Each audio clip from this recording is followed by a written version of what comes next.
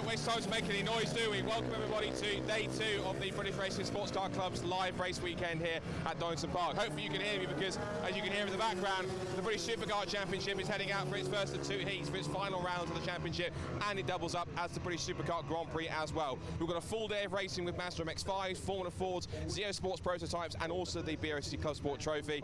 It's going to be a fantastic day's worth of racing, and to guide you through all of it, I'm going to hand you over to our very capable race commentator, Andy McKeown. And Andy, we only had 4 races yesterday, but based on the spectacle that we had, it's going to take some beatings to try and beat yesterday. Yes,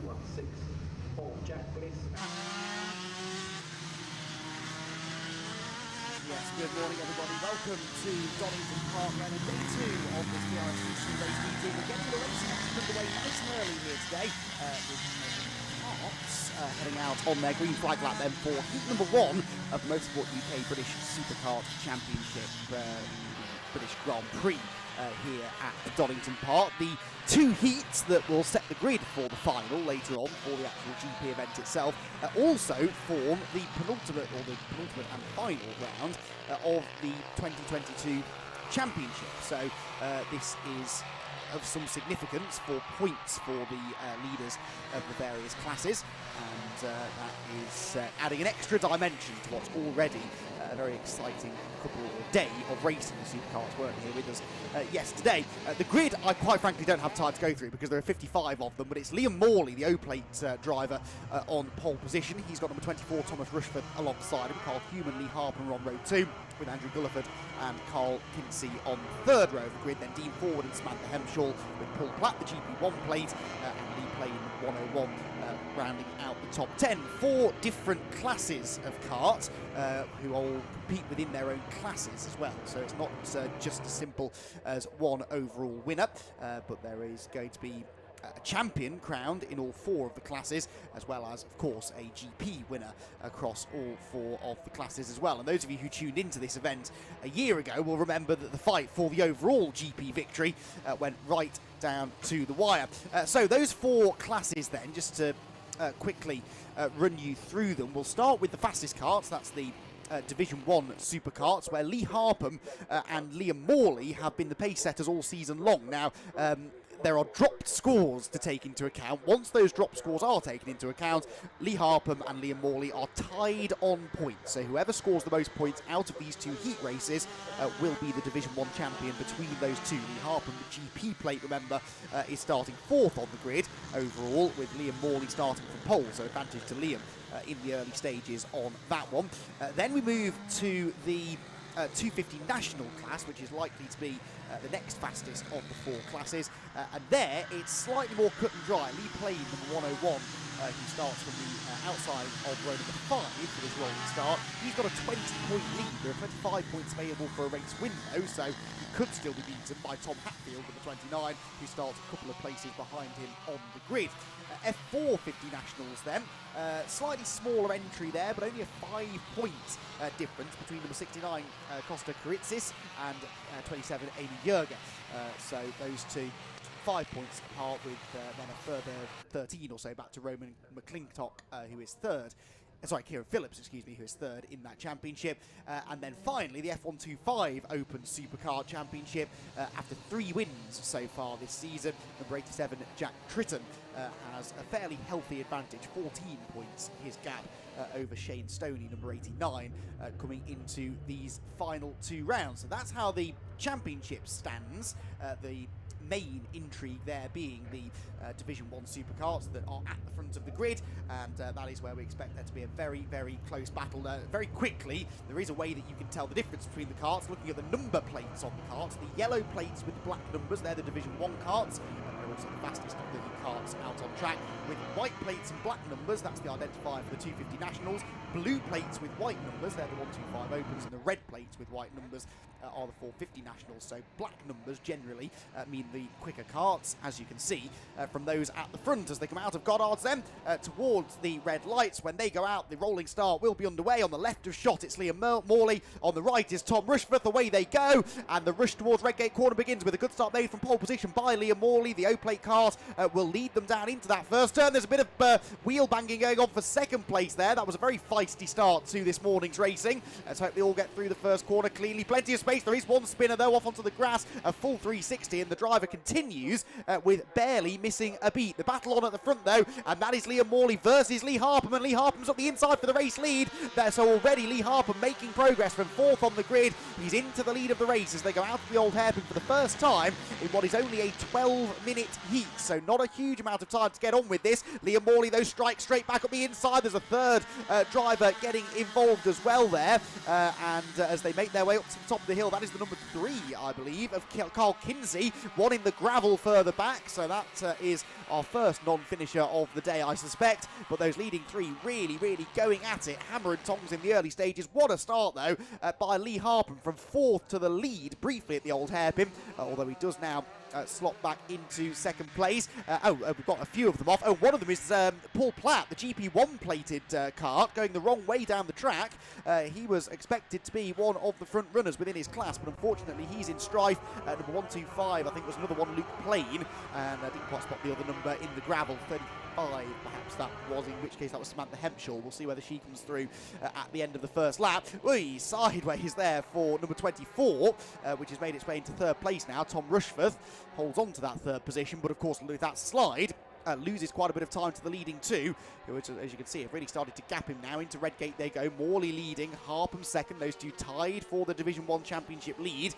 Battle on them for third between Rushforth, Kinsey and Gulliford, and then one into the pit lane further back. Who was that diving in? Somebody just outside the top 20, I believe. Yes, it was the number 32 kart, which, scanning down the entry, I can tell you was Catherine Foster from the 450 national category. Catherine Foster is in, 067 is in as well, so a couple of them bailing for the pit lane on this first lap. 67 Daniel Thompson, one of the Division 1 karts who have not had an ideal start to the day. So there is, in second position, the GP plated Lee Harpham, and he makes his way out of Coppice Corner with Liam Morley not that far ahead, but Harpham knows that it's important to try and strike first here. If they were to have a win apiece, those two, then they'd be tied on points again. They would have had the same number of race victories. Oh, that was a very bold run through the chicane for Tom Rushforth, and that gets him back into third place, I think. The leaders, meanwhile, at play there, and as Liam Morley lost the lead now at the Melbourne hairpin, I think he might have done. We'll double-check that when they get to Goddard's at the end of the lap, but that could now be Lee Harpham back out in front. Such is the nature of superkart racing, though. These positions can and often will change from corner to corner, because you really can overtake pretty much anywhere that you're brave enough to do so. Around the outside goes the number 3 of Carl Kinsey there to try and reclaim that third position. At the end of the lap, though, the lead is held by Lee Harpham, so he has got himself ahead of Liam Morley, and that is the fight for the championship as well. Remember, the third place battle heads back through Redgate Corner with their Gulliford up the inside of Rushforth as well. I think that was for fourth position, and the rest of them streaming through. Some of the class leaders, the 250s being led by Lee Plain in sixth place overall, the 101 plate running in the lead of the 250 nationals. The 450s being led by number 99, that is Oliver Ridout, who runs in 16th place overall, and then the 125s, it's the number 89 machine of Shane Stoney, who leads the way in that class. So they're all on course for some good points within their class. We will, of course, try and get the points updated as best we can between the two heats as far as the championship's concerned. Ben Ardern has just come into the pit lane as well, one or two of them, again, trickling in with mechanical issues in the early stages of this first heat of the day, the ultimate round of the British Superkart Championship. These days organised by Motorsport UK themselves, and they've got a big presence here at Donington Park this weekend, which is nice to see. Midfield battles continuing on then as they drop down into the chicane for the third time, I should say. Number 57 there trying to make a move on the inside line. That was Mark Pask gaining ground. What is going on for the race lead and the championship lead, more to the point? Lee Harpham and Liam Morley, they are about to come through, and I can tell you, actually, I've just seen out of the window, the timing screen confirms it there. You can see that Lee Harpham is getting away, a new fastest lap, a 1 minute 29.527. He's now the best part of 0.8 of a second clear of Morley out in front. 316 there, diving through on the inside line at the final corner at Goddard's. Jack Bliss. This is all going on just at the back end of the top 10, and in amongst them all is Lee Plain, the 101. who started the race from 10th on the grid, but is leading within the 250 Nationals at the moment, and Bliss, who we just saw in the 316, is second in that class. You can see the different colours on our timing tower, denoting the different classes. And that shows that there's a very close battle actually going on for second place in that class. Number 57 there, a bit slow through the old hairpin. That's Pask, so Bliss goes through. So too did that was possibly Hatfield as well in the 29. No, 29 is behind still, the blue and yellow cast. This is for second place in the 250 Nationals, the 316 and the 29. The 136 also in that class. This is second, third and fourth in the 250 National class. And up the inside there goes, or looks to go, the 136 regime into Coppice Corner, but there's no way through on that particular occasion. So on towards the exhibition straight they head again. What's going on, I wonder, in that gap between the leading two? They're going to very shortly be getting themselves into traffic as well. Across the line come some of the stragglers, but there, yes, the leaders are just behind this group, and Liam Morley has now got the fastest lap and takes a 10th out of the leader. So these are the first two carts that will go a lap down, I think. 17 and 28 there, just behind them with the yellow plates, are our leading two. So traffic on the horizon, here they come, charging around the outside, and Lee Harpham really having to push hard now to keep Liam Morley at bay. These two have been so evenly matched. Lee Harpham actually has 3 wins on the road, so does Liam Morley, but you only count your 2 best results from the 3 races that have taken place at the previous 2 events. Had 3 races at Cadwell Park, 3 races at Anglesey, and then the 2 here at Donington. They do have a 3rd race, but that is just the final for the GP. And obviously the GP plate for Lee Harpham means that he was the winner of this event on the last corner of last year's event.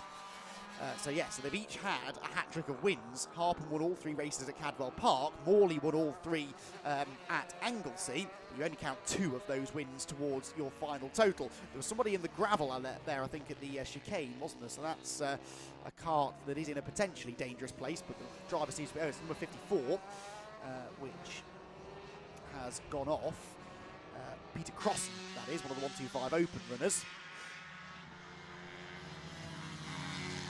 There, number 99 getting all squirrely through McLean's corner. Really, really challenging things to get around the track. That's Oliver Ridout, who I think I said was leading his class before. He's now dropped down to 2nd though, because the number 69, which remember was one of our championship leaders within the 450 Nationals, Costa Kuritsis, has actually got ahead of him. So, and there's a bit of bodywork there flying from the 99 of Ridout as well, which perhaps explains why he's lost the lead in the class. I think the next kart ahead of him was Kuritsis, who has claimed that 450 national lead with now just under 4 minutes to go. The lead gap is right down now. Another new fastest lap for Liam Morley. He's now within a quarter of a second of Lee Harpham again. So the fight for the lead and for the Division 1 championship is kicking off again. They are around halfway round their next lap, I think, now on this, the 6th lap of the race. As they're out of Redgate Corner again, heads that number 57 kart that we've seen quite a bit of so far in this race, Mark Pask. He is trying his best here to hold on to 13th place there, the 136. In fact, he's just taken 12th place away. Briefly had taken 12th place away from the 136 kart, but then loses that again as they make their way up into McLean's corner again. Right, leaders due with us, I think, at the line any moment now. Lee Harpham and Liam Morley, what's their gap going to be as they go on to this 7th lap of the race? They're lapping in the 1 minute 30-ish bracket, and they have just gone across the line now behind this big group of karts. And the gap is, half a second again. So 1.5 minutes they're lapping in. They're going to have 2 more laps to go, I think, including this one. And they're going to catch this big, big knot of traffic at some point over the next lap. You can just see them at the top of the hill in the background. The dark-coloured cart there is Lee Harpham. The lighter cart is Liam Morley.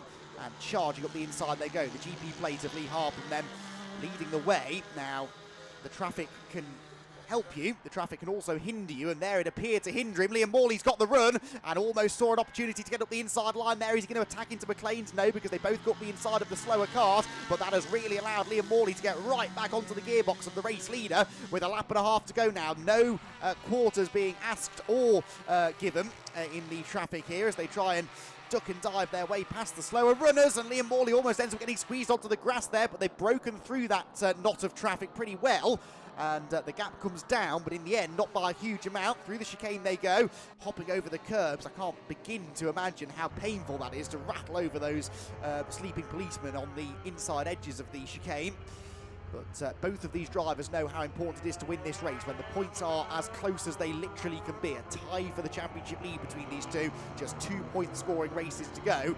Then striking first in this opening race of the day is going to be vital. Out of Goddard's they come then. There is less than a lap time left, so this will be the final lap of the race that they start. And Liam Morley is in the slipstream. He's got to try and have a go surely at Redgate Corner, but it looks to me like Lee Harpham's kart is operating a bit better in a straight line. He's also very good on the brakes. Look, carries good speed into Redgate. Morley just drifts a little bit wide of the apex and can't quite stay with him. The gap has never been more than about 0.7 of a second or so at any point in this race, and although they traded the lead a few times early on, it has looked like Harpham's been the stronger of the two. Didn't qualify as well as Morley, although there wasn't... well, actually, there was quite a difference. Morley on pole position did a 1:29.6. It was a 31.5 for Lee Harpham, so nearly 2 seconds slower. And yet, in race trim, having had all night last night to tweak the karts, he's been able, clearly, Lee Harpham, to find a bit more pace. Right, now they are going to catch some more traffic, I think. Yes, here they come. Look, the gaps come right down at the top end of the circuit, and they've got traffic to negotiate. And I think they're going to catch this traffic just where they don't want it, through the chicane and onto the GP loop. So this could get very, very interesting indeed. Through the chicane they're about to go, onto that loop, and one of those cars has spun right in front of the leaders. I hope that wasn't one of the leaders that went around.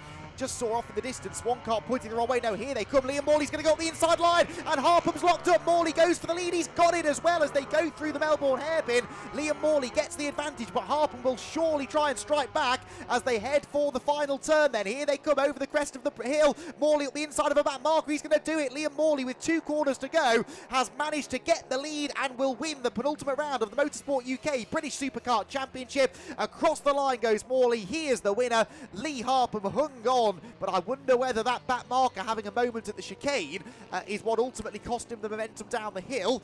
That's the reason for the yellow flag, by the way. You can see in the background. Now, who's going to get third? Because Gulliford, Rushforth, and Gulliford and Rushforth in particular were very close all race long. They were very close at the flag as well, because Andy Gulliford hangs on to third place by a 1/10 of a second only ahead of Thomas Rushforth, with Carl Hume rounding out the top 5. In 6th position, Lee Plain is going to get the victory in the 250 Nationals. He's Anderson CSK comfortably ahead of the rest of the 250 runners. 7th position then for the number 1 kart, which came from deep in the field. In fact, Ross Allen, that's a really good drive that from Ross Allen, because he did not set a qualifying time yesterday. He started 55th and last and came through to finish in 7th place. So the number 1 machine with a really, really good run. 6th place within Division 1, but his fastest lap was a 1:31.2. That was as quick as everyone apart from the 2 leaders, Morley and Harpham. So he could be on for a podium in the second race, with now a stronger starting position, of course. 8th position then for the number 13, which was another to come from deeper in the order, I reckon. Number 13 was Dean Forward, who did come forward to finish inside the top 10.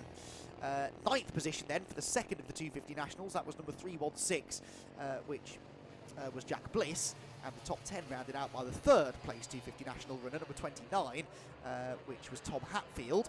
In the classes, within 450 Nationals, the win did go by a little way in the end, by just under a second, to the number 69 of Costa Karitsis, and he finished 15th overall. In 17th overall was Oliver Ridout, who was 2nd in that class, and 3rd of the 450 Nationals was even further back, down in 25th overall, the number 26 machine of Ronan McClintock. And finally, the 125 Opens, they were won, just scrolling down the timing screen, by over 11 seconds in the end by number 89, which was Shane Stoney. 2nd in the class, number 87, Jack Tritton, and 3rd in the class was number 97, which was Tom Riley. So, quickly turn to the point spreadsheet. Obviously, we know that Liam Morley has just taken an advantage out of Lee Harpham. 25 points for Morley, 20 points for finishing second for Lee Harpham. Well, we'll do that in a second because here are the results then. Morley with the win, Harpham second, Gulliford third, Rushforth fourth and Carl Hume fifth. All of them Division 1 karts, excuse me, with Lee Plain in 6th position claiming the victory in the 250 Nationals. 7th place Ross Allen, 8th Dean Forward, 9th place then for Bliss and 10th for Hatfield. Mark Edwards, Thomas Baldwin, Mark Pask and Will Lawrence were next ahead of Costa Karitsis, the winner of the 450 Nationals. Then Sean Lombardo, Oliver Ridout, who was second in that 450 class, Martin Marks, Rob Austin and John Faulkner at the back of the top 20 ahead of Michael Parr. And then in 22nd place, Shane Stoney, the 125 Open class winner, ahead of Jack Tritton in second place in that class. See some of those who had issues as well. Some notable names down there. Paul Platt in particular, lap down after that spin on the opening lap. Kurt Catamol as well, the E-plate, only 33rd overall and 1 lap down, so he seemed to be struggling with some sort of an issue. Alan Crossan was not running at the flag. His was the kart, I seem to remember, that went off at the chicane, and there were a whole host of others who retired to the pit lane. Carl Kinsey, one of the headliners there, the number 3 kart. He qualified 6th overall, remember, didn't get to the end, and so he's going to have to come from the back of the grid in heat number 2. Retirement list unfortunately continues on. Samantha Hemshaw and John Reeder never made it past the first lap in their 250 national karts, and so they are both also non-finishers. So, a dramatic start to the day then, as we kind of expected from the British Supercar Championship, and the drivers have made their way down towards the podium area now, where they'll be greeted for the first time today by Scott Woodwiss. Yes, indeed. I think Gary James is having a quick chat with Liam Morley, the winner of our first heat. Of course, our first of 2 races.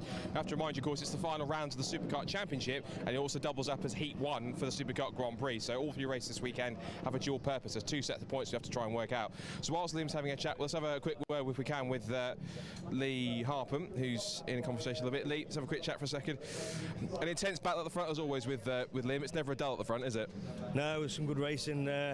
Obviously, the back markers came into play at the end, and hence why I got the damage and finished second. But not a bad result considering after qualifying we had a major off due to some debris in the track and got collected by another car. So I spent all yesterday afternoon rebuilding it, and obviously second's a good result for us. Sounds like quite an effort you had to put in yesterday.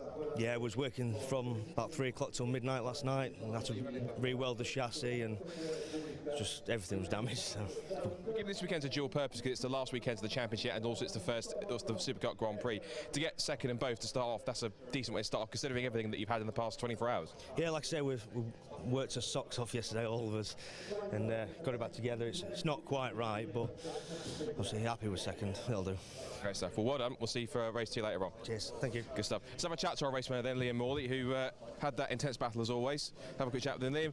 Of course, had memories of lots of great battles last year. Of course, this year as well, starting off as you mean to go on. Yeah, I mean, Donington's a track that seems to hate me, and you know, luckily that race we came away with a win after a bit of an incident with the back marker, but I think me and Lee are both very similar on pace for the next race, so it'll be interesting for the championship, but hopefully the Gremlins stay away, and hopefully we can come away with the championship. It's not just that, he's also got something else you might want, which is the GP plate as well. Yeah, I missed out on that last year, and I've won 9 and I'd like to make it around 10, so we'll definitely be trying for that. Kart looks in good shape as well. Yeah, bit of damage after that race, like I say, with the back markers, but yeah, we'll go back to the awning, give it a good check over, and get ready for the next one. Well done. We'll see you for race 2. Good effort. Well done. Let's bring Andy Gulliford here. She's having a quick chat, I think. If Andy's one here, if it's Andy, that might be Lee actually. Andy? And let's have a chat with third placement Andy. A slightly distant third place, but a third is a third nonetheless, both for the Grand Prix and for the championship. That's right, definitely. Yeah, I'll take that. I'll take a third place any time, and I'm still having a great battle. Me and Tom and Carl were having a good battle. That's what it's all about. Good racing. So, yeah. What do you think you can do now between race 1 and race 2 to get a little bit closer to these two? Probably just a little bit of carburation, I think, get the engine going a little bit better, and yeah, we'll just have a think on the chassis, tyre pressures, that sort of thing. Small tweaks, I think, but we're not too far away. Smallest tweaks are always the best, because if you make any big changes, it can really change the balance of the car. So the smallest little tweaks to get fine tenths or hundredths is always key. Absolutely. That's what it's all about, I think, with these supercarts, is small tweaks make a massive difference. So, yeah, don't think we're too far away, but we'll see. Good man. We'll go and do some tweaking, and we'll see you for race 2 later on. Thanks, sir. So that's the first race done for Sunday. We've got a little bit of break now because we've got 2 more qualifying sessions coming up for the weekend for the races that are racing just today. That's the Zero Prototype Cup that's going out for qualifying just now. Really good entry for them, of course, including a couple of notable names, including Richard Morris, who's one of the ambassadors for Racing Pride, and also a gold medal cyclist turned motor racer called Sir Chris Hoy. Might have heard of him. He's in a couple of those Revolution cars amongst all the regulars that we have for Zero Prototypes. Plus, we've got qualifying for the Mazda MX-5 Clubman Championship as well, where the BRSCC Staff Cup battle will continue on between the likes of Paul McCurley and Luke Souch and Greg Graham. That's going to be interesting to watch. Then we'll straight back in with racing after that one. So join us at roughly around about 10 o'clock when we get racing back underway after our qualifying sessions here at Donington Park on day 2 of our live British Racing and Sports Car Club weekend. So stay tuned, grab yourself a bit of a cup of tea and get a refresher. Back in roughly at around about 10 o'clock for racing to continue. See you then.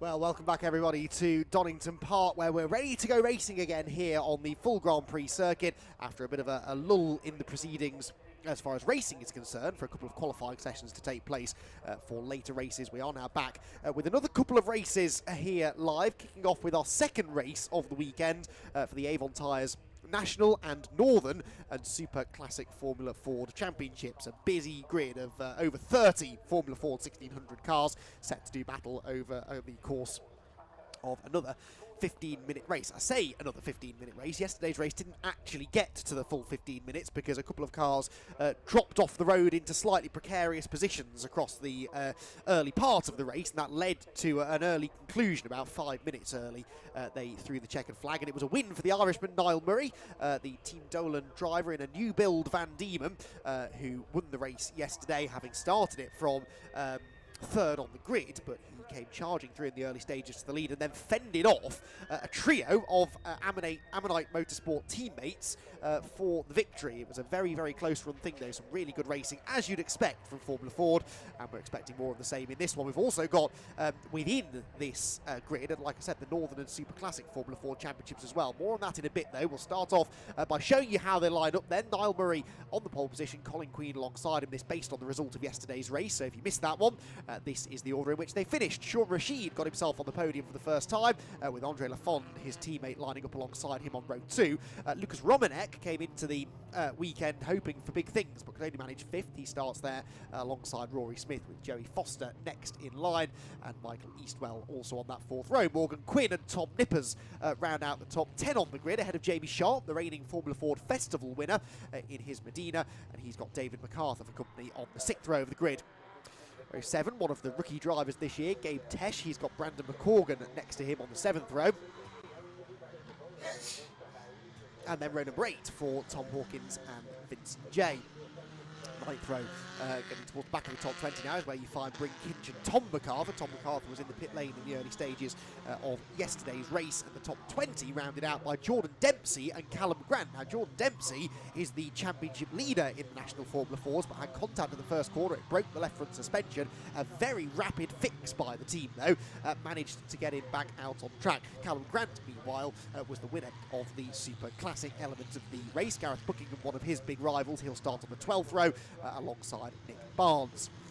Row number 13 then for Neil Hunt, with Paul Tucker alongside him in 26th position on this packed grid. Richard Ketterman is next alongside Jonathan Barnes. These are all now Northern and Super Classic Formula Ford runners, already within their own set of 4 classes, which again I'll explain in a moment or two. Lorna Vickers is next alongside Paul Crosby's Van Diemen, and then outside the top 30 you have Seamus Wilde, who's got Roger Arnold alongside him on row 16 in the Merlin Mark 20. Phil Nelson, who is his other Super Classic Class D rival, is on the 17th row alongside Trevor Morgan, whilst Richard Frey should hopefully bring up the rear in 35th position on the grid.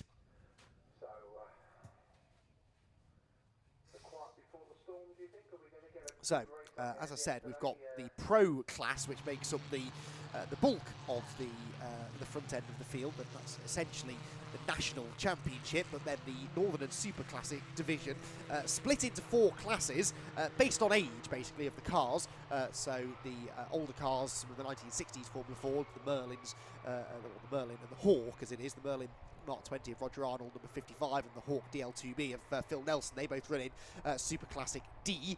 Super Classic C then is generally speaking for 1970s cars, 1980s cars, to be found in Class B, along then with some of the 90s cars, particularly the early 90s cars like Callum Grant's 91 Van Diemen, which make up Super Classic A.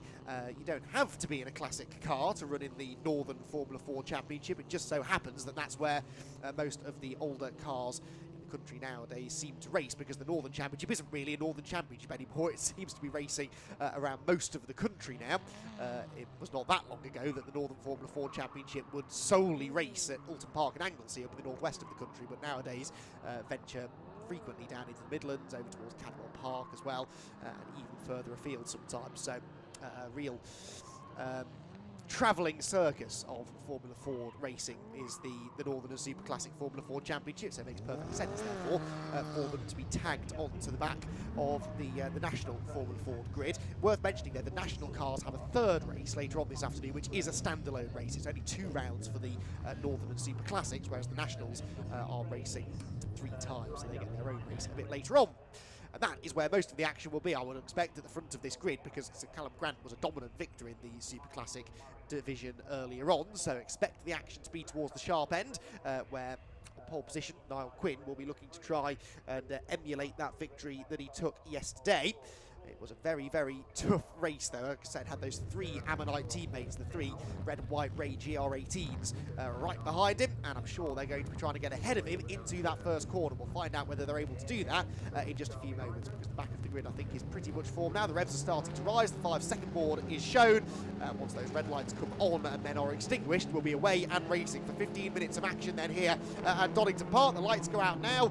Away they head. Bit of wheel spin there for a couple of the cars further back, but it's a good start by Niall Murray, and he will lead them down towards the first corner. Second place will remain Colin Queen, with Sean Rashid third, and the battle then is on for fourth, as for the second race in a row, Joey Foster comes charging around the outside into Redgate corner, trying to make some ground up. Keep an eye to the number 3 car of Jordan Dempsey as well, the white and blue car coming from deep in the field, the championship leader, really just needing to keep his nose clean this weekend in order to be crowned the champion, but that didn't really go to plan in race number 1.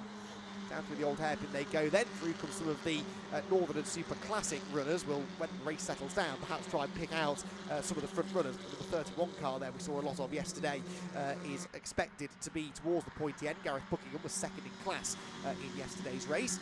Leaders, though, up through McLean's for the first time. And, yep, Joey Foster did make some ground up there, because he started the race 7th, and the green number 277 car is into 4th place already as they round Coppice for the first time, make their way onto the exhibition straight, where Colin Queen is trying to make his move against Niall Murray. Wheel to wheel for the race lead then. Colin Queen to the outside heading into the chicane. Niall Murray on the inside line. Who's going to be latest on the brakes? It is Niall Murray who gets into the chicane first, but Queen might be able to carry more speed off it. Yes, he does, and he will try to get down to the inside into the Melbourne hairpin. Lots of jockeying for position further back, but what's going on for the race lead up the inside line is Colin Queen. Big lock up there from Niall Murray on the outside line, and that will now allow the Ammonite Motorsport driver through into the lead of the race. Colin Queen second in the championship, but leads the race now as they head out of the Melbourne hairpin for the first time and come towards the end of this opening lap of racing. Murray, though, comes straight back at him, look, on the inside into Goddard's corner, so it might still be the Irishman ahead of the American as they come out of Goddard's for the first time. Is it going to be Team Dolan or Team Ammonite who are celebrating at the end of lap 1? It's Team Dolan, because Murray's got the lead, and Colin Queen now has got Sean Rashid, his teammate, up to the outside of him into Redgate corner, and Rashid, I think, is going to sweep through on the outside line into second place. Now, this was a bit of a theme of yesterday's race. Sean Rashid was not backwards about racing his teammate, and he might well have found his way through there as they go through the first corner. Right, back within the northern element of the race, we'll just check on them. It is no, it's not. It is Callum Grant down in 18th place, number 143, who is leading the class. There's a spin, there's a car off the road, and drama down at the old hairpin. That's within the national element of the race. Number 69, I think, was the instigator of all of that, Brandon McCorgan, who had either had a rotation or a problem of some sort coming out of the old hairpin, and that sent others scattering onto the grass to avoid him. Niall Murray is back into the race lead, by the way. Now, what of Jordan Dempsey? He's only 15. Jordan Dempsey hasn't made as much ground up in the early stages as he might have hoped. I'm sure he's just trying to stay out of trouble, though, letting the race settle down, and then he'll start trying to march his way towards the front. So Murray leading, then Queen... Murray leading from Rashid, we believe, and then Queen in third position. Up through Coppice corner goes the number 14 car, which is, again, one of our older cars on the grid, heading on to the back straight. In fact, that might be 114, Neil Hunt, actually, in the Mondial, heading down towards the chicane for the second time. No, it's not, excuse me, no, it is Phil Nelson's Hawk. Yes, I thought so. Phil was a non-finisher yesterday, but has managed to keep himself running well in this one. Up through the Goddard's hairpin come the leading contenders. Confirmation there that Sean Rashid was, or is, into second place and did briefly hold the fastest lap, but then Andre Lafond managed to beat him. Andre, the third of those Ammonite Motorsport drivers, running in a slightly older car, but running just as quickly. To the first corner we head again, sweeping around the outside. Now, is that Callum Grant trying to make some ground up? No, Callum Grant is down in 4th tier. No, I think that is Callum, maybe, around the outside of Tom MacArthur. heading into the Crater curves. Tom MacArthur had the difficulties yesterday with that visit to the pit lane, and the 143 car on the outside is Callum Grant, the blue and yellow car. It just gets hung out to dry slightly, but he is still comfortably leading his class. Right, teammates at play again, and this is Colin Queen back on the inside of Sean Rashid now for second position, heading into Coppice corner, and Rashid chops his nose off. No intentions whatsoever of letting his teammate have an easy ride of it here. And Sean Rashid hangs on to second, and that really delays Colin's run out onto the exhibition straight. And so as a result, he's not going to be close enough to attack for a better position heading on to the Grand Prix loop. He's going to have to work hard to close back in on those top two over the next few corners. So back down into the Melbourne hairpin again for the third time now. Murray leading the way, but it's still this sort of 7-car breakaway all the way back to Rory Smith in 7th position. Rest of them cutting out through the right-hander at Coppice corner.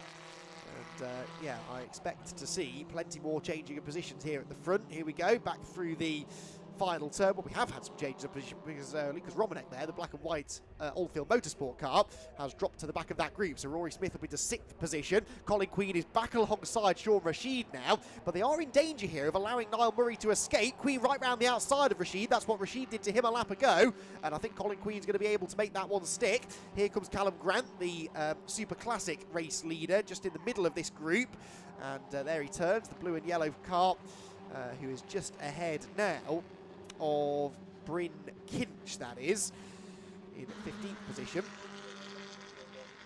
Callum Grant running in 14th. The next of the Super Classic runners is all the way down in 20th place, and that is Andrew Schofield, ahead of Gareth Buckingham by 2 seconds in the battle for second place.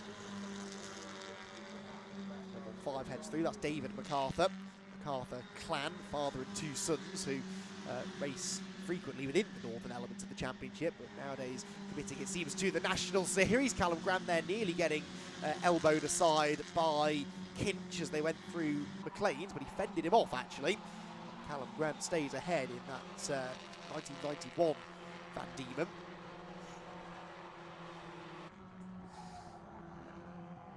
So down towards the Grand Prix loop head this midfield group again. That's Brandon McCorgan, the 69 car, the Oldfield car. Just ahead of that train, and that's Bryn Kinch going off through the gravel. So he's going to lose a bit of ground heading down the hill and lose any chance, presumably, of getting past Callum Grant in the near future. Leaders, though, up at the final turn. Have we had any more changes? Did Colin Queen manage to make that stick against Sean Rashid? I wonder. Well, let's find out. Well, he certainly did, because he's got ahead of Niall Murray as well. So Colin Queen is leading the race now. Niall Murray second, and Rashid coming up the inside of him into Redgate. And now knocks Niall Murray down to the 3rd step of the podium. 8 minutes to go. And, well, not only a lead change on that lap, but 2 places gained for Colin Queen. Still, actually, Niall Murray and Sean Rashid debating this second place. Rashid, though, carrying good momentum through the Crater curves. Bit of a slide. Niall Murray's back up the inside of him through the old hairpin. Got to be so careful not to bang wheels, which they almost do. But Rashid hanging tough around the outside. And this now brings his teammate, Andre Lafond, into it as well. So Rashid goes into second. Lafond now trying to come through into third. On the outside line into McLean's corner. Niall Murray sends it in on that inside line. Just manages to keep the Ammonite Motorsport driver at bay. Joey Foster's a part of this battle as well. So too the red and white car of Rory Smith with Lucas Romanek down in 7th place. Lucas had a scary accident at Croft earlier on this year where he got tipped over from the race lead going through the Jim Clark S's and slid upside down for quite some way. It was a very spectacular end to his race. Thankfully he was okay though, and he managed to get out for the races later on that weekend. Niall Murray getting helped through the chicane there by Lafond as they all start to stack up a little bit. But look at the way that Colin Queen has started to gap them now. So a really good lap this from Colin, helped a bit by the dicing that's been going on behind, of course. And he is now almost breaking the toe, I would say. He might just have made his escape at the front of the pack. Let's see what the gap is officially. Anything over about a second or so, and it means that the cars behind aren't going to be getting as much of a slipstream, if at all. And they're going to be busy dicing with each other to the point that it might just allow Colin Queen to make a break. Well, it is over a second. It's 1.8 seconds now. And as Sean Rashid again goes defensive into Redgate corner, that gap is only going to keep going out. So Sean Rashid now seems to have, Colin Queen now seems to have this one more or less in hand. Rashid and Murray and everybody else really dicing over second place. Callum Grant heading back towards us now on the tail of Morgan Quinn, who is a bit further down than you might expect. Looks like a hastily replaced nose cone on the 88 car, the dark blue and white car at the front of that trio, and that would perhaps suggest that he's had some dramas in yesterday's race. Briefly there saw the battle between Michael Eastwell and Jamie Sharp heading down through the old hairpin. They've both been overtaken by Jordan Dempsey on that lap. Jordan Dempsey into 8th place now. He is 5.2 seconds though behind this group, fighting over the lead positions.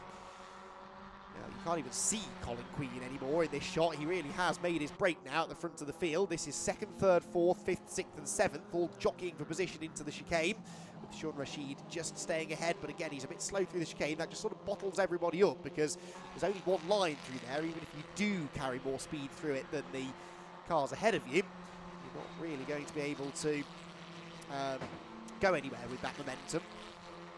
They end up stacking up on the exit. They're getting very close usually down at the Melbourne hairpin. That group have already left the Melbourne hairpin.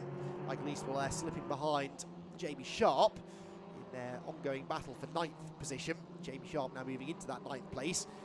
Leading contingent, the 2nd place battle anyway comes out of the final corner. You can see there the gap, it's gone out by another 1.9 seconds that time. That's the difference it makes. If you can make your escape from this pack, then you're capable of lapping significantly more quickly. Colin Queen with another 39.0, that's his second 1 minute 39.0 in succession. To put that into perspective, yesterday's fastest lap that Colin Queen set was a 1:39.7 because he wasn't able, no one was able to break away from the pack in that one, so the lap times were affected. Bit of an attempt up the inside there from Niall Murray into the old hairpin. He backed out of that sensibly. So that means that Rashid holds on to second for the time being. Nice little battle here coming towards us at Redgate Corner. That's the 222 car of Paul Tucker. Paul Tucker is running 23rd. That's Nick Barnes right behind him. They both run within the Super Classic element of the race, but in different classes. So it's a fight for track position, but not actual class positions, and you score points within your class in that championship. So it doesn't really matter which order they finish in from a points perspective. Back down through the chicane again then, through the left, through the right, and Sean Rashid now looking a bit more comfortable, isn't he? You get the odd challenge from Niall Murray, but he's not been able to get through for a little while. Oops, that's a spin. The 114 car off into the gravel at the old hairpin, and that car could be beached. That's Neil Hunt, who just got it wrong coming into the corner, ran onto the curb on the left-hand side, and yep, that car, I'm afraid, is beached. So Neil Hunt, the Mondial, the 1992 Mondial, whoops, is in the gravel, and that was... yes, overtaking under yellow flags, and I think that's what that hand gesture from Paul Crosby was suggesting. So yellow flags will be out at the old hairpin, and I wonder if we're going to have a similar situation to yesterday now, because that car will need moving. They won't want to leave it there even under yellow flags, I wouldn't have thought. So we might end up with an early checkered flag. That's Jay Foster trying to get up the inside of well, somebody into the first corner. The timing screen going a little bit funny now, because it's telling me that Sean Rashid is leading the race, not Colin Queen. Michael Eastwell also hasn't come through on that lap according to the timing screen. I'm inclined not to believe it though, because we did have some slightly funky timings yesterday. Yes, there we go, now it's worked itself out. Colin Queen with another fastest lap, and Niall Murray trying to go to the outside of Rashid through McLean's. Now Niall Murray may have, well, I'm sure he did just see that car off at the old hairpin. He might be having the same thought that I am, that the checkered flag may come out early, and if that's the case, he wants to be ahead of Sean Rashid when that happens. So can he find a way through over these next couple of corners in anticipation that this may become the final lap? If it's not though, they have got time for at least one more after this, maybe two. Down into the chicane they go then. Oh, Rashid, sorry, that's Lafon sideways actually, so he might now be under threat as they head down towards the Melbourne hairpin. Through Redgate Corner heads the number 15 car of Lorna Vickers. What's going on? Oh no, another car off, and that's a damaged car as well up at McLean's corner. It's missing a left rear wheel. So that's 72. I think it might be Andrew Schofield. Yeah, that is Andrew Schofield, isn't it? So Schofield, a regular podium finisher within the Northern Formula 4 Championship, is off at McLean's now. And that's 2 cars now off in precarious positions that will need recovering, but there is no checkered flag. They're going to give them at least one more lap, and this probably will be the final lap, I think, now of the race. Colin Queen crossed the line, I think, with just less than a lap time to go. Now there's traffic there to be negotiated by this front-running pack, and that definitely will have delayed Rashid as he came out of Redgate corner. Niall Murray right on his tail, but remember there's no overtaking allowed down at the old hairpin, so Murray can't really capitalise on that immediately.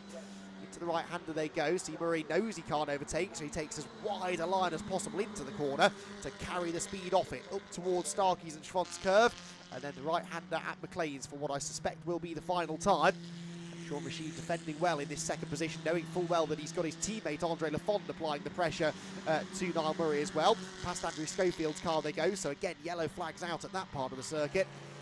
And as they make their way onto that exhibition straight, Colin Queen has made his escape and looks now like he is going to claim another race victory. Took him a while, didn't win at the first event at Silverstone, but he did get his first victory of the season at Knock Hill. Got another one then at Croft, but has not won since, so only the 2 wins so far this season for Colin. But the Ammonite Motorsport driver looks as though he is going to claim another one now. Almost a mistake there for Paul Tucker at the old hairpin. That nearly allowed Nick Barnes through, but it also nearly sent him straight off into that stricken car in the gravel trap, which is, again, why it makes me nervous when those cars get left close to the edge of the road. Andrew Schofield is out of his car as well at McLean, so he's a place of safety. But the race leader, Colin Queen, comes out of Goddard's corner. The time ticks down to 0. It's perfect timing, actually, because the checkered flag will now come out, and Colin Queen gets his 3rd victory of the season. 2nd place to Sean Rashid, 3rd for Niall Murray, and it is Joey Foster in 4th position, down to 5th then. Well, in fact, up to 5th went Rory Smith, so it was Lafond who dropped back at the end there into 6th, Romanek 7th, and John Dempsey recovers to 8th place by the flag, but 5 seconds behind them. Then it was Jamie Sharp down in 9th, Brandon McGorgan in 10th, Tom MacArthur in 11th position ahead of Morgan Quinn, and Callum Grant in 13th claims the victory in the Northern and Super Classic Formula Ford Championship race, ahead of David MacArthur and Gabe Tesh. The next of the Northern and Super Classics would have been Gareth Buckingham, I think, with Nick Barnes in 21st position, 2nd and 3rd within that class. Saw those two both having their own separate battles. Oh, Tom MacArthur being given a 5-second time penalty. That must be for exceeding track limits. Morgan Quinn likewise, so that's why Morgan Quinn's dropping down into, well, they're both dropping down, 13th and 14th respectively, MacArthur and Quinn. So 5-second penalties. The 2 places that's happening really is down here at the old hairpin, and also at the chicane, people cutting across the inside curbs a bit too much at the Fogarty S's. So, entertaining race then for the Formula Fords. As we said, that's the last we'll see of the Northern and Super Classic Formula Fords, but the National Championship drivers will be back out again later on in the day. That race due to start at around about 3:30 this afternoon, excuse me. So a bit of a break now before those drivers are back out onto the circuit, but that will be a very interesting race. It'll certainly be an easier one to follow because it will just be the one class out there. A bit less traffic for them to deal with as well. Significantly less traffic as well. Probably very unlikely to see much lappery going on, which means it will just be a straight fight between the pro runners in the National Championship. As I said, Jordan Dempsey pretty much had that championship sewn up, and it's just as well because he's not having the best weekend here at Donington.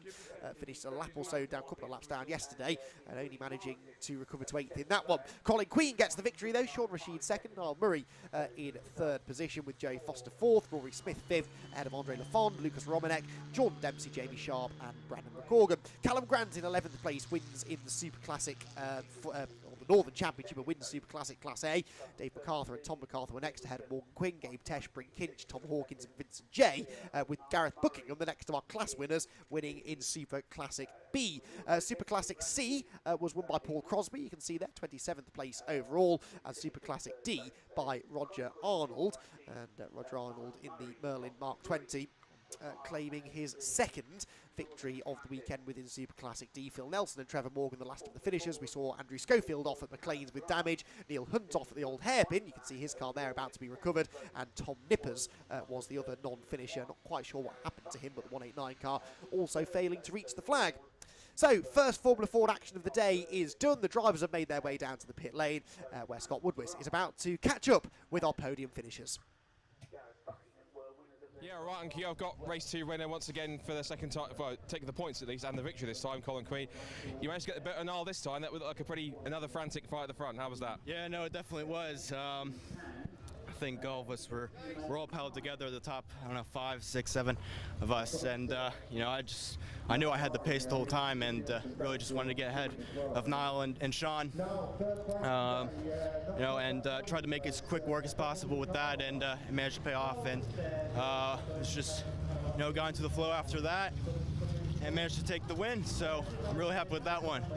I think regardless of which way the championship goes, I think it's still more lean towards Jordan, I think. But even so, you're finishing the season with a flourish, and you're giving yourself a lot of confidence for next year. So you must be feeling on top at least, whatever happens. Right. Yeah. No. I mean, we're really strong at this track, and I just wanted to end the season on a high. And this better way to do it. No better way to do it than you know, just walk away and you know, put in some really fast laps. And I think, you know, hopefully we do that next race. And even if I don't win the championship, which doesn't look likely at the moment, you know, at least I'm finishing the year really, really strong. You've got to pick your way through because you have the reverse grid, so you have a task ahead of you. Yeah, I do. Yeah, no, I think I've done really well with the reverse grids this year, and you know, I hope that we can clinch another win this next time around. Good man. You've driven superbly so far, mate, so well done, and we'll see you for the next 2 later on. See Sean Rasheed's getting a hug from his supporters, so we can bring Sean in to have a quick chat for second place, Sean. I did this with a Supercar Cup driver last week, which was 3rd yesterday, 2nd today. You kind of know where this is going, don't you? Yeah. Let's. It's going good so far. It was a great race, tough race. Once I started battling, Colin got away, but next race, reverse grid, we'll see what happens. You have to try and pick your way through a little bit with some of the guys around in front, because you're going to have Colin, and also I think you should be in front of Colin. Also, you have Niall just behind you as well. So that's going to be tricky to try and get in front of them, and if you can, stay ahead. Yeah, I think it will. It will take some strategy, a little bit of technique, but I think overall we have the pace, so we should be able to do it. Just hope that, you know, the tires stay in, and we'll see what happens. So again, you're driving superbly, well done, and we'll see you for race 3 later on. Good stuff. Let's see if we can grab Niall Murray for 3rd place then. So have a chat with the man himself. Niall, you come back and these guys get even quicker. That's not fair, is it? Yeah. No, look, you have to be happy with it with a 1st and a 3rd. I did have good pace there. I just couldn't get back past Sean when he got by me. So yeah, back to the drawing board. We're trying a lot of different things in the car that we've never tried before, because really just a practice for the festival this. So to come in and kind of upset the party, and these lads have been out nearly every weekend, so to come in and be on their pace straight away, we're fairly happy. And yeah, let's just try something completely new now for race 3 and see how it goes. Silver lining, should be ahead of them on the grid, so you have to try and get your elbows out again and stop them getting past. Yeah. No, there'll be another few people, few good guys ahead of us as well. So yeah, look, it's going to be a good race. Yeah, all going to plan so far. Yep, all going to plan. Good stuff. Well done. We'll see you for race later on. Right, now we didn't get a chance to speak to them yesterday, but we are going to have a chat to our 3 Super Classic drivers who won the races. They're just having a picture right now, and we'll start with our man who took the victory, which is Callum Grant. Who, I think you're still smiling from your Moose Trophy victory, aren't you? But 2 wins so far this week. Well, 2 wins for the weekend. I mean, you've taken to this car like a duck to water. Yeah, I love this car. It's Roger Arnold, who's also in the race, and Merlin, he owns the car. We built it for the Walter Hayes, the Janet Caesar, a few years back. Won that twice, and now I've given it to Tom Bradshaw to go and do the Walter Hayes and see if it rains, he'll probably win it. I guess the big question is, are you going to jump in that for the festival? No, I don't want to damage it for the Hayes, but no, I enjoyed that, racing against the national cars, and it got a bit hairy at times, but I made sure I kept all 4 wheels on it. Good stuff. Well, you've driven superbly all weekend. Hopefully we see more of you out on the BRSCC Formula 4 weekend. So you got the taste for it a little bit? You fancy a few more? Yeah, I'll definitely do a few more, but we've got an 08 Van Diemen as well, so I'll probably come back and do national next year. So my national drivers are quaking in their boots now they've heard that. I hope so. Good stuff. We've driven superbly all weekend. Well done, and we'll see you for the next one. Second place man, which was Gareth Buckham. So to Gaz. You only started racing Formula 4 a couple of years ago, but you've taken to these cars really quickly. Yeah, I first started back end of last year. I did the first session at Anglesey. As it happened, I came first in both races. I've had a few issues along the year, a couple of DNFs, etc. Just a lot of it's down to racecraft more than anything. But yeah, it's hard work today. Lost second halfway round, so I was limping around. Managed to get it back again, and obviously John had a bit of a mishap, and I managed to get past him. So still get second despite a slightly wounded car. That's fair driving. Yeah, it was hard work, mate. Definitely. Good stuff. We've driven us all weekend. Well done, and we'll see you for the next one at Donington Park. Let's bring John Murphy, of course. John, of course, in the battle for the Super Classic A trophy. I think for you that was business as usual.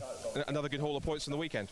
Yeah. It would have been nice to get a bit closer to Callum, but the pace he's got this weekend, something else, isn't it? There's a bit of switch around on the last laps there with Nick falling back a little bit. What sort of happened there? I think we caught it off the cameras. Yeah, I just had a bit of an incident coming into the chicane and had a little spin right when they all sort of slipped past. I think I managed to get back past Tucker, but yeah, another couple of laps I might have got back up to second, but that's the way it is. Happy enough with that. Yeah. Of course, now finale at Donington Park means you just got to grab the points you need to wrap up the class, I suppose. Hopefully, yeah. Good stuff. Well, you've driven it well the weekend. Well done. And we'll see you for the next one at Donington Park. Great stuff. So that's Formula 4 Super Classics are done for the weekend, but that's their 2 races finished. Their next rounds are going to be in a month's time or so at Donington Park. And the National guys will have one more race coming up, and that'll be a partial reverse grid, which they'll draw later on. Now we've got more races coming up, and the first of our Mazda action for today. First of 6 races for the Mazda. So if you're a Mazda MX-5 fan, you're going to be in for a treat. It's the second race of the weekend for the Mazda MX-5 Championship for the Mark 1s. And after a dominant victory yesterday for Steve Foden, I guess the question is, Andy, is anyone going to catch him? John, get past him, but and we didn't get a chance to talk to you yesterday, so presumably the car's been going okay all weekend. It's been going okay. I had an issue today with going into seconds.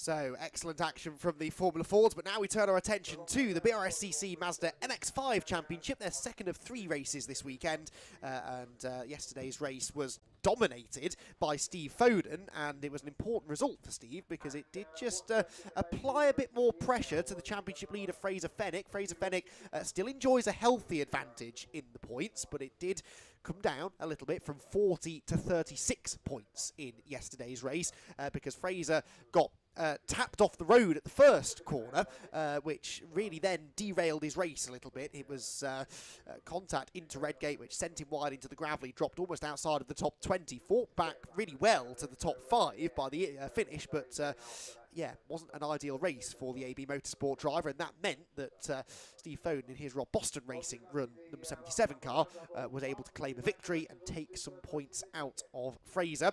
There was also plenty of drama behind, lots of expected front runners having problems, and indeed some that were running well having problems towards the end of the race. Both Jack Noller and Courtney Mills were on for really good results. They tangled fairly spectacularly down at the Melbourne hairpin. I was watching the onboard from Jack's car yesterday evening, and he got quite the shock when Courtney arrived at speed across his bonnet into the hairpin. Luckily they were both okay, but the car's needing quite a bit of work to be ready for today's race.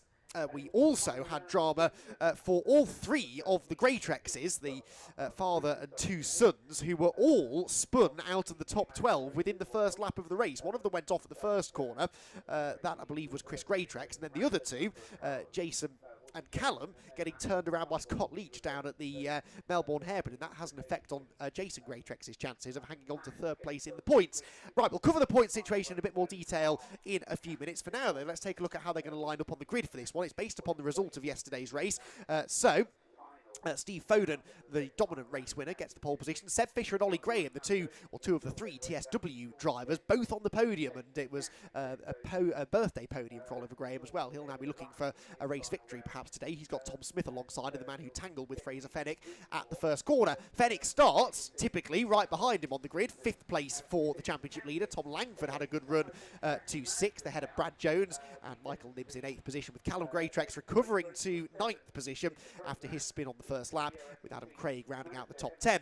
Michael Green starts 11th place, the third of the TSW drivers, whilst Luke Pullen struggled with some issues with his car in qualifying. He's down in 12th place on the grid. Jason Greatrex is next. He stole the Masters class victory away from Tim Dorr. The Australian driver led the whole race after Jason's lap 1 spin, only to be overtaken with less than half a lap to go. Those two start together on the 7th row. Owen Mills is next alongside Bo Parry, with Levi Aisbett and Steve Bartlett on row number 9. The top 20 rounded up by Oak Richardson and Simon Hartley. A big grid again here with hopefully just over 40 starters. Just outside the top 20, we've got another Masters runner, Kevin Dengate, with Peter Higton alongside him. The Masters drivers all over the age of 45, but as we've seen, some of them very rapid indeed, and up there competing for overall podiums and race wins. Ollie Walden and Matthew Goddard are next on the 12th row, alongside, or just ahead of, I should say, Graham Rumsey and Keith Dalton on row number 13. Row 14 for Tom Mallett and Darryl Radwell, getting towards the back now of the field, and towards some of those who perhaps had issues in yesterday's race. Richard Bartlett and Chris Malloy there rounding out the top 30 on this Mazda MX-5 Championship grid. Andrew Dean and Joseph Graves are next together on row number 16. Row 17 is where we'll find Jonathan Fieldsend and Ben Manchette. Fieldsend and Manchette there, who were very close together actually at the end of yesterday's race, less than a second between them. Christopher Abbott and Greg Graham. Greg, one of 3 employees of the BRSCC, the organisational team, proving that they do all have racing backgrounds, and Greg Graham, the Scot, finishing 36th yesterday. He was the last of the finishers, but he did finish, which is more than can be said for Courtney Mills and Jack Noller after their collision down at the Melbourne Hairpin. Chris Greatrex, as I said, off on the first lap. Luke Souch had mechanical issues, and Scott Leach starting on the 21st row on his own. So that's how the cars line up on the grid. They've just left the dummy grid now onto their green flag lap, which gives us just enough time then to have a look at exactly what all of that meant for the points then after yesterday's race, where Fraser Fenwick, like I said, had one of his worst results of the season. It says a lot about how good Fraser's been this season, that a 5th place was one of his worst. They dropped their 3 lowest scores, so that did become one of his drop scores. He had a 6th place at Alton Park that he dropped, that coming after contact from Michael Nibbs, I believe, in the early stages, and he also had, I think it was a 4th place with fastest lap from Silverstone at the start of the season that he's dropping, but that meant that he actually gained back some points that he was previously dropping from a race last time at Cadwell Park, one of the few times that he's not won this year. So Fraser Fenwick, by my maths anyway, coming into this race now 36 points ahead of Steve Foden, who is 2nd place in the championship. Steve is then, though, a long way ahead, about 50 points, in fact 60 points clear, of Jason Greatrex, who is 3rd. He is 12 ahead of Michael Nibbs, and then it's another jump back then to Ollie Graham, who is 5th place in the championship by an extended margin now. No, he's not, excuse me, I'm talking absolute nonsense. Luke Pullen is still 5th, but under a lot of pressure now. He, I reckon, is on 1,218 points, which is about 12 more than Ollie Graham. So those two in quite a tight battle for 5th, but with very different fortunes so far this weekend. Ollie Graham having one of his strongest weekends, and Luke Pullen having one of his weaker ones so far. So we'll see whether the AB Motorsport driver can make a bit of ground up from the 6th row of the grid and try and hold on to that 5th place in the championship. 36 points, the advantage for Fraser Fenwick. Sounds like a lot, but when you consider there are 100 points available for winning a race, there are still 5 races to go, so that is, by my rough maths, 500 points still up for grabs. Now, you have these 3 dropped scores to take into account, but you cannot drop any of the races at Snetterton next time out. The final 3 rounds of the BRSCC Mazda MX-5 Championship taking place at the Snetterton 300 circuit in October, and you can't use any of those as your drop score. So, for example, Fraser Fenwick could go to Snetterton 100 points ahead, but a non-finish and a win for Steve Foden would put them level on points again going into the next race if he were to have that non-finish at Snetterton. So, in a way, if Fraser's going to have a slightly off weekend, this was the time to do it. Get that out of the way at Donington, use up your drop scores whilst you still can, and then go to Snetterton and hoping to go to Snetterton and repeat what he did earlier on in the season in April when they raced there, when Fraser won all 3 races pretty comfortably. So he'll be feeling pretty confident still, I think, Will Fraz. The grey number 263 car starting from the inside of row number 3 this time, started on the outside of row 2 in race 1 yesterday, and that's kind of what led to him getting tapped off into the gravel at the start of the race.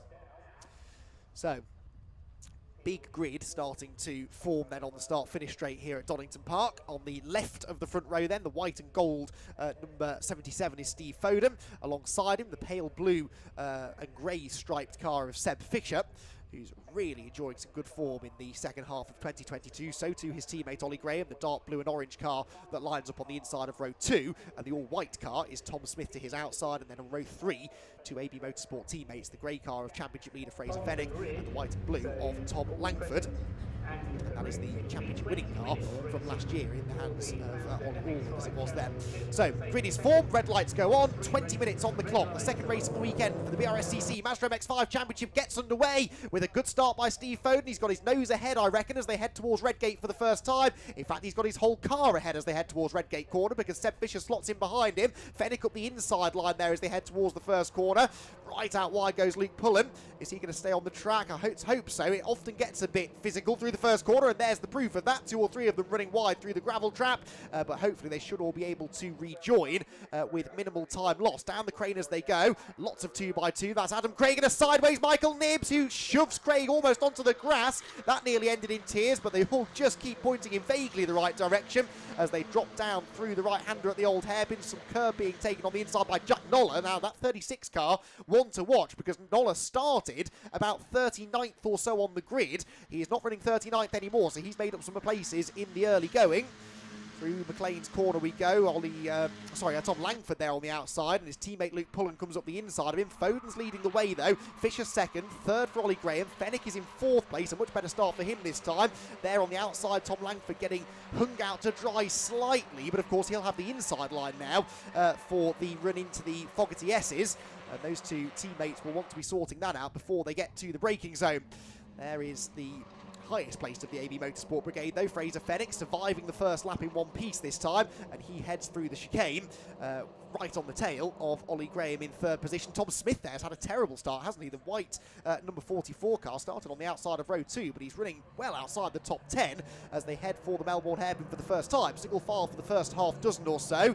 Michael Nibbs, I think that was, coming up the inside of a group of cars into that hairpin, and they accelerate out up the hill. Whoops, 1 or 2 on the grass in the background, and already Steve Foden starting to make a break. He's just got superior pace on everybody, it seems, this weekend, and he is starting now to look like he's going to be hard to beat again in race number 2. He comes through at the end of the opening lap already with a decent margin, 3/4 of a second his advantage over Seb Fisher second. Are we going to see a lunge here from Fraser Fennick for 3rd? Yes, we are. He looks to the inside of Ollie Graham, and he's going to snatch that 3rd place away as they turn through Redgate corner. Further back, there goes Jason Greytrex, excuse me, at the inside of Michael Green, and that was for 9th position. Michael Green then making it all 3 TSW cars inside the top 10 in the early going, but we no longer have 2 of them on the podium because Fraser Fennick has knocked Ollie Graham down into that 4th position. Down towards the old hairpin comes the midfield group. Oak Richardson running well there in his yellow and green car. And Tim Dorr in that group as well. Tim Dorr second of the Masters. Jason Greytrex leading the Masters category, and of course moving nicely up the order from where he started. Grade 18 works its way through. That's Matthew Goddard as the top 10 runners head through McLean's once again. Owen Mills there, the orange car, in a bit of no man's land for now, trying to catch the group ahead. And there comes Jack Noller, the number 36 machine, now up the inside of Steve Bartlett. Jack Noller's got some serious pace this weekend, was running inside the top 5 when he had that incident with Courtney Milnes yesterday.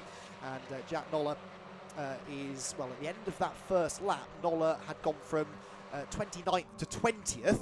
So I hadn't gained as many places as I thought, but that's still a good effort, and he's picked off a few more, I think, on this lap. Struggling, though, for the time being, to find a way past Steve Bartlett for 19th place. Kevin Dengate there on the inside line. The 737 car is Simon Hartley, who has just lost a place into the Fogarty S's. Bit of dust kicked up by someone just up the road, but they all still seem to be continuing on their way down into the Melbourne Loop for the second time. Of different lines being taken. Looks like Noller has now found a way past Bartlett. So that's 19th place, and there Ollie Graham is sideways. He's out wide. He's had a go there at Seb Fisher. Something's happened to Fisher. So Fennick's got into second. Seb Fisher's dropped back, and it almost kicked off there between himself and his teammate. And that is Brad Jones into 4th place, I reckon now, isn't it? The timing screen isn't confirming that, but I think Brad Jones has got himself ahead of Ollie Graham. Yes, he has. Graham's back up the inside, though, into Redgate corner. I don't know what's come over Brad Jones this weekend. He's absolutely flying. He loses a place, though, through Redgate, and Callum Greytrex now gets up the inside of him on the exit of the corner. But Brad Jones, and one of many drivers who really seem to be enjoying Donington Park this weekend, having his best showing of the season. Okay, he just lost a couple of positions there, but he's in the hunt for a podium place. Then comes the next gaggle of cars down into the old hairpin, and there Michael Green, no sorry, that's Tom Smith going up the inside of Tom Langford, and Luke Pullen trying to take advantage of that. The 27 car, the white and purple with the yellow wing mirrors, heading through Starkeys and towards Schwantz Curve. Pulls back in the slipstream of his teammate though, so they all stay single file for now. At the front of the group, number 33, Jason Greytrex, the Masters leader, but Jason Greytrex third in the championship overall. He's not really that concerned about Masters. He's pretty much got that championship all but sewn up now, provided he doesn't have a complete disaster at Snetterton next time. And he now just wants to try and score as many points as he can to hang on to third place in the overall championship standings. He's just ahead of Michael Nibbs, then Michael Green, then Tom Smith, then Tom Langford, then Luke Pullen. So about, 6 of them all in a long line, battling over 8th place. They turn through the chicane, doing their best to avoid those tyre stacks on the apexes. Run down towards the Melbourne hairpin, where Steve Foden arrives completely by himself. It's then a 6-car fight for second place, with Seb Fisher and Ollie Graham back at the front of that group. So Fraser Fenwick definitely having an off weekend, isn't he? I know that he had that contact at the start of race 1, but he'd only qualified 4th, which was a pretty disastrous effort by his very high standards. And he's struggling to break into that top 3 and stay there now, isn't he? He's got Greytrex and Brad Jones and the 29 of Adam Craig on his tail. And as they head towards the end of lap number 3, Fraser's once again going to have to try and make a move here on Ollie Graham. Decides not to do it into Redgate Corner, though. That was sensible. Fraser knows that it's all about bagging some points this weekend, really. Michael Nibbs there up the inside of Michael Green. Those two have swapped positions a couple of times on the last lap, and it's Nibbs back ahead now into 10th position. He'll now try and chase on after Tom Smith ahead of him. Second place battle once again descends upon the old hairpin. So Fisher a little bit wide of the apex there. The next group of cars comes through as well. Now here comes Jack Noller. Where's he got himself to now? Noller is on the timing screen now, 17th place. Someone's on the grass, and it might have been Seb Fisher, because look, he's lost second place now to his teammate Ollie Graham, and I think he is now about to fall off the podium, because Fraser Fenwick, with a helping shove from Callum Greytrex, is also up his inside, and Greytrex will try and follow him through as well. So whether it was a mistake from Seb Fisher, I'm not sure, but whatever has happened has cost him a number of places. He's fighting back against Greytrex though as they head down the back straight. Then it's Brad Jones trying to buy into all of this as well. They've got to sort this out into the chicane. You can't really run side by side through here. Graham second, third Fenwick, who is 4th. It is Fisher, but he's on the outside line, and that really holds that whole group up on the exit of the corner. And as they head towards the Melbourne Loop, I suspect they'll all be in a very different order by the next time we see them. Luke Souch there coming through out of Coppice Corner. How is the BRSCC private battle going? Well, Luke is winning that one at the moment in 31st place. Greg Graham's down in 37th, and I'm not convinced that Paul McCurlian took the start, so advantage Luke Souch, it would seem. I'm sure he won't be bragging about that at all at the end of the race, should he stay there. Right, what's going on in this podium battle? Well, the podium battle is now being caught by the next group. In fact, it's been caught by the next group, I reckon. Yes, because you can see the likes of Jason Greytrex, Tom Smith, Michael Green, Nibbs, Langford, Pullen, they're all there. So all of a sudden, podium places up for grabs for some of those drivers. This is the fight within the podium places. Ollie Graham defending second from Fraser Fenwick as he turns through Redgate Corner. Brad Jones has got himself into 4th, Fisher 5th, Craig 6th, Callum Greytrex 7th, with Jason Greytrex now right behind him.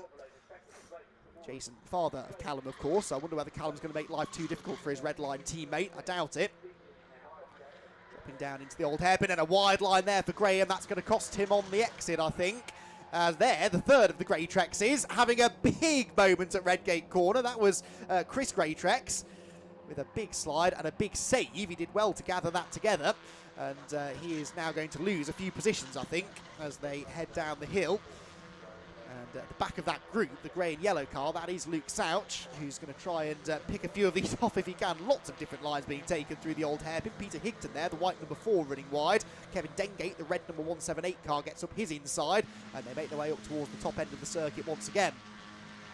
There's Scott Leach hunting around behind the 737 car, and someone very wide. Graham Rumsey, I think that was, running well wide through the right-hander at McLean's. into Coppice Corner again. Very entertaining stuff. Goes to show that it doesn't matter where you are in the field, you've got plenty of battling to be had. We tend to focus quite rightly on what's going on at the front of the field, but even if you're a newcomer to racing or you're not maybe quite on that front-running pace yet, don't be put off from coming and racing with the championship, because it's always close racing wherever you are up the order. There goes Courtney Milnes, by the way, the 777 car, up the inside of the 737 of Simon Harley. So Courtney Milnes is making ground up as well after her off down here at the hairpin on the previous race. Right, this is all changed. This is not the order they were in a lap ago. Coming out of the Goddard's hairpin, let's see, Fenwick second, Graham third, Fisher fourth, then it's Jones fifth, Greytrex sixth, seventh Nibs, eighth Adam Craig. Luke Pullen's back into the top 10 now in ninth, and he's going for eighth to the outside at Redgate Corner. That's the side-by-side pair of cars. Oh, pulling sideways though, back up the inside of him goes Tom Smith, and so up one and then down one for Luke. But somewhere in all of that, Michael Green and Tom Langford have lost out, and so has Jason Greytrex. Actually, Jason's the one who's dropped back, so Callum Greytrex did not let him through, and Jason Greytrex now finds himself down in 11th position. Adam Craig now under pressure from Tom Smith as they head through the old hairpin. Owen Mills there, the orange car, desperately trying to catch up to them. And then looking further back, yes, Jack Noller now 15th place, so he's not really, he's about 4 seconds behind that group. He could get there, couldn't he, before the end of the race. Number 7, Oak Richardson heads through. But with now just under half the race to go, I don't think we've seen the last of the changes for podium places, as this whole group from second right on back to about 14th place now continues to run very close together. Tom Smith has got himself ahead of Adam Craig, so Smith gaining 2 places on this lap, one at the expense of Luke Pullen at Redgate, and now he's found a way past Adam Craig through the middle part of the lap. Fraser Fenwick in second place, turning his way through the chicane. They fire themselves over those curbs.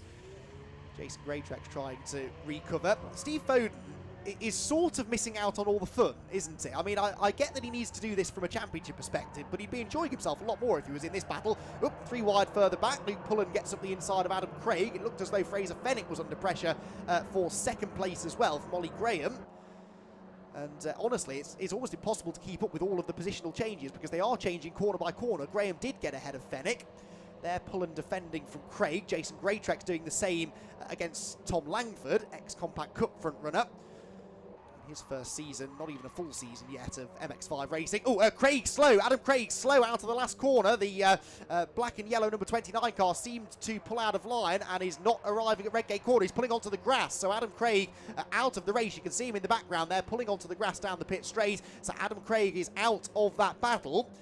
So only the 11 cars now in this long line, although that has sort of fragmented it, hasn't it? Because there's a bit of a gap from Nibs back to Pullen and then from Pullen back to Greytrex. Well, I'm sure they'll all concertina back together again within a lap or so, but that's Adam Craig out of the race, unfortunately.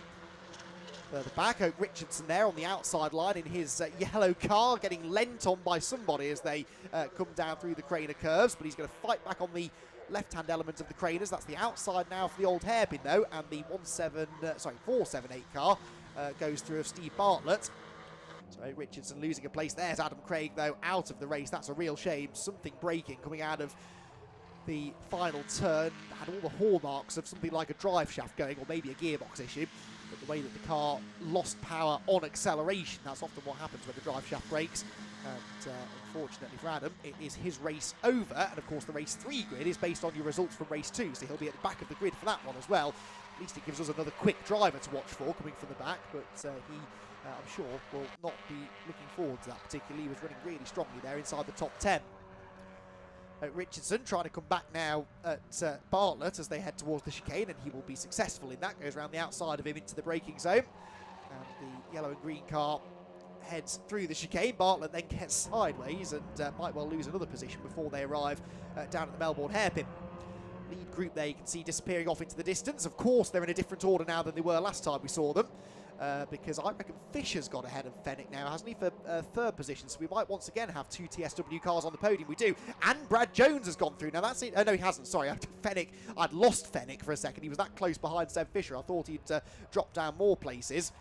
But Brad Jones is a teammate to Fraser Fenwick, so you wonder whether maybe he might go easy on Fraser, knowing that Fraz is trying to win a championship here. There goes Steve Foden. I haven't had a chance yet in this race to work out what all of this means for the points. Foden's got the fastest lap as well, so he's on for maximum points. Fenwick crossing the line that time in fourth position would be 94 points. So the gap comes down again. It's now... I know this comes another drop score though, doesn't it, for Phoenix? It still sits at about 40 points, I reckon, between the two of them. So it's not a disaster, this, for Fraser. Like I said, if you're going to use your drop scores, then you might as well use them at this round, because it's your last opportunity to do so. Through McLean's corner, Tom Smith there on the tail of Brad Jones. Then it's Callum Greatrex, Michael Nibbs and Luke Pullen. So Pullen has sort of caught up to this group, whereas Jason Greatrex, I think, is still about a second behind him. So that gap that was created when Adam Craig slowed hasn't really closed up as quickly as I thought it would have done. Although, yeah, maybe Jason Greatrex is starting to reel them in now as he gets a bit of a slipstream down the back straight. We've got 5 minutes to go, so 3/4 of the way through this second race of the weekend for the MX-5 Championship. And there goes, again, this midfield battle, the 478 car of Steve Bartlett. 19th place he is in at the moment. And he's got one of Brian Chandler's cars right behind him. I think it's Darryl Radwell, isn't it? There goes Luke Souch out of Coppice corner. All on his own now, really, is Luke, but he is running in reasonably strong 27th place, actually, at the moment. Towards Goddard's comes the podium fight yet again. Brad Jones there on the defensive, so too Luke Pullen trying to keep Jason Greatrex at bay. Jason just struggling to fight through the pack. It's such a competitive grid this year in the Mark 1 Championship that overtaking lots of cars within the course of a 20-minute race is not the easiest thing to do. Looks like he might have got Pullen, though. He was fractionally ahead as they crossed the line, and yes, he swept past the 27 car into Redgate corner. So Pullen back down to 10th now. Michael Green on his tail. Tom Langford now at risk, perhaps, of being dropped by that group slightly in the white and blue number 75 car. Right, second, third and fourth, down to the old hairpin. You would imagine here that Seb Fisher and Ollie Graham would work together to try and keep Fenwick behind them. But we have seen them swap positions a couple of times in this race, so perhaps that's not going to happen. Still got Tom Smith behind them as well. Remember, Tom Smith's had a real up and down race in this one. Having started fourth, dropped well down the order outside of the top 10 in the opening lap. He's now almost back to where he started, 5th place right now as he heads up into Coppice corner again. Through that blind right-hander they go. There goes Jason Greatrex up the inside of Michael Nibbs. What's happened to Pullen? Because Green has gone through, Langford's gone through. Have we lost Luke somewhere at the top of the track? I can't see him in that group, so I think we've lost another one of our top 10 runners now. That's a shame. Where he's gone, I couldn't tell you. We haven't seen anything obvious. No sign of yellow flags up at McLean's or Coppice, so I'll double check that he is definitely missing at the end of the lap, but it certainly looked as though the AB Motorsport driver had dropped out of contention. So they're starting now to drop like flies in that group, aren't they? Having lost Adam Craig as well a couple of laps earlier, and that's just calming down that battle ever so slightly. There goes Jack Nolly. He'll have gained another place out of all of that. And Tom Smith, look, has got ahead of Fraser Fenwick. So Tom Smith is now into 4th, Fenwick down to 5th. So Fenwick just not quite as on it as normal here. Out onto the pit straight we go. Right, have we lost Pullen? Yeah, we have, haven't we? Luke Pullen didn't come through. So Luke's disappointing weekend continues here at Donington Park. Got his first podium in the championship here 12 months ago. Not able to repeat that today, though, it would seem, at least not in this race, and he's now going to have to start from the back in race 3. 2 laps to go then for Steve Foden. It's like he's in a different class to everybody else. 11 seconds clear is the number 77 car. What is going to happen for second place, though? Fraser Fenwick losing that 4th position is possibly not the best of news for the TSW drivers, one of whom runs wide there, Ollie Graham bouncing over the grass coming out of the old hairpin. Needs to be careful doing that because it loses you time, but also it runs the risk of getting you a time penalty for exceeding track limits. So up through McLean's towards Coppice again. Graham under pressure here from Seb Fisher, but yes, I think when they had Fenwick behind them, they could at least rely on the fact that Fraser was going to perhaps be driving with a little bit of caution. He can't afford really a non-finish. Well, he can, but it would be a bit of a dent to his championship hopes. Whereas with Tom Smith behind, Tom has very much nothing to lose. So he is going to go on the attack here, I'm sure, to try and get past these two. Through the chicane again, Ollie Graham 2nd, Fisher 3rd, but sideways for Brad Jones, gathers it together, but it'll cost him a place. Callum Greatrex is going to get past him now as they head towards the hairpins once again. Down into the chicane comes again this group just further back towards the back end of the top 20. Jack Noller there, by the way, could gain another place before the end. He's almost caught Owen Mills now. That would be for 12th position. The leader has just gone through onto his final lap. Steve Foden receiving the last lap board.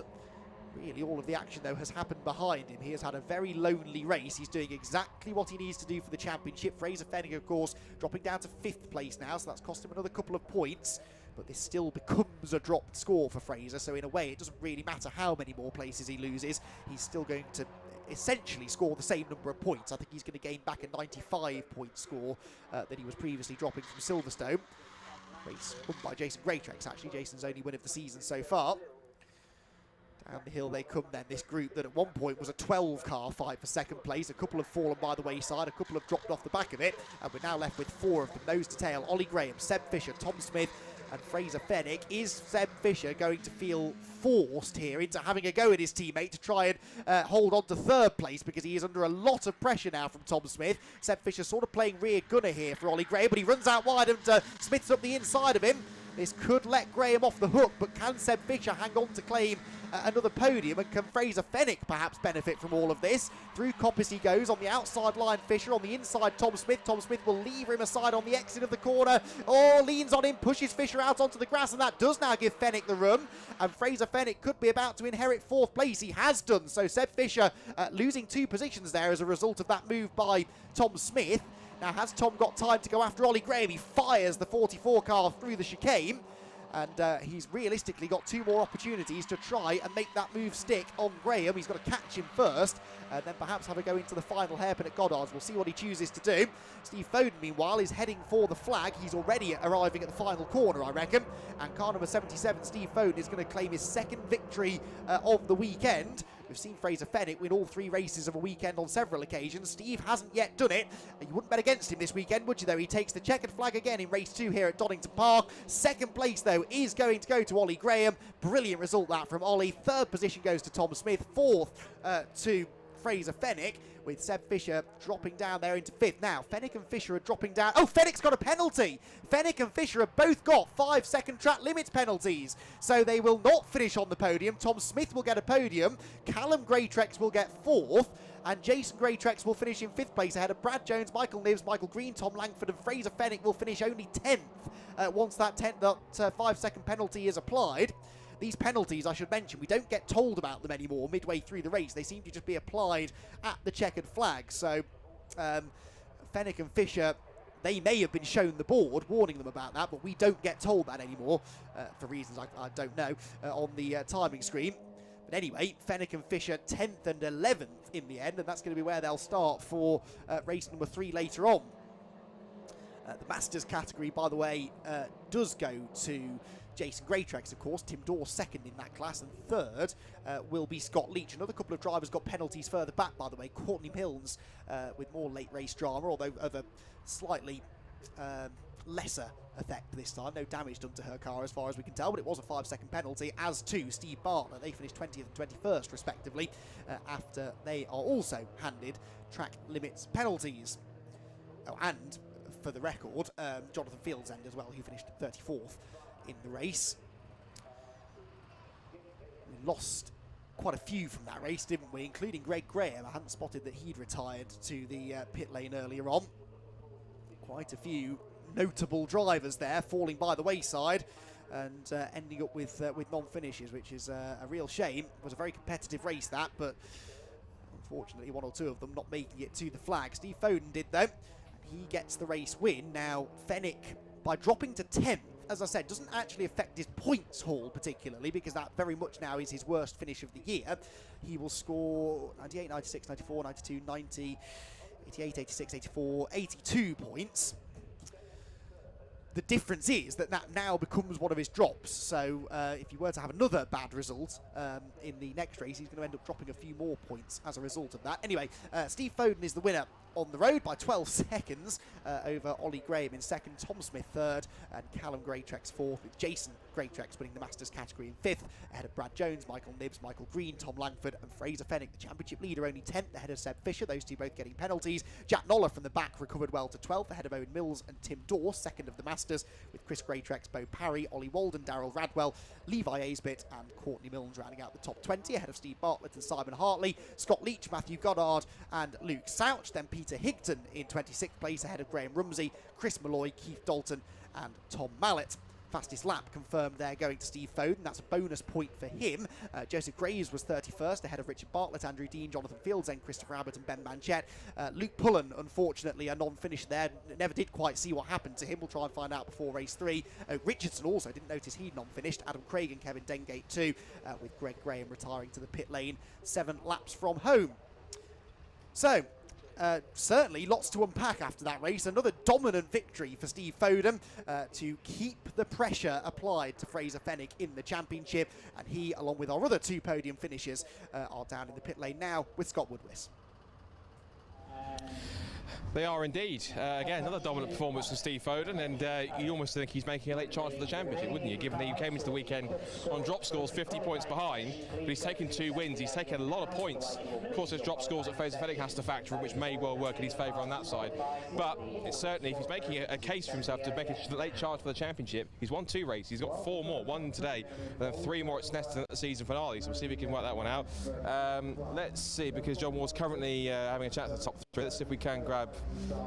He's never chatted to Thomas Smith, so whilst he's doing that, let's grab Steve over. I'll have a chat to our double race winner.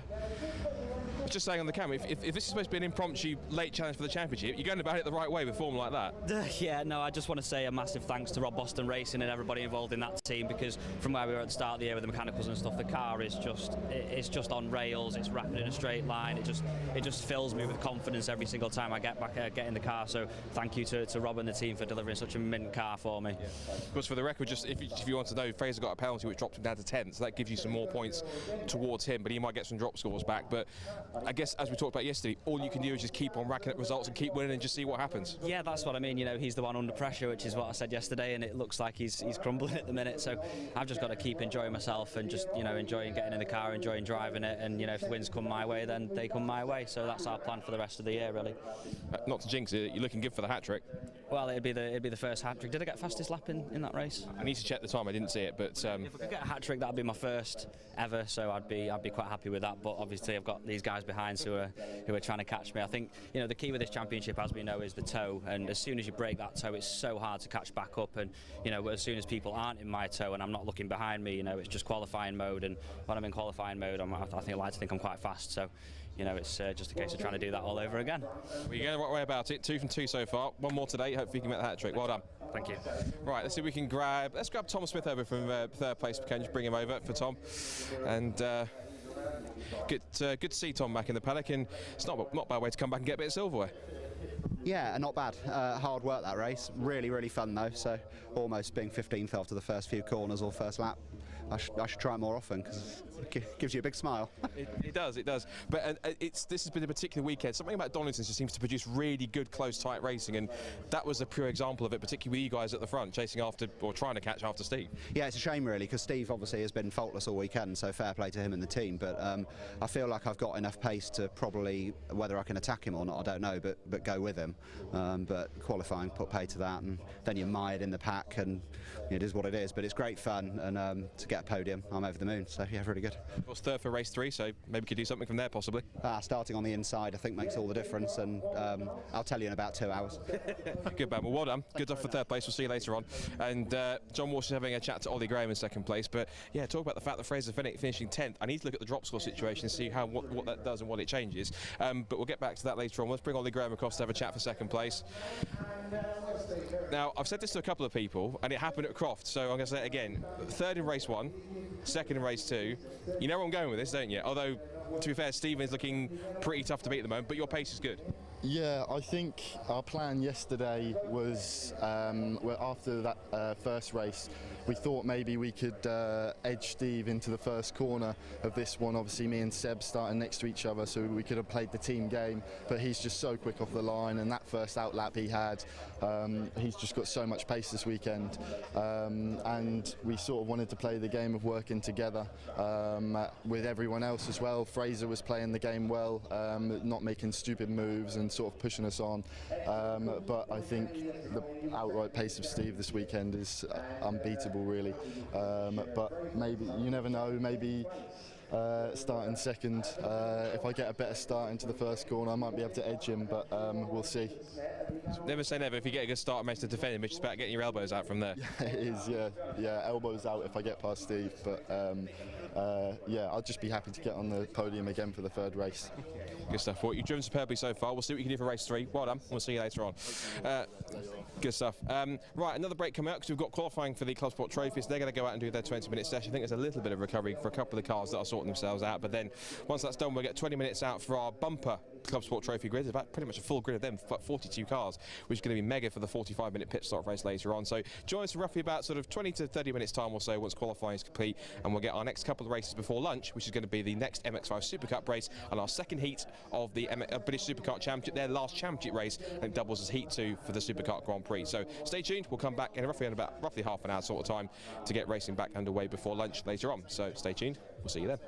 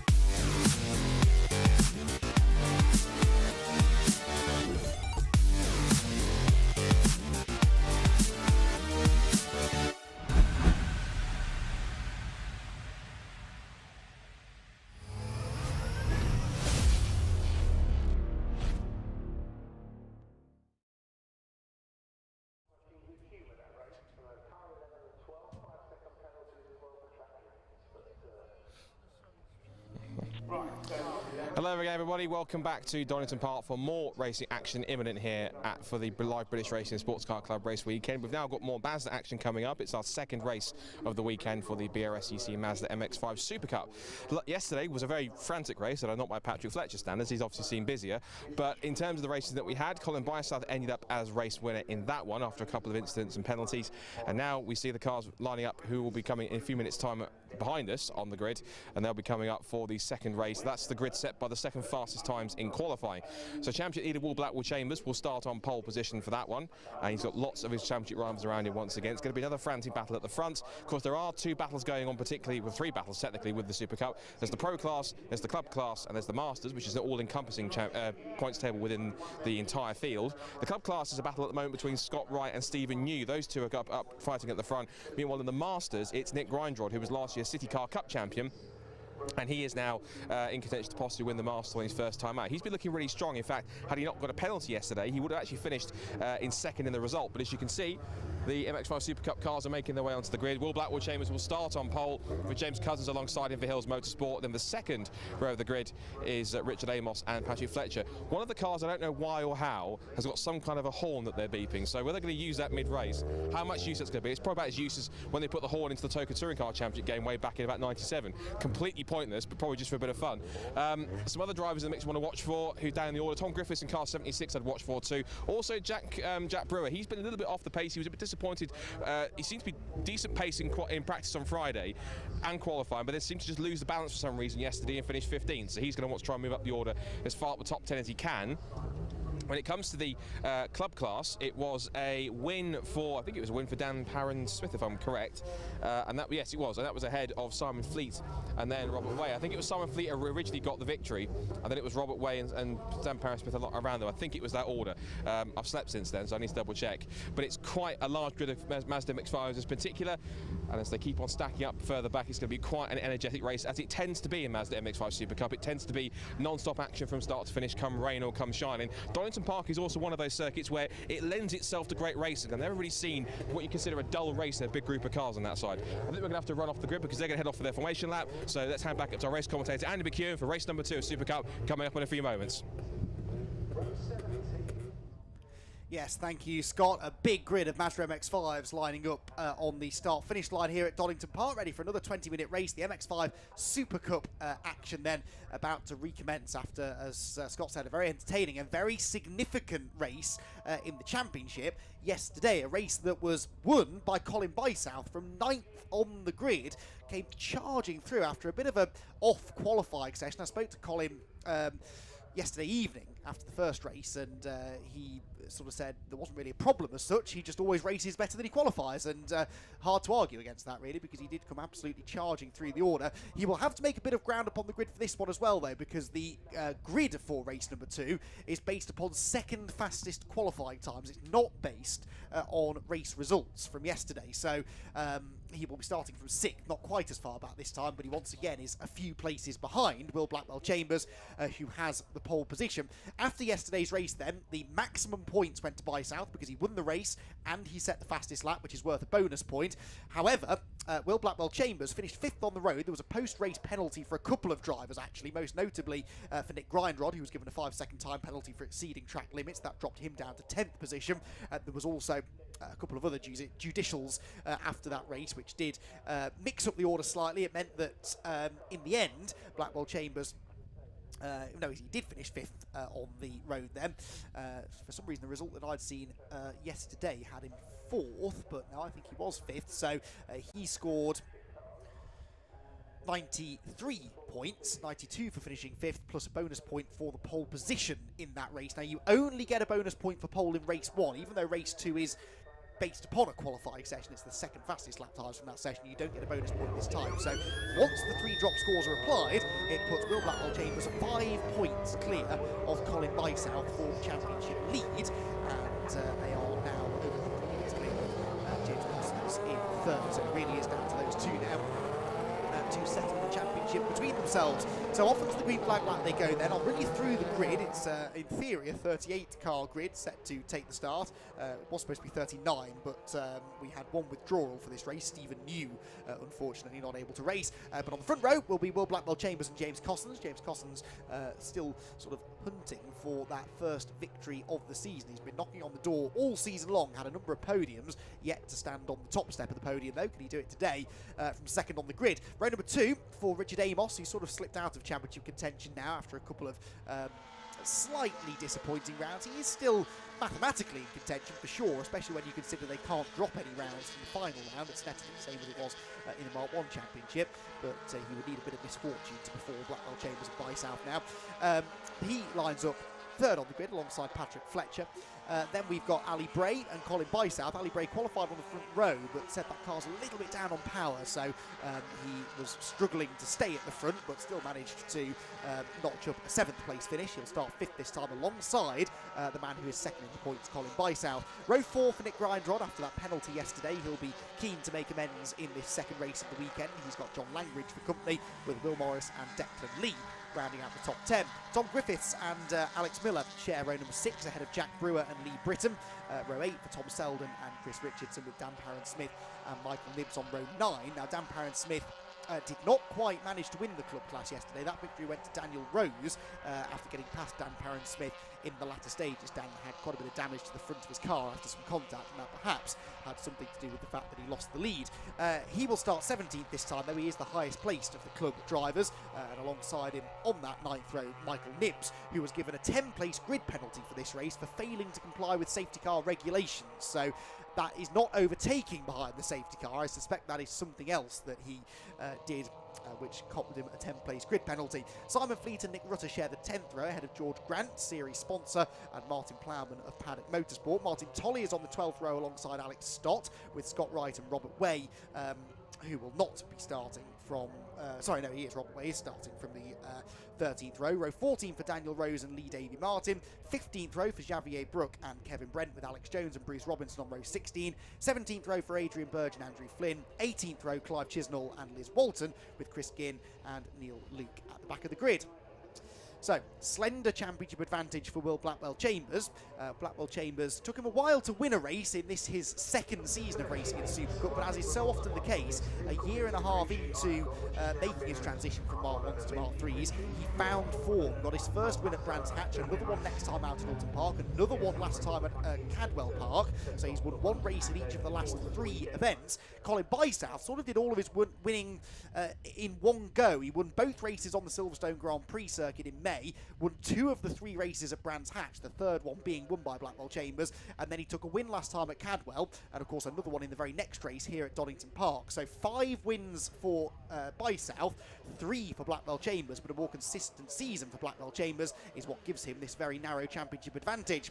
Will he retain it though? Let's find out, because the second race of the weekend for the MX-5 Super Cup is about to burst into life. The red lights come on, they will go out now, away they go, and is it a good start made by Blackwell Chambers from pole position? Not a brilliant one in fairness, because James Cossons is still level with him, and Patrick Fletcher's trying to go to the outside, and up the middle of them all comes Richard Amos. They're 4 wide briefly into the first corner, and Amos has the lead. Richard Amos from 4th on the grid bursts through into first position, but he might have run wide. There was a white car through the gravel there. Was that Richard Amos? Was it Blackwell Chambers? Let's wait until we pick them up at the bottom of the hill. It was Amos, because Blackwell Chambers has got the lead back. Patrick Fletcher second, and Colin Bysouth is into third already. Demon start by Colin Bysouth, but he's sideways on cold tyres at the old hairpin. Needs to be careful. 1 or 2 of them running wide. Nick Grindrod, I think, was destined for the gravel trap there. Let's hope that he managed to keep it pointing the right way and didn't get beached. Lots of grass and dust being kicked up in the face of the lower runners, but at the front of the field it's Blackwell Chambers, Patrick Fletcher second, Bysouth third, Amos fourth, Ali Bray there around the outside in 5th, 3 wide further back. That's Michael Nibbs running wide, trying to get past Tom Griffiths as they charge towards Coppice for the first time. Onto the back straight then, top few runners starting to make a small break, but we saw this a bit yesterday, and then by the end of the first lap they were all right back together again. The slipstream effect so powerful in MX-5 racing, especially in a way these slightly bigger, chunkier, less aerodynamic Mark III MX-5 Supercar cars compared to the older Mark 1s that we saw racing earlier on today. through the Foxy S's, excuse me. Oh, and arriving backwards is Tom Selden. That's not the fastest way through the S's. And Tom Selden, I'm going to hazard a guess, did not do that by himself. He rejoins, but right at the back of the field. So the leaders then make their way out of the Melbourne hairpin. A brilliant sight they make as they come through that part of the circuit. That's less of a brilliant sight. Big contact in the tail end of the field. One of the Go For It racing cars really did go for it, and then sadly they're possibly not going much further because that car is crabbing its way up the hill and almost collects the recovering Tom Selden as he tries to pick his way through. Couldn't quite see who that was, but that car is destined for the pit lane for sure. Blackwell Chambers leads the opening lap then. Patrick Fletcher second, Bysouth third, fourth for Amos, from fourth to first to fourth again in that first corner. Big lunge up the inside there from Will Morris, trying to get past the number 50 car of Lee Britton through Redgate. And has to bail out of that one, but Blackwell Chambers trying to make good his escape, something he was never able to do yesterday, and that's kind of why he got roughed up a bit in the middle part of the race. He and Richard Amos making contact on a couple of occasions, and then again at the start of this race. Richard Amos certainly not backwards in coming forwards, is he? That's Nick Rutter running out wide. Chris Richardson trying to slip up the inside of him in the number 96, and George Grant joining in the fun as well. Kicks up the dirt through the kink at Starkeys as he tries to take advantage of those two tripping over each other slightly at the old hairpin. Michael Nibbs there is ahead of John Langridge now. That might well put him into 9th position, having started down in 18th. So Nibbs making good progress. That's Alex Miller though off, and he's heading towards the barriers. Is he going to stop in time? Just about. Thankfully the grass is dry, and he was able to find some purchase, but Alex Miller, the number 7 car, off the road on the exit of McLean's. He seemed to run wide through the gravel and then sort of bounce awkwardly back across the track. The car, by the way, that came into the pit lane was the 65 car. That's Kevin Brent, isn't it? Yeah, Kevin Brent, Go For It racing driver. And I suspect it might have been the 777 of Andrew Flynn who he tangled with, because Andrew lost some ground on that opening lap. The rest of them, though, surviving, heading down towards the Melbourne loop for the second time. And is Blackwell Chambers making a further escape, or is he being reeled in again? Lots of argy-bargy in the midfield there.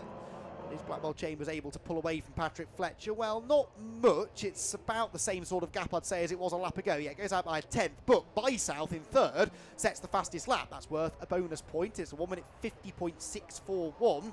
It's only a couple of tenths off what he did yesterday, so that is a good effort, that, from Colin Bysouth in the slipstream, not having to defend from anybody behind him, and he's been able to set that fastest lap. And as tight as this championship is year on year, then you would not bet against it coming down to something like a point scored for fastest lap that could settle the championship. I think stringing out a bit more than we saw in the early stages of yesterday's race. This is the closest group, really. Declan Lee there sideways ahead of Michael Nibbs, John Langridge, Lee Britton and Will Morris. So this is 8th down to 12th places, squabbling away as they head towards McLean's corner. Patrick Fletcher defending this second position. Colin Bysouth looks the quicker of the two, doesn't he? He might have the overlap towards Coppice, not quite. Has to go back to the racing line again, which is also covered by Patrick Fletcher, and that's just brought Richard Amos back onto their tail. There goes Ali Bray of AB Motorsport fame, heading out of Coppice corner. And he's right on the tail of James Cossins as well, the Hills racing car. Hills Motorsport car, even. Aidan Hill's team. Spoke to Aidan yesterday, he said he is missing driving, but enjoying the challenge of being a team owner as well these days. There's the 777. Yeah, I think this was the car that I saw getting tangled with Kevin Brent on the first lap. You can see the damage down the side of it. Andrew Flynn has clearly had some body damage from that contact, but the car seems to be tracking okay, and he's still running, which is a good sign. Comes the leader though, and Bysouth is second. Oh, well, is he? Patrick Fletcher's trying to come back at him, but no, Bysouth has gone through. So Colin Bysouth into second place then, with the fastest lap as well. Means at the moment he's only dropping 1 point to Blackwell Chambers, but he really wants to be trying to beat Blackwell Chambers to close that gap. Richard Amos pulling up alongside James Cossins as they head towards the first corner. But Ali Bray has just set the fastest lap of the race, a 50.566. So he's been working on that car, it would seem, and it looks a lot quicker now than it did yesterday. Ali's fastest lap in yesterday's race was a 51.49. So he's found nearly a second from yesterday. So that is pretty impressive stuff. Shows that he knows what he's doing when it comes to not only driving the car, but setting it up as well. Richard Amos making contact with James Cossins down into the old hairpin. Richard is not an easy man to overtake, is he? That is something we've definitely learned this year. This, though, is for the race lead and for the championship lead as well, in a way, because Colin Bysouth is up the inside of Will Blackwell-Chambers, and he's into first place as they go through McLean's corner. The 88 car goes ahead, and Will Blackwell-Chambers will be very disappointed with that. Now, he needs to try and latch onto the tail of Bysouth here, try and escape from this battle, because as Patrick Fletcher, Richard Amos and Ali Bray trip over each other a bit, that might just allow the top two to pull away. I know they're championship contenders, but it's in both of their interests, really, certainly in Blackwell-Chambers' interests, that they pull clear of that marauding pack behind. It looks like he is working with Bysouth for now. Gives him a bit of a shove down the back straight, but then gets a better run through the chicane, and that might tempt him into having a go into the Melbourne hairpin. Alex Miller there recovering from his spin in the Digby Farm sponsored Bora Motorsport run number 7 car. Tom Selden also recovering in the blue number 13. Those two both should be well up the order, but both had their early spins. Leaders then up towards Goddard's again. Lee Britton there up the inside of Will Morris, and that Nick Rutter or one of the other orange cars. I think it's Nick Rutter peering through the dust, who is off in the gravel at the chicane. Now that could require the appearance for the first time today, in a race anyway, of the RunYourFleet.com safety car. Declan Lee and Will Morris banging doors. Lee Britton was ahead of Will Morris last time we saw him, and now Will might be about to gain a place himself as they rush towards Redgate for the 5th time. Side by side they run. Lee Britton from the extreme outside to the extreme inside. He's going to try and get past both of them into Redgate. That's brave, possibly foolish, and he decides better of going for the double overtake, but he does slip up the inside of Will Morris again. Declan Lee then gets a bit sideways on the exit, chops across the nose of the number 50 car. And down through the crane of curves they head. The black car Morris, the red car Lee Britton, the green one Declan Lee, and Jack Brewer, runner-up in the Mark 1 Championship last year, right behind them. Said he's suffering just from a general lack of grip in the number 93 car, but running a bit better today. 12th position, having finished 15th yesterday. And he would love to try and get ahead of this group if they keep on squabbling as they are. Club class, by the way, being led by Dan Parron-Smith this time around. Another car in the gravel. And who is that? Redgate Corner is where they've gone off, that much I can tell you. Oh, and that's another one. That's one of the Hills Motorsport cars. Lee Davy Martin off at the old hairpin, though. That's a separate incident. He will slew and slither his way back across the grass to try and rejoin the race. Leaders back down at the Fogarty S's. Bit of debris there, but I think actually the car that spun has rejoined. Was it Nick Rutter? It was Nick Rutter, and he's headed for the pit lane, which is the reason that I think I can now jump to the conclusion that it was him we saw in the gravel at the chicane a lap ago. Now, interestingly, oh, never mind, I'll get to that point in a moment. This is that the car we've just seen off at Redgate that has... yes, it is, because that's at the top of the crane of curves. Still not entirely sure who that is, though. We'll see who doesn't come through this time. The point I was about to make is that Colin Bysouth and Will Blackwell-Chambers are not escaping from Patrick Fletcher. In fact, Patrick, who was a full second behind Blackwell-Chambers at the start of the lap, has closed right in on that lap. Also, we've got the inclusion now of Nick Grindrod in the top 5. The yellow, red and black car in 5th position now has set the fastest lap of the race. So car number 22, there he is, Nick Grindrod, bouncing back from that time penalty yesterday. Raises his hand out of the cockpit there to warn the cars behind him about a yellow flag, which is very gentlemanly driving, actually. And Nick really did slow down for that yellow flag, a bit more than some of the others did. There does seem to be this general attitude in motorsport these days that a yellow flag simply means don't overtake. It doesn't just mean don't overtake, it means you're supposed to slow down as well, because there could be marshals on the track dealing with an incident. So anyway, Nick Grindrod definitely will not be accused of not slowing down for the yellow flags there. He dropped noticeably back from the cars ahead. There's the number 2 of Daniel Rose through the old hairpin. 98 on his tail is Robert Way, purple machine. And at the front of this group, another Hills Motorsport car, number 15, Alex Stott, who is under a lot of pressure from Chris Richardson, the green car to the outside, and then the sort of Union Flag livery Clapham North car of George Grant right behind him. Up the inside he goes. Oh, and contact for the 2 ahead. That might benefit Grant, but he can't quite make that one work. And actually ends up coming off the corner quite slowly, so the 2 cars behind him get a run now. One of those is Daniel Rose. I think the other's Martin Plowman, isn't it, in the number 11 car? Yeah, it is. So Martin Plowman on that inside line, and he's going to be late on the brakes, and I think he's going to go through. Yes, he does, just about. George Grant contested it and ended up coming off worse because that slowed him right down off the chicane. And he is going to perhaps lose another couple of places now before they arrive down at the Melbourne hairpin. Yes, he has. So Rose goes through. Robert Way goes through. There's another Hills Motorsport car at the back of that group also looking to take advantage. Leaders have just gone across the line again with Michael Nibbs now up in 6th position. So everything else staying the same, but the top 5 now covered by 2 seconds, top 3 by 1 second. So Patrick Fletcher definitely is going after the leading 2, but dropping Cossins and Grindrod slightly. Across the line comes this massive train of MX-5s though. Defensive line here being taken by Martin Plowman, who of course races in the British GT Championship for his own team, Paddock Motorsports. And oh, that is Grindrod off at the old hairpin. Nick Grindrod from 5th position off the road, and that will cost him 5th place, you would think. It almost looked like he was ahead of Cossins though, so I wonder if he'd made the move and then overshot the corner slightly. Anyway, Plowman getting the better of Rose here through the old hairpin, but then immediately misses the apex at the next corner, and that will cost him momentum all the way up the hill now. He'll be under threat again when they get to McLean's corner.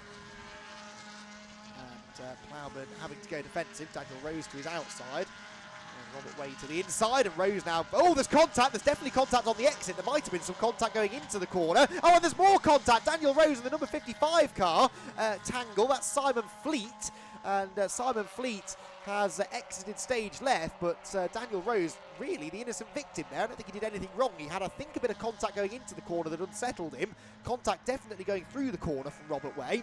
And then Simon Fleet saw his opportunity to come through on the middle, and that is the end result. Fleet has carried on, but Rose is going to have to pull over into retirement. There's another car stopped, actually, at the side of the road. Oh, don't hit the wall, Daniel.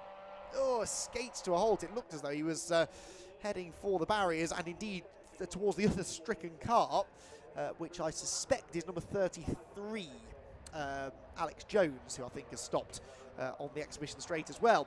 Right, it's all kicking off in the midfield. At the front, things are settling down a little, aren't they? Colin Bysouth not really escaping in the same way that he did yesterday. Yesterday's race really couldn't have been more perfect for Colin Bysouth. He charged through nicely, took advantage of some squabbling ahead of him to gain some track position, and then as soon as he got in the lead, they really started squabbling over second, and he was able to break away to the tune of nearly 2 seconds by the flag. This time around, though, he's only half a second clear of Blackwell Chambers. He's got a similar margin back to Patrick Fletcher in 3rd.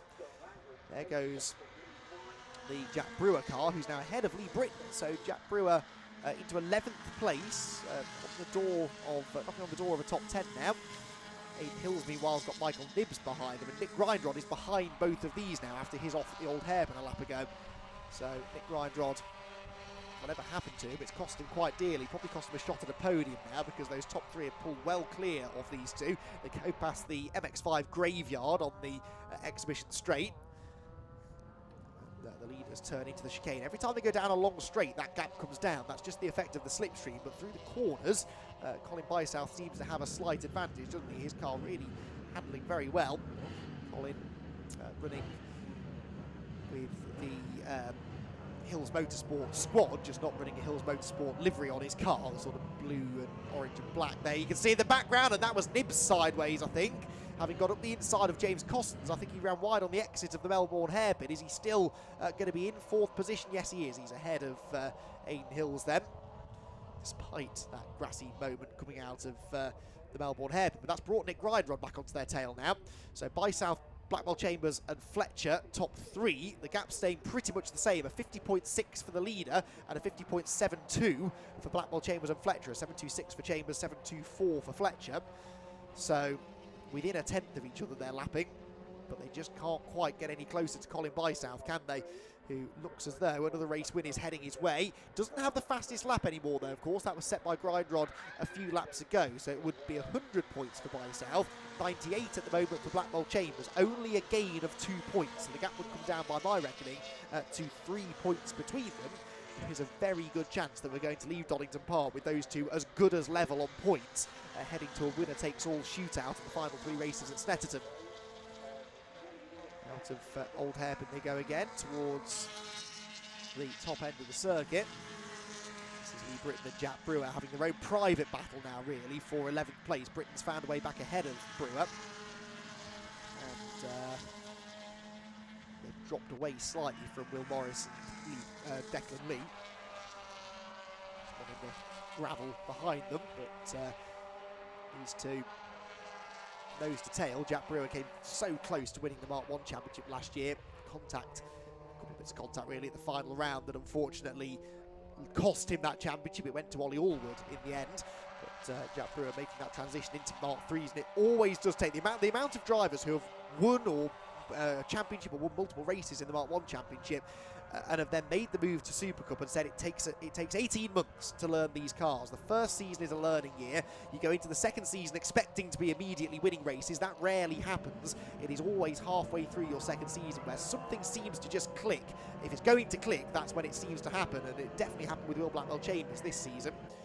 Nick Grindrod as well, really similar kind of thing, although it didn't come out of Mark 1s, but this is his second season of MX-5 Super Cup racing, and he's been very, very quick through the last couple of rounds into the second half of the season. He's just beaten his own fastest lap, actually, with a 50.50. Still about a tenth slower than By-South went yesterday, so the track perhaps not quite as quick today, which is strange, actually, because the wind is a lot less blustery than it was yesterday. The temperatures are similar. The track, if anything, looks a bit cleaner, so I'm a bit surprised that we're not seeing quite the same pace as we did in race 1. But anyway, Grindrod still the fastest car on track as he tries to close in on Aidan Hills and Michael Nibbs, turning their way up towards McLean's corner.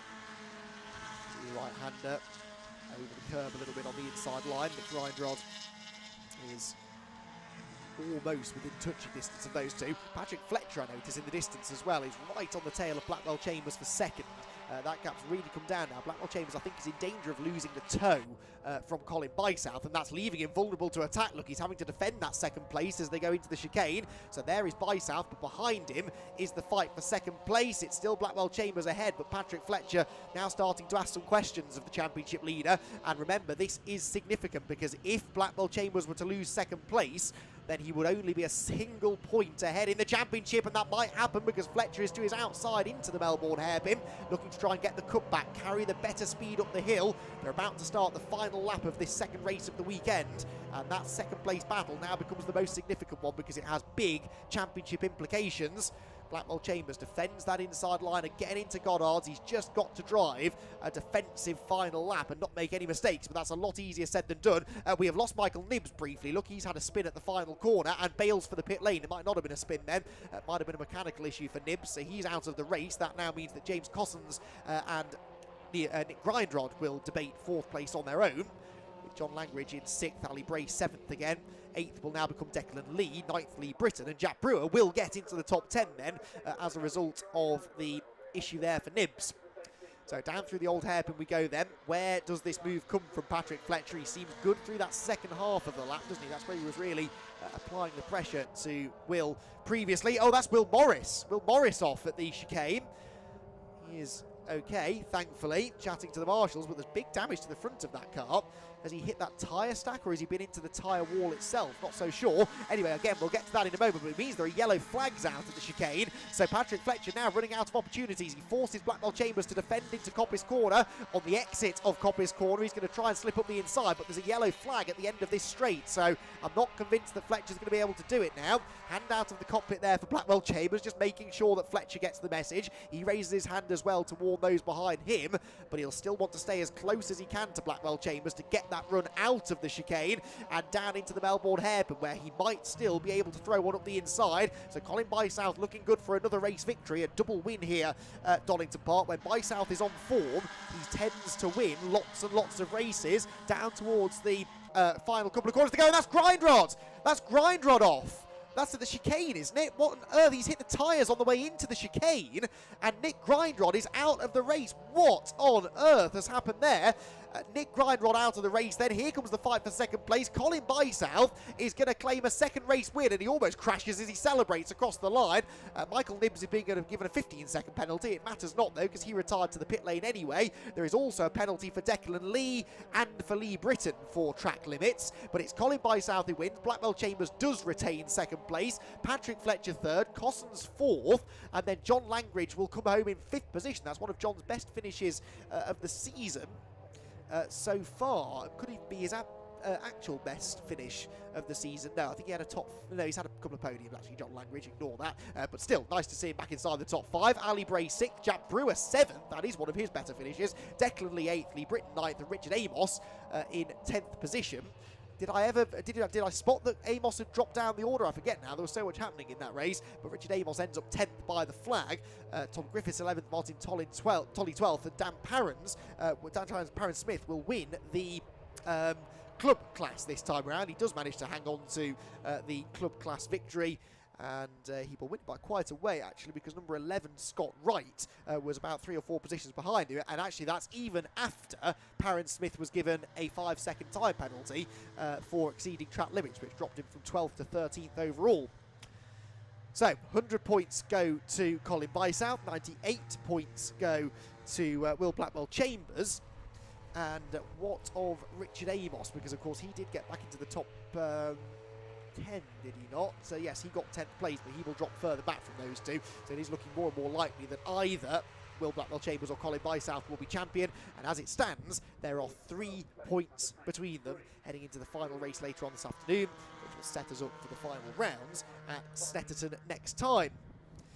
I'm intrigued to know what happened to Nick Grindrod there, because he's had that crash at the chicane in a yellow flag zone, which is interesting. It's never a good sign when that kind of thing's happening, and I wonder whether maybe James Cossins can explain what happened. Not suggesting he was at fault, but he was obviously running right ahead of Grindrod, the two of them battling for 4th place.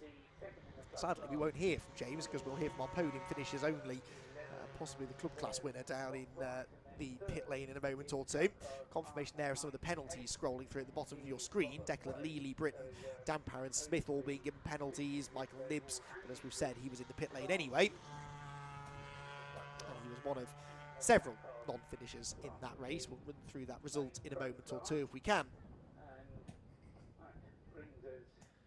So, the MX-5 Super Cup drivers will be back out again for a 3rd and final time. They've actually got that long. It's at 3 o'clock, so they've only got about 2.5 hours before they're back out on track again. One more race coming your way before we head into our lunch break here, the British Supercar Grand Prix's 2nd heat, final round of their championship. But for now, this is the result of the MX-5 Super Cup. Colin Bysouth, the winner, Will Blackwell-Chambers 2nd, Patrick Fletcher 3rd, James Cossins 4th, and John Langridge in 5th position, with Ali Bray, Jack Brewer, Declan Lee, Lee Britton and Richard Amos rounding out the top 10.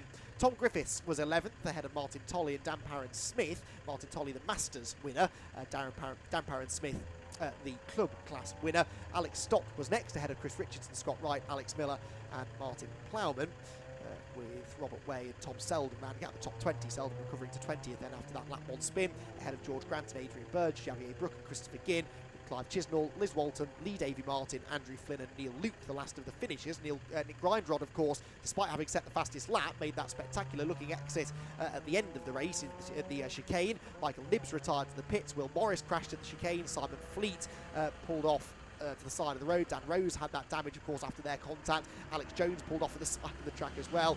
It was a very lengthy list of non-finishers, unfortunately, but hopefully we will get all of those cars back out again for race 3 later on. But as I said, it's not a lot of time between this race and the next one to get those cars sorted. Right then, that is our MX-5 Super Cup 2nd race done and dusted. Lots to talk about there, and Scott Woodward is about to have a chat with our podium finishers about a very entertaining 2nd race of the weekend.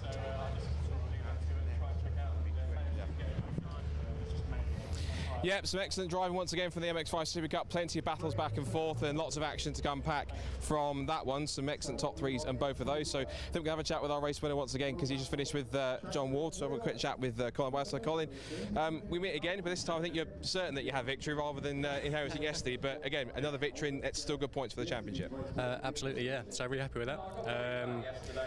I think, again, following on from yesterday, I thank the marshals, but I'm lucky enough to be here again. So now I get to thank everyone who helped me on the way to get back here, as I said before, with a competitive package. So, you know, first and foremost, it's Baldwin Service Station. They've been great. They've loaned me everything from assets to skill to get this car back on the grid full stop. And then Hills Motorsport have been instrumental in getting, you know, really tweaking the car to get it working for me. For the first time with these cars, I feel like I'm driving them. I'm not being driven by them. Yeah. So So I feel comfortable, I feel great, and it's all thanks to them. So really good. Now the reverse grid for race 3, so you've got to try and pick your way through from the front. So that's going to be a bit tricky, but have to see if you can work that one out. Well, it can be done. I won from 9th yesterday, so we'll give it a go. Good stuff. Well done, good driving, and we'll see you for race 3 later on. Let's have a chat with Patrick Fletcher. Was that a bit crazier than for your liking than yesterday? Yeah, no, it was. Yeah, we went into the hairpin, me and Amos, and there was a bit of contact, and unfortunately Amos ended off coming off. So to be honest, I didn't enjoy finishing P3, and that's happened. But it's racing, I suppose, and yeah, it just sums up this year really, and how the year's gone. But thanks to everyone, thanks to the team, thanks to Andrew Tibbs, thanks to my dad, and thanks to Luke Herbert Racing for setting up the car. Good stuff. Of course, again, keeping them a championship fight, so it's not too far away. No, I've been disqualified yesterday. Me and Colin overtook under a yellow flag yesterday, and I got disqualification. So I'm out of the championship, so just one more race for me today, and that's it. Just keep racking them up and we'll see what you can do. Well done. Good stuff. And let's grab Will Blackwood Chambers, who's just having a chat to Colin, so see if we can get the attention of Will. Let's have a chat. This is turning into quite a tasty championship battle now between you and Colin, isn't it? It's busy. Busy. I thought we had a little bit of a get out of jail free card yesterday because unfortunately Colin got disqualified, but after a fantastically written appeal, he's back in it, which I'm very happy about. Made my job a lot harder, but you know, we'll take one up. But no, really good race, really clean race between us, so really happy with that. Car's been awesome. Massive thanks to Rob Boston Racing and Hydro Race for all their support and competition supplies. So yeah, really happy. We'll see what the last one brings. Yeah, it's just busy out there. Yeah, of course, but you like, that's what you like. Of course, you've won a Mark 1 championship. You know how busy Mazda MX-5. You've done it for several years, so you know exactly what these cars are like inside out. Yeah, I mean, you can never expect to have any gap in this series. It's a total lottery, and that's why we love it, and that's why I'd recommend it to anyone. Great stuff. Well, you've driven superbly so far, mate, so fingers crossed for race 3. Cheers, buddy. Good stuff. Right, let's see if we can have a quick chat with our top 3 in the club class then. First of all, let's have a chat with Dan Preford. I'm sure a bit happy with how the car ended up yesterday, but a class win, so congratulations to you. Yeah, thank you very much. It was a really good race. I started 18th, got my way up to about 13th, 14th, so making places up. Then got a bit of a gap, so it was on my own. But yeah, the race was really good. Car felt much better than yesterday, and yeah, see what happens for the second race. Was it a simple fix from yesterday, or was it a bit more complicated overnight work? No, it was all right. Just sort of bumpo, hammer it out, and see what. It was good, so it was all good apart from that. That's the way with these cars, just hammer it out and get it back out there. Yeah. Especially with Mazdas, you're going to hit something every race, so that's what you're doing at hammer. We'll try not to. Yeah. Good stuff. Well, you've driven superbly, mate. Well done. And we'll see you for race 3. Good stuff. Let's have a quick chat with Scott Wright. He's one of our championship contenders. Smile on your face, thinks it's everything. That's a good result for the championship. Yeah, really happy with that. I'm leading the championship. I mean, I finished first on track yesterday and got a penalty, so you know, it was I felt a bit hard done to, but you know, I had to do well here and get good points. Coming to finishing second, Dan's driving really well. Cars are doing really well for him, so I'm really pleased that he's got a win, so I think he deserved it. So happy with second, good championship points, leading it, so pulling away slowly. So yeah, I'm happy. Yeah, got some key points over Stevens. That's going to help you out no end. That's right, mate. Yeah, and unfortunately for him, I don't want to win it this way or whatever, but he can't race. He had a crash yesterday and he's not racing, so I'm gutted for Stephen, but I'll keep plugging away and you know, go to Snetterton with a few points in the bag. That's the plan. So fingers crossed for a good third race. Yeah, there's another race still to go, but well done. Great job, excellent stuff. Let's go quick with Robert Wade very quickly before we let them go. Rob, another podium for you in class. That'll do for you, won't it? Yeah, that'll do. I was second. You were second for a bit. And then his teammate did the block of all blocks down the Craners and then ended up third. But it was a good race, had a good time. So yeah, onwards and next to the next one, so we can do better. Good stuff. We'll let you go because Superkart's coming out next. But well done, congratulations on that side, and we'll see you for the next one. Yeah, next up, we've got the final championship race and Heat 2 for the British Superkarts, both for their championship for the final race to decide who wins that. And then, of course, it's Heat 2 to start deciding what the grid looks like for the all-important grand final for the British Supercar Grand Prix later on this afternoon. So back up to Andy. There's a little bit more clear up to do, I think, with some of these maps. Once they're done, we'll be ready for our second Superkart race very shortly. But for now, back up to the box with Andy McHugh. It looks like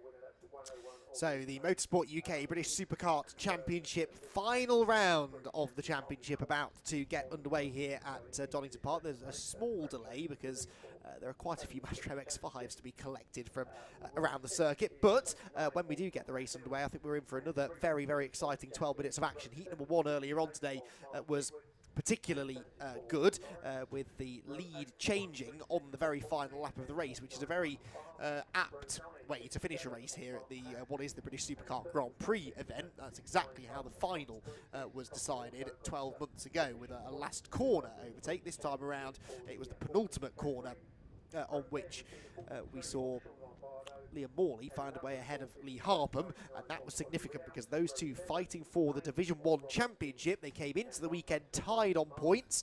That broke the tie in the favour of Liam Morley then, who got himself the win. 25 points for him, 20 for Lee Harpham, and it means that if Liam Morley beats Harpham again in this race, then he is champion. If Harpham beats Morley by 1 position, but it's not for the class win, so i.e. if Harpham were to finish second and Morley third, then Morley would still be the champion. Realistically, the only way that Harpham can win this championship now is to win this race. If he wins this race and Liam Morley is second, then they're tied on points again, but it then goes down to a tie-break situation. Well, they will both have 4 race victories. They will both have 3 second-place finishes. It therefore comes down to the one result where they differed, which was a non-finish for Liam Morley in the 3rd race at Cadwell Park, a race that was won by Lee Harpham. That's the only thing that has separated these two all season long. So Liam Morley, he dropped that score, which is why it doesn't actually have an effect on the points. They drop Cadwell Park and Anglesey. They're both triple headers, so the 2 best scores from each of those weekends is counted. It's a slightly quirky way of doing it in the Motorsport UK British Supercar Championship point system. But anyway, it meant that Morley dropped the score, so it didn't affect his overall points, but it could be the thing that settles the tiebreaker here at the final round. There are 3 other classes as well, of course, that we need to keep an eye on, and some of those championships are looking reasonably close as well. A victory within the F125 Open class for Shane Stoney in race 1 meant that he has closed the gap slightly now on Jack Tritton, but we won't know until this second race is done whether or not he's going to be able to beat Jack in the championship. It's advantage to Costa Kuritsis in the F450 National Supercarts because Costa took a victory in race 1, and Amy Jurger, the second place driver in that class, didn't take the start. And then within the F250 Nationals, Lee Plain now has a good advantage over Tom Hatfield because he claimed a victory in that class in race 1, whilst Tom Hatfield ended up only 3rd. So that now pretty much seals the deal for the 101 kart of Lee Plain, who was right up there fighting for an overall top 5 finishing position in that race as well. The grid then for this one is based upon fastest race laps from that first race as well. So Liam Morley claimed the victory on the road. He also set the fastest lap of that race, which was a 1 minute 28.976. So that becomes the pole position time compared to a 29.281 for Lee Harpham. If you missed that first race, Lee Harpham started 4th on the grid, had a bit of an issue in qualifying, and that meant that he didn't get to show exactly how fast he could go in qualifying. It was a couple of seconds off the pace. Still managed to qualify 4th, broke through into 2nd early on, got the lead from Liam Morley. They exchanged the lead a couple of times, but then Harpham seemed to settle down in the middle part of the race and looked as though he was going to be able to keep Liam Morley at bay. But on the final lap, Morley closed in through traffic. Final couple of laps, really. Morley closed in through traffic. They got down to the chicane onto the GP loop, and a back marker had a moment in front of them. That caused Harpham to run into the back of the back marker, Morley into the back of him, but Liam Morley had the run on him then down into the hairpin, and Lee Harpham has been struggling under braking. He's been struggling locking up the brakes into the 2 hairpins at the end of the lap, and down here at the Melbourne hairpin, the corner we're looking at now, Lee Harpham made in the end the mistake that cost him the victory because he locked up, ran wide, Morley nipped through on the inside and held on to the line. So Liam Morley was able to get the victory and had already set the fastest lap in his pursuit of Lee Harpham. So Morley will have the pole, Harpham will start alongside him. It's the O plate for Liam Morley and the GP plate for Lee Harpham. Row number 2 then for Carl Hume. Now Carl Hume finished 5th in that race but set the 3rd fastest time. Carl Kinsey will share that row with him. Now Carl Kinsey was a non-finisher, unfortunately. Pulled into the pit lane, I seem to recall, about halfway through the race to retire, but he had already set a quick lap time, so starts 4th on the grid, and that will be your 2nd row. We can take a look in more detail at that grid now. Liam Morley and Lee Harpham, like I said, on the front row. Carl Hume and Carl Kinsey, the 2 Carls in their Andersons together on row number 2. So Division 1 karts, all of these. Then on row number 3, it is Ross Allen with Andrew Gulliford. Andrew Gulliford was on the podium in race 1, but again, his fastest race lap wasn't quite as quick. Tom Rushforth and Dean Forward make up the 4th row of the grid. Again, all of these are Division 1 karts for the time being. You can see that noted underneath the driver name for Alan Crossan, and also that Lee Plain is the first of the 250 Nationals, and he will start 10th on the grid, just ahead of his 2 nearest rivals, Tom Hatfield and Jack Bliss. They'll be together on row number 6. Row 7 then is another all Division 1 affair. Mark Edwards and William Lawrence together on that 7th row, 13th and 14th respectively, with Thomas Anderson and Michael Parr then, a pair of 250s together on row number 8. 9th row then for Mark Pask and Costa Karitsis. Pask, a Division 1 runner. Karitsis, though, championship leader in the 450 national category and starts from pole position within the class. Sean Lombardo and Oliver Ridout are next. Ridout is the next of the 450s, and Ridout was 2nd in that class behind Costa in the first race. Rob Austin and Martin Marks are next, ahead of John Faulkner, and then Shane Stoney, race winner in the 125s in race 1, and Shane Stoney is on the class pole position again in this one. Then it's Andrew Johnson and Luke Plain. They're together on row number 13 of this enormous grid. It will take almost as long as the race duration to get through this grid. It's a good job we had a bit of a delay actually here, so we've got time to go through all 50-odd starters. Connie McCormack and Jack Tritton there together on row 14. Tritton, one of the front runners in the 125 Championship. Richard Connick and Ronan McClintock are next, ahead of Peter Crossan and Kirk Cattermole. Kirk Cattermole's had all sorts of problems this weekend. Not entirely sure what they are, but he didn't set a lap time in qualifying, he didn't finish the race either, and so he starts 32nd. Tom Riley and Andy Connell are next, ahead of Peter Tilson Hawke and John Busby, 250 ahead of a 450. Then Andrew Powell and Kevin Dudley together on the 19th row of the grid. Top 40 then on the grid are rounded out by John Plaskett and Alexander Jones. Not the same Alexander Jones, I don't think, that we've just seen out racing in the MX-5 Supercup Championship. Then Luke O'Rourke and Terence Dudley, who are together on row number 21. We're still only about 2/3 of the way through this grid. Alan Flewitt and Paul Von Gerard are next. And then row number 23. Not often, is it, in motorsport? You can get down to the 23rd row of the grid, but that's where you find Mark Newton and Ian Luto. Again, all of these drivers who had issues, and many of them non-finishes in race number 1. Michael Goff and Gary Potkins are together next then on the 24th row of the grid. Alex Dudley and Ben Ardern on row number 25. Ben was an early non-finisher in that race before. And then Daniel Thompson and Samantha Hempshaw towards the back as well. All of the female contingent on the grid unfortunately had some misfortune, weren't able to set lap times in race 1, so Samantha Hempshaw's there towards the back ahead of John Reeder, and then Catherine Foster with Amy Yerger at the back as well, alongside Paul Platt. Now Paul Platt should be starting 13th, but he's not starting 13th. There has clearly been another amendment to this grid, so he is starting at the back of the grid. Like I say, was originally supposed to be starting 13th. One non-starter, though, will be the number 53, and that cart being pushed out of the way, Alan Crossan, that is, at Redgate Corner, because as you can see, they are on their green flag lap now. Well, their first of 2 green flag laps, probably. They were given 2 green flag laps before that first race, so I imagine it'll be the same story for race number 2. And gives the competitors an extra chance to get into the tyres, to warm up the engines as well, which is a big part of this, and to familiarise themselves with the track conditions as well, because we've had quite a bit of racing since they were last out. They were out our first race of the day at 9:10 this morning, which is a brilliant time to go on track because the track gets swept overnight, it gets cleaned, the dust and the gravel that had been kicked up yesterday wasn't a factor. Now, though, it will be. We've had a very, very lively day of racing here. Some of the other categories of racing really kicking off, quite frankly, with cars off the track, left, right and centre, and that has made a bit of a mess of the track in places. I'm sure the marshals, hard-working marshals, have done a good job of clearing the track to the best of their abilities, but there will still be a bit of dust and dirt and debris around, I am sure.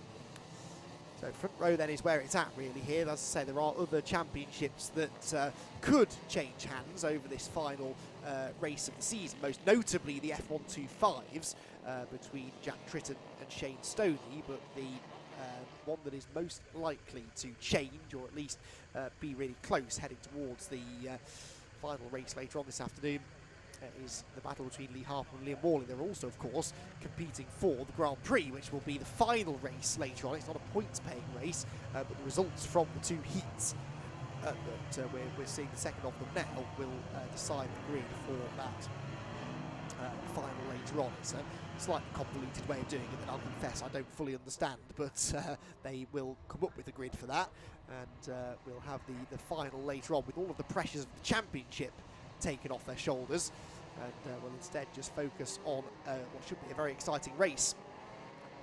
So field makes its way around onto its second green flag lap now then. Great sight and sound these things make as they work their way across the start-finish line. Hands out of the hands up in the air there for a couple of the drivers at the back who had started to pick up a bit of speed coming off the last corner, and then realised that they would have to slow down again. But they did a good job of running 2 by 2 and not getting in each other's way too much.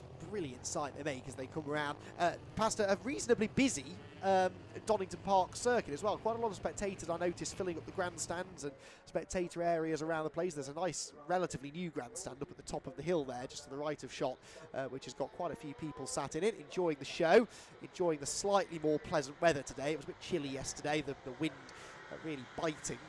And today that wind has died down a little bit, and that will make track conditions a bit more predictable as well, because you don't have that wind blowing, blustering across the track. And these lightweight supercars, of course, quite aerodynamically dependent as well, are, I would imagine, particularly susceptible to that wind gusting around. So they'll be very grateful that we've got much more settled, stable conditions today. No real threat of rain. We had a few sprinkles of that yesterday.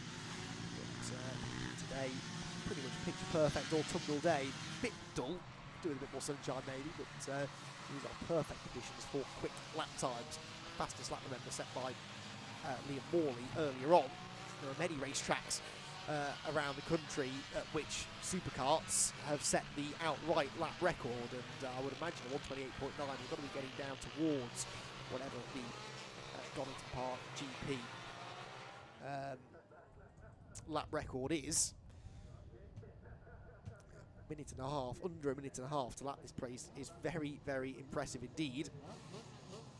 The lap record actually is it won it 17.7 apparently, set by Kimi Sato back in 2013 in the old Auto GP series that raced here for a few years. So that was a very quick lap time. We're not quite getting down to that sort of pace, but very, very quick indeed.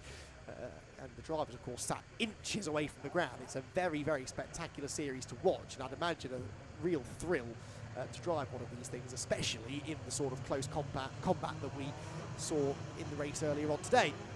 So, up towards the final corner they come then, the final round of the MSA Motorsport UK British Supercar Championship for 2022. And it is a battle in Division 1 between Lee Harpham and Liam Morley. Morley on the pole position. He's the lighter coloured car with the green and red flashes. The dark kart is Lee Harpham, the GP plate at the front of the field.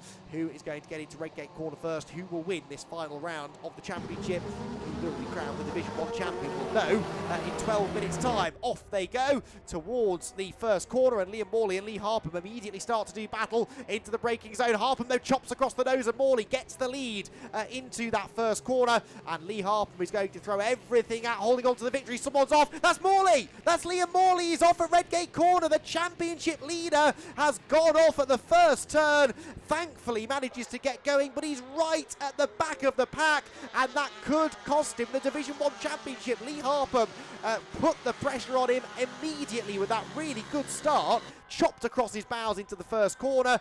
Don't know if there was contact. I don't know if it was just a mistake from Liam Morley, but it's possible that he just made that slight mistake on cold tyres because he was so desperate to find a way back ahead of Harpham. Oh, red flag. A red flag is flying.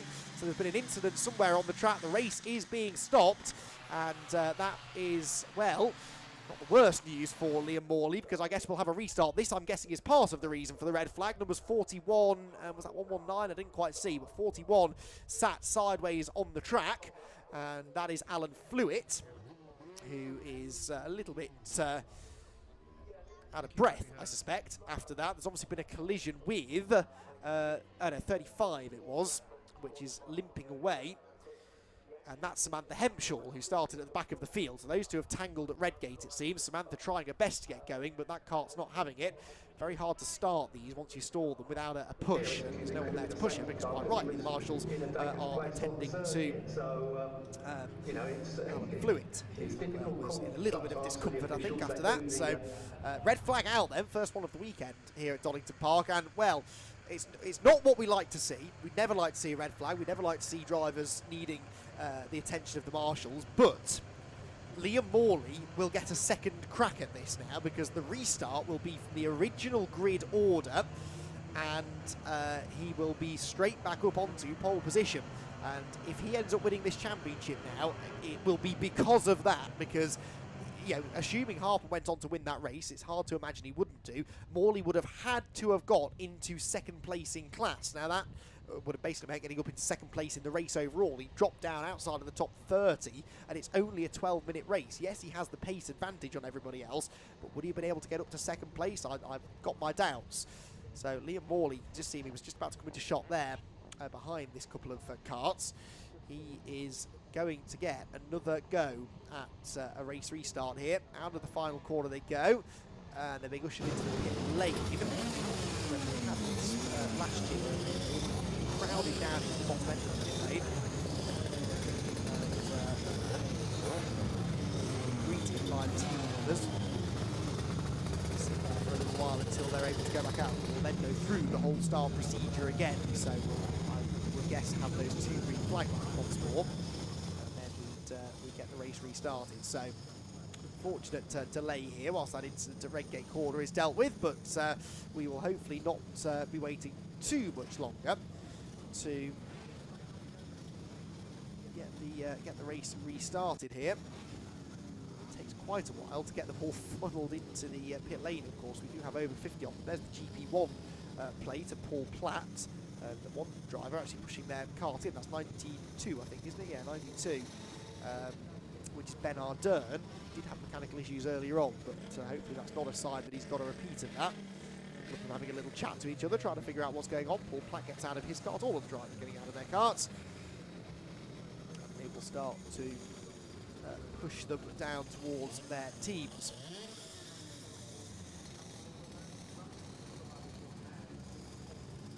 So, hopefully, like I say, this won't take too long. We want to this final round of the championship back underway, but what a dramatic half a lap we had there before the red flags did fly.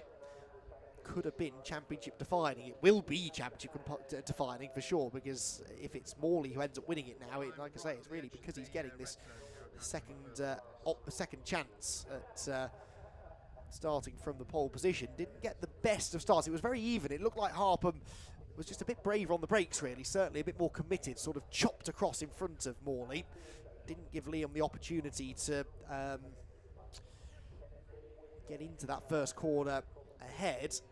But then I'm intrigued to know, I'd love to know what happened on the exit of the corner between those two. Or, well, perhaps not between those two, perhaps it was just a mistake for Morley, but it would be nice to know that, because that was a big, big moment that, so very nearly could have cost him any chance of the championship. Well, there must be enough guys down there to pick that up and walk away with it. So Liam Morley is halfway down the grid lane. Obviously the officials will be frantically trying to get the right people into the right spot now. Samantha Hempshall.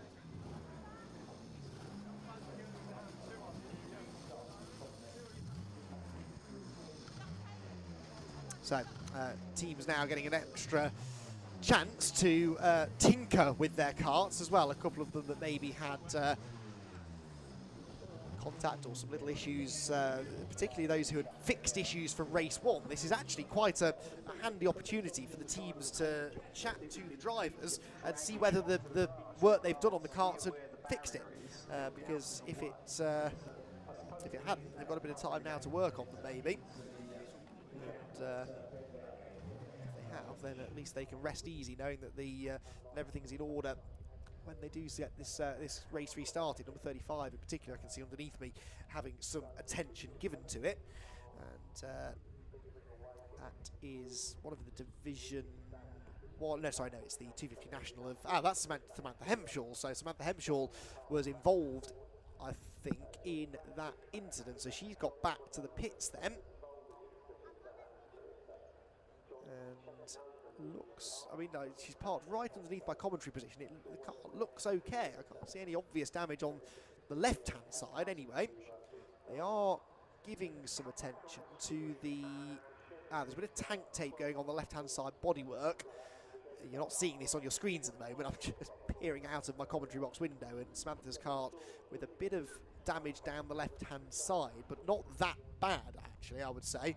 So any impact she had was fairly negligible, and because she carried on running without outside assistance after the red flag, she should be able to take the restart. Number 29 there, a bit further up the grid, is Tom Hatfield.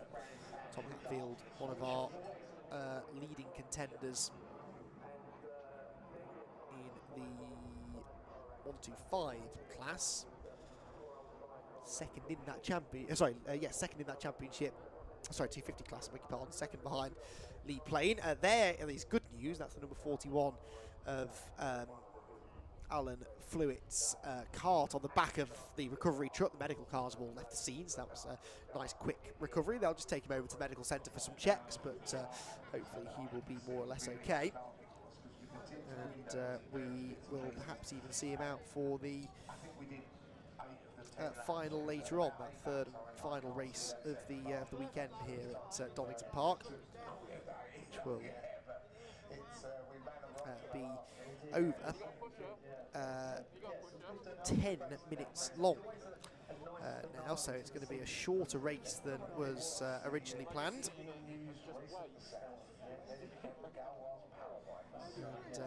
And that means even less time then to settle this championship, of course, all because we've got other racing to be done today here at Donington Park. A busy day. We've got another 9 races for you after the lunch break, which include the British Supercar Grand Prix Grand Final. That's up at just after 4:30. So if you are here specifically for the Superkart content, then that's when the final grand final of the GP event will take place. We've also got action from the MX-5 CLUBMAN Championship, who we haven't seen racing yet this weekend. They were out qualifying earlier on this morning. Another series for Mark 1 MX-5s. The Zio Prototype series join us as well for a pair of 20-minute races. Some of the fastest cars, they are the fastest cars that we'll see racing here this weekend. And we've also got, at the end of the day, our 45-minute pit stop race for the BRSCC Club Sport Trophy, which is going to be a really, really exciting race there with a big grid of cars. Great variety out there as well, and those races always are very entertaining indeed. So Club Sport Trophy will join us. Plus, of course, we've got another race apiece for the MX-5 Super Cup, the National Formula Ford Championship, and the BRSCC MX-5 Mark 1 Championship as well. So there at the front of the grid is Liam Morley's kart. I'm sure they have just been giving him a bit of attention, making sure that the kart is okay after that spin. And he's parked up next to Lee Harpham. If there is any beef between the two, then it's not really showing, is it? So I've got to imagine it was a self-inflicted spin, that, for Morley. There, the number 1 kart starting, or lined up actually 5th on the grid, is Ross Allen. They've got to get everyone back into the right order now as well, of course, which is going to take a few moments, I suspect. I think it's been an incident like that, John, and obviously, there were several karts that did sort of make contact. There was a bit of contact. And obviously, Liam managed to sort of keep the engine going, but it's probably just, I think from a safety's point of view, just common sense. Three glance in case perhaps it's picked up a slightly unsure or final few moments now, hopefully, before the karts are released back out onto the grid, but I wonder how they are going to reorder them, because normally you would think they'd do it in the pit lane now whilst they're sat waiting, but they have not. So I guess they're going to expect them to maybe release them in a certain order onto the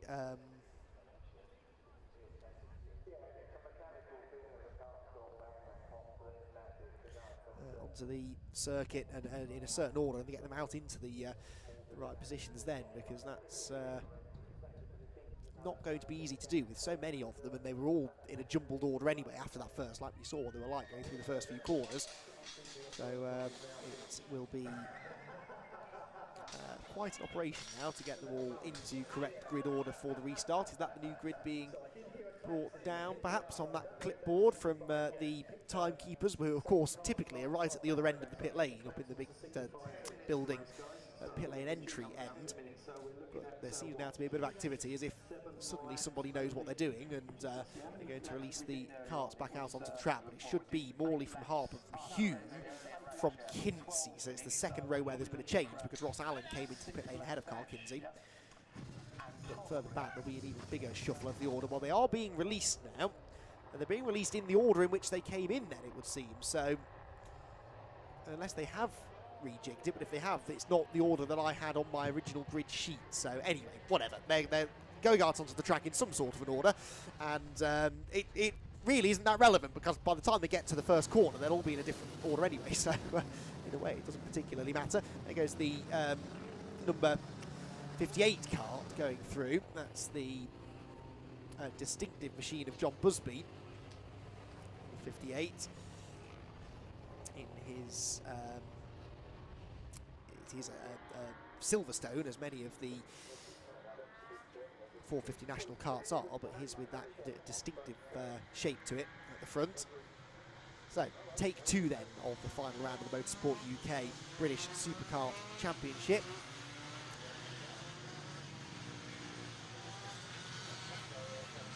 And, the battle between Liam Morley and Lee Harpham set to rage on, and this is proper nail-biting stuff, isn't it, between these two? It's not every day that you get or not every year that you have a championship decided in a last race shootout. It's what we're fortunate enough to see here in the Division 1 category. And it's been a fascinating battle between the two of them, although, as I said, it tends to be that one of them has a good weekend. Not that the other one has a bad weekend, but one of them excels at one track and the other one has to sort of follow them home. That's what we've seen all season. 3 wins at Cadwell for Harpham, 3 wins at Anglesey for Morley. So far, Morley continuing that winning streak with a win earlier on today. But that mistake on the initial start to the race could well be just sort of lingering in the back of his mind. And he'll be conscious of the fact he doesn't want that to happen again, of course, and might just be a bit more circumspect into the first corner this time around. And Lee Harpham, conversely, is going to want to cash in on this now. He knows that Morley had that moment. He knows that he might be able to force him into it again, or that certainly Liam will be determined not to make that mistake again. So maybe Lee can be a bit more aggressive with him on this restart. Psychology of racing drivers is a fascinating thing, and they'll both be trying to use this to their advantage, especially Lee Harpham. He does have the psychological advantage. Right, good news. The lights are out on the runyourfleet.com pace car, so we are going to have a start this time. I'm just going to give them the 1 green flag lap, which is what I was hoping would be the case. So 2 by 2 they run up towards the final corner, and the second attempt then to get this final round of the Motorsport UK British Supercar Championship underway is only a few seconds away, because there you can see the lights are out to top the Jaguar.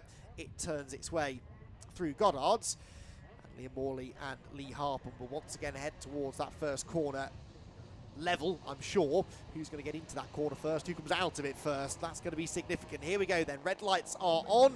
When they go out, we're away and racing for the final time this season over a short 10-minute race. Off they go towards the first corner. It is neck and neck again. Can Lee Harpham recreate that move under braking? He can, but he locks up across the nose of Liam Morley, and round the outside comes Carl Hume, I think that is, into, or it could be Carl Kinsey. I think it's Kinsey into 3rd position. Now, did Liam Morley manage to get back at Harpham? No, Harpham leads the way, and Morley is down to third position then. So not a great start, that one from Liam Morley. I think he was a bit concerned that would happen again, but he's straight back into second place because there's a mistake made, and he's up the inside line as they go out of the old hairpin. So Liam Morley back into P2, but now really does need to try and chase after the race leader, Lee Harpham. He's not yet completed this manoeuvre on Carl Hume, so it is Hume who have briefly got into second position. Got the 24 kart of Tom Rushford in behind them as well, and Morley has now managed to make that stick as they come out of McLean's, but you can see that Harpham's got a little bit of a cushion over him now as they turn onto the exhibition straight for the first time. So Harpham leads, Morley second, third Hume, fourth place is Rushford as they head over the crest past the exhibition centre into the left-right flick at the chicane, over the curbs. Absolutely fantastic place to come and watch Superkart racing, that chicane. The change of direction is awe-inspiring. Onto the Grand Prix link they come for the first time. Then Morley, I would say, is closing back in here on Harpham. It certainly looked as though he was coming towards us anyway, but Harpham better on the brakes, despite the fact he's been struggling under braking with these little lockups of the inside front tyre. He does seem a bit better on the brakes, weirdly, doesn't he? Down onto the start-finish straight they head again. Number 13 coming through there is Dean Forward. But right now, Liam Morley is the one who's got his eyes forward. He wants to try and get past Lee Harpham for the lead. He's closed right back in again towards the end of the lap. Third place for Rushford, who I thought had got ahead of Hume, and indeed he had. Allen fifth, Gulliford down to sixth. Not a great start for him. Lost a few of the others further back, have gained quite a few positions. There's the E-plate of Kirk Cattermole. That's more like it from Kirk. It's the sort of pace we expected from him, having languished at the back of the grid. Didn't set a time in qualifying, didn't finish the first race. And now Kirk Cattermole is making some good forward progress. There he goes, the white and red cars through the old hairpin. Meanwhile, battle for the lead is on, and Liam Morley is there on the tail of Harpham, who's going to have to move defensive into Coppice corner, but Morley's up the inside of him, side by side for the lead, and Lee Harpham's not going to give way. Neck and neck, they run out of Coppice, but he has no choice. He's on the wider line, and Liam Morley has gone through. Harpham immediately pulls back into the slipstream, though. He will try to attack down to the chicane. He does attack into the chicane, goes to the inside line, gets the lead back again. Harpham does not want to let Liam Morley settle into a rhythm here at the front of the field. Every time Morley goes past him, Harpham has to try and strike straight back. Into the Melbourne hairpin they go. This is where the lead changed in Morley's favour on the last lap of heat number 1. But as they head out of the hairpin this time around, they stay in the same order with Harpham back in front of Morley. Rushford very much a part of this fight as well. Don't count him out. Whether he's got the outright pace of the leading two is unclear, but he's able to stick with them as they battle. Morley fractionally the quicker that time over Harpham, but Harpham it is who leads them across the line. Morley second, Rushford third, Hume fourth, Allen fifth. Remember that in race number 1, Ross Allen came from the back of the grid to finish inside the top 10, so the sort of turquoise coloured kart in 5th place is quick, we know that. Lee Harpham's quick through the crane of curves, isn't he, though? Really gapped Liam Morley there. They've strung themselves out ever so slightly as they drop through the old hairpin.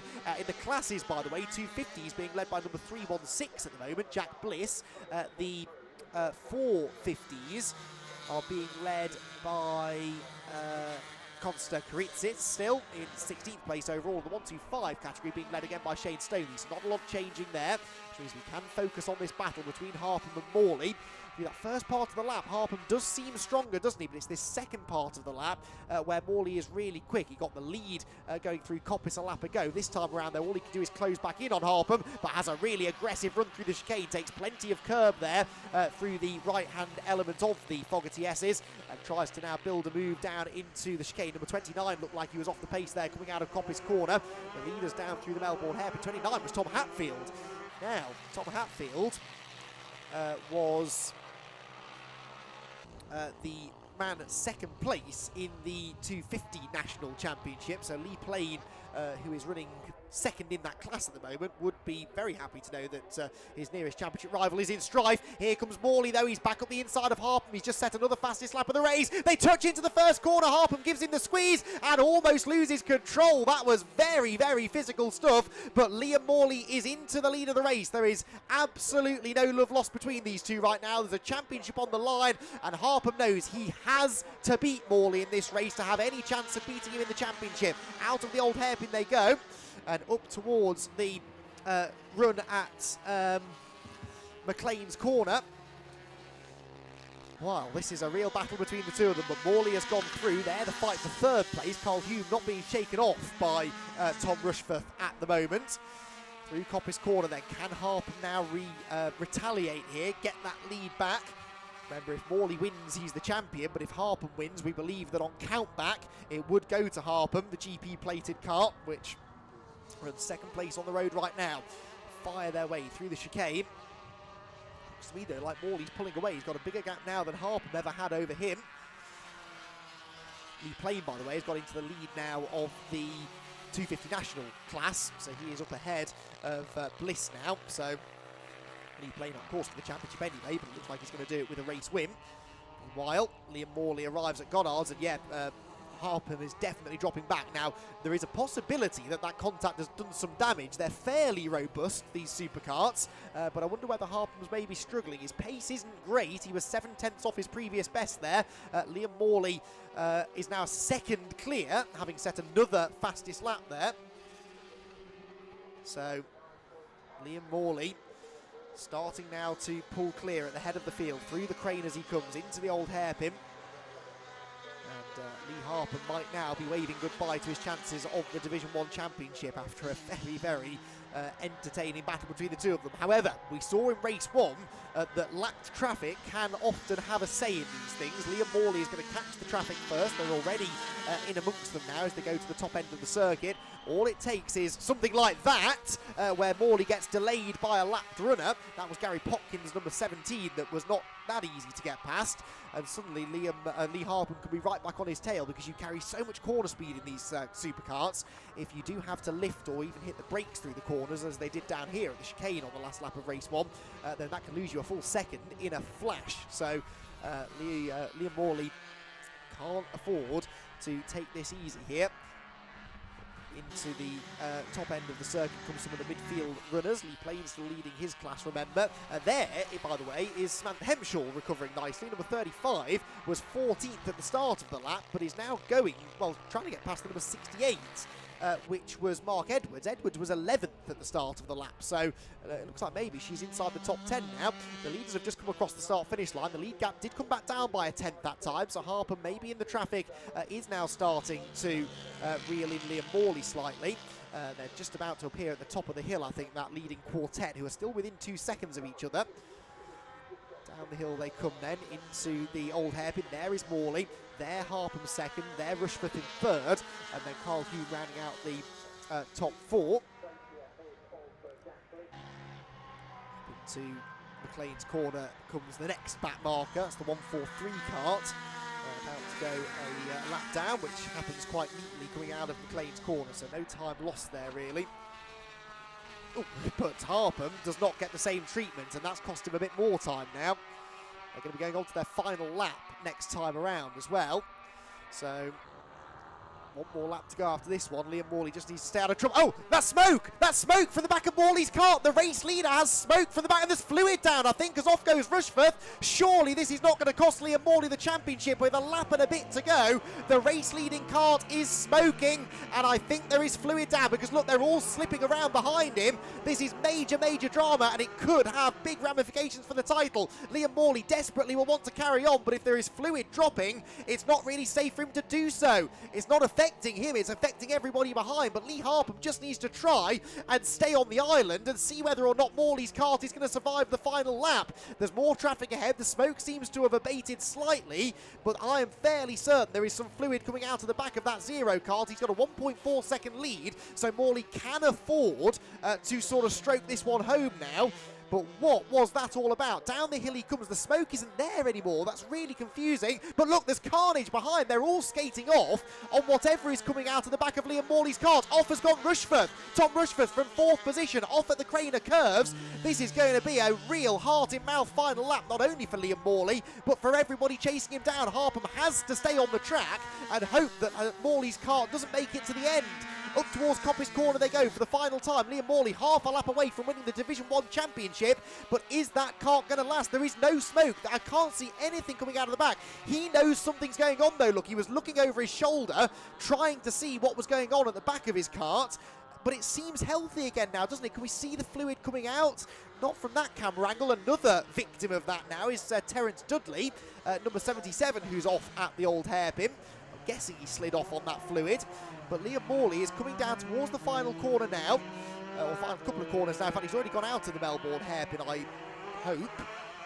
Did he come out of the Melbourne hairpin? Liam Morley is somewhere around Goddard's corner. Is he still going? Surely he's not pulled off. Oh, well, he might have done. Liam Morley, no, he's the checkered flag is out.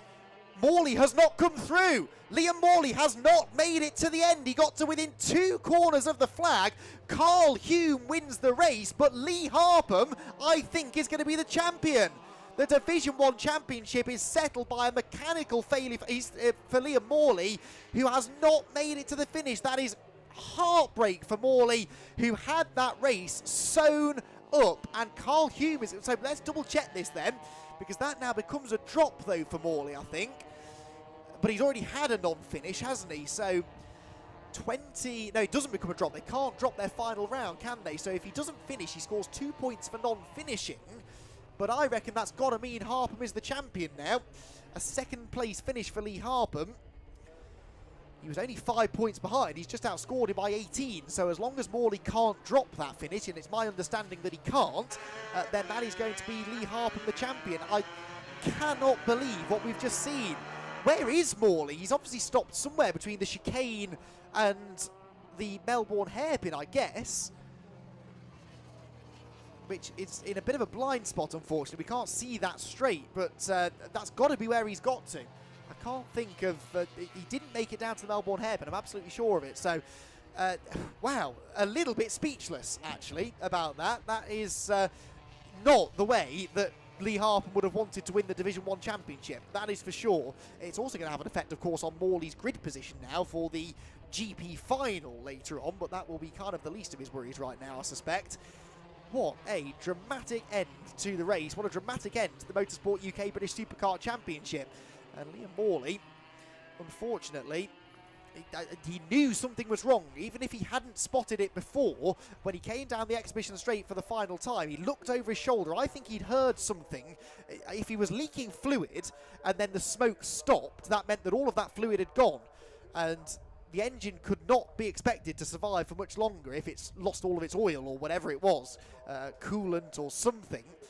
And I think he heard it go as it went down into the chicane. He carried good speed through the chicane, but then it clearly has died on him going down into the Melbourne hairpin, and that has cost him dearly. So Carl Hume picks up the win. Let's not forget about him. Carl Hume drove really well there, actually, to stay with the leaders. And then, I mean, whilst Morley was dealing with his mechanical issues, so was everybody else, because he was leaking fluid all over the track, and Karts was skating off left, right and centre. Feel a bit for Tom Rushforth, who came across the line 5th in the end after his last lap spin down at the Craner Curves. But that was a very, very exciting but dramatic last race there or last round of the championship for the Motorsport UK British Supercar Championship. And, well, we'll wait for official confirmation, of course we will, but as far as I can work out, that should now give Lee Harpham the championship. Well, lots to unpack after that one. We will hopefully get a chance to speak to our top 3 finishes in a moment, but we will first take a look at the provisional results to that second heat, which is, like I say, it served a dual purpose, that race. Not only was it the final round of the championship, it also was the second of our heats to decide the grid for the GP final later on. That race, remember, due to kick off at 4:35. Hope that Lee Harpham's kart will be out there. You would forgive him, I think, for going home at this point, but hopefully they get it fixed and get him on the grid. Carl Hume then the winner, Lee Harpham second, Dean Forward third, Andrew Gulliford fourth, and Thomas Rushforth in fifth. Lee Plain in sixth position, by the way, is provisionally the 250 national champion with another class win, ahead of Jack Bliss and Kurt Cattermole, with Hempshall and Baldwin rounding out the top 10. Hempshall from the back, of course, and some involvement in that red flag incident. Other class winners, the 450 nationals go to Costa Karitsis. That should be enough for the championship as well. Likewise, Shane Stoney in the, I guess, another victory within the 125 class as well. And that, though, I don't think will be enough to beat Jack Tritton. I think Jack Tritton has probably just done enough for that championship. Jack Tritton finished, where in the class. He was second in the class, so I think that should be enough. 20 for him, 25 for Shane Stoney. Yeah, that should be Jack Tritton, the champion, despite a double victory here for Shane Stoney, but it will be a very, very close run thing indeed. Few retirements there, including, most notably, Liam Morley. Quite a few others, as you can see, who pulled off along the way, with Alan Flewitt bringing out that red flag. Alan Crossan also did not take the race restart.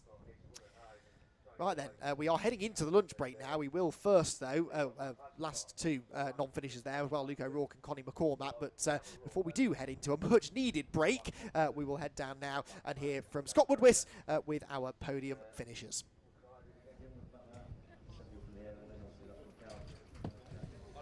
Wow, that was a dramatic second race for the Superkart Championship. The final Superkart Championship ran. We haven't even got to the Grand Prix yet. There's still that later on this afternoon. But I think some people saw like slightly unexpected winners. So we'll see if we can possibly find him and have a chat with Carl Holm. He possibly can't believe it himself. But let's see if we can dive and have a chat, Carl. Can you quite believe as much as that you took that victory? No, I thought I was second. Right. But I thought Liam had gone, but obviously he'd had an issue with water because it was getting a bit slippy around the top corner there. But so when I came in, I was driving over to number 2, and he's saying number 1. I said no, 2, and he's 1. So anyway, yeah. So Grace, it's yeah, a little bit surprised, but you're almost speechless, aren't you? Yeah, it's great though. It's just a pity it wasn't the Grand Prix, because I'd be walking away with the GP plate now, wouldn't I? We've still got that to come up, so still that to come. Of course, and these two races kind of help decide towards that. Yes. So it hopefully should put you somewhere near towards the front for the race. Yeah, well, I should be with a win and a 5th. I'll be on first 2 rows anyway, so it's good enough, isn't it? Seems to be. Yeah. So it's all to play for now to get that GP plate. Absolutely. Yeah, that'll be fantastic. Hopefully I'll be chatting to you later. Fingers crossed. Well done for race 2. Well, that's great job. Let's bring, where's Lee Harpham got to? There's Lee Harpham just over here. Let's bring him in. Let's just bring Lee in just for a second. He's busy in conversation. That was quite a bizarre second race, wasn't it? Yeah, just a bit. It seemed a bit like last year when the race got stopped. It was me and Liam on the front. But yeah, struggling with a touch of understeer from the incident in the race 1. So we just sort of had to deal with it. And the plan was to try and get away from Liam and just try and fend him off, but struggled. And then obviously he got back past me, but I could just tag on the back. So I thought if back markers come into play, I might be able to dive up the inside or something. And then I got collected by another back marker again and bent the axle. So I did the last 2 laps with it vibrating and couldn't see where it finished. But I'm sure that was comfortable. Yeah, horrible. But yeah, I've just heard that obviously Liam didn't make the finish, which I thought he pulled off on the slowdown lap. So that means we take the championship. So in that case, provisionally, congratulations. Thank you. Cheers. So job's not done yet. You still got that little plate on the front of your car to try and defend later on. Yeah, we're going to have to put another axle in it by the looks of it, and then try and get it to turn around the corners and see how we go. Time is of the essence, so I won't keep you very much longer, but well done and provisionally congratulations. Thank you. And fingers crossed for the GP later on. And let's see if we can have a chat with Mr. Ford. I believe it's Dean. It's Dean Ford. Dean? Yeah, good stuff. 3rd place, how was that for you? Oh, for me, that's brilliant. It's the first time out this year, isn't it? You did seem rather surprised when you came in to think, me, 3rd? Yeah, absolutely surprised. I race historic cars for a living, and this is my pure hobby. And this year, this is the first time that work allows to let me be here. So to finish 3rd, it's like, wow, that'll do, thank you very much. Can I go home now? It's not bad for a hobby. Yeah, I enjoy it very much. So you're looking forward to the Grand Prix later on? Yeah, I'm sure it'll be fierce like it always is with these boys, but if I can tag along a little bit, then I'll be happy. Great stuff. Well, congrats on 3rd. I know it was unexpected, but take it anyway, which is good, and well done. So that's now our racing done for the first part of today. We've still got a little more afternoon's action to come, more MX-5s, the finale of the National Formula Fords as well. We've got 2 of the Zero Prototype Cup races as well, and of course the Supercar Grand Prix, and the final race of the weekend being the Club Sport Trophy. All that's come after the break, so stay tuned for more action afterwards, and we'll see you a little bit later on for more racing action here from Donington Park with the BRSCC live here on YouTube and Facebook. Catch us then.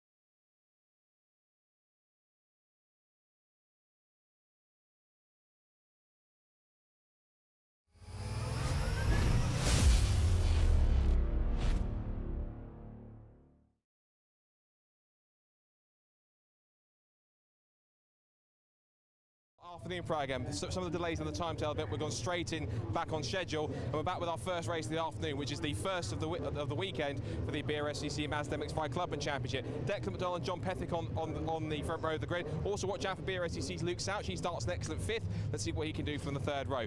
Quickly back over to Andy. He's going to take us, hopefully, quickly through the grid for our first race of the afternoon for the MX-5 Clubman Championship. Andy, this should be a good one. Yeah, thanks, Scott. Cars making their way around towards the grid then for our first race of a busy afternoon of racing here, with some 9 races coming your way over the next few hours on the Donington Park Grand Prix circuit then. No more qualifying sessions, no more gaps in the timetable. It is racing all the way, and it is the championship leader, Declan McDonald, who's got the pole position for this MX-5 Clubman Championship race, the first of 2 this afternoon, with John Pethick alongside. Chris Dawkins and Nick Ledoyen are together on row number 2, ahead of Luke Souch and Jack Worry. Luke Souch really finding some pace here this weekend, it seems, but he's had some troubles with that car in the Mark 1 Championship races. Harry Storer, who is 2nd in the championship, only 7th on the grid though, alongside Matthew Goddard. Alan Hawkins and Matthew Fletcher are together on row number 5, and then the 6th row of the grid is where we'll find Michael Pierce and Kevin Dengate, and that car had some big issues. I was just down at the AB Motorsport awarding, the team working wonders to get that car on the grid. Let's hope that it is going to work as it should do. Peter Higton and Jonathan Greensmith are next. Jonathan was a championship contender in this series last year. Kevin Bird and Del Pace together on the 8th row of this 18-row grid. It's a busy grid once again of Mark 1 MX-5s. Charles Boniface and Graham Rumsey are together then on row 9, and the 10th row of the grid, rounding out the top 20, is where we find Will Bream and Robert Greensmith. Then we've got, outside of the top 20, on the 11th row of the grid, Tim Storer and Jake Stiles. Tim Storer there just ahead on that 11th row of the grid. Row 12 for Paul McCurlian and the Andrew McGregor car alongside him. The rest of the grid is just filing through then on your screen. Jason Aisbert is next ahead of Andrew Dean. That's row 13. 14th row is where you'll find Shay Pearce and Russell Halley. Then it's Chris Thelwell and Dale Whiteman, with Greg Graham and Chris Whitmore towards the back ahead of Dave Schooler, Andy Studdart and Simon Browning. So, ready to go racing then here at Donington Park once again. And who is going to get the whole shot into that first corner at Redgate then, because that is going to be an important part of this race, I think. All the qualifying times were pretty tight, so should be a close race, which gets underway now then. Over 15 minutes the duration for the Clubman Championship, and already we've got cars on the grass. Not a great start there for Luke Souch, who has been ended up squeezing Alan Hawkins slightly there onto the grass, but the rest of them do make their way cleanly towards Redgate Corner for the first time, and hopefully they'll all come back out the other side in one piece. No, they don't. There's a spin. One of the Go For It racing cars. Oh, another car scattering to avoid. That was a miracle. That wasn't a more significant accident. Someone did have a half spin, I think, onto the grass there to the right of shot, but they just about managed to get going once again, I think. So down through the old hairpin for the first time go the race leaders, and into the right-hander at the old hairpin. They climb up the other side towards McLean's, and there the battle for the race lead. Declan McDonald then championship leader with the race lead. Way wide there was one of the Go For It racing cars. That's the number 6 car running wide of Jack Worry. And elbows out there up the inside line. Worry ends up getting really squeezed out, almost off the road altogether there, as they make their way. Oh, someone is off the road into the gravel trap there, but again doing a good job actually to dig their way out. And it is going to be the 43 car that leads the way then. John Pethick is in 2nd place, and they stream down onto the Grand Prix loop for the first time. Into the braking zone.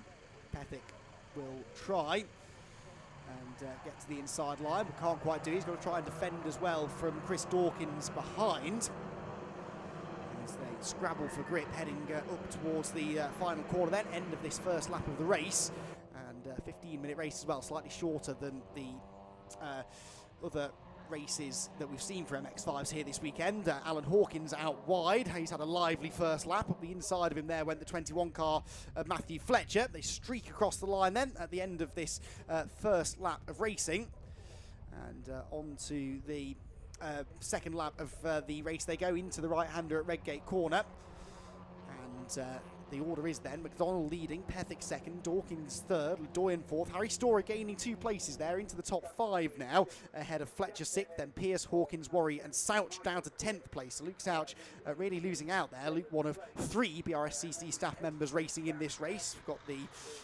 Chief Operations Officer Paul McCurlian, who I mentioned was starting a bit further down the order, the Formula Development the boss as well, Greg Graham, who Scottish driver was starting towards the rear of the field, and Luke Souch, as we've said, doing really well in qualifying, but dropping down into 10th position there as they came through on that opening lap. Championship-wise, it is Declan McDonald ahead, but only by 6 points from Harry Storer, so it's important that the number 1 car tries to keep this forward progress going. He's moved into 5th position already. Do with picking up a few more positions before the end of the race. There goes Luke Souch up the inside of Alan Hawkins. That's 1 place gain. And that red car is Kevin Dengate. Kevin Dengate was the one who was very questionable as to whether he was going to start the race. Not actually sure what the issue was, but there was a big concern that that car wasn't going to get out. They got it ready for the race, literally, with 5 minutes to spare, if that. So great to see Kevin out there, and he's running, I think, just inside the top 10 right now. Down into the braking zone at the Melbourne hairpin. Top 5 together now, which means that Harry Storer is a part of that battle. So he's in the same battle now as Declan McDonald, but McDonald at the front of the queue, on course at the moment to win the race. But of course, it's not going to be that easy to hang on. Everyone seems pretty evenly matched in this group. Harry Storer looks like he's gained, no, he's still stuck behind the number 5 of Nick Ledoyen, the 2 black cars at the back of the group, but it is the 5th placed car, which is Harry Storer, second in the championship, and Declan McDonald leading then. Pethick in his wheel tracks though, and John Pethick would love to try and get himself a victory if he could. Pethick is running well in the championship. He's inside the top 5, but hasn't yet won a race this year. He's been Mr. Consistency, really, and he now sees one of his best opportunities to try and get that first win of the season. There goes Dengate, who is actually just outside the top 10. Kevin Bird is the car just ahead of him in 10th position. And then Luke Souch ahead of both of them now in 9th position, having gained a place on that lap. Through the old hairpin they go. And through the really quick right-hander, 1 or 2 of them missing the apex slightly. Kevin Dengate, they're a very experienced driver. We've seen that car out, of course, in the Mark 1 Championship races as well this weekend. So he's getting plenty of track time for his money.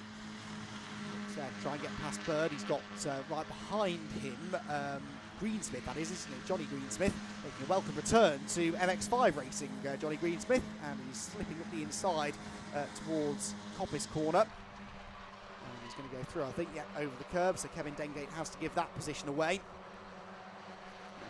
Head down the exhibition straight then with the order ever changing. Not the case at the front though. Declan McDonald holding on to the advantage despite how close Pethick and Dawkins are. That's Harry Storer now into 4th position though. Harry Storer moving up ahead of Nick Ledoyen on this lap.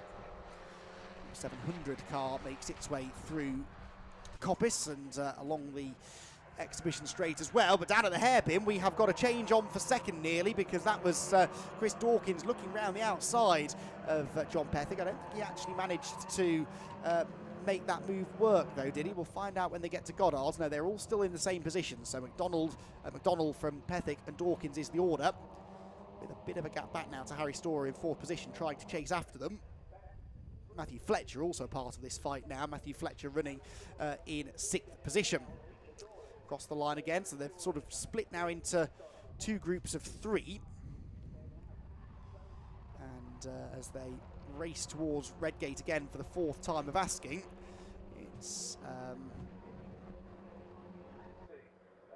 looking as though these 3 perhaps are going to be quick enough to keep themselves away from the cars behind, and that is significant for the championship situation here between Declan McDonald and Harry Storer. Still got about 4 or 5 of them that realistically could take the championship. Actually, it's been a very close year, this 2nd season of MX-5 Clubman Championship racing. Designed very much to be the first step on the MX-5 racing ladder, really, in the UK.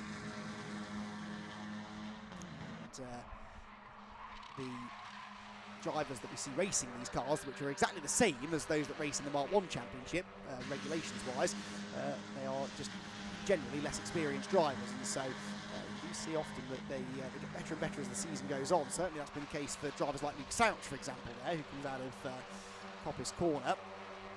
And Luke, well, I was about to start saying nice things about him, but actually he dropped down 9 places on the last lap, so something happened to Luke on that particular lap. He's back behind Alan Hawkins again now, who he overtook a good few laps ago. But yeah, this championship, introduced at the start of last year, immediately was very popular, had lots of cars on the grid right from the word go, and now here we are towards the end of the second season now. We've got 35 starters. We are down to 34 runners now, though, because the number 38 car has fallen by the wayside somewhere. But it's Andrew Dean. Everybody else, though, still very much running. The leader's back across the line again. Another lap in the books. That is now 4 completed. And McDonnell with another fastest lap, but not a lot quicker than the cars chasing him. And that's why the gap is staying pretty much constant at just under half a second it was that time around.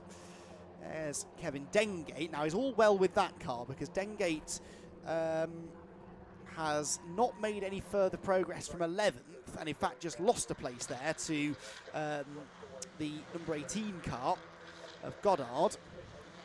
So I wonder if that car is still struggling with something. Quite what it is, I'm not sure, but I wonder if there is an issue for the AB Motorsport car, which, like I said, it was a rush job to get it ready anyway for the race. And it is perhaps the case that it's not really working at its full capacity right now. Started the race 12th, so gained a few places in the early shuffle, but now seems to be fading a little bit. Leaders as close as ever they have been here. John Pethick in the slipstream of Declan McDonnell, but Declan just always seems to be far enough clear into the braking zones that he doesn't actually have to really defend, and he's obviously confident that Pethick isn't going to do anything too silly, knowing that he is racing against a championship contender. But Pethick also is a championship contender. He sits 4th in the championship once the drop scores are calculated, and he is challenging for the lead. Look round the outside at the Melbourne hairpin, and gets squeezed out over the curb for his troubles, and that might allow Chris Dawkins up level with him now. Those two are side by side for second place as they head towards the final corner. And there you can see McDonnell on the inside, but then the 2 blue cars behind. It's the lighter blue of John Pethick, number 150, who hangs on. Stays second, but that's always the risk when you're the middle car of 3, that you go for the attack and then end up losing a place. But something strange happened there to Declan McDonnell. I don't know if he missed a gear, but he was quite slow off Goddard's hairpin, and this is now Pethick's best opportunity. He'll have to go right round the outside, though. Didn't fancy it. Leaves the door open for Dawkins, who steals second place away coming out of Redgate Corner. That was brilliant opportunistic driving by Chris Dawkins, and he's into P2 as they drop down through Hollywood for the 6th time. So McDonnell the leader, Pethick second, Dawkins third, and Dawkins second, McDonnell, Pethick third even, and Declan McDonnell now has a new challenge behind him. Dawkins just set the fastest lap as well, at 57.6, excuse me, 2/10 quicker than the race leader. 5 minutes to go. And Harry Storer, by the way, is now 3.4 seconds behind those 3, having just got back ahead of Nick Ledoyen on the previous lap. So Ledoyen had briefly got through back into that 4th position, but it's changed around once again. Start comes up towards Schwantz curve, comes the number 10 car. That's Andrew McGregor. McGregor running outside of the top 20, I believe, at the moment. Well, 17th, just inside the top 20.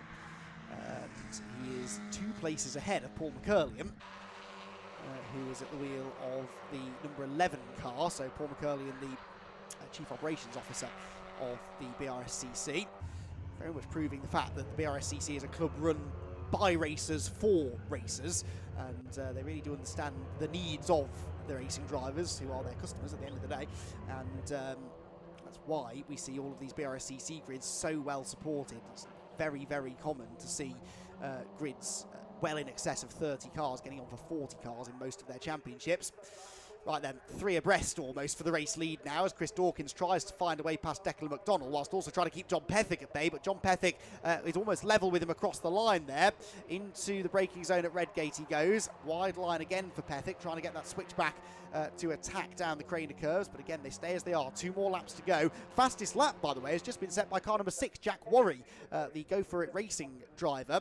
7th position he is. He's only a second now behind Matthew Fletcher, who is only 3/10 behind Harry Storer.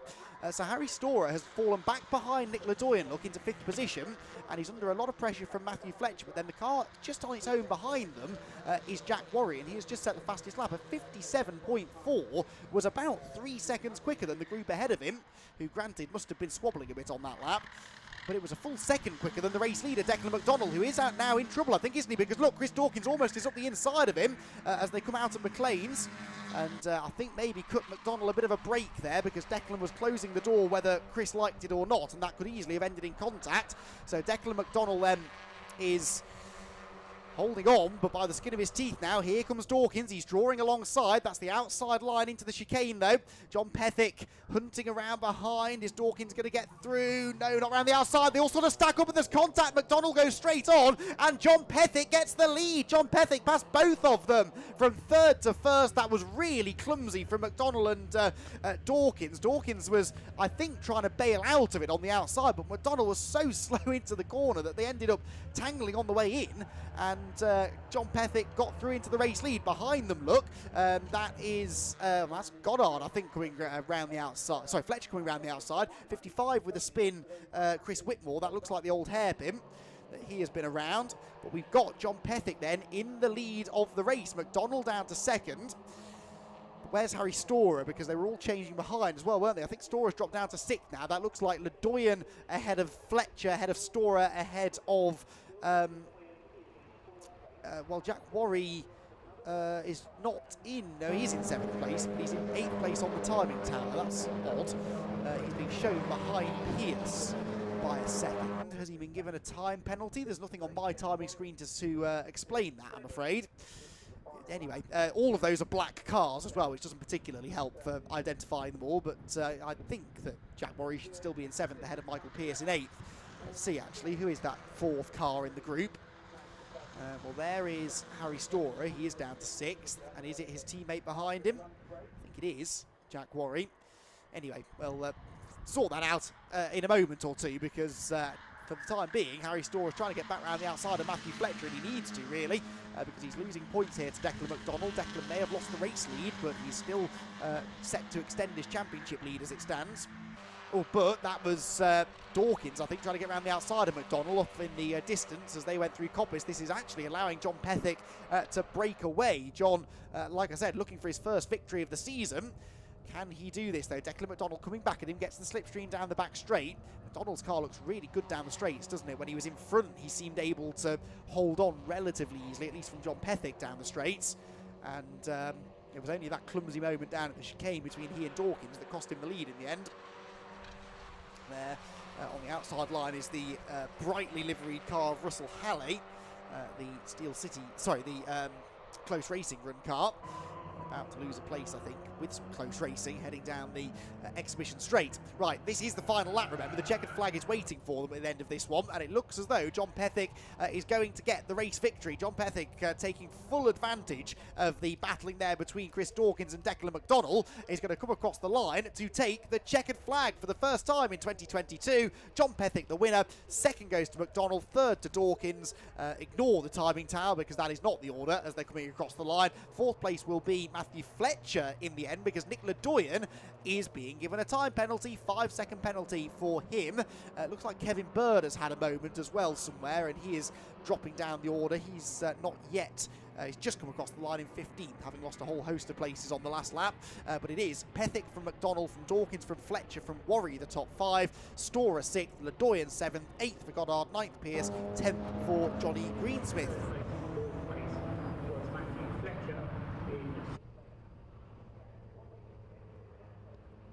So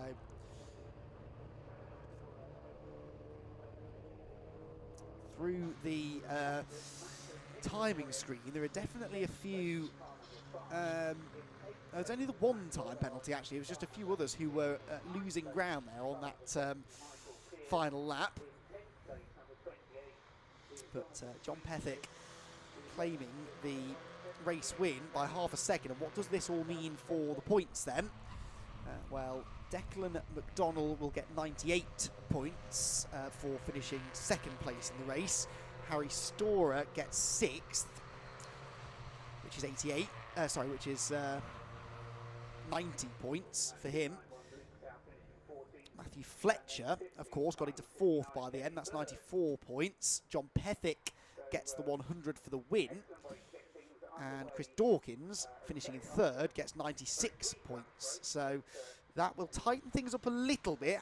Declan McDonald extends his margin, but it does mean now that Harry Storer, Matthew Fletcher and John Pethick, 2nd, 3rd and 4th in the points, are now covered by only 13 points heading into the second race later on. They've got another 2 races at Snetterton on October the 15th and 16th to round out their championship, the MX-5 Clubmans. But yeah, this is it's going to be a close run championship, and again I'm guessing that it's the same rule applies to these drivers as is the case for the Super Cup and Mark 1 championship drivers, which is that you can't drop that final either of the races at Snetterton, the final round. So you know, the top 5 at the moment in the championship are covered by 30 points, but that's nothing when you consider there are 200 up for grabs at Snetterton and you can't drop either of them. So going to be a very, very close championship run in. They've got another race to go, of course. That could change everything again later on this afternoon. The Clubman drivers back out at 5:35 for their second race, and Declan McDonald looking for another similar result. He'd have liked the win there, but he'll settle for second, I think, because that does at least give him a slightly extended championship lead.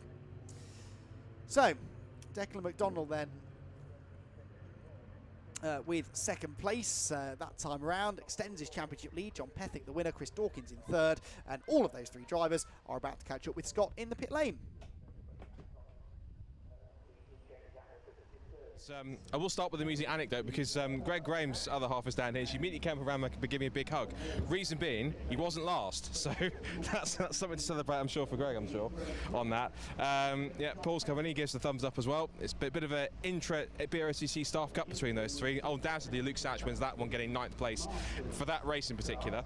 But one thing I want to mention, of course, is that, and I know I can say it's part of BRSCC, is that it's great that those likes of Paul and Greg and Luke are all getting involved in racing. It shows that they can go racing too, rather than just sit behind the desk and organise the races from afar in the HQ office. They can get out and be part of the racing team. So we've actually pulled Greg in, so we'll have a chat with him to see how we found it. He may or may not want to be on camera, but we'll if I can get him on camera, we will do. Let's see if we can have a chat with our race winner, which was John Pethick, which John is having a chat to John Ward, I think. So I think instead we will pull in the man who's leading the championship, Declan McDonald, in second place. I know you want the win, but second place, that was a really good fight at the front. Yeah, it was pretty manic, to be honest. I sort of had them covered, but we got to the chicane about 2 or 3 laps from the end, and I'm not sure which one of the 2 it was, but they were pushing me, loaded me up through the corner, and I just lost the lead. Obviously, John came through. I'm not sure which one it was, but yeah, no, it was a good battle, very, very close. I think I don't know where 4th place was, how far back they were. It just felt like the 3 of us had got the extra pace, and yeah, just fought it out from there. So yeah, I mean, fair play to John, he drove really well, and Chris was in the hunt as well, so all good. I remember at the start of the season you were saying it's not going to be a full campaign, I'll do the odd round, but it turns out making that decision to rethink that seems to have paid off.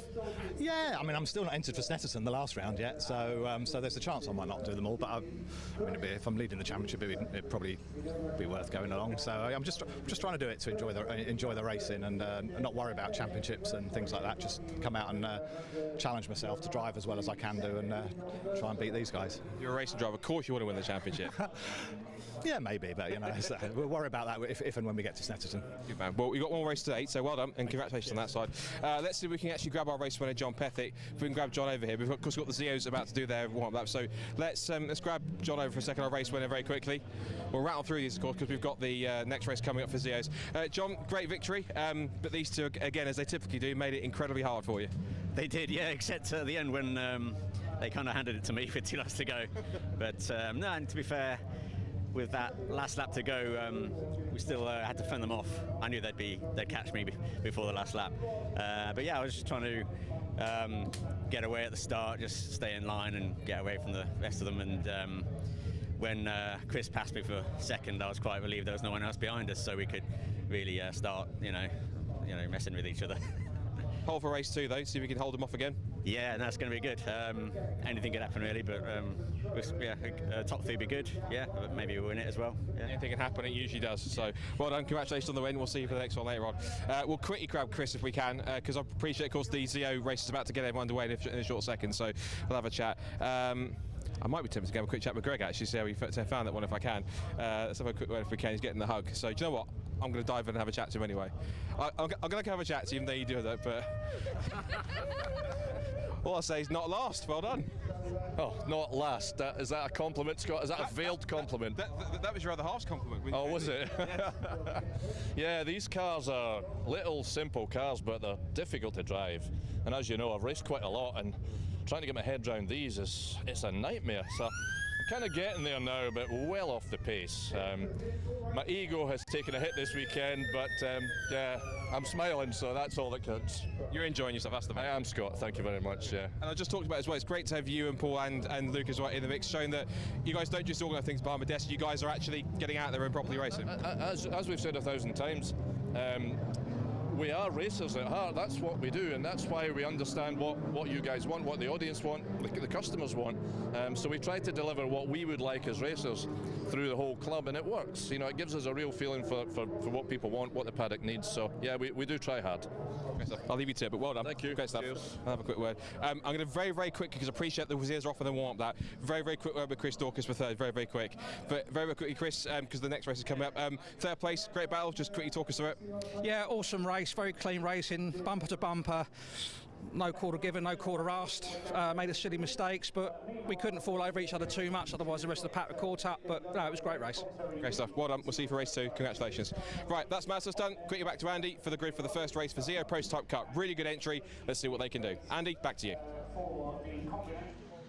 Yeah, thanks, Scott. Well, we'll move rapidly on to our next race because the cars are already out on the green flag lap. It's a rolling start as well for the ZO Prototype Series. First of 2 races today, over 20 minutes for these very fast sports prototypes. I'll rattle through the grid very quickly because it won't be long before they're back around to take their 2x2 rolling start. It is Mike Genvy on pole position in his self-built car.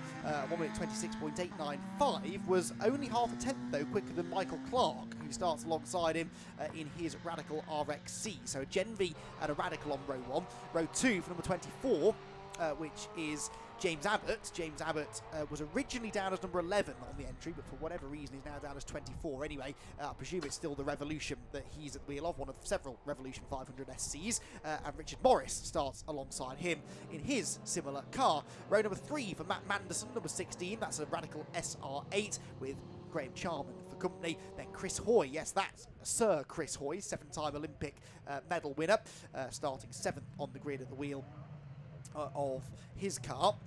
I see he has swapped, he's now on car number 11, not number 34, just to confuse us. His Revolution then will start from the 4th row alongside Doug Carter. Then it's Jim Booth and Alistair Smart to round out the top 10, ahead of Andy Chittenden and Robert Gilman, Richard Hardy and Jay Shepherd, with Matthew Chamberlain, Dominic Langdon Down and Chris Child rounding out the 17-car grid.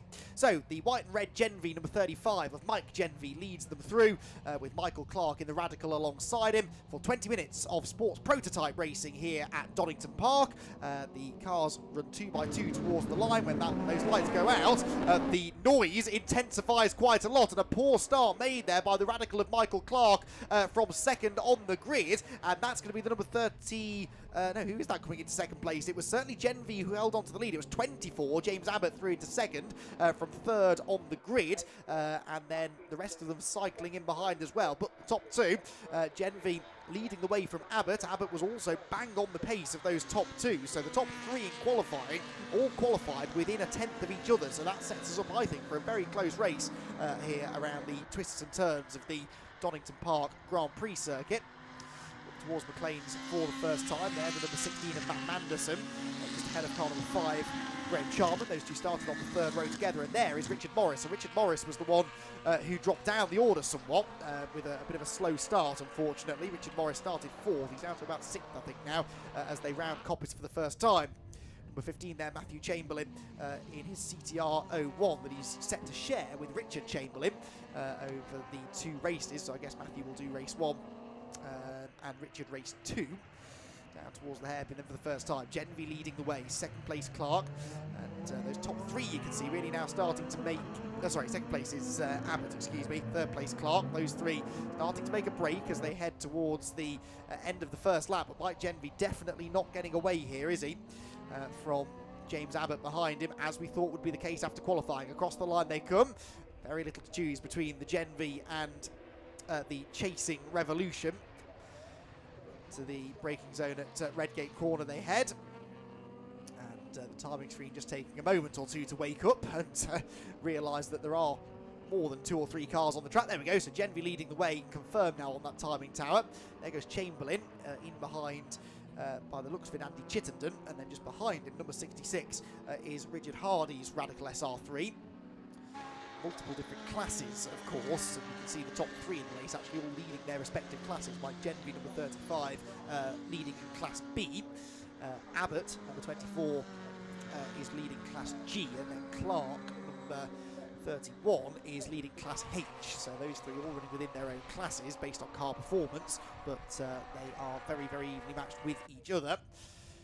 Down towards the Robert chicane then, there is Mike Genvy, an experienced racer who's been racing that particular car for a number of years now, very successfully, and continuing to do so here at Donington, leading them out of the chicane and now starting to look more secure. Still though feels the need to take a very defensive line into the Melbourne hairpin. That seemed a touch unnecessary. Really look as though Abbott was ever going to be close enough to have a go. There though, Richard Morris is close enough to have a go. He's trying to find a way past the number 5 car of Graham Charman there, the Juno.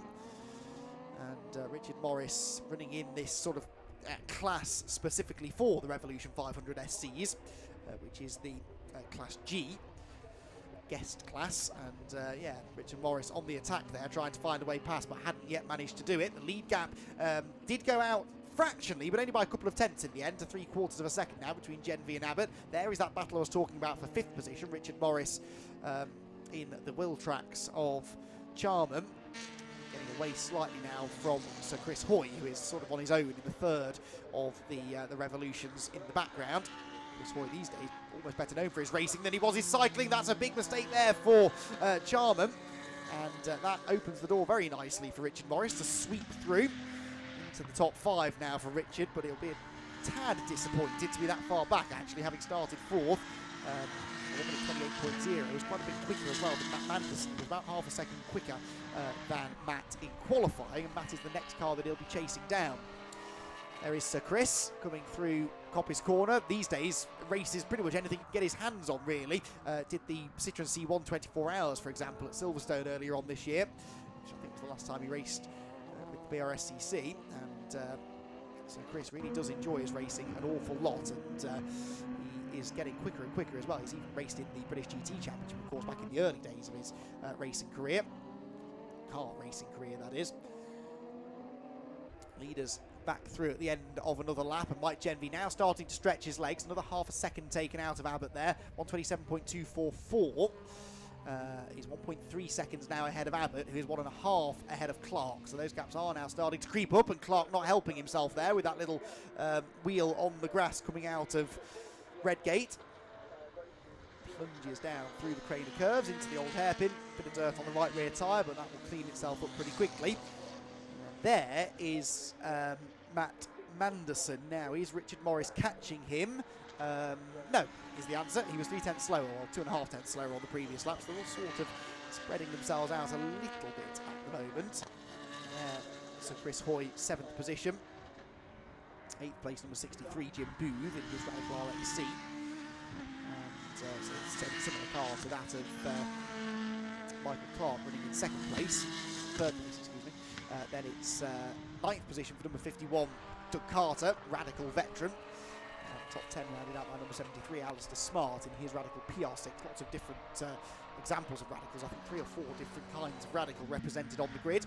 There's one of them, number 66, that is Richard Hardy's SR3. In 13th place at the moment. He's making his way up now through the 2 right-handers at the top of the track. Mike Genvy comes across the line and breaks his own previous fastest lap, an average speed of over 100 miles an hour for the Genvy, which is now 2 seconds up the road from Abbott. And taking a similar amount of time out of Abbott each lap as Abbott is from Clark, so the gap's sort of going up in synchronicity here. The old hairpin ahead, these high downforce sports prototypes able to carry an awesome amount of mid-corner speed through corners like the old hairpin.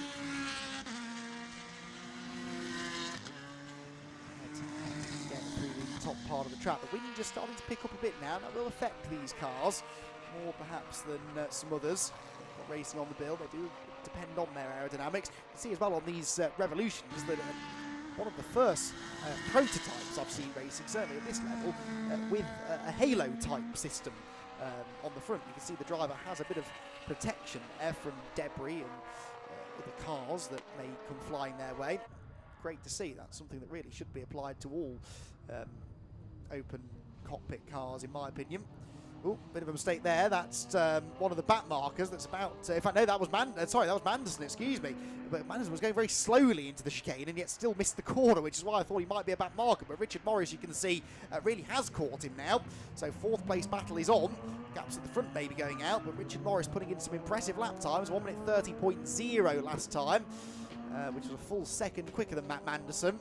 Now with that mistake, has got the number 500 car right on his tail, out of the Goddard's hairpin, down towards the braking zone at Redgate. And one of the fascinations of this kind of racing is to see where different cars excel and where perhaps they have slight weaknesses over each other, because it's not a one-make championship, obviously. The Revolution here going up against the Radical SR8, and they may well generate their admittedly very similar lap times in very different ways.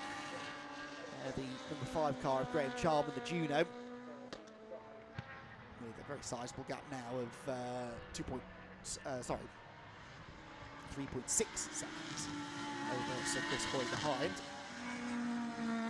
There, Richard Morris on the tail now of Matt Manderson. Turns his way up through the right-hander at Coppice Corner. Worth mentioning as well that this is not a championship. The Zero Prototype Series is, as the name would suggest, a series.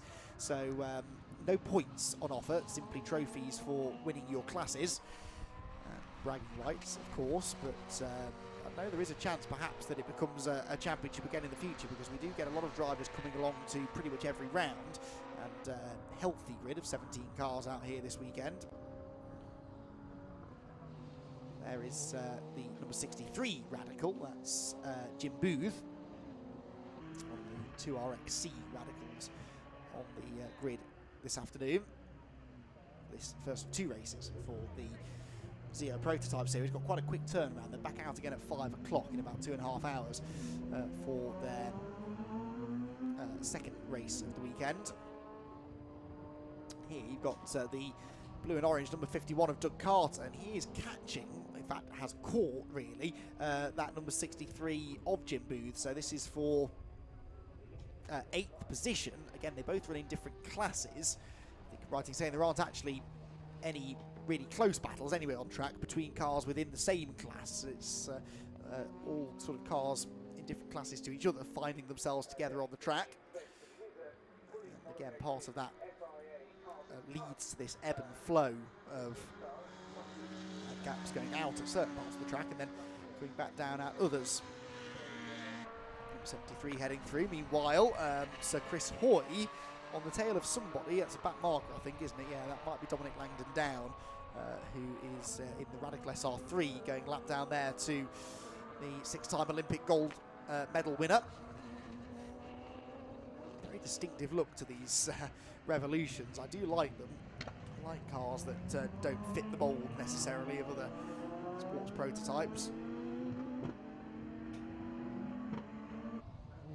So up into Goddard's comes there what is the closest battle on the track still between Manderson and Morris, and as they start now to hold each other up a little bit, they're being caught again by Charman. I think they are. Yeah, Charman on that lap was with a 31.4, about half a second quicker than these two. So the number 5 machine there, white and blue, turning its way through the Juno.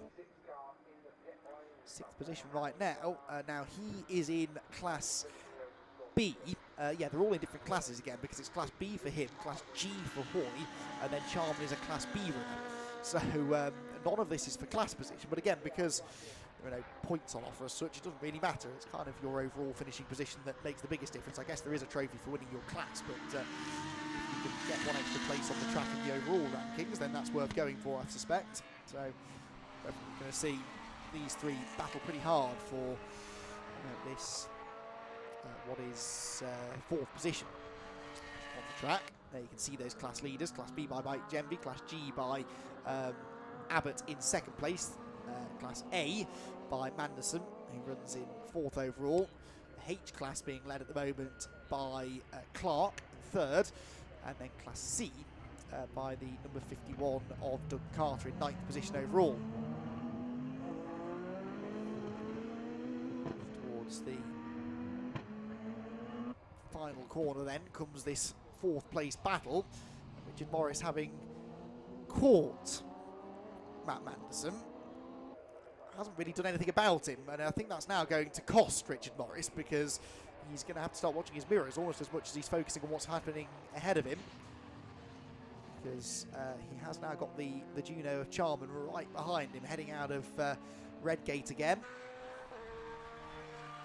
There is the number 6 car, that's Robert Gilman's Radical SR3. He's trying to chase after, well, I think he's just gone a lap down actually, hasn't he, to, yes, that's the second place car, number 24 of James Abbott, the Revolution 500 SC, that's just gone a lap ahead of the number 6 car of Gilman. Genby there, you can see 3.1 seconds clear. And Abbott then 4 seconds up on Clark as well. And then Clark 23 seconds ahead of that Manderson-Morris Charman trio, which continues to be, I think, the area of the race where we're most likely to see some changes. Genby comes back through, pace now dropping off, but part of that will be because of the traffic.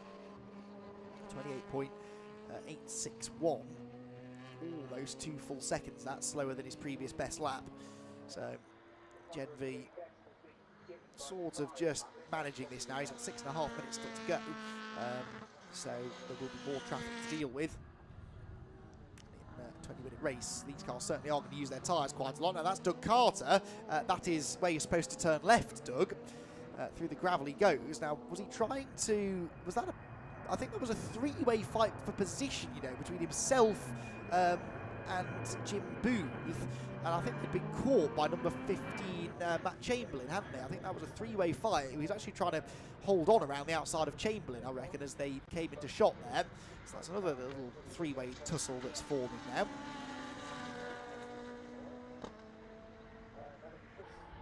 So Manderson then continuing to hold on to this fourth position. But yeah, Chamberlain comes through ahead of Doug Carter at the end of that lap. Doug Carter dropped that 4 seconds. But Chamberlain's right on the tail now of Jim Booth. So heading through the first corner now, Jim Booth under pressure for 8th place overall. Again, those three are all in different classes, but a very close battle forming further down the order, as well as this one that's going on for 4th place overall. There they are. Look, the orange car of Chamberlain. And he's going to have a good run out of the old hairpins, and the CTR01 might be able to have a go at the Radical here of Jim Booth into McLean's. Difficult to overtake, though, in these cars up at McLean's corner. Not a part of the circuit you do a lot of braking for. You carry the momentum through the corner, and in these high downforce cars, that means it's a very difficult place to throw it up the inside. But this could be his opportunity, because Booth defends into McLean, into a Coppice, and that almost gave Chamberlain the run on the exit. You can see Doug Carter scrabbling to try and catch back up to them in the background as well in his PR6 Radical. He was only a couple of tenths actually ahead of the number 73 of Alistair Smart at the start of the lap, and that is a battle for second in Class C. So these two battling for overall position, but then Doug Carter getting back away now from Smart on this lap. 48 coming through here, that's Andy Chittenden.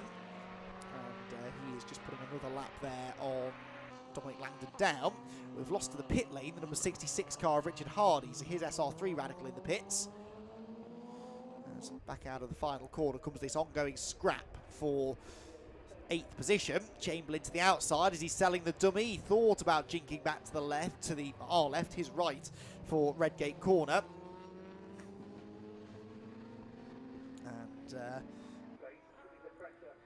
sits back underneath the rear wing of the Radical as they come down the hill. You're not missing anything else out in front, by the way. That fourth place battle is still Manderson ahead of Charman, ahead of Morris. In fact, so we have missed something because Charman's got ahead of Richard Morris. That's typical, isn't it? They were in the same positions lap after lap, and then as soon as we focus on another battle, they do change. So Richard Morris back down to 6th position now, with the Juno of Charman getting ahead of him. There's Doug Carter, though, almost back on the tail of this trio now. And Booth and Chamberlain, as they continue to fall over each other a bit, are now in danger of being caught again by the Radical. There is 4th place Manderson then. There's a problem, I think, for Richard Morris because, he's in the pit lane, so there really is a problem for Richard Morris. He's in the pits. Chris Hoy got ahead of him into 6th position and Morris into the pit lane, so that is a big shame. That explains why he lost that ground quite suddenly then. So a little issue, and it might also explain why he was struggling so much to get past Matt Manderson, who he'd been quite a bit quicker than in qualifying earlier on this morning. So Chris Hoy picks up another place overall and, of course, moves into 2nd place within his class. There is Richard Morris in pits. Team member leaning in to have a chat with him. Try and figure out what the problem might be. Hopefully get it sorted before race 2 later on. Right, here come Booth, Chamberlain and Carter. I think you can now include Doug Carter in this battle again. 2 minutes and 20 left. Can Doug Carter get some of this ground back? He was at one point ahead of Chamberlain. I think he might have at one point been ahead of both of them, but he certainly lost out to Chamberlain with that gravelly excursion down at the chicane. And it's possible that before the end of the race, this man's going to put a lap on them. Mike Genvy, 5.4 seconds now to the good in the race lead. It's again a similar gap back then to Clark in 3rd. That though is Richard Morris out of the race, I think. Still sat in the car, but the team pushing it out of the way. And Richard Morris then is no more in this race. Hopefully he'll be able to get out for that second one later on in the day. Right, here come the Manderson, the Booth, Chamberlain, Carter trio. Back through the chicane. Chamberlain sat behind Booth for a number of laps now, not been able to find a way past him. So Doug Carter will arrive on his tail with a bit of momentum and will hope to use that to strike early, get past Chamberlain quickly, and then he might just have time to get ahead of Booth as well, because they will have 2 laps to go. They're not quite going to be lapped. Well, they might get lapped on this next lap. The leader, Mike Genvy, is about to start his final lap of the race. Whether or not he puts a lap on those 3 awaits to be seen, but if he does, then that gives them, of course, 1 lap less in which to make moves, and that perhaps is what's spurring Chamberlain on to draw level there with Jim Booth as they went to Redgate Corner. That was the outside line, though, and I doubt he was able to turn that into an overtake. Mike Genvy turns through Redgate. These two are still in the same order. Jim Booth ahead of Matt Chamberlain. And I'm not actually convinced that Genvy is going to catch them, is he? So I think they will get another lap after this one, those two. Genvy, on his final lap of the race, turns the Genvy gun through the old hairpin up towards the highest point on the circuit of the Plains and Coppice once again. Through goes that three-way fight. Here is Genvy. It's going to be touch and go. It could be a situation where he laps a couple of them, but not all of them, and that really will ruin that fight, to be honest, as we move into these, well, what would be for them the final lap, provided they don't go another lap down. Here comes the move, maybe from Chamberlain. He just can't quite get to the inside, and it's not a place you want to be going side by side. Now, can he carry better speed through the chicane? Not really. Doug Carter does, but he's too far back at the end of the straight in his slightly less powerful Radical to do anything with him. There is Matt Manderson, still 4th position. Charman still 5th. Appropriately in car number 5. Race leader though, Mike Genvy, coming out of the Melbourne hairpin for the final time, and he is going to catch that group just as he gets to the final corner. Goes up the inside of Doug Carter, so Doug Carter's not going to get another lap, but the other 2 will. So Mike Genvy then comes across the line. He will win the first of our races here for the Zero Prototype series. There has been a change look with Chamberlain getting ahead of Booth that time. And they've shown the checkered flag to Chamberlain and Booth on the timing screen, but then they haven't actually seen the checkered flag. They were ahead of the race leader, so they should have another lap to go. The timing screen is telling us that they finished the race, but they have not finished the race because they were ahead of the race leader. Anyway, Genvy wins, Abbott 2nd, Clark 3rd, Manderson well, might come home in fourth, but we'll see, because Charman was only a 10th of a second behind him as they came onto this final lap. Remember, they were some 20-odd seconds back from the leading two. Here they come, and they're side by side, and up the inside goes Charman at the final corner to claim fourth position. So Charman will be fourth. Manderson will drop down into fifth, having held that fourth place literally all race long. Fended off Richard Morris for most of it, and then right at the end, Matt Manderson loses out to Charman. So Chris Hoy will come home in sixth. Seventh place will be decided. They have now reinstated that and taken away the checkered flag icon next to Matthew Chamberlain and Jim Booth's cars, but Chamberlain had got through as they started their final lap, just fractionally ahead of the race leaders. So they'll be somewhere on the Grand Prix loop, I think, now. Seeing some of the stragglers coming through now. Dominic Langdon down coming through there to take the flag, but where are Chamberlain and Booth? You'd expect that having got through, Chamberlain should have been able to get away, and he has. The orange number 15 car comes out of the final corner and is going to claim 7th place, with Jim Booth, the last car across the line, in 8th.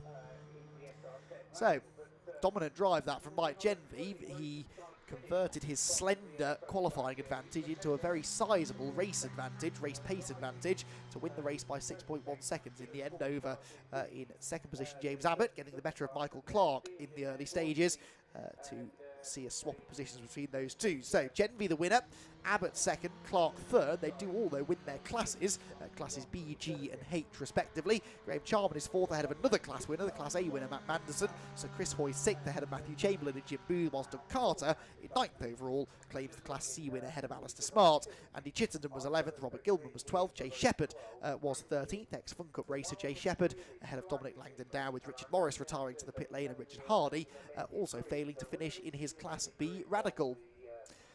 So that is the first of 2 races today done for the Zero Prototype Series. We can head down to Scott Woodwis now in the pit lane, who can catch up with our podium finishers. We certainly can, once this wasp leaves me alone, which is going to be ideal if it can. There it goes. Right, now we've got that drama out of the way. First of all, Zero Pro Start podiums have pulled up with 3 very striking cars, I think you'll agree, that have pulled up in the top 3. Mike Genevieve back to winning ways as expected. And of course, we've got James Abbott and Michael Clark as well, so we'll have a chat to all 3 of them. 3 very different cars. We've spoken to Mike Genevieve several times before, but for those who watch it for the first time, handshakes all around between Mike and James. So 3 very different sports prototypes, but all seem to be quite as quick as each other in many cases. So I think what we'll do, we will quickly dive in, have a word. Mike, back on my top step, well done. That was pretty decent, particularly with these 2 trying to catch you down.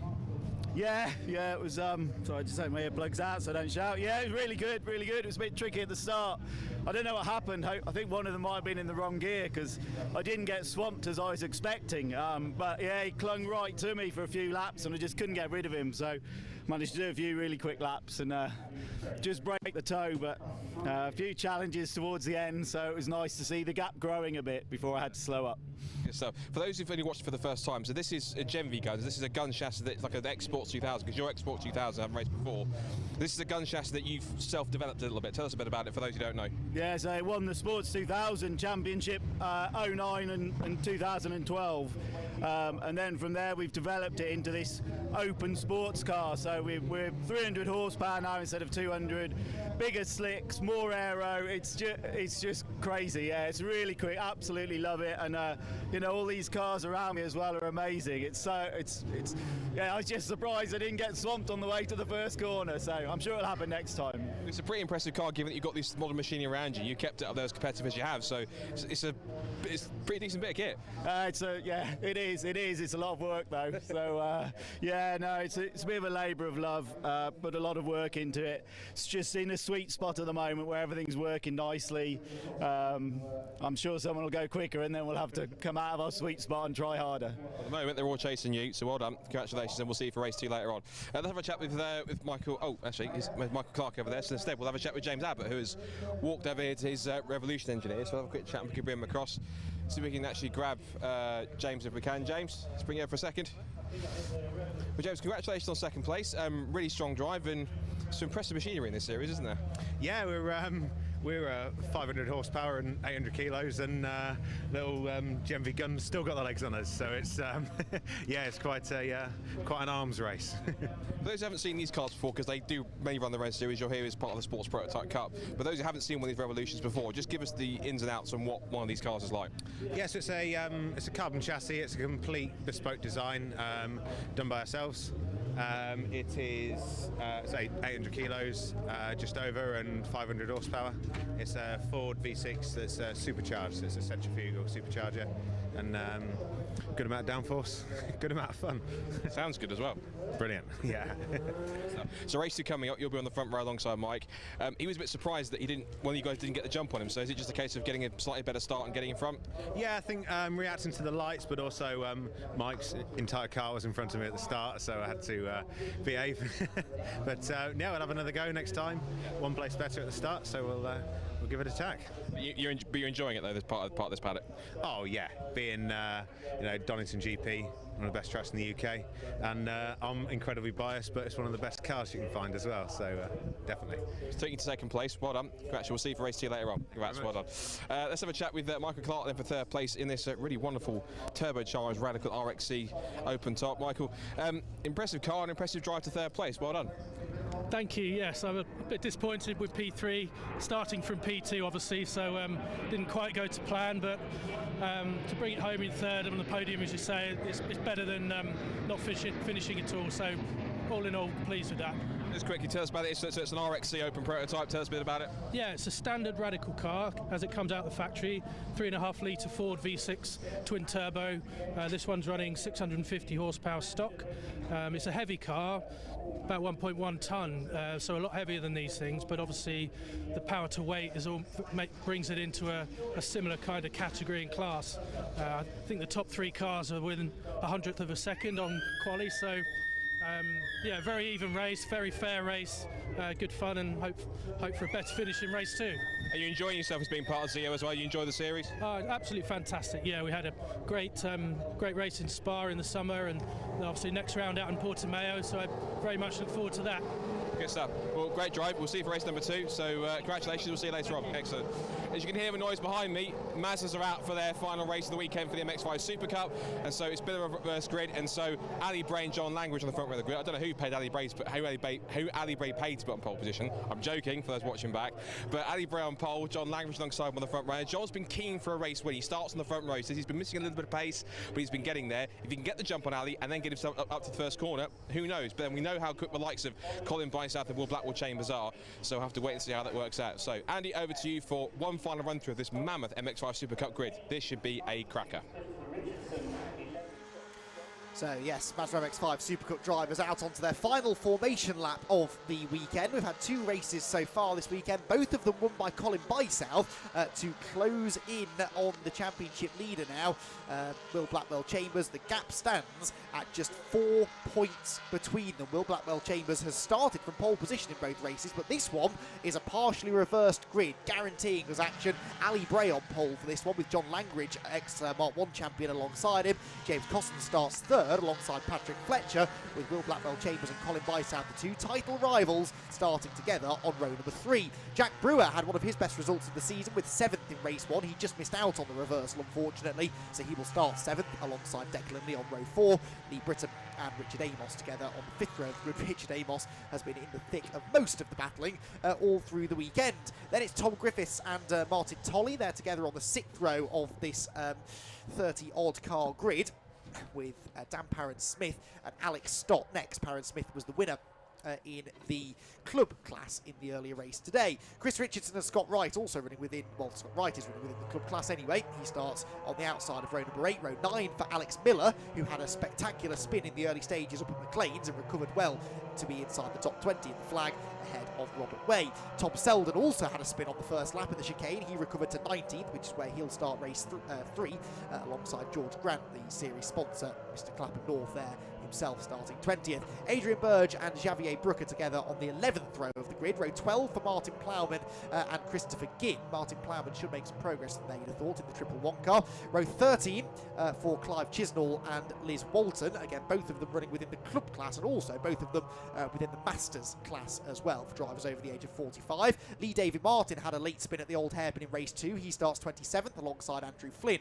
on that 14th row with him. Row 15 then for Neil Luke and Nick Grindrod, but I doubt in a way that Nick Grindrod's going to be out there because Nick had that hefty whack into the tyre stack late in race number 2, and that car looked very badly damaged indeed. Michael Nibbs was starting from the back in this one, towards the back anyway, alongside Will Morris, so a few quick drivers there at the back of the field. Simon Fleet and Daniel Rose tangled and both retired from race 2, so they start on row 17 ahead of Alexander Jones and Nick Rutter, with Bruce Robinson and Kevin Brent rounding out the, in theory, 38 starters, but we should see whether or not we get them all on the grid. In fact, I can see already Ali Bray is not on the grid. Ali Bray not taking up his starting position. I suspect this is because, remember, he runs the AB Motorsport team. They had quite a few of their Mark 1s that were proving troublesome after the earlier race, and I wonder if he's had to sacrifice this race for himself to help the team out. I'll try and find that out if I can. Anyway, John Langridge, therefore, on his own on the front row of the grid, looking for a race win, and he gets a good start from pole position. Does John Langridge? He will lead them down towards Redgate Corner for the first time. James Costans and Patrick Fletcher battling for second place,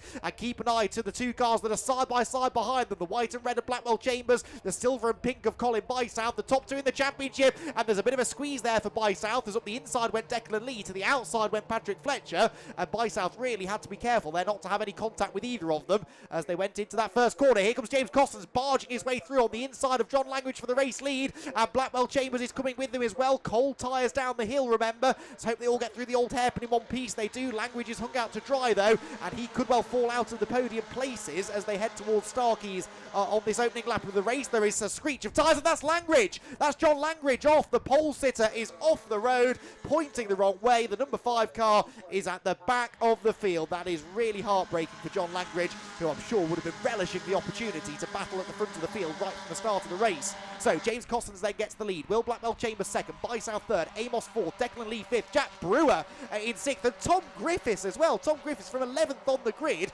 is right up near the front of the field as well now. That's really good to see. He's alongside Patrick Fletcher as they run down towards the chicane for the first time. Will Blackwell Chambers pushing James Costans into that first corner. James Costans leading the race. Has James had a win yet this year? I don't think he has. I think I covered that in the earlier race. So James Costans then looking for his first victory of the season.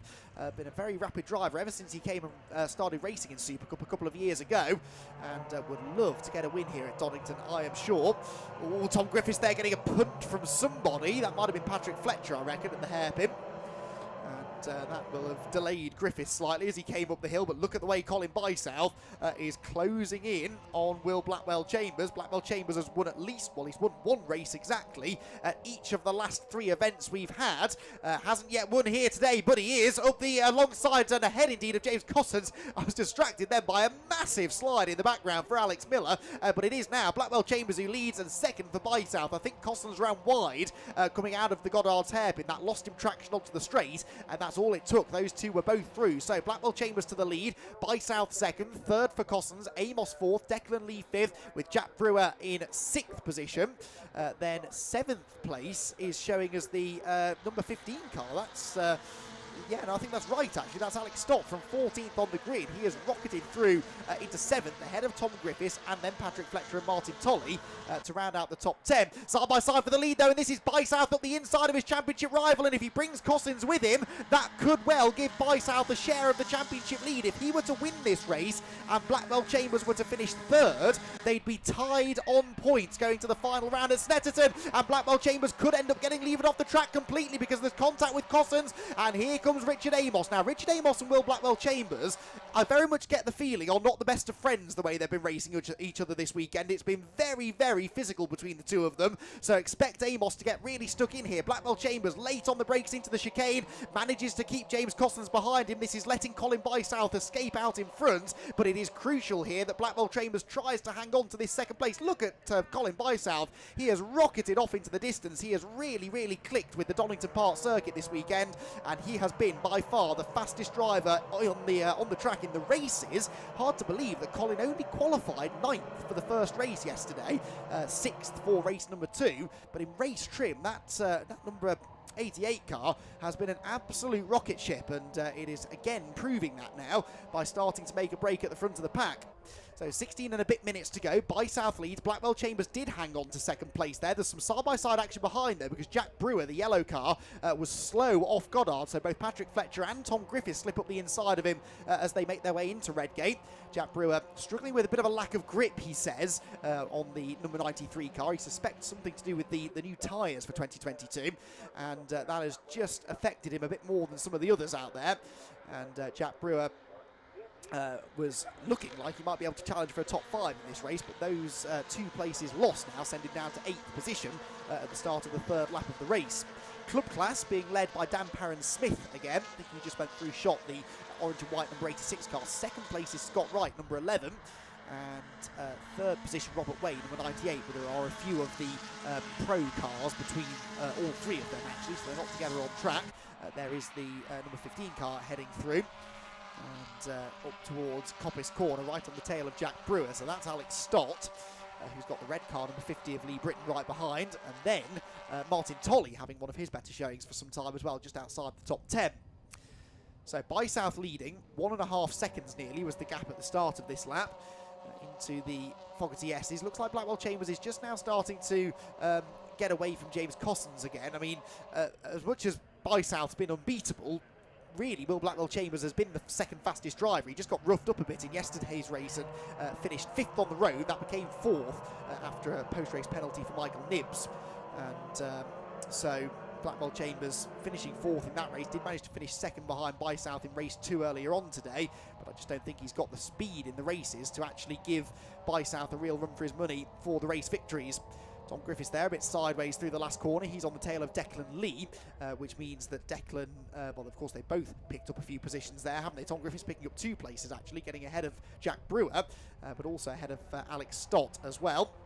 So Tom Griffiths having one of his best runs. What is Griffiths' best finish? I know he's not done the full season, has Tom, but when he has raced, he's been getting better in this, his first season of MX-5 racing.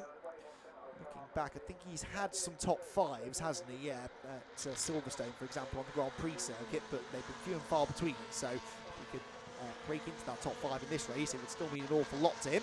That looks like Will Morris coming through on the inside of the number 11 machine, I reckon, of Scott Wright. So Scott Wright losing a place there to Morris, who's up to 14th now, having started, remember, 32nd on the grid. Will Morris really rapid in his number 17 car here this afternoon. Car, one of the several Hills Motorsport entered cars. George Grant, up a North livery machine, winning in. There's George Grant, who is 17th at the moment. And behind him is Ali Bray. So Ali Bray did take the start. That's bizarre. So here I was, bigging up this heroic story of him sacrificing his chance to race to try and help his customers get out there for the races. He is out there, he just didn't take up pole position, so maybe he was late to the assembly area because he was heroically saving the day, fixing a car from the AB Motorsport awning, and that's why he's coming from the back of the grid. But maybe he just wanted to start from the back for a bit of fun, who knows, but so we'll go with the heroic storyline because that makes this an even more impressive drive. He's just gone up the inside of Alex Miller now for about 16th place. There's a car been off at the chicane. That was, I think, the 777 car, wasn't it, for Andrew Flynn. There is Dan Parron-Smith coming out of Goddard's. He's got Chris Richardson behind him. Chris Richardson is a pro, though, and Dan Parron-Smith still leading in the club class.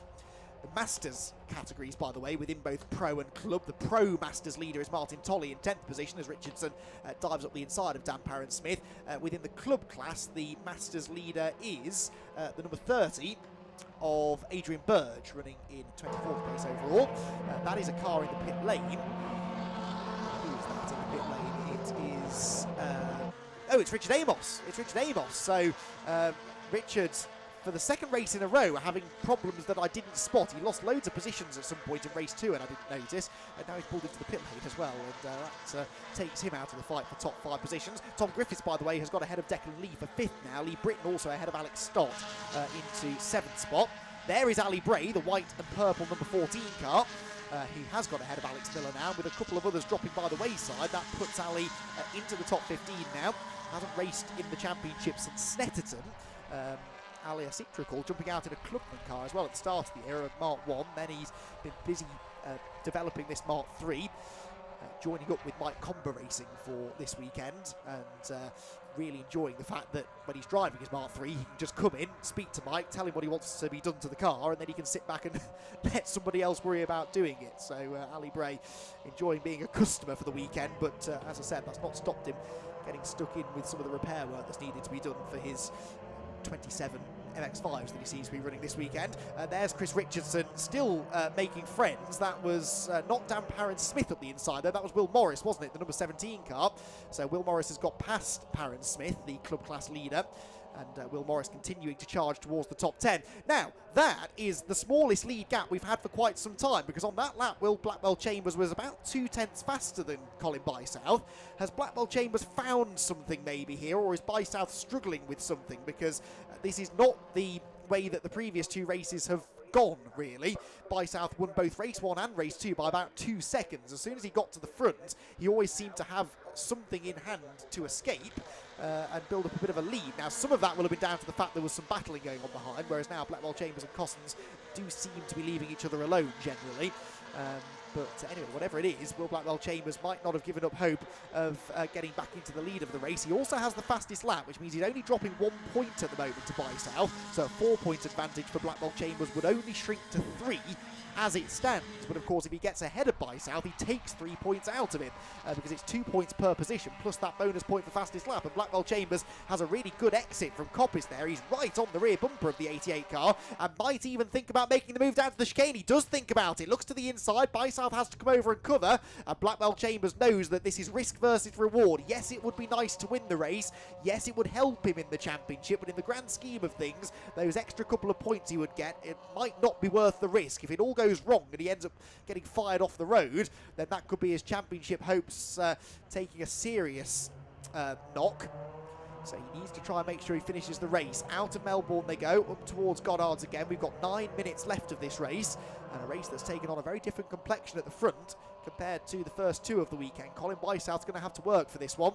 Not that he had it easy in the other 2. He came from 9th on the grid to win race 1, 6th on the grid to win race 2. Of course, he started this one 6th as well, courtesy of the reversed grid, but did seem to fight his way through very easily, or very quickly anyway, in the early stages. Nothing's easy on this grid, but he did get to the front pretty quickly, but yeah, has not been able to escape this time. Lee Britton up the inside of Declan Lee. That's for 6th position. Declan Lee, having lost out to Tom Griffiths a few laps ago, has not been able to keep up with the ex-Compact Cup race winner. So Tom Griffiths in 5th position, really looking quite strong now for another top 5 finish. Lee, though, falling behind Lee Britton. Alex Stott and Jack Brewer closing in. And then Martin Tolley, the dark blue car, sort of on his own, is in 10th position with Will Morris in 11th. And that's Declan Lee into the side of Lee Britton. And that was never going to work. He will lose out to Alex Stott and he'll lose out to Jack Brewer. That was a very committed move from quite a long way back. Stott might get both of them, actually, because that cost Lee Britton some momentum as well. But Lee comes back at him, rattles down the side of his car, gets the place back. He's probably now off Alex Stott's Christmas card list, but he does manage to get back into that 6th place. And Jack Brewer, very much a fan of Lee Britton, because that got him another freebie. So that's 2 places gained by Brewer on this lap, and he's not really had to work that hard for them. Good to see Jack Brewer getting a bit more stuck in now in the this penultimate meeting of the season. That will give him some hope that he can build on this for next season should he come back to the MX-5 Super Cup. He's not done yet. Look, he tries to go around the outside of Lee Britton now as they head towards the chicane. Lee Britton on that defensive line on the way in should give Brewer a better exit, which it does, but he's got Declan Lee looking to try and come back at him now as they drop down the hill. Change for second, meanwhile. James Cossons is ahead of Blackwell Chambers. That is big for the championship. We'll get to that in a second because this lot are all trying their best to drive into each other. Declan Lee is back past Brewer again now as they come out of the corner. But look, James Cossons, number 24, has got ahead of Will Blackwell Chambers. That means that Blackwell Chambers is down into 3rd position.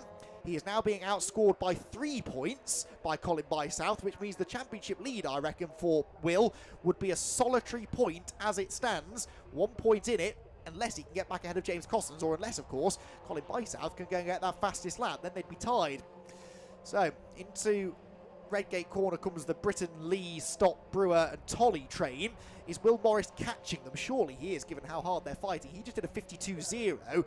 And yes, that's only about 2 seconds quicker than the cars ahead, so Will Morris could catch them before the end of the race. The black car just off in the distance coming over the top of the hill. Here comes Lee Britton, though. Declan Lee behind him this time doesn't throw it up the inside of the old hairpin. It's funny, they've all ended up back in the same positions they were in a lap ago, despite the multiple changes of place on that lap. Here comes Dan Parron-Smith, the white and orange car, coming through the old hairpin. He's still leading the club class. That car is not in showroom condition anymore, is it? It's had quite a few bits of contact. Oh, speaking of which, Declan Lee is off wide again at McLean's corner. Lee Britton defending his place there. Ali Brace sliding through in the number 14 car. But through comes Dan Parron-Smith. It was a fascinating interview he gave with Scott Woodward after race 2, where he said, you know, it's MX-5 racing. You're going to hit someone in every race in MX-5s. That's not a slight on the driving standards, far from it. It's just, you know, it's close quarters racing. It's so hard to do what these drivers do, racing inches apart at speeds well in excess of 100 miles an hour around a high-speed track like this. And little bits of casual contact, I suppose, are to be expected. As long as you're not deliberately punting people off the road, then all is fair, really, in Mazda MX-5 racing. Right, Jack Brewer has gained another 2 places on this lap. He's got back ahead of Declan Lee and Alex Stott. Will Blackwell-Chambers, though, is trying to gain 1 more place with 5.25 minutes to go. He almost saw a chance there to get back up the inside of James Costans for 2nd place. Across the line, though, the Hills Motorsport car does stay ahead. That is Aidan Hill's old car as well, that he raced multiple race victories in the championship a few years ago. So James Costans knows he's got a good car underneath him. James is a very talented driver. Can he now go after Colin Bysouth? It might be better in a way that Blackwell-Chambers sort of leaves Costans alone here, tries to work with him to close back in on the race leader, because that gap's crept back out over 6/10 again now. Of course, if Blackwell-Chambers thinks he's quicker than Costans, though, then he'll definitely want to try and get through as soon as he can. There goes Tom Griffiths on his own in 5th, Lee Britton in 6th, Jack Brewer 7th, Lee 8th, Stott 9th, and Martin Tolley now joining in the fun there in 10th position, the dark blue car. And there, the black car is Will Morris. Will Morris on the previous lap was another 2.5 or so quicker than the cars ahead of him. And there goes John Langridge, the grey and green car. He's found a way past Dan Parron-Smith now. So too does the 111 of Martin Plowman, having a much better showing in this race. But that means that John Langridge, I reckon, is into 16th now after his first lap fumble at the old hairpin. Here comes Blackwell-Chambers, though, looking to the inside of Costans at the chicane. He gets a bit of a side draft down the exhibition straight. He's got the inside line, and James Costans is a fair driver. He knows that Blackwell-Chambers is gunning for a championship, and realistically, Costans is kind of out of it now. Not mathematically, because, again, can't drop those races at Snetterton, so should Blackwell-Chambers and Bysouth have a couple of non-finishes at Snetterton, that would bring a whole host of other drivers back into play. But at the moment, Costans doesn't really want to be taking too many risks fighting against the championship leader, and so Blackwell-Chambers gets himself back ahead, so he is once again only being outscored now by a single point by Colin Bysouth. So the gap would go down from 4 to 3 points as it stands. But can Blackwell-Chambers catch and pass Colin before the end of the race? It was frustrating this for Will, because he had caught Colin Bysouth, hadn't he, just before Costans got past him, and was probably starting to think about setting up a move. He was quicker than Colin on that lap, though, even with an overtake. So I think Blackwell-Chambers is quicker than Colin Bysouth at this point of the race.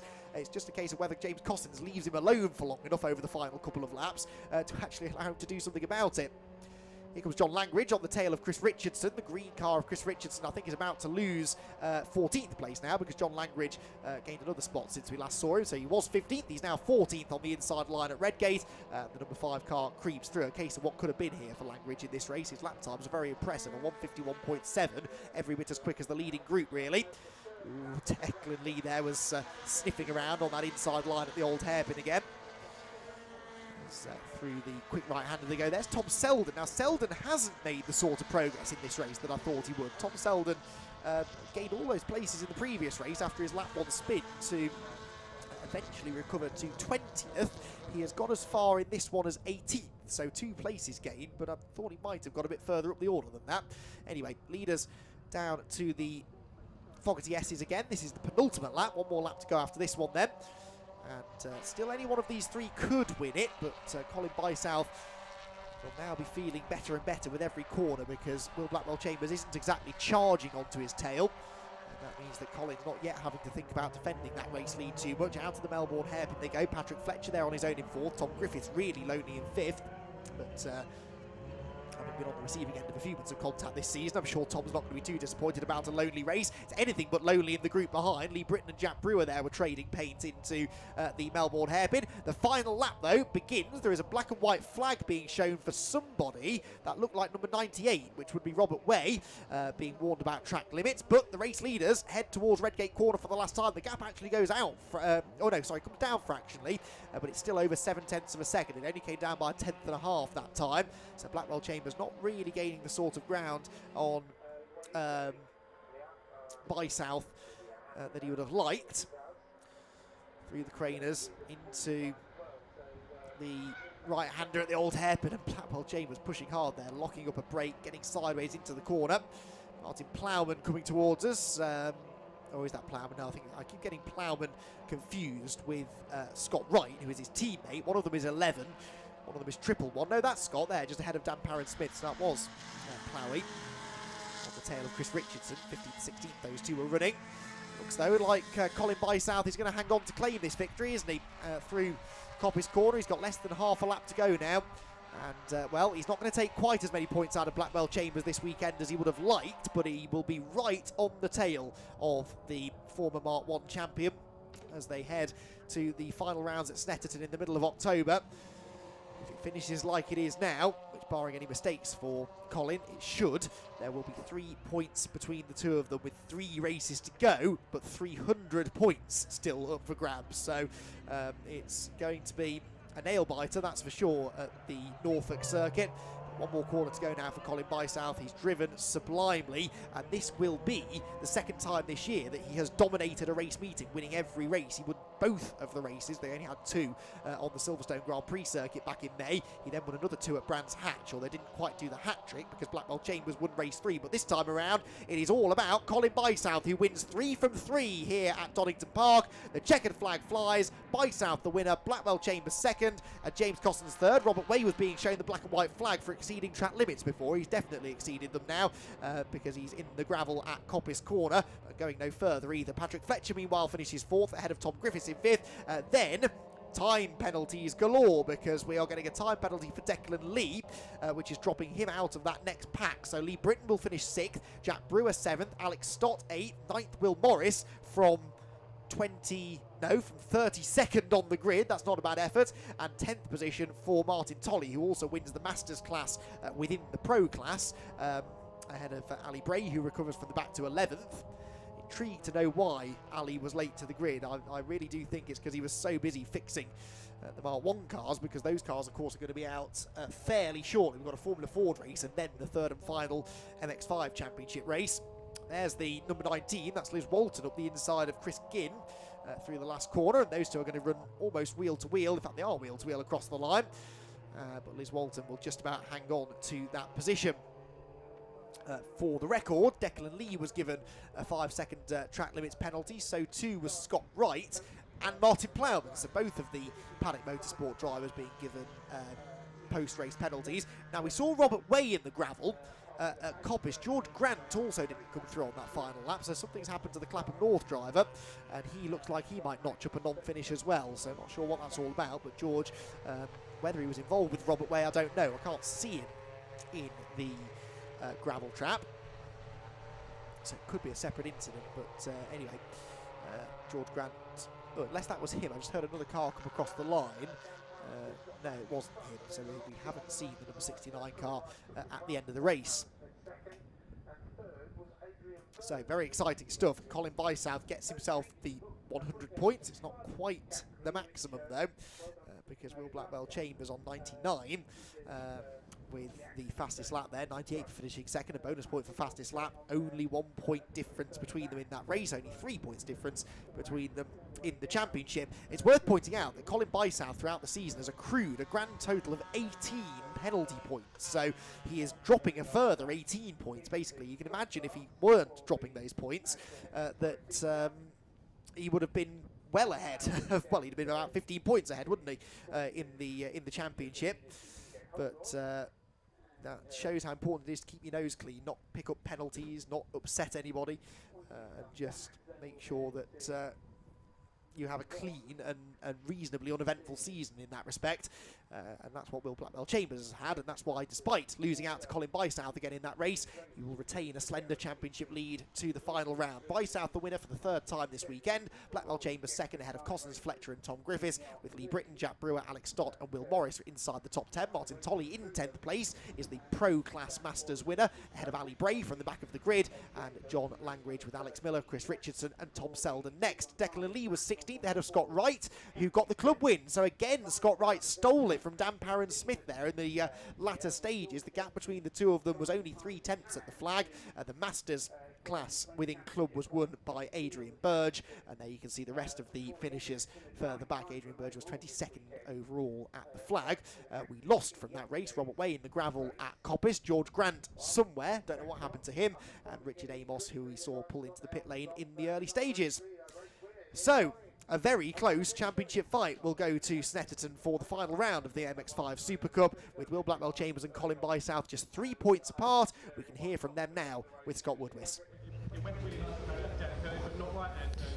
Yes, we can indeed.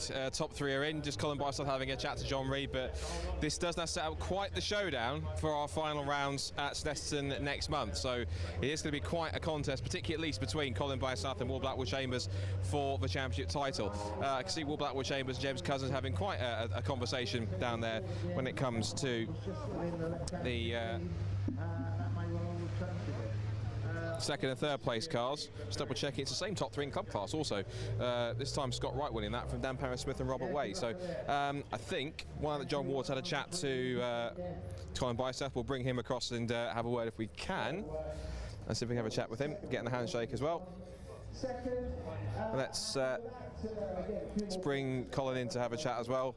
Well, that's the hat trick, so game on for the championship. Yeah, it looks like it. I'm not sure exactly what it is, but it's pretty close. So I'm pleased. I'm pleased for everyone, the team especially.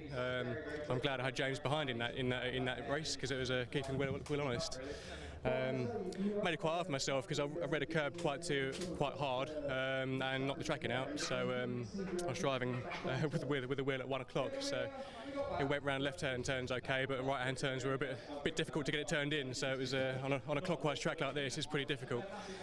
So damage limitation, I'm happy with that. So yeah, perfect weekend.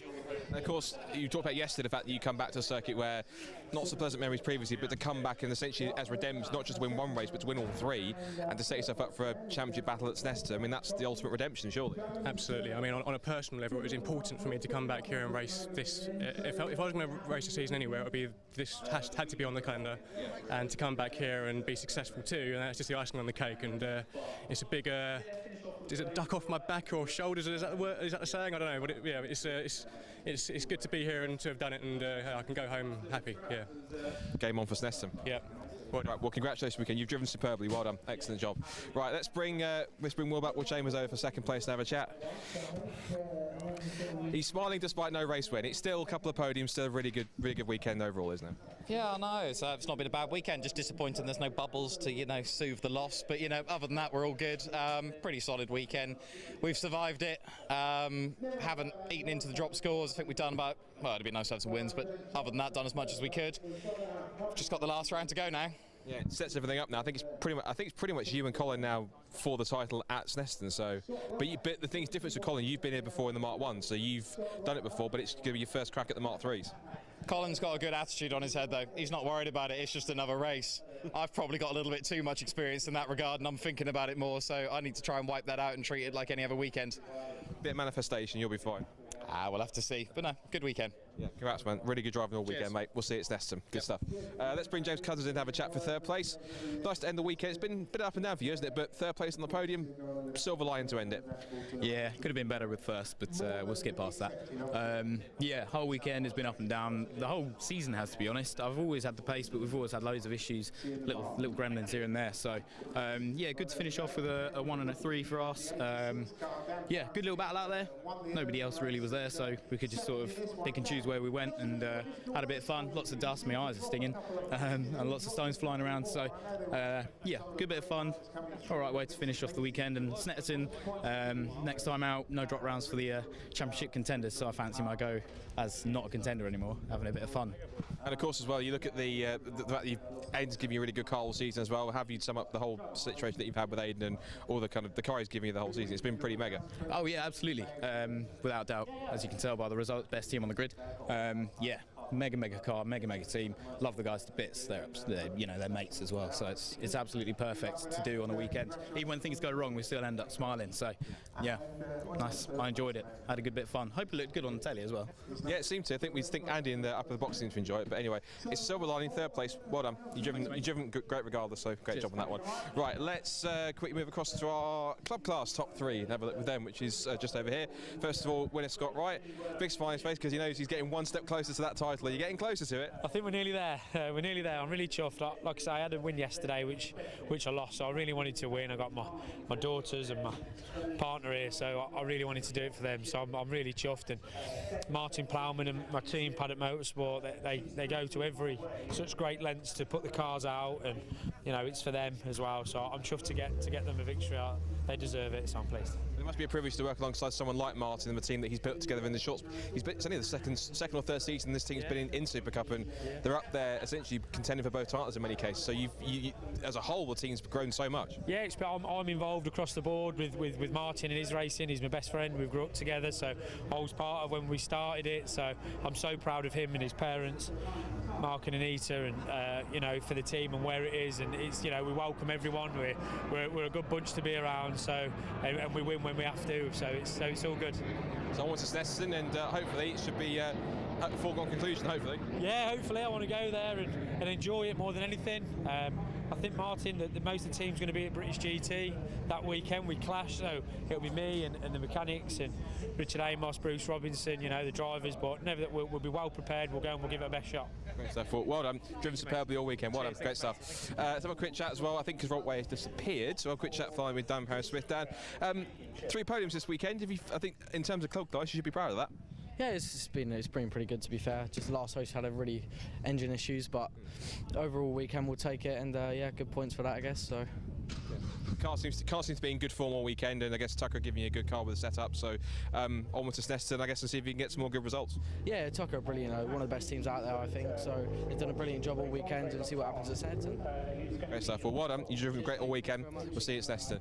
Right, now on to an important race. It's the final race of the championship for the Avon Tyres National Formula 4 Championship. Super classes have had their 2 races, so it's just the national cars for this one, and there is a title on the line. Effectively, what we've worked out, I think, given that this round, the drivers can't drop their last scores, but even so, with the results we had over the weekend, we think on the score, both myself and Esther, the championship coordinator, that there's 34 points exactly between Jordan Dempsey and Colin Kuhn, which means essentially, almost regardless of what happens in this race, it is essentially Jordan's championship either way. Of course, even if he doesn't finish the race, he gets 2 points. Even if Colin Queen wins the race and gets the fastest lap, which is 34 points exactly, Jordan still takes 2 out of it. And even if they go on to equal scores, Jordan would win on countback because he has more race wins. So essentially, this is kind of a coronation race for Jordan, regardless of what happens. But ultimately, he'll want to finish strong and essentially wrap up the title. So let's see how it all plays out. Andy, over to you for what would be a partially reverse grid for race number 3. Let's see if Jordan can do it in fine style.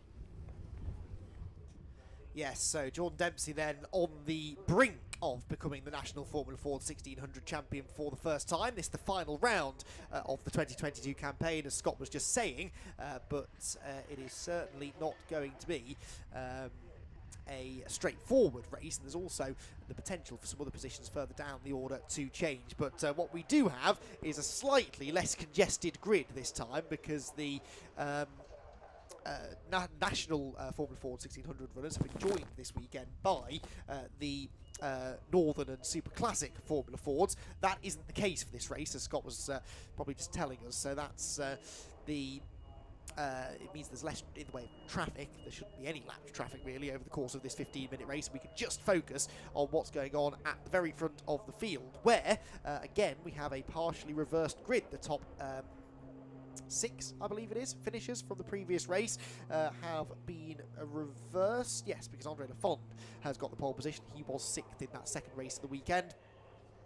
And he is going to be a desperate to try and get a race victory here if he can. Andre Lafond, part of the Ammonite Motorsport Brigade. The wins so far this weekend shared between Niall Murray, who's not been doing the full championship. This is just a bit of testing in his new car before the end of season Formula Ford Festival and Walter Hayes Trophy events. He is, though, racing very well this weekend. Had a win in race 1 and a third in race 2.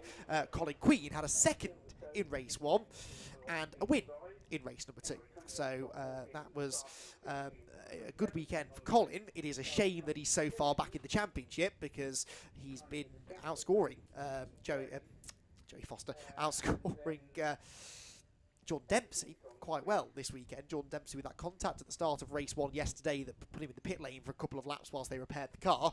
Then he kind of recovered from deep in the field to only 8th in the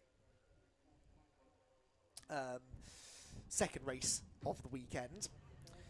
And this race, thank goodness for him, he thinks, it's not actually the one that's going to potentially decide the championship. The only way really that he could lose the championship now is if he starts picking up penalty points, because this is a thing that can happen sometimes in championships if you are involved in an on-track altercation with somebody, as well as being given a disqualification from that race or a time penalty or dropping positions or whatever.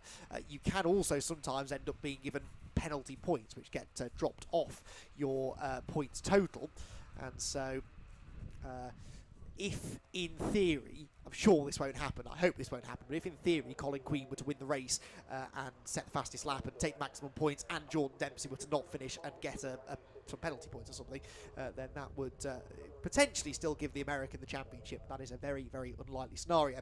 Right, we're just waiting, as you saw, for a bit of recovery work after our previous MX-5 Supercar race. Whilst we're waiting for the cars to get to the grid, let's take a look at how they're going to line up, shall we? Because it is this partially reversed grid. The top 6 finishers from race number 2 reversed to give us the grid for this one. So it's Andre Lafond and Rory Smith on for the front row together, Joey Foster and Niall Murray on row number 2, ahead of Sean Rashid and Colin Queen together on the third row of the grid. So Colin Queen, the winner of that earlier race, starting from the third row this time around. Lucas Romanek is 7th on the grid alongside Jordan Dempsey. That's the Oldfield car alongside the Kevin Mills Racing Spectrum. Jamie Sharp then in his Medina that won the festival at Brands Hatch at the end of last year starts 9th alongside Brandon McGorgan, with David MacArthur and Thomas MacArthur on row number 6 together.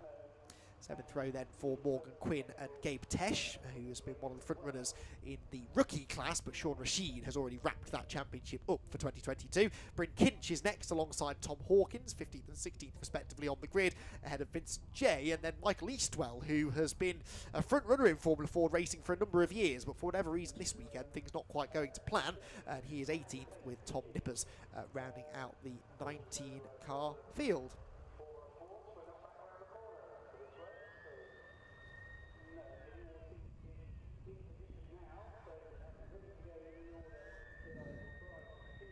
So, waiting for the green flag lap then to get underway, and it does now right on cue. Bit of wheel spin there from the cars at the front of the field as they try and A, get some heat in the rear tyres, and B, lay some rubber down on the track then, which they'll use, they hope, to get a good start to the race in a few minutes' time. Reverse grid racing is always good fun, and with the championship sort of decided now as far as Dempsey's concerned anyway, I don't expect him to get too stuck in, but I'd have thought the rest of them are going to put on a good show for us here. This last race for many of them before they do go into the end of season competitions at the festival and the Walter Hayes Trophy. Formula Ford Festival again this year, the 51st edition of the Formula Ford Festival at Brands Hatch again this year, as has become tradition, will be covered live here on the BRSCC Facebook and YouTube channels on the 22nd and 23rd of October, so definitely an event you don't want to miss that. The festival last year was arguably one of the best in recent history, and saw Jamie Sharp claim the victory in a very topsy-turvy, dramatic final.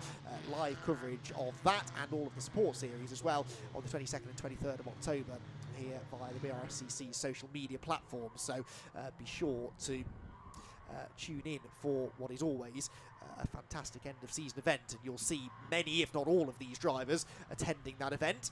And that's why we've got a slightly bolstered grid within the National Championship this weekend, because you do get people like Joey Foster, people like Niall Murray, who don't necessarily do the full season, coming in towards the end of the year to shake down their cars, get themselves race ready again, and put themselves in the best possible position to go to those end-of-season events with a chance of winning them.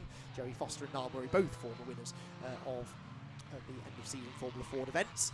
And Joey's actually been running really well this weekend as well. His results don't necessarily tell the full story, actually. Joey Foster in the Furman, 7th in race 1, 4th in race 2, but I think he's actually been quicker than that and just hasn't always been on the right end of some of the side-by-side exchanges.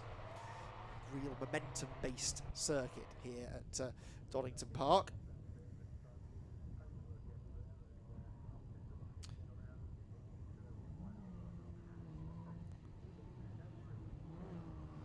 So let's see how this third and final Formula Ford race of the weekend pans out.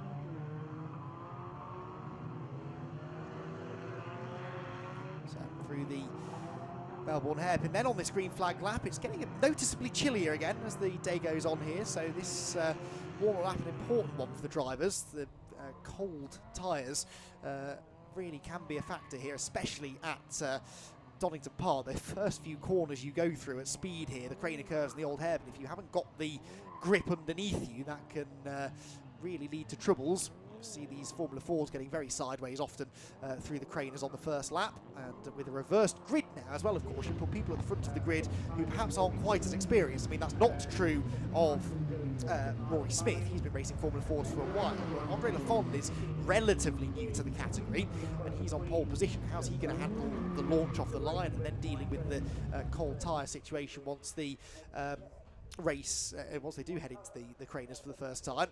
That can jumble things up as well, so I wouldn't be at all surprised if we get a bit of action here at the start of this third and final race of the weekend for the Avon Tyres Formula Ford 1600 Championship, the National Formula Ford 1600 Championship, on their own here. No Northern or Super Classic drivers sharing the grid with them. This is a straight-out race between the quickest Formula Ford drivers in the country. The red lights go on, the red lights go out, away they go, and it looks like a good start made by Rory Smith from the outside of row number 1. He's going to try and draw level with Lafond into Redgate corner. He thought about tucking in behind him, but he had enough momentum to draw level with the Ammonite Motorsport driver, and Rory Smith will try and go right round the outside of him through Redgate corner. They come out the other side, still wheel to wheel, I think. Who's got the advantage as they head for the Craners? They are absolutely neck and neck, I reckon, but no, Rory Smith has gone through. Smith gets the lead then. Lafond down to second, Foster third, Murray up into 4th place already, and they drop down into the old hairpin for the first time, sliding out wide for the first few. That's going to cost them momentum up the hill now, and likely stack them all on top of each other again by the time they reach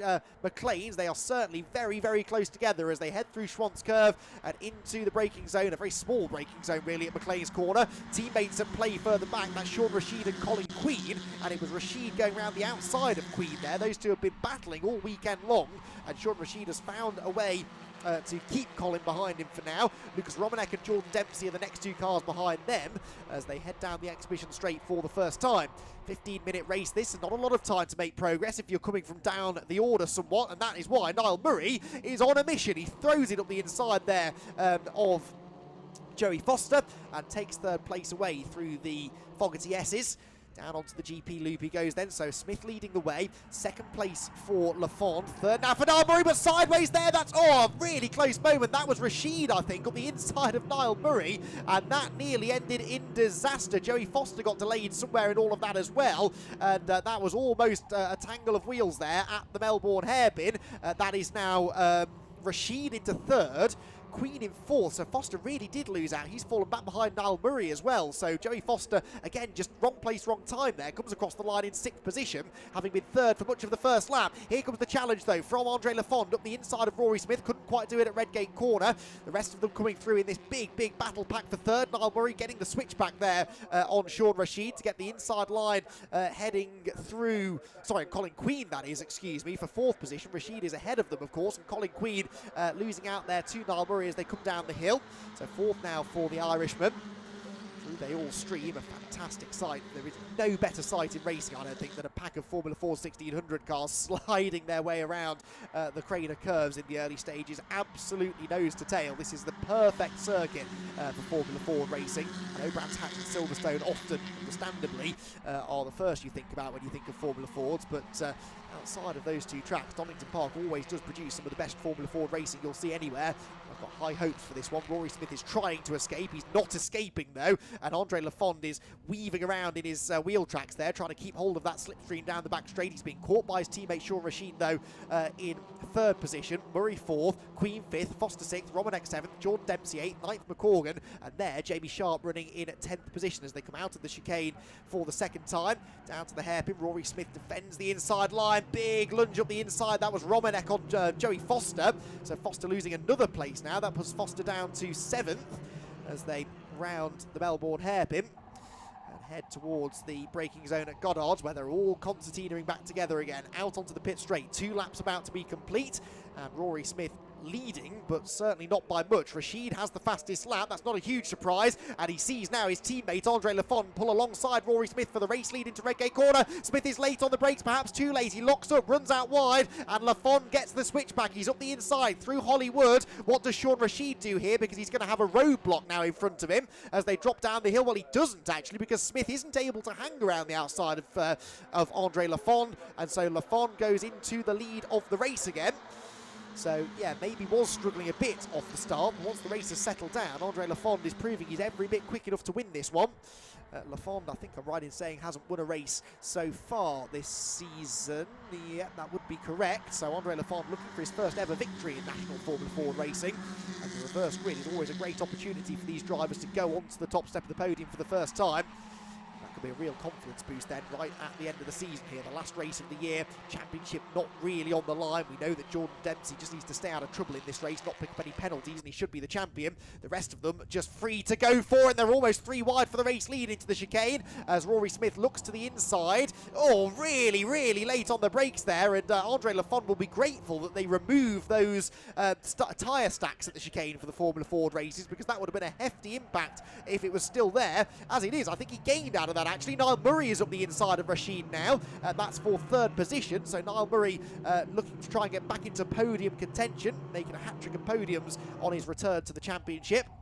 And I think he has gone through, has he? Oh, well, no, Rashid's still contesting it on the inside line. Oh, and they bang wheels and Murray's off! Niall Murray is off, he's into the barriers, broken front suspension. The Team Dolan car is out of the race, and Niall Murray is not going to get a hat-trick of podiums. Then contact with Sean Rashid, that little wheel bang, I think, broke the steering on Murray's car, and that has sent him off into the barriers. The 2 teammates there, Rashid and Queen, almost banging wheels as well as they went through Redgate Corner, and that's delayed them now to the point that Lucas Romanek is up the inside of Colin as they drop down the Craner curves, but he's not quite going to get ahead of the man who is second in the championship, Jordan Dempsey, the man he's fought for the championship all season, closing in behind them as well.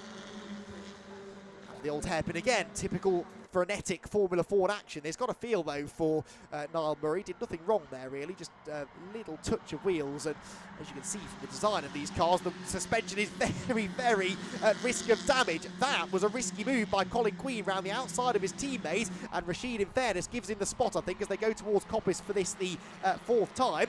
That was really bold stuff, though, from Colin Queen, and now he leaves his teammate to deal with everybody else. He's got Romanek alongside him now as Rashid. He's got Dempsey hunting around on his gearbox as well.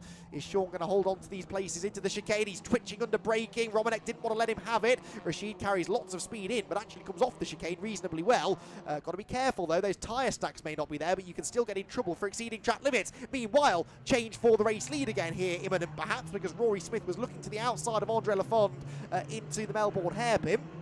But in the end, Lafond defended that inside line well, didn't lose too much speed on the exit of the corner, so he will lead them back into Goddard's. These two have a small gap now over everybody else. Colin Queen, of course, now into third. There he goes. And then he's got an even bigger gap, actually, back to the rest of them behind. So if Lafond and Smith don't fight too hard, they might just be able to break the toe here. They're 1.6 seconds clear. The gap between Smith and Queen, 1.6 seconds. That's probably enough that Colin isn't really getting any slipstream effect from them as we head now into this second half of the race.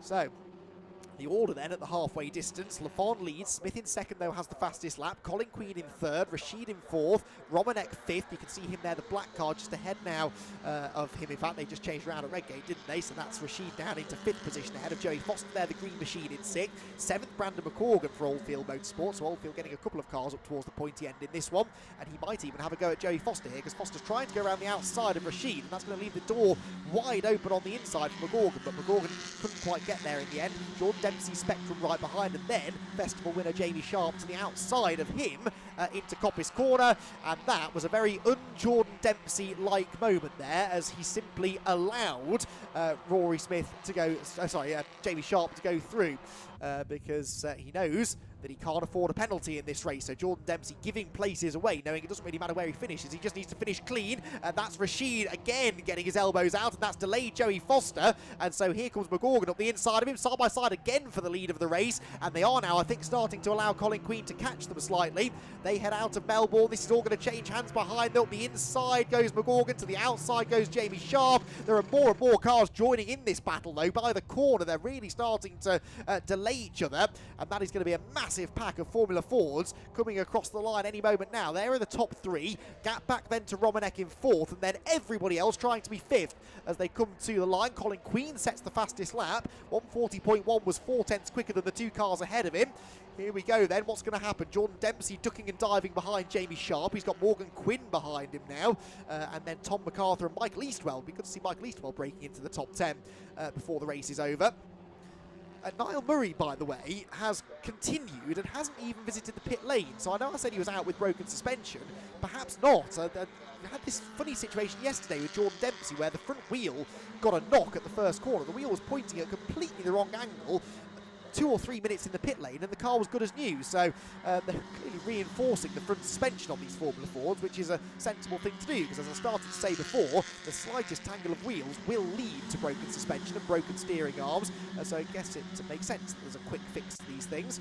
Anyway, Niall Murray's still going. He's in 16th place and probably won't catch back up to this group before the end, but if they really keep squabbling, you never know.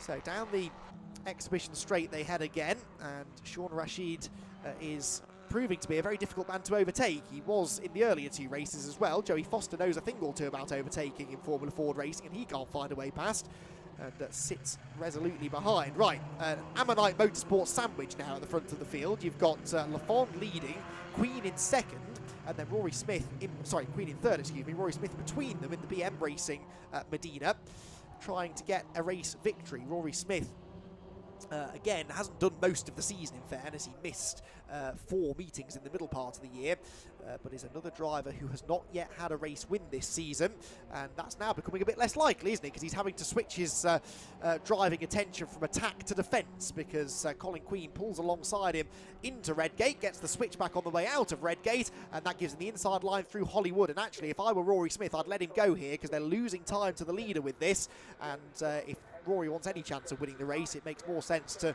work with Colin, who is clearly the quickest man on the track. He's just set another new fastest lap at 1:39.980. Meanwhile, Joey Foster has broken through the defences of Sean Rashid now, so Foster into 5th place, Rashid down to 7th. And we'll see now whether Joey Foster's able to break away from that group as well. Right, Ammonite Motorsport 1-2, 4 minutes left on the clock. I don't see any reason why they wouldn't race for this. Both drivers keen to prove a point here at this last race of the season, and Colin Queen knows that, yes, okay, he has to win to have a mathematical chance of the title, but Jordan Dempsey so far, touch wood, hasn't done anything that would warrant a penalty, so it should be enough here for Dempsey to hold on to the championship, regardless of whether Queen wins or is second. In other words, no real need for Ammonite Motorsport team orders.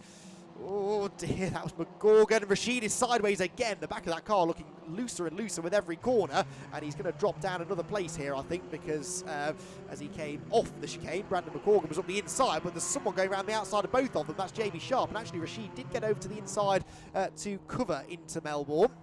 Leaders nose to tail. Rory Smith being dropped pretty rapidly here by Colin Queen. He really is the fastest car on track right now. I wouldn't be surprised if this is another fastest lap of the race. Oh, not quite, a 40.3. He lost a bit of time, I suppose, with the overtake on Rory, but he's now left himself with 3 minutes to try and find a way past. So 2 more laps to go, I reckon, in this final round of the Avon Tyres National Formula Ford 1600 Championship. And Ammonite Motorsport might not be ending 2022 with a Drivers' Championship, but they are going to try and end the season with a 1-2 in this race. But in which order? That's the question. Meanwhile, Jordan Dempsey on the outside line here, coming down the crane of curves, trying to find a way past Jamie Sharp. They're all sliding around a lot, aren't they, in the closing stages. We have lost from that group, by the way, Tom MacArthur. He's just driven down the pit lane, so Tom MacArthur out of the race. There are the 2 leaders, and they have, no, not changed yet. 52 still ahead of 62. For a moment there, I thought Colin Queen had got through. Queen with the blue and yellow helmet, the all-white helmet for Andre Lafond, and he still leads them as they come out of Coppice. But now we know the slipstream will take effect. Colin Queen pulls to the right-hand side. That's the outside line for the chicane. Surely he's not going to try and brave it right round the outside. No need, really, though. You just force the other driver to defend, and then you can carry the speed off the chicane. That's exactly what Queen has done. Did it get in the inside line for the Melbourne hairpin? We probably won't be able to tell from this distance because they're both identical. Oh, and that's Rashid, is it? In the gravel at McLean's, I think. So one of the Ammonite cars is in the gravel. We know it's not Queen. We know it's not Lafond, and that does rather narrow it down that Sean Rashid appears to have finally met his maker in this race. He's out of the race. He's out of the car, thankfully, and okay, whilst his teammates continue to squabble for the race victory. Then on to the final lap of the race now, the final lap of the season for the National Formula Ford Championship, and Andre Lafond is the leader still. Colin Queen in second position. Where and when does Colin make the move then? Not into Redgate corner, wasn't quite close enough, he decided. I think the best bet here is to try and force a mistake out of Andre. Those mistakes, though, have not been forthcoming yet, have they? Queen is clearly quicker, but Andre Lafond hasn't yet put a foot wrong. But especially given the fact it's a teammate that Colin Queen is fighting here, you don't want to make a risky lunge that ends up being contact between the two of you. That's the last thing that needs to happen. So perhaps better just to sit on the gearbox of the leader and try and force the mistake out of him. Jordan Dempsey, meanwhile, has got himself ahead of Brandon McGorgan now. All of them, of course, benefiting from Sean Rashid's demise at McLean's corner. So through goes Sharp into 5th, Dempsey 6th, McGorgan 7th, Morgan Quinn 8th, Michael Eastwell is in the top 10 now in 9th, ahead of David MacArthur. Leaders about to head onto the back straight then for the final time. There is Rashid's very broken car. You can see he's definitely got some broken right front suspension in the gravel trap at McLean's. But what is going on for the leaders then? Here comes this battle in the tail end of the top 10. There is Eastwell Spectrum at the back of the pack, but the race leaders must be heading out of the chicane now for the final time towards the Melbourne hairpin. Jordan Dempsey pulling up alongside Jamie Sharp, who has really come through the field nicely in this race. Here are the leaders, though. They are side by side. That's Lafond on the inside with the white helmet, and he holds on to the lead. There's one more corner to go, though, and Colin Queen's had a better exit from Melbourne. That puts him on the outside line into Goddard's. He's going to try and squeeze his teammate over to the left-hand side of the road if he can. Try and narrow his line into the last corner and try to get the power down better off the final turn and win the drag race to the line, but I don't think it's quite going to happen. The finish line comes up very quickly here, and it is going to be met first by Andre Lafond, who gets his first victory in the National Formula Ford 1600 Championship. Colin Queen, his teammate, is in second place, whilst Rory Smith is on the podium in third. Lucas Romanek fourth. Is it going to be Jamie Sharp in fifth? Yes, it is. Who's going to be sixth, though? Brandon McGorgan versus Jordan Dempsey. By a nose, it is McGorgan who holds on. Dempsey seventh, Quinn is eighth, Eastwell ninth. Niall Murray, by the way, finishes 10th after that off at the hairpin, helped by the fact that David MacArthur limped into the pit lane right at the end of the race. So David MacArthur must have sensed a fairly urgent issue with that car because he didn't even just limp across the line and park up after that. He felt the need to immediately pull into the pit lane. So he will, I guess, be classified as a non-finisher. He has technically crossed the line in 11th place, but I think he will be classified as a non-finisher, so Tom Nippers will likely gain a place there. Andre Lafond, though, gets his first victory. Really had to fight for that. It was nice to see as well that there really weren't any team orders there. Colin Queen was very much going for it. They kept it clean, they kept it respectful. There was no contact between the two of them, and that will keep the team happy. And the Ammonite Motorsport squad can celebrate a very successful end to the season. Got a win earlier on today from Colin Queen, and a win now for Andre Lafond, who I think is pretty happy with that, weaving in celebration as he makes his way back to the pits. So, the final Avon Tyres National Formula 4 Championship action of the weekend, and indeed the season, sees a win for Andre Lafond, and he wins in the end by, officially speaking, just over 0.3 of a second. Actually set a personal best lap on that lap as well, despite having to defend pretty busily from Queen behind him. And in a moment or two, I think we'll be able to look at the provisional results from that third and final Avon Tyres National Formula 4 Championship race of the weekend. Probably the best race of the weekend, actually, for those drivers as well, despite the fact that it was the smaller grid without the Northern Super Classics on the grid. It arguably produced the better race, and it certainly produced a first-time winner in Andre Lafond. Colin Queen second, third Rory Smith, fourth for Lucas Romanek, and Jamie Sharp in fifth place ahead of Brandon McCorgan and Jordan Dempsey. Morgan Quinn, Michael Eastwell and Niall Murray round out the top 10 on the grid. Eastwell classed as a class winner because he was in the guest category, not scoring points this weekend. David MacArthur and Tom Nippers were next. Gabe Tesh, Tom Hawkins, Vincent Jay and Bryn Kint rounding out the 16 finishers, with Joey Foster a non-finisher in the end. Didn't see what happened to him. I wonder if he tangled with Sean Rashid because he retired on the same lap. We just didn't see him at the side of the track as we did Sean. So Foster not finishing, Rashid not finishing, and Tom MacArthur, as we saw, came into the pit lane towards the end of the race to retire as well. So a suitably exciting conclusion to the 2022 championship then, and the top 3 finishers are down in the pit lane now with Scott. Yeah, now indeed, that's another season finished for the National Formula 4 Championship. Some great racing towards the front, and I'm sure Andre Lafond will be very happy, as I think he can see with that one. And Colin Queen looks like he's only just missed out on the championship. We were going to hope to try and stop Jordan Dempsey as well, because that finish that he got essentially gives him enough points to essentially provisionally wrap up the championship, we believe. So we'll have a chat at least with our top 3 in that side. So let's have a chat with the man who took the victory, Andre Lafond. The smile says it all. You've had a couple of successes this year, but that one, especially with Colin on your tail, was I'm sure was the sweetest. Oh, for sure. It felt really good. You know, the team gave me a fantastic car, and it felt good to put it where it deserved to be. And after all the behind-the-scenes hard work to finally pay off, it feels so good.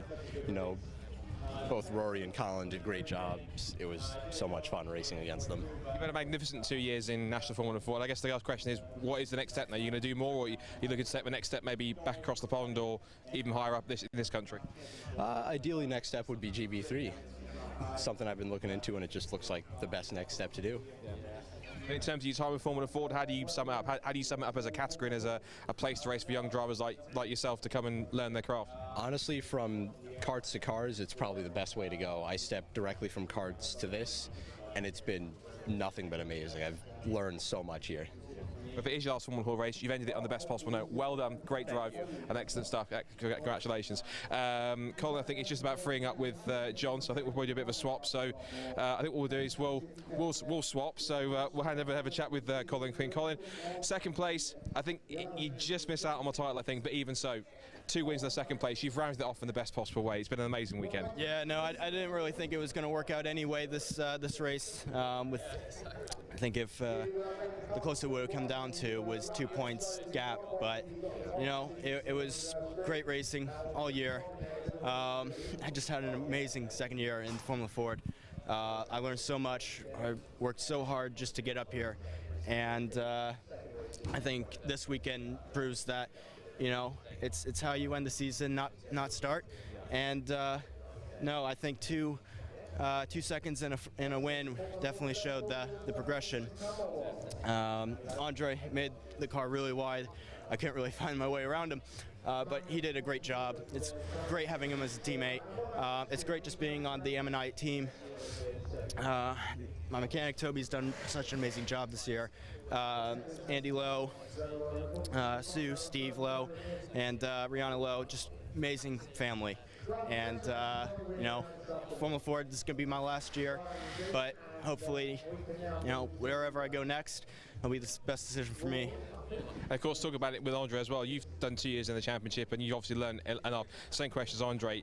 You know, how much do you advocate this formula and these cars for drivers that are coming up like you from karting or from the junior backgrounds to come and do single seaters? Because it's 50 plus years old, but it still teaches young drivers a heck of a lot even today. Yeah, no, it was definitely the best decision for me coming into the Ford, especially here in England. You get so much good competition from people that have been doing this for years and years and years, and you know, I think it'll just help me, you know, be at that level going into the next junior category. And yeah, no, it's honestly the best form of racing I've ever done, even with karting standards. So I guess the next question is, what is the next step? Is it GB3? Is it GB4? Is it a different, going back across into the US, of course? What's the next step for you, think? Well, everything's up in the air at the moment. It may be GB4, maybe GB3, maybe something in Europe, maybe something in the US. But, you know, I mean, wherever we go next, it'll be the best decision for me, and I know I'll do great in it. Well, as soon as you've been stationed in the championship. Thank you ever so much. Congratulations for the job this year, and well done. We'll see you soon some place. And third place, of course, we've got is Rory Smith, who's being interviewed for TV as well. But again, the young drivers advocating what Formula Ford is like. It's a fantastic proving ground. Yes, it's 50 plus years old. Doesn't matter. These cars are still quite contemporary. They still teach you quite a lot, and there's still some young drivers coming through that still can do an incredible amount of work. And then you learn a lot from Formula Ford. If you're a young driver, if you're a caster or someone coming up through the junior ranks, and you want a really good, cost-effective way of getting into single-seater racing or finding your first steps into racing cars, you still, in many cases, cannot do better than Formula Ford. It is an incredible equal formula. Even though there are different chassis makers like Ray, Van Diemen, Spectrum, Medina, Furman, they're all as equal as each other in many cases because of the fact that they have the same engines, all by different tuners, same Avon tyres, all the same ins and outs in that sense. Let's have a chat to Rory Smith in third place quickly, getting a hug from Esther Kutz, so we'll bring Rory in quickly for a second to have a chat for third place. Rory, good to see you. Of course, you've been in a part season, but good to see you back here, and good to end the season at least for your cameo back here with the podium. Yeah, I mean, I'd be lying if I didn't say this weekend was a bit of a struggle. Compared to the Ammonite boys, we've been missing a little bit of something, but yeah, it was nice to get a podium towards the end of the weekend just to reward our hard efforts. Like, you know, we're constantly working on the car, trying to close that gap and really doing as much as we can. I think we may have slightly gone the wrong way in that last race, which is why we struggled to sort of hold on to the other two a little bit, but still, you know, podium, can't be too upset with that. Of course, the next step, it's the big one. It's Festival and Walter Hayes season, so focus has got to be on that now. Yeah, for sure. So, like you said, we've done bits and bobs this year, but we've piled on towards, you know, this point, getting it ready for those two, well, for the Formula Ford Festival and also the Walter Hayes at the end of the year. So yeah, that's where the focus is now. I've got another race that's slightly different in the Formula Atlantics, but yeah, full focus heading those events. You know, those are the big ones, and yeah, I'll be looking to hopefully win the festival again if we can. But yeah, we'll see. Yeah, so you want that second festival win, don't you? Yes, definitely. I mean, the car works. I know we've proven it the last 2 years in a row, so I've got just as good a chance as anyone. So yeah, we'll be giving it our all, that's for sure. We'll see you there. Well done. Good to see you here. We'll see you at the festival. Great stuff. And yeah, Formula Ford fans, of course, for these guys, in particular national drivers, that's where they'll go next. It is the Formula Ford Festival, October 22nd and 23rd at Brands Hatch. Entry's looking good so far. If you're going to enter it, entry spots are going to fill up quickly. It's going to be one of the best events of the season. One event of the year by Motorsport News last year. So by all means, it's an event that you want to go to, in particular with some great Formula 4 talent, including the likes of Niall Murray and Joey Foster, who are using this weekend as a warm-up for the festival next month as well. So that's the end of the National Formula 4 Championship. Thanks to all the teams and drivers and everyone that's been involved in it. They will be back next year for more incredible single-seater action. But as the buzzer goes off, we've got more Mazda MX-5 action, the last Mazda MX-5 Championship race of the weekend. Let's see if Steve Foner can make it 3 out of 3. Andy, over to you, where there's probably less noise up in that commentary box. Yes, this should be fun, I reckon. The third and final race of the weekend. Another important one for the championship as Steve Foden hunts a hat-trick of victories here at Donington Park. It would be the first time that he's done that this year, if he can do it. He's won races previously, but never won all 3 in a weekend. He's been dominant this weekend, though it starts from pole position alongside Ollie Graham, who's celebrating his birthday with 2 podiums so far. Can he make it 3 from 3 in this third race? Tom Smith and Fraz Fennick, the championship leader, starting on row number 2 ahead of Callum Greatrex and Jason Greatrex, who is third in the championship overall. They're sharing the third row. Brad Jones and Michael Nibbs are together on row 4, ahead of Michael Green, having one of his best weekends so far. Tom Langford rounding out the top 10, who was in the thick of some of the battles in race number 2. Then it's Seb Fisher. So Seb Fisher, only 11th. He was given Did he have a penalty at the end of the previous race? He must have done, surely. Yes, he was given a track limits penalty, 5 seconds, which is why he drops down to 11th, just ahead of Jack Noller, who recovered from the back. Owen Mills and Tim Dorr together on row 7. Tim's been one of the Masters front runners this weekend, with Chris Greatrex, the third of the Greatrex clan, starting on row 8 alongside Bo Parry. Ollie Walden then and Darryl Radwell are together on the 9th row of the grid, and rounding out the top 20 of this one, Levi Aisbert and Courtney Mills had a non-finish yesterday, but Courtney did recover to just about scrape into the top 20 in race number 2. Then it's Steve Bartlett and Simon Hartley in the middle portion now of this getting on for 40 car grid. In fact, it probably will be over 40 cars to take the start. Scott Leach is next. He was involved in a collision with 2 of the Greatrexes at the early stages of yesterday's race. He starts 23rd alongside Matthew Goddard, with Luke Sauch, who was one of the front runners in the Clubman Championship earlier on. He'll start 25th alongside Peter Higdon. Then it's Graham Rumsey and Chris Malloy on the 14th row of the grid together. Row 15 then for Keith Dalton in the 711 car, and Tom Mallett to round out the top 30 on the grid. And then just outside of that top 30, Joseph Graves and Richard Bartlett, the second of the Bartletts, on the 16th row there, the outside line. Row 17 then for Andrew Dean and Jonathan Fields, then getting now towards the back of the finishers. The last 2 finishers in the race earlier on were Christopher Abbott and Ben Manchette, so they make up the 18th row, and then there were 4 or 5 non-finishers, but a few quick drivers in this group. Luke Pullen and Oak Richardson especially. Luke Pullen, it was, now he did tell me what the issue was earlier on, they had been changing things on that car, and it was a auxiliary belt that had, they think, been had a bit of gravel caught up in it, and that needs to be changed. So he's back out there starting deep in the field alongside Oak Richardson, Adam Craig and Kevin Dengate. Kevin Dengate, another quick driver, so is Adam Craig actually, will be starting at the back of the field. So that is a group of cars to watch out for. At the front, let's be honest, we're expecting Steve Foden to dominate again as long as everything goes well with his car. The real question is where Fraser Fenwick finishes, because coming into this race there are 40 points between them. Fraser Fenwick, though, is starting to use up some of his dropped scores now. They can't drop the races at Snetterton last time, though, so this is the last race that they would be able to drop should anything go wrong. If Foden can win, Fenwick ends up slipping down the order again or not managing to get on the podium. That gap could start creeping down, and with 300 plus points still available at Snetterton, none of which can be dropped, it would mean that the championship's still wide open between those 2. Also had some changes further back. Ollie Graham, having his best weekend in the championship so far, has moved into 5th place now in the championship ahead of Luke Pullen, so he'll be hoping to build on that with another podium now in race number 3, which gets underway, and it's not a great start by Fraser Fenwick. It's another bad start by Tom Smith as well. Look, the white car forcing one of the Greatrexes onto the grass as they head for Redgate for the first time. It is, though, Steve Foden who leads the way. 2nd place, Ollie Graham. Side by side for 3rd, Fraser Fenwick, I think, is just going to slip into 4th position as they go through Redgate on this first lap. And, yep, guarantees some of them will end up in the gravel as they run a bit wide. 2, 3, even 4 abreast further back as some of those from the back try and charge their way through. And Foden's gone already. 1 corner, and Steve Foden's already got over half a second or so in hand over Graham in 2nd position then. Which of the Greatrexes is that in 3rd? I'm guessing that that is Jason Greatrex. I think it was Callum who had the squeeze at the start. Off wide goes one of Brian Chandler's cars there at the old hairpin, and he will lose a number of positions. Up towards McLean's for the first time then, and change actually for 2nd place. Ollie Graham losing out. It is Jason Greatrex who goes through, and he brings Fraser Fenwick with him. So Ollie Graham falling out of the podium places then halfway round this opening lap, and he will turn through Coppice Corner in 4th position. His teammate Seb Fisher, I noticed, is gaining some ground after that penalty was applied at the end of the 2nd race for exceeding track limits once too often, and so he is already marching towards the top half dozen or so. Down the back straight then, Steve Foden leads Class A. Class B is being led by Jason Greatrex into the chicane, with Fenwick, then Graham, then Callum Greatrex. That will be ahead of Tom Smith, who starts this weekend have not been great. How Jack Noller did not just headbutt the tyres at the chicane, I don't know.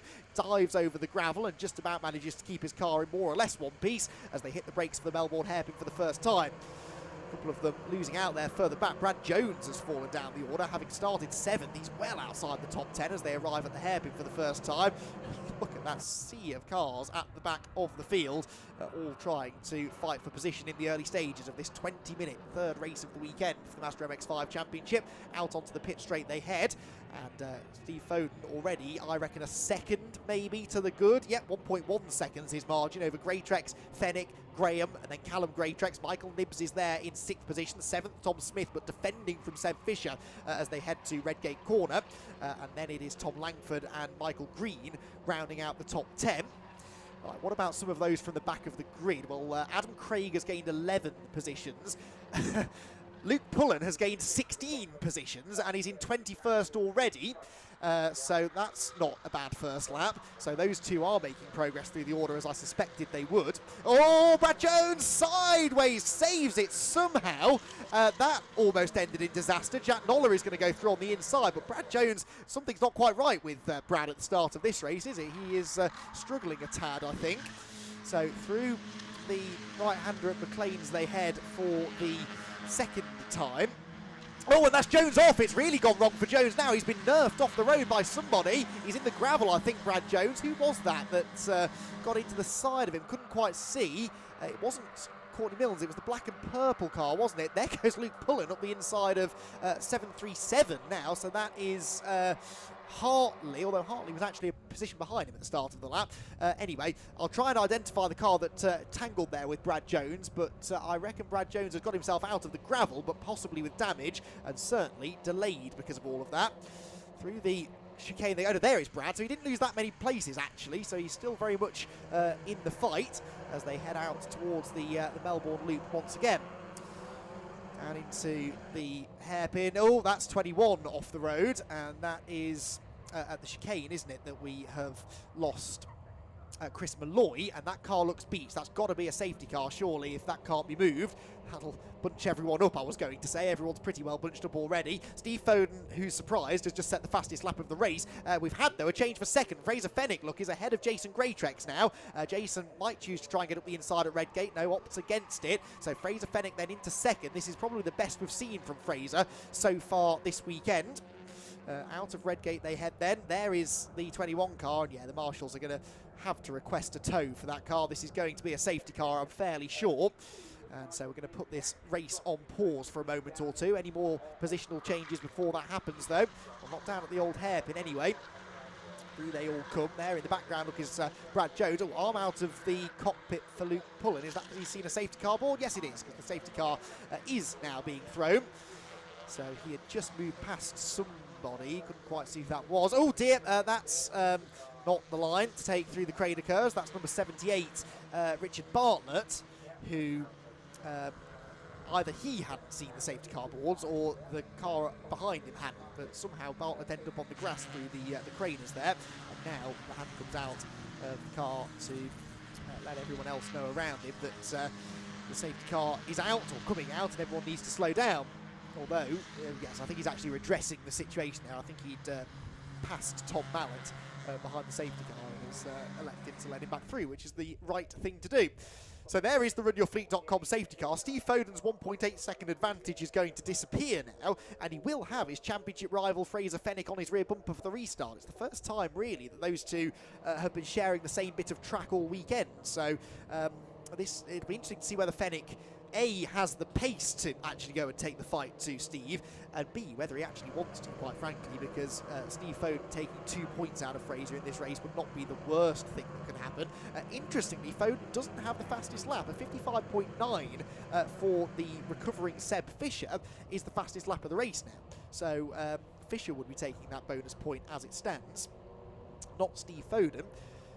Chat briefly to Steve's dad after race number 2, and he was telling me that Steve was going a little bit slower in that second race than he had in race 1. Now, whether that was out of choice or not, I'm not sure. I imagine it was, because he had a big lead, won that second race by 12 seconds in the end, so didn't need to be lapping as quickly as he had been yesterday. Managed to set a lap that was a tenth quicker than in race 1, but his general race pace was not quite as quick. So, no, we might not have seen the end of this race just yet. So, it is Steve Foden who leads behind the safety car then. Fraser Fennick second. Jason Greatrex third, leads the Masters class. Fourth position for Ollie Graham. Fifth, Callum Greatrex. Sixth, Seb Fisher. Seventh place for Tom Smith, sorry. Michael Nibbs is eighth. Tom Langford's ninth. And Michael Green is in 10th position. What about those who were coming from deeper in the field? Pullen got back ahead of Matthew Goddard on that lap, so he is now 20th. Again, he was 20th before, wasn't he? Adam Craig is 24th, having got past Luke Sauch on that most recent lap. And yeah, I can confirm on the tyre screen the only driver we're missing is Chris Malloy, so he is most definitely the sole reason for the safety car. So it's a shame because there was some really good racing going on. It's also a bit of a shame for those who are trying to make ground up, because it's not really one of those series where you need a safety car to bunch people up and give you the chance to overtake. The whole field are pretty much together anyway for most of the race, so if you are on a recovery drive, the safety car actually is the last thing you need, because it just takes laps away from you on which you could otherwise be overtaking. But the marshals here at Donington will do a brilliant job, I'm sure, of getting that car out of the way as quickly as possible, and hopefully that will allow us to go racing maybe after just one lap behind the safety car, but certainly I can't see it being more than 2. So we should go racing with, what, 8 minutes to go or so at the very least. As yellow flags then wave here at Donington Park in this final MX-5 championship race of the weekend. We've still got another MX-5 race to come though. The Clubman drivers will be out for their second race later on in the day. 4 more races in total to come your way here from Donington Park. Next up is the grand final of the British Supercar Grand Prix. The Zio Prototype Series will be out again after that. Then it's the Clubman Championship, and then the BRSCC Club Sport Trophy race will take us all the way towards 7 o'clock in the evening with the final race of the weekend. You can see the 2 AB Motorsport teammates, Brad Jones and Luke Pullen, going past the stricken car of Chris Malloy, which is not yet out of the gravel, so we are going to need one more lap behind the safety car before we can get the race restarted. The field makes its way through that Grand Prix loop with a chance maybe here for the drivers to catch their breath, if nothing else. Been a really dominant run recently for Steve Foden. Obviously he's dominated this weekend, but he was really strong last time at Cadwell Park. Had engine problems though that really stymied his chances of scoring particularly well. He did win the middle race at Cadwell, but actually the signs were kind of there then that Fraser Fenwick wasn't going to continue his dominant form right to the end of the year. Fraser was pretty unstoppable actually across the first 7 races of the season. Fraser won 5 of them and was only off the podium in 1 of them. He then went on and won another 4 in a row, winning all 3 at Brands Hatch in the first race at Alton Park, won the first race at Cadwell, but then hasn't been back to the top step of the podium since. And again, his results have not been disastrous. He has been on the podium more often than he's not been. But if Steve Foden had not had some of those mechanical gremlins earlier on in the season, then you can't help but wonder whether Fenwick would have had this quite so easy. Not to say that it's been easy, because he's certainly not wrapped this up yet, as we've documented with the drop score situation. But yeah, Steve Foden, I would argue over the last couple of rounds maybe, has been the fastest driver on the grid. But Fraser had banked all of those nice points earlier on, and so he doesn't have to take any risks. You know, Foden kind of has to go out there and try and win every race, whereas Fraser Fenwick can just afford to play the percentages a bit. And that perhaps is what he's been doing over this weekend. Not necessarily going for every lunge, not going side by side with everybody, and just trying to bring the car home in one piece, which is a sensible approach that will serve him well in the future, I'm sure, as he aims to move on up through the racing ladder. Very, very talented driver, Fraser Fenwick, and he would be a very deserving champion should he be able to seal the deal in the middle of October, just under a month away, the final round of the MX-5 Championship. Fraser Fenwick and Steve Foden will do battle around the Snetterton 300 circuit over 3 races to decide the outcome of the championship. So, through the chicane, I'm hoping we won't see a recovery vehicle. We don't see a recovery vehicle, that's good news. The next thing I want to see is the lights extinguished on the roof of the Jaguar safety car, because that will mean we're going racing this time with, what, 8.5 minutes to go, and I'm going to get my wish. The safety car is pulling away, the lights have been extinguished, and Steve Foden is backing up the pack quite dramatically. Now, he knows that this is an important restart. If Fraser Fenwick sees half a chance here to start messing with Steve and try to get past him, then he will take that chance. So Steve Foden needs a good restart, and he needs to be out of striking range from Fenwick by the time they get to Redgate Corner. Up towards the hairpin at Goddard's he comes, slowly, slowly, slowly, hasn't yet gone, hasn't yet accelerated. Now he goes halfway round Goddard's, but Fenwick is right there with him. Fraser Fenwick could be close enough to have a go into Redgate if he wants to. He's in the slipstream, remember, and Steve Foden, for the first time all weekend really, is having to go defensive on the run towards the first turn, but Fenwick just can't quite keep up with him down the straight. He wiggles a bit bit under braking, but Foden will lead them into the first corner. Now, who's going to be the first one to try and dive out of line and make a move? No one inside the top 20 or so, actually. They're all being very well behaved into the first turn. 8 minutes to go then. And Steve Foden now perhaps with the biggest challenge that he's faced all weekend long. Fraser Fenwick, if he is inclined to have a go at winning a race, is certainly going to give this everything that he's got. Further back down the hill, we've got... that's the car I was trying to identify before. It's 37. Oh, it was... that's 37 is Tim Dorr, right?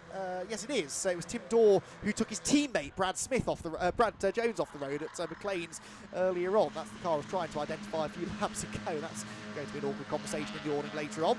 Anyway, Brad didn't lose out too much. He's only a few places further back. Notice there, Foden was running a bit wide at McLean, so he is starting to feel the pressure from Fraser here, as the two championship contenders do battle onto the exhibition straight for this, the 6th time of asking. Luke Pullen there up the inside of Brad Jones. He's going to pick up 19th place then, it looks like, or Jones might not let him. Actually, he's fighting back as they come down the straight into the chicane where the leaders arrive already, and hopping and skipping their way over the curbs, narrowly avoiding those tyre stacks. Hopefully they're doing it right. Who got the better of that AB Motorsport battle? It was Pullen who went through. Look at this though, Fraser Fenwick for the race lead. He's up the inside of Steve Foden at the hairpin, and he is going to go for the victory. He squeezes Foden on the exit of the corner, and Fraser Fenwick has got the lead away as they come towards the end of lap number 6 of the race. And this now changes the dynamic of the race completely, because Steve Foden now is under pressure from Greytrex. Look, Greytrex almost got past him, locked up and round wide though. Ollie Graham gets back up the inside of him, and Steve Foden now is in danger of losing more places perhaps, because he's not got that trap position advantage. So down towards Redgate we head once again. It's Fenwick who leads, Foden second, Greytrex and Ollie Graham side by side for third as they make their way into Redgate corner.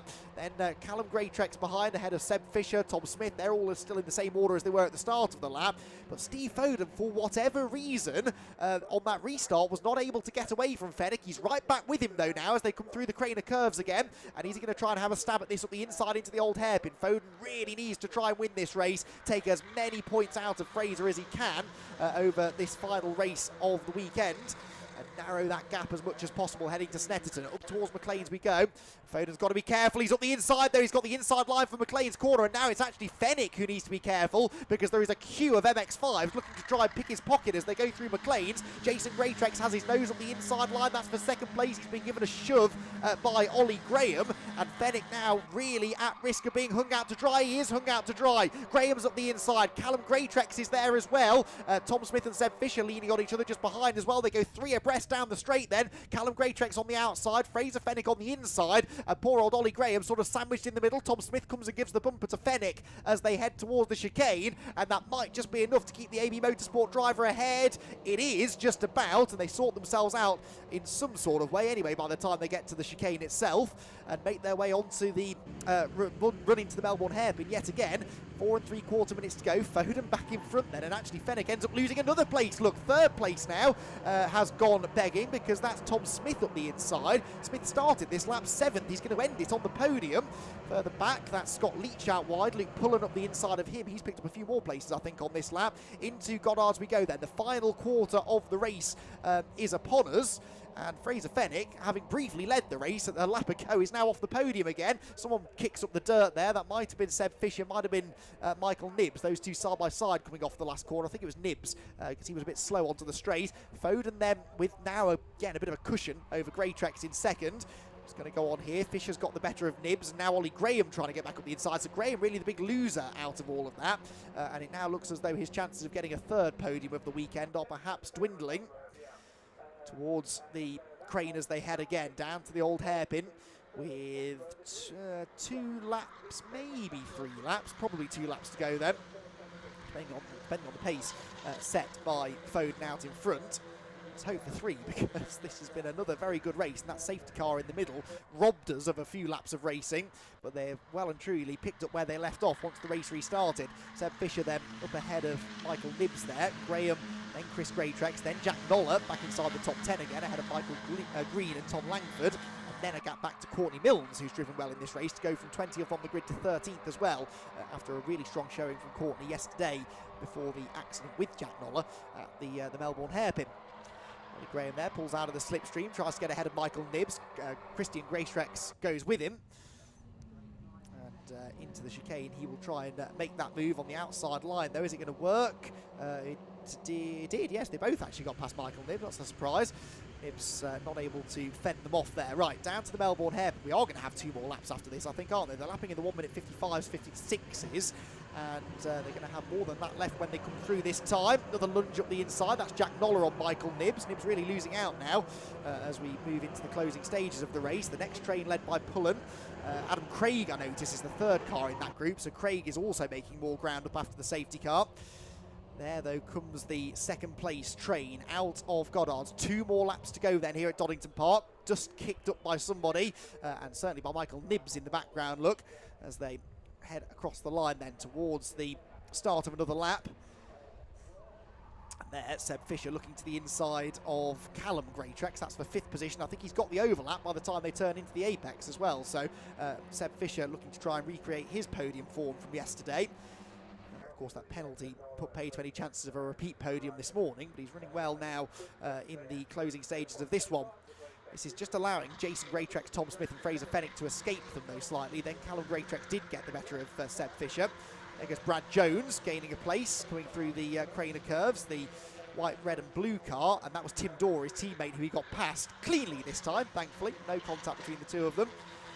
And Brad Jones now, all is right in the world. He's back ahead of Tim Dorr after their little tangle earlier on. Right, 2nd place squabble approaches Coppice corner for the 9th time. And the red line car of Jason Greatrex, 3rd in the championship. Now, mathematically, I think is still in contention. Yeah, he's just over 100 points off the championship lead, but again, lack of dropped scores at Snetterton mean that he could still win the championship if Foden and Fenwick have a disastrous weekend. So he wants to try and keep hold of this 2nd place ahead of Tom Smith if he can. Fraser Fenwick there, I think now probably at this point quite content to just settle into 4th position. There goes the 113 car on the outside line at Coppice corner. That is Levi Aisbin, who I think was the one we saw bouncing on the grass at the old hairpin earlier on in the race. And this looks rather entertaining as they head past the exhibition centre towards the Fogarty S's. Lots of leaning, lots of contact, lots of dust being kicked up exiting the Melbourne hairpin, and this perhaps was part of why we had that dust being kicked up, because Jason Greatrex was busy defending from Tom Smith. They do now come through onto the last lap, and that's Ollie Graham. Ollie Graham has gone around. There was another car off the road with him. Oh, 2 of them. Langford was off, so too was Chris Greatrex, and here comes lucky Luke Pullen to come and take up another 3 free positions, I think. Tom Smith up the inside of Jason Greatrex. That's a change for 2nd position. But it all kicked off there at the final corner, didn't it? And unfortunately for poor old Ollie Graham, his birthday weekend is going to end on a slightly sour note. Luke Pullen there looking to the inside of Greatrex, and he and Langford, of course, both delayed in all of that, so they're both out of their rhythm a touch, you would imagine. Not quite sure exactly what caused all of that, but the end result was that those 3 drivers, Graham, Langford and Greatrex, ended up losing lots of ground. So Pullen in the end not able to get through, although he does sail up the inside of the old hairpin. That was brave. It did not work, and it might now cost him a place to Adam Craig. This is, well, Langford is 12th, Chris Greatrex 13th, Pullen 14th and Craig 15th. That's what they're all fighting over. Check back in with them in a moment, because the leaders are at Coppice for the final time. Oh, that's another Greatrex off.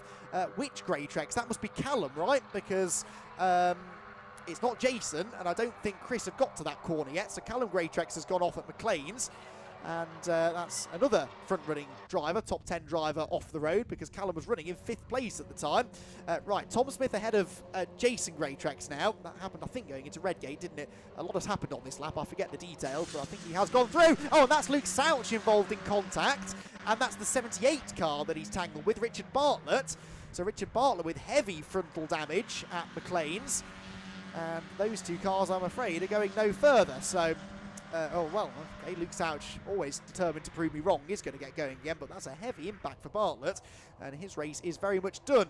Right, kind of grateful for the checkered flag now. Here comes Steve Foden out of the final corner. Tom Smith, I think, is just going to fend off Jason Greatrex for 2nd. It is, though, a 3rd victory from 3 for Steve Foden. Steve Foden gets the win. 2nd for Tom Smith, 3rd for Jason Greatrex, Fraser Fenwick 4th, and he'll retain his championship lead going to Snetterton. Seb Fisher is next ahead of Noller, Nibs, Courtney Milnes 8th. Courtney Milnes in 8th place from 20th on the grid.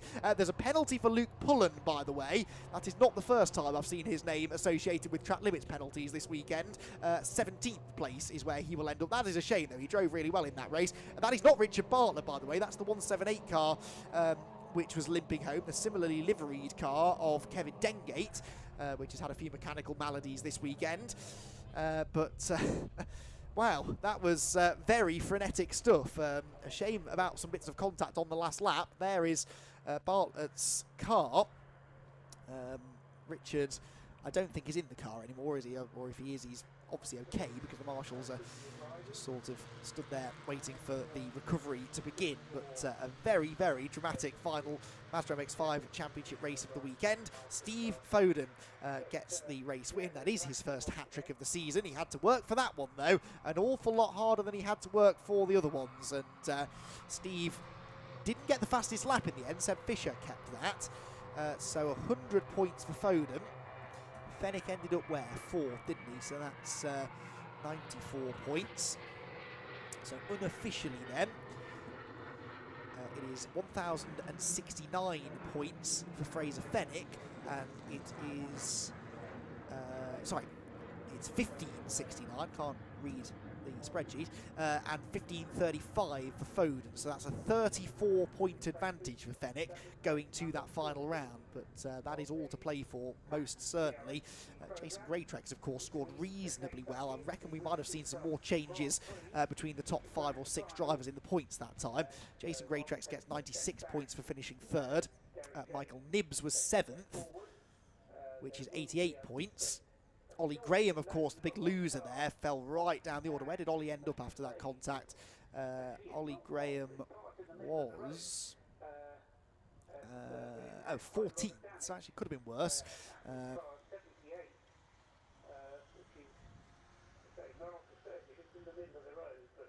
74 points. I had to go quiet because I was counting. And then Luke Pullen, well, even further back, so 72, 70... 68 points for Luke, so he's going to lose ground as well. We'll get back to the points in a second. Let's confirm the result, though, for now. Steve Foden, 1.9 second winning margin in the end over Tom Smith and Jason Greytrex. Fraser Fenwick 4th, ahead of Seb Fisher and Jack Noller, with Michael Nibbs 7th, Courtney Milnes 8th, Michael Green 9th, and Owen Mills rounding out the top 10. Then it was Callum Greytrex and Tom Langford, with Adam Craig and Ollie Graham next, ahead of Chris Greytrex and Brad Jones, who had a lively race. So did Luke Pullen. A shame that penalty dropped him. He almost made the top 10, but 17th in the end with the penalty applied. Tim Dorr, Steve Bartlett and Scott Leach to round out the top 20. Then it's Simon Hartley and Matthew Goddard, ahead of Ollie Walden and Bo Parry, with Oak Richardson and Kevin Dengate 25th and 26th. Graham Rumsey, Levi Aisbett, Tom Mallett and Keith Dalton round out the top 30. Then 31st position for Peter Higton, who is the Masters winner within his class, and then Joseph Graves with Darryl Radwell, Ben Manchette, Andrew Dean, Jonathan Fieldsend and Chris Abbott. Luke Souch, of course, a non-finisher after that significant contact with Richard Bartlett. Hopefully they're both okay. And Chris Malloy, of course, bringing about the safety car with his gravelly excursion at the chicane. Right then, lots to talk about after that race. There often is after an MX-5 championship race. And down there now to talk about it all with our top 3 drivers is Scott Woodward.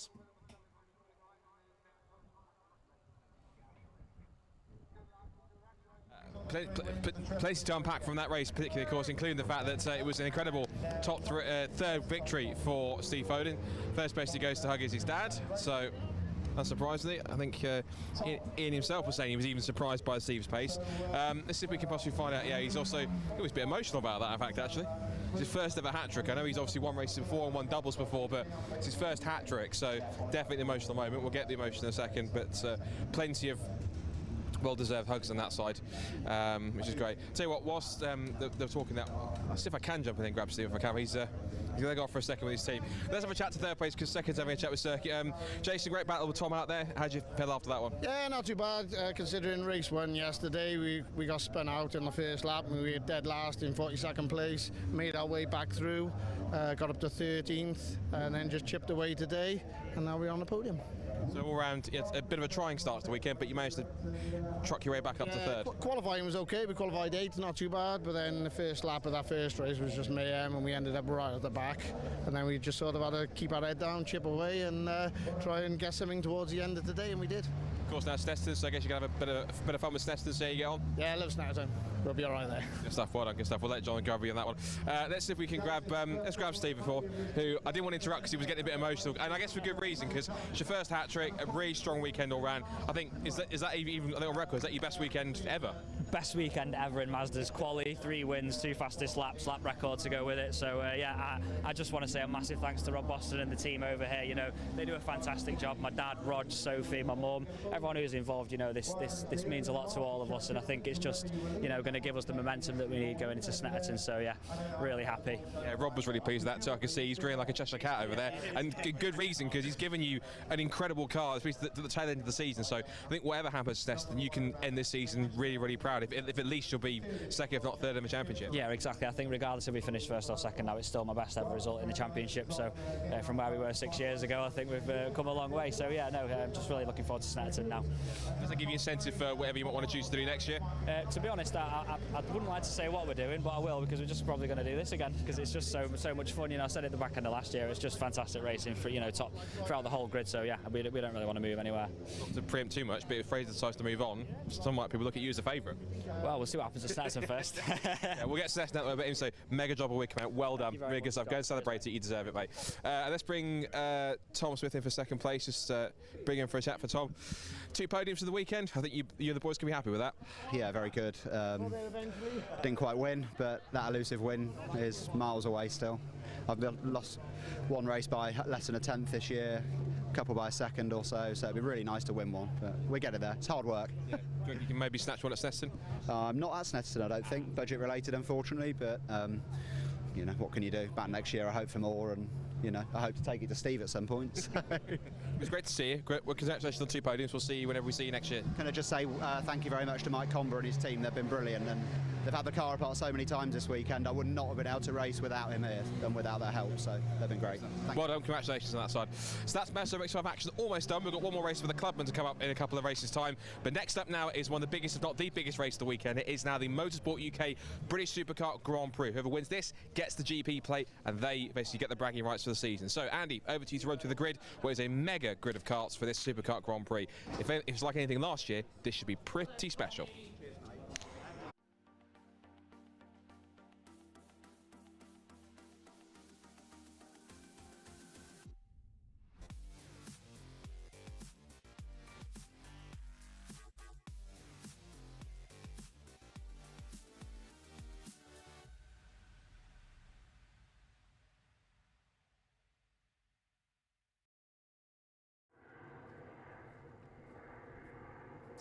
So a little bit of recovery work to be done then here before we get our next race underway. 4 more races coming your way from Donington Park here, this BRSCC race weekend. And next is one of the headliners of the weekend, really. It is the grand final for the Motorsport UK British Supercar Grand Prix. So the 2 Superkart races that we saw earlier on in the day, both of which were extremely dramatic and very, very exciting indeed, have rounded out the championship. They were the last 2 championship rounds this season, and they also combined to give us the grid for the Grand Prix final, which is the race that's about to take place now. It's another 12-lap race, but this one is simply winner takes all. There are no points now.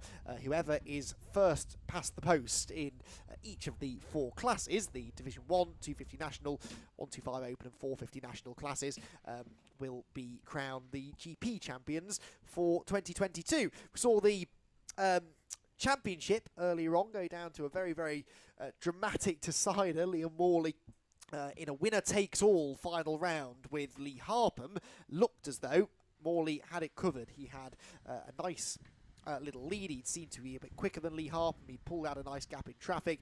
It really looked like it was all said and done as far as the championship is concerned. And then a couple of laps from home, smoke started to emanate from the back of Liam Morley's car, and that started spraying oil or fluid, something slippery anyway, out on the track. There was carnage behind him. Many drivers, including his rival Lee Harpham, sliding off the road at one point or another.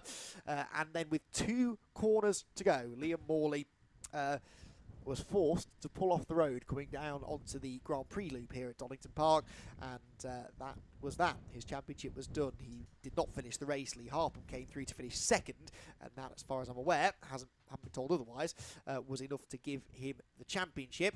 We also will have crowned now Costa Giritzis as the F450 national champion after a couple of really strong races this weekend. Lee Plain also has claimed the F250 national championship. The one I was waiting for official confirmation on was Lee Plain versus Tom Hatfield in the F250 national class, because Lee Plain had taken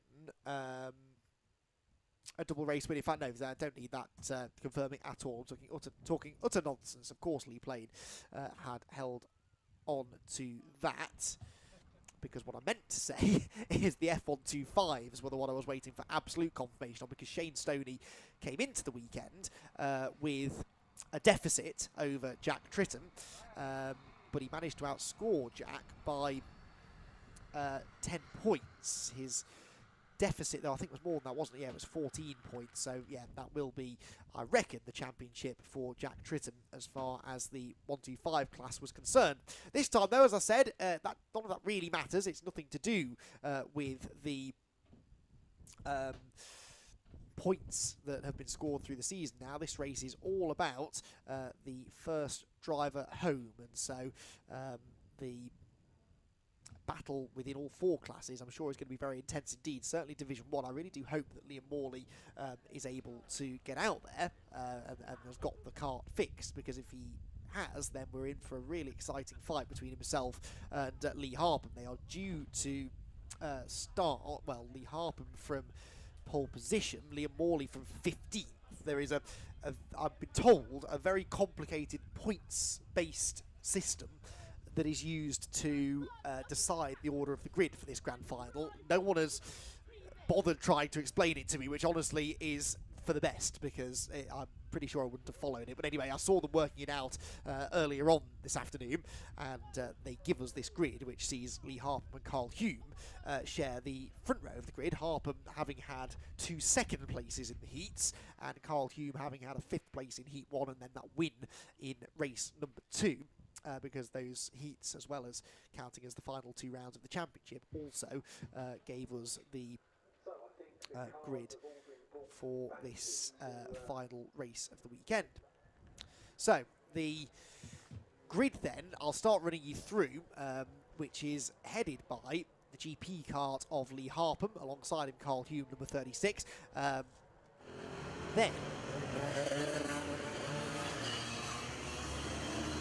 Then it is Andrew Gulliford and Tom Rushford on row number 2. Team Forward and Lee Plain make up the 3rd row of the grid, and then row number 4 for Jack Bliss and Mark Edwards, 316 ahead of 618. Then the 5th row should be Thomas Baldwin and Mark Pass. Yes, it is. So again, you're seeing a real mix of classes actually. Some of the 250s right up amongst the Division 1s actually on the grid. William Lawrence and Tom Hatfield together on row number 6, and then row 7 for Costa Giritzis, the provisional 450 national champion, and Oliver Riddell, one of Costa's big rivals in that class. 15th then is when you find where you find Liam Morley. Provided they've got the car fixed, he will be starting from the 8th row of the grid alongside Shane Stoney, the double winner so far today in the 125s. Kurt Cattermole seemed to get his kart sorted after some earlier mechanical gremlins in qualifying in Heat 1. He starts 17th alongside Rob Austin, with Michael Palm and Jack Tritton to round out the top 20. Then it's Ronan McClintock and Ross Allen, 450 national runner, just ahead of a Division 1 runner there. Ross Allen, the number 1 kart. Then Luke Plain, who has Tom Riley for company there on the 12th row of the grid. Luke Plain having been a factor all season long within the 250 national class, and we believe has just wrapped up the championship. Peter Tilson Hawke and Alex Jones are together on row 13 ahead of Andrew Powell and Samantha Hempshall, who drove really well actually, got involved in a turn 1 shunt which brought out a red flag in Heat 2, and then came from the back of the grid to finish right up the order. She finished in the end 9th place in that race, so she should make progress from 28th. John Plaskett and John Faulkner together on the 15th row ahead of Martin Marks and Richard Connick on row 16. 17th row for John Busby and Paul Platt. Paul Platt, the GP1 plate, meaning that he was the GP winner within the 250 class here last year. Sean Lombardo and Michael Goff are sharing the 18th row of the grid. And then row 19, Gary Popkins and Peter Cross, and a pair of the 125 carts there, just inside the top 40 on this grid. Terence Dudley and Alex Dudley suitably there, sharing the 20th row of the field. Then row number 21 for Daniel Thompson and Andy Connell, getting towards the back now of what should be, in theory, a 55 kart grid. Paul Von Gerard's 125 is next, ahead of Ian Luto's 250. And then row number 23, shared by Andrew Johnson and John Reeder. Then looks as though actually we're only getting the one green flag lap here, so we'll try and get through the rest of the grid. Mark Newton is on row 24. Adam Flewitt was the cause of the red flag in heat number 2, so I wonder if he might be a non-starter. Catherine Foster and Alan Crossan are together on row 25, and then the last two rows of the grid go on. Oh, we almost got there.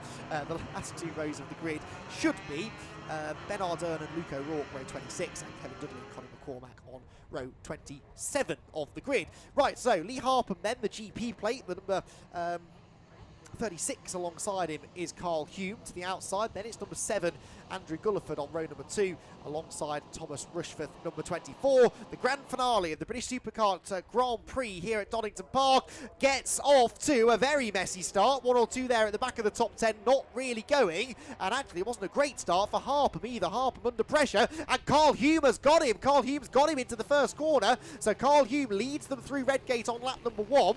And that is a turn up for the books. Lee Harpham's been a very good starter so far this weekend, but he's lost the lead, and he almost loses second place here. Look, because that's the number 7 cart of Gulliford, I think. Andrew Gulliford trying to come through. Yes, it is. Gulliford slots into third. Here comes Liam Morley, though, the 0 plate cart. He has got out there. He's got the cart fixed, and he is on a mission. He needs to get after Lee Harpham before he escapes. But actually, Lee Harpham hasn't looked that likely to escape here, has he? Because actually, it's Carl Hume who's getting away. Over the cement just they go after that accident in the MX-5 Championship earlier on. That might be a little bit slippery for the first few laps. Samantha Hemshaw goes through there, but there is Liam Morley. He is the man to watch. The white, green and red machine heading out of Coppice Corner, then down the exhibition straight for the first time in this 12-minute grand final. Carl Hume finding speed in this final that he hasn't really shown all weekend long. He is leading the way. He's getting away from Lee Harpham. The battle then is on for third position with 4 of them nose to tail, and I think at the back of that group is where you find Liam Morley. So down into the hairpin we come for the first time. Well, in fact, there goes Morley up the inside. That's for 4th position now. So he was already in amongst that group as they turned onto the Grand Prix section of the circuit on lap number 1. And Liam Morley looks like he is going to be on the tail of Lee Harpham in no time. He's into 4th place already, having got the better of Andrew Gulliford, and now chases after Thomas Rushforth, who went off the road on Morley's fluid towards the end of the second heat earlier on this afternoon. So Carl Hume leads the first lap. Lee Harpham second. Here comes Liam Morley up the inside for third. So already he's come through from 15th on the grid to third position, and now he chases after his season-long championship rival Lee Harpham ahead. In the classes, by the way, it is the 316 cart that leads in the 250 nationals. That is going to be Jack Bliss who leads that class. Then 450s being led by Konsta Karitsis, and the 125s by Tritton. So that is Tritton out at the front of that class as well in the early stages. There's a very big dive up the inside. The number 87 machine heading out of the old hairpin. That is Jack Tritton, actually. So Tritton trying to get ahead of Rob Austin there. Those two different classes, but Tritton trying to get away from some of the others within his class. There's one car stationary at the side of the road, but a whole host of them did not come through at the end of the first lap. So I suspect we had a lot of non-starters. So hard for me to tell just from the timing screen who that is that's gone off at McLean's corner. Number 65, I can tell you, though, is in the pit lane. And that's one of the Dudleys, isn't it? There it is, look, trundling down the pit lane. And that is going to be Alex Dudley out of the race in the early stages.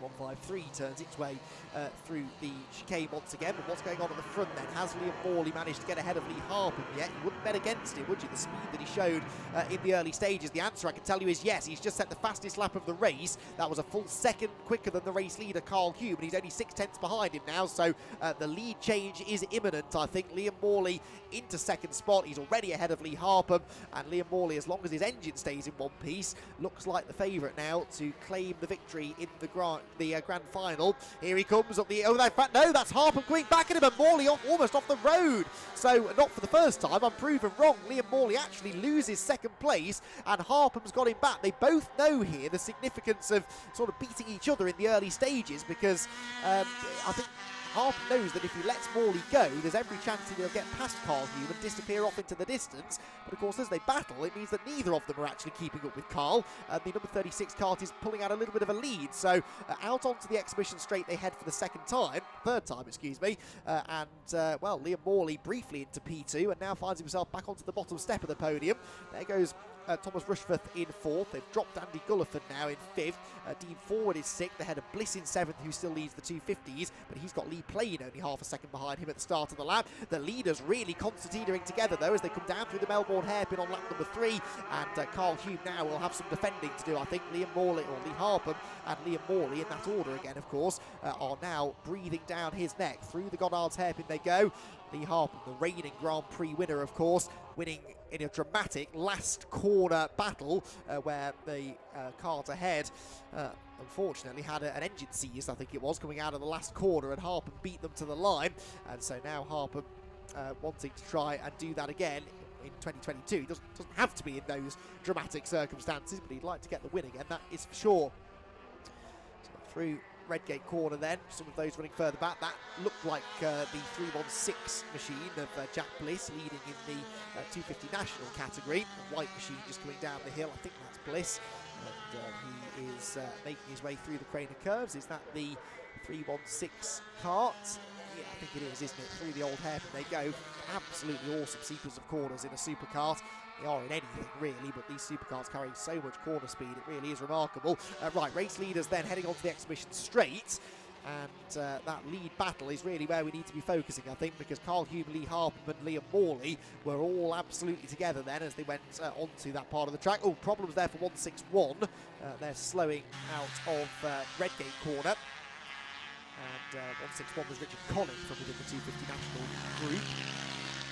There are our race leaders there. Have we got a change of the lead yet? They're coming towards the end of their 4th lap now of racing. As there around the outside goes the number 90 again of Rob Austin. Leaders across the line. I can tell you it is still Hume leading, actually, from Morley now back into 2nd. So Morley has got the better of Harpham now. So Liam Morley into P2, but again, they keep on squabbling with each other so much that Carl Hume is now a 2nd clear. He was another 10th quicker than Morley on that lap, with a personal best lap for Carl Hume, a 129.466. Hume's previous fastest lap of the weekend. He did a 29.8 in Heat 2 and a 29.7 in Heat 1, so he's found an extra 3 or 4 tenths compared to what he was running earlier on in the weekend. There is the 161 kart, and that's probably in a dangerous position, I would have said, heading through the exit of the old hairpin.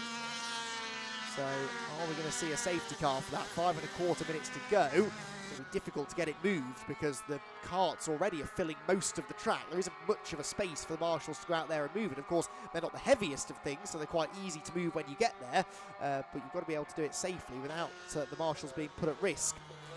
We shall see what the decision is that's made there then, but Carl Hume would not want a safety car. Well, or would he? Because a safety car would eat into the remaining 5 minutes, wouldn't it? So that's 5 minutes fewer that he'd have to defend for. 136 is off now as well. That's just pulled off on the run into Redgate corner. Oh, and that's Bliss, isn't it? Was that the 316 that had pulled off at the McLean's? I think it might have been Jack Bliss who had pulled off or gone off at McLean's corner.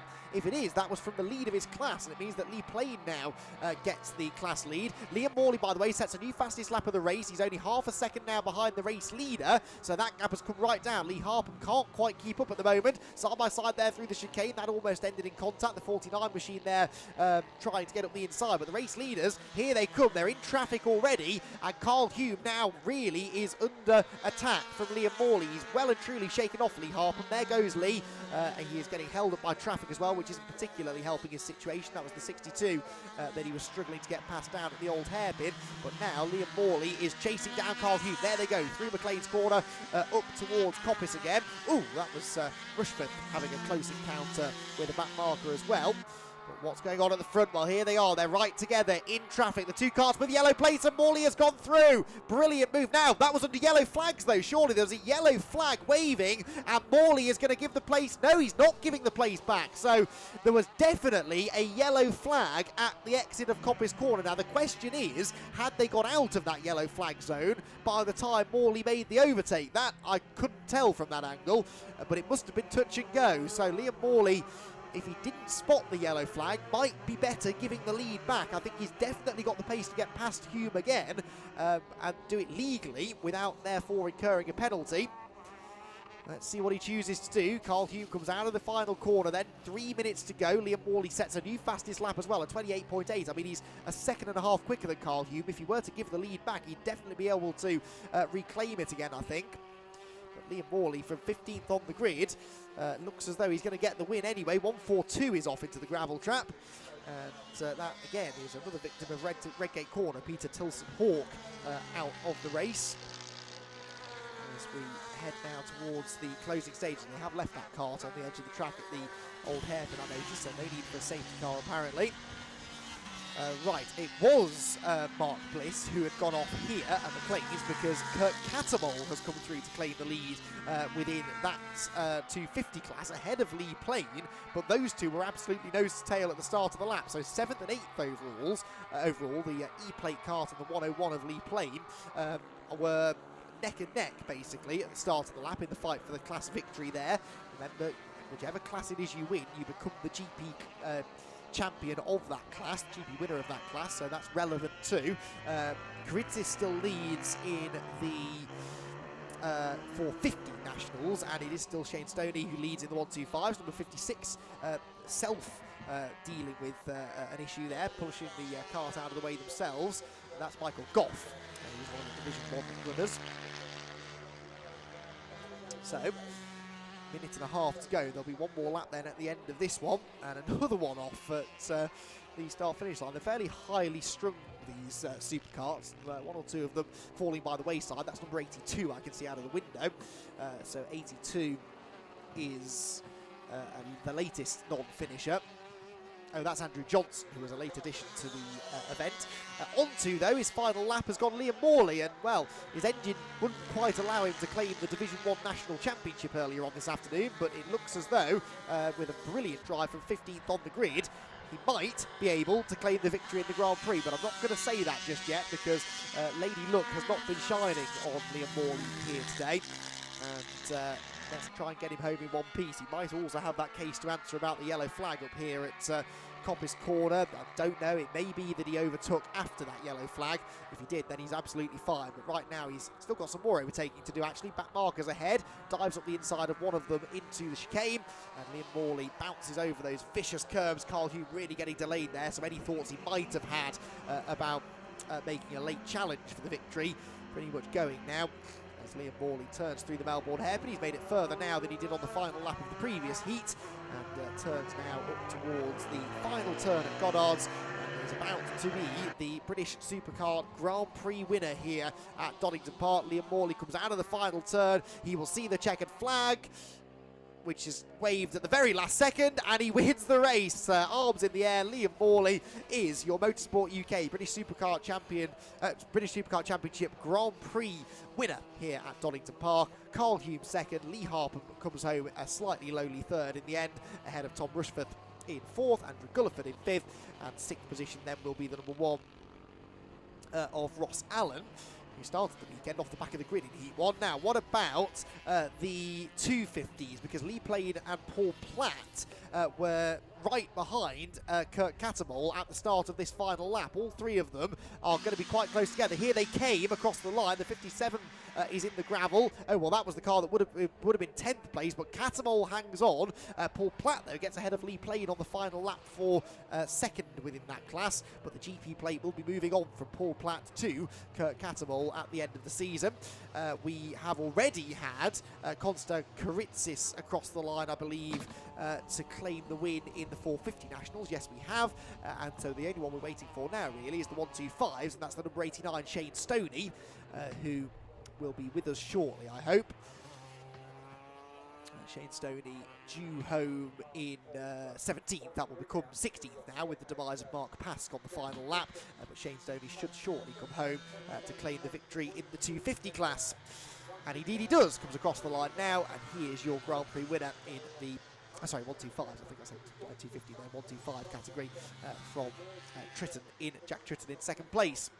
So Liam Morley then, 15th on the grid. That was no barrier for him in the end. He got to the lead. Took him a while though. Carl Hume drove really well in that race and deserved to have a shot at the race win, but in the end couldn't quite fend off Liam Morley, who, when that kart has been working properly, has been the quickest here this weekend. Remember, won Heat 1, looked as though he'd got one hand on the championship trophy, and that mechanical issue in Heat 2 unfortunately took him out of contention for that. But a very, very good end to the day, at least for Liam Morley, who can be very happy with the fact that he, provisionally at least, is going to be crowned the Grand Prix winner. So, results then provisionally of the Motorsport UK British Supercar Grand Prix here at Donington Park. Liam Morley the winner, Carl Hume second, Lee Harper third ahead of Tom Rushforth and Andrew Gulliford in the top 5 as well. Ross Allen sixth, all of them Division 1 runners, with Kurt Cattermole claiming a very closely contested 250 national victory over Paul Platt and Lee Plain. Hatfield rounds out the top 10 ahead of William Lawrence and Michael Parr, with Luke Plain, Martin Marks and Rob Austin next. Then came the other two class winners, Shane Stoney in the 125s, and yes, hang on, so the 450s, Konsta Karitsis took the checkered flag first, but was a lap down, so something happened there and actually allowed Oliver Ridout to come and take the victory. So my apologies, I hadn't spotted that. Konsta Karitsis, with a problem late in the race, dropped a lap down, and so that class victory does go to Ridout. The 125s, as we said though, to Shane Stoney. A whole list of non-finishers. Samantha Hempshaw, unfortunately, is on that list this time around. Jack Bliss, likewise, he was leading his class when he went off at McLean's. And quite a few others as well that did not make it to the end of the race. But Liam Morley did this time, thankfully, and he is about to catch up with Scott Woodwis, who perhaps can find out a little bit about what happened in that second heat as well. But Liam Morley, as the Motorsport UK British Supercar Grand Prix winner here at Donington Park, is down in the pit lane now. Yes, indeed, another excellent Motorsport UK British Supercar Grand Prix comes to a close. We might not touch too much on the subject with the yellow flag overtake. We might just let Liam enjoy the moment and see if the stewards will just play that out at the end. But even so, let's see Gary James having a chat with Liam Morley. So we'll bring Carl Hume across and have a good chat. So let's bring Carl across from second place. Well, Carl, it was a blinder of a start, and you held him off for just most of that point, and then you was able to catch him in the last few minutes. Yeah. Yeah, it's a pity really. It's difficult with the yellow flags because we know the rules about that, but the people going so slow, you can't back off anyway. I did back off slightly, allowed Liam to get through, and then he was away. He got back markers, I got them a bit worse, but it was great anyway to be at the front for a while, but and then something's gone wrong with the engine on the last lap, so I'm not sure what's happened to that. But anyway, I suppose if we'd have, before setting off for the weekend, if they said, well, you'll be second, I'd have taken that. So, and I've had a win, haven't I, before, so that's... On the whole, you've had a good weekend. Yeah, fantastic weekend, yeah, no issues really, and good racing, weather was good, so smashing, thanks very much. Yeah, more the same next year, sure. Yeah, well, yeah, absolutely, yeah, hopefully, yeah. Good man. Well, you've driven it great all weekend, well done, and we'll see you next time, good stuff. Right, let's have a chat with Lee Harpham, who Lee Harpham is actually just over here, so Lee, if we can grab you across. Well, unfortunately, you have to hand that away to someone, I'm afraid, but you've driven superbly all weekend, and a third's still good in the Superkarts, even though all the circumstances. Yeah, unfortunately, all the damage was sustained over the weekend. It's just the car's just not handling like it was.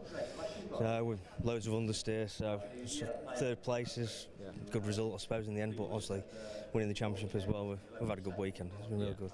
It's one of those trades until I guess one loses the championship, the other one hands over the GP plate. It's almost a direct swap, isn't it, in some cases? Yeah, I think obviously if we hadn't had the damage, then we would have had the pace. Kart was perfect on Thursday, but obviously it just went downhill from there with all the bits and bobs. But no, it's been a good weekend, hard work. All the lads have done brilliantly, getting it stripped and back together again so we can get out. So no, it was good. We're not leaving empty-handed, so congratulations all the way. Well on third, and we'll see you at some point next year. Cheers. Congratulations. We do need to have a chat with our our winner. I think he's just contemplating his. So let's bring Liam across. Well, again, I guess we can say it then. British Supercar Grand Prix winner. Tell us about it. Yeah, finally number 10. So yeah, you know, weren't in the ideal place to start with, starting 15th, but managed to get up to 3rd, going into turn 1 on lap 2. Just kept my head down. Managed to pick up onto the back of them 2 in a couple of laps, and I thought Carl was going to get the better of me, but a couple of back markers held him up, I think, going onto the back straight, and I managed to nip through and yeah, just hold on to the finish. Impressive drive from 15th as well. You carved your way through in no time at all. Yeah, I mean, there's no pressure coming from back there, you know, it's just where you finish, so there's no pressure, you can just have a bit of fun, but as soon as I was into 3rd on the 2nd lap, I was in it to win it. People say with Lee it's a direct trade, so if he hands you the GP plate, but you've sort of handed him the title, it's a bit of a straight swap for you guys. Yeah, I mean, I suppose everybody would rather have the number 1 plate, you know, British champion, but yeah, it wasn't our weekend, unfortunately, with the 2nd race, breaking down on the last lap, but you know, come away with the GP, so something to take away from the weekend. Every silver lining. That's it. Anyway, congratulations, well driven, and we'll see you at some point next year. Right, we've got our 3 class winners. I might have to ask their names, embarrassing, because I'm not clear up on that in any case. Just double check, so which names have we got on which classes? That's 450. 450? Yeah, 250 single, which Kurt Cattermole over there. Yep. Shane Stoneley in 125s at 89. Yep. Well, let's see if we can get first. Let's see if we can grab who's available with which. That one. Let's see. Is Shane Stoney? Let's see if we can grab Shane Stoney just for a quick win after his class win. Shane, congratulations on GP class win. How was that? Yeah, it was good. You know, it was very busy at the start. I was starting probably further up than, you know, I usually do in a 125, which means you're sort of surrounded by all the quicker classes, which as soon as the start goes, they all just go like that, straight round you. So as soon as the first lap or so, I mean, Jack got in front on the first lap, and you know, I'd sort of just followed him for the lap or so, just let everything calm down, and then I could sort of try and get a good run. Got a good run through the chicane into the first hairpin, and managed to get through, and then just put my head down and tried to pull away. But I mean, you know, congrats to Jack on the championship. You know, he's driven up brilliantly all year, so you know, it was going to be a tough ask for me to get the championship, but the one I was focusing on this weekend was always the GP. I want to win the GP. You know, Dad's done this. He did this probably 30 years ago, and you know, he loved 125. He won the GP in 125. So to do what Dad did in the same class and very similar karts, you know, same race, this is the sort of that means the most of anything I've ever done. So you know, really happy. Great way to cap off your season. Yeah, and you know, I've got to say a massive thank you to obviously my dad. You know, couldn't do this without him. You know, he's been the amount of advice and help that he's given me. You know, this was his bread and butter. 125 racing is what he did. So, you know, to win the GP is brilliant, and everybody else, everybody at Wizard Racing, you know, Richard, Lee, and Luke, you know, and everybody at Wizard, they've been massive help all year, and also Ross and Mark Allen as well. They've been fantastic. So, and also everybody at Anderson's obviously as well. It's been a brilliant year, and I'm really, you know, can't say thank you enough. My father like son. Well done. Congratulations on the GP win. Congratulations. Let's have a chat with our 450 winner in a second. How was that for you? Yeah, truth be told, it was pretty ropey. I put some new tyres on it for the race, and they just never came on. I was understeering left, right and centre. Just kept it going round the circuit, and nearly jumped out the seat when I saw Costa sat in the gravel trap at the S's. So yeah, you know, I'm lucky to be here, but we've had a faultless kart all weekend. I've done every lap going, so to finish first you must finish. How's the season been overall for you? This is literally my one and only meeting. Oh really? Yeah, I've literally just managed to come out. 2 years I've not been in the seat, and we've come out, done the GP, and go home with the trophy. So we'll take that. It's not bad for 2 years out of the seat. No, I remembered how to do it, and away we go. So yeah, like I say, Silverstone kart has been brilliant all weekend. We've not put a spanner on it. Well, congratulations, well done. Enjoy it. We'll see you next time. Let's just grab as well, just finally Kurt Cattermole, who also won his class as well on top of that. Kurt, congratulations. Just talk us through your race and that, because that's a class win for you in the Grand Prix. Yeah, same as I said to Ken. Thursday started off good for us. Then Saturday when we might as well have gone home and not been here because it was just that bad of a day. And then, yeah, we managed to pull out the bag today. We put my dad's old engine on from what he used to race back in 1998. So, yeah, it's been alright, but mainly I want to just say thanks to everybody who's, you know, helped us and sponsored us, like Ben and Andy at Valley and, you know, Leo at Power Plate, and obviously my mum and dad and girlfriend and kids and Tony and everybody who's, you know, knuckled in this weekend just to help us go racing and go around. And I mean, I'm absolutely exhausted. I was screaming like mad in my helmet, and I just want, this one's for my dad. With everything what's going on out of work, out of racing, sorry, and his issues and stuff like that. Yeah, this one's for him. So, well, sentimental win, and no wonder you've driven superbly. Well done. You should be proud. Congratulations. And that caps off the British Superkart Championship season for Motorsport UK. Big thanks to them and to everyone that's involved in the championship, and also everyone that's competed this weekend in the Supercar Grand Prix as well. Bit of clear-up still going on with some of the Superkarts that dropped out in the Grand Prix, but thank you to them, and I'm sure that at some point they'll be back next year for more Supercar action as well. We're getting into the tail end of our activities here at Donington Park. 3 races left to go. The first of those is the second race of the weekend for the Zio Prototype Cup, and we had a win earlier on for Mike Genvy against some slightly more contemporary machinery in terms of the Revolution and the Radical. But let's see if we can do it again and make it 2 out of 2. It should be another healthy 16-car grid, and to talk us through all of it once again, back up to Andy in the commentary box.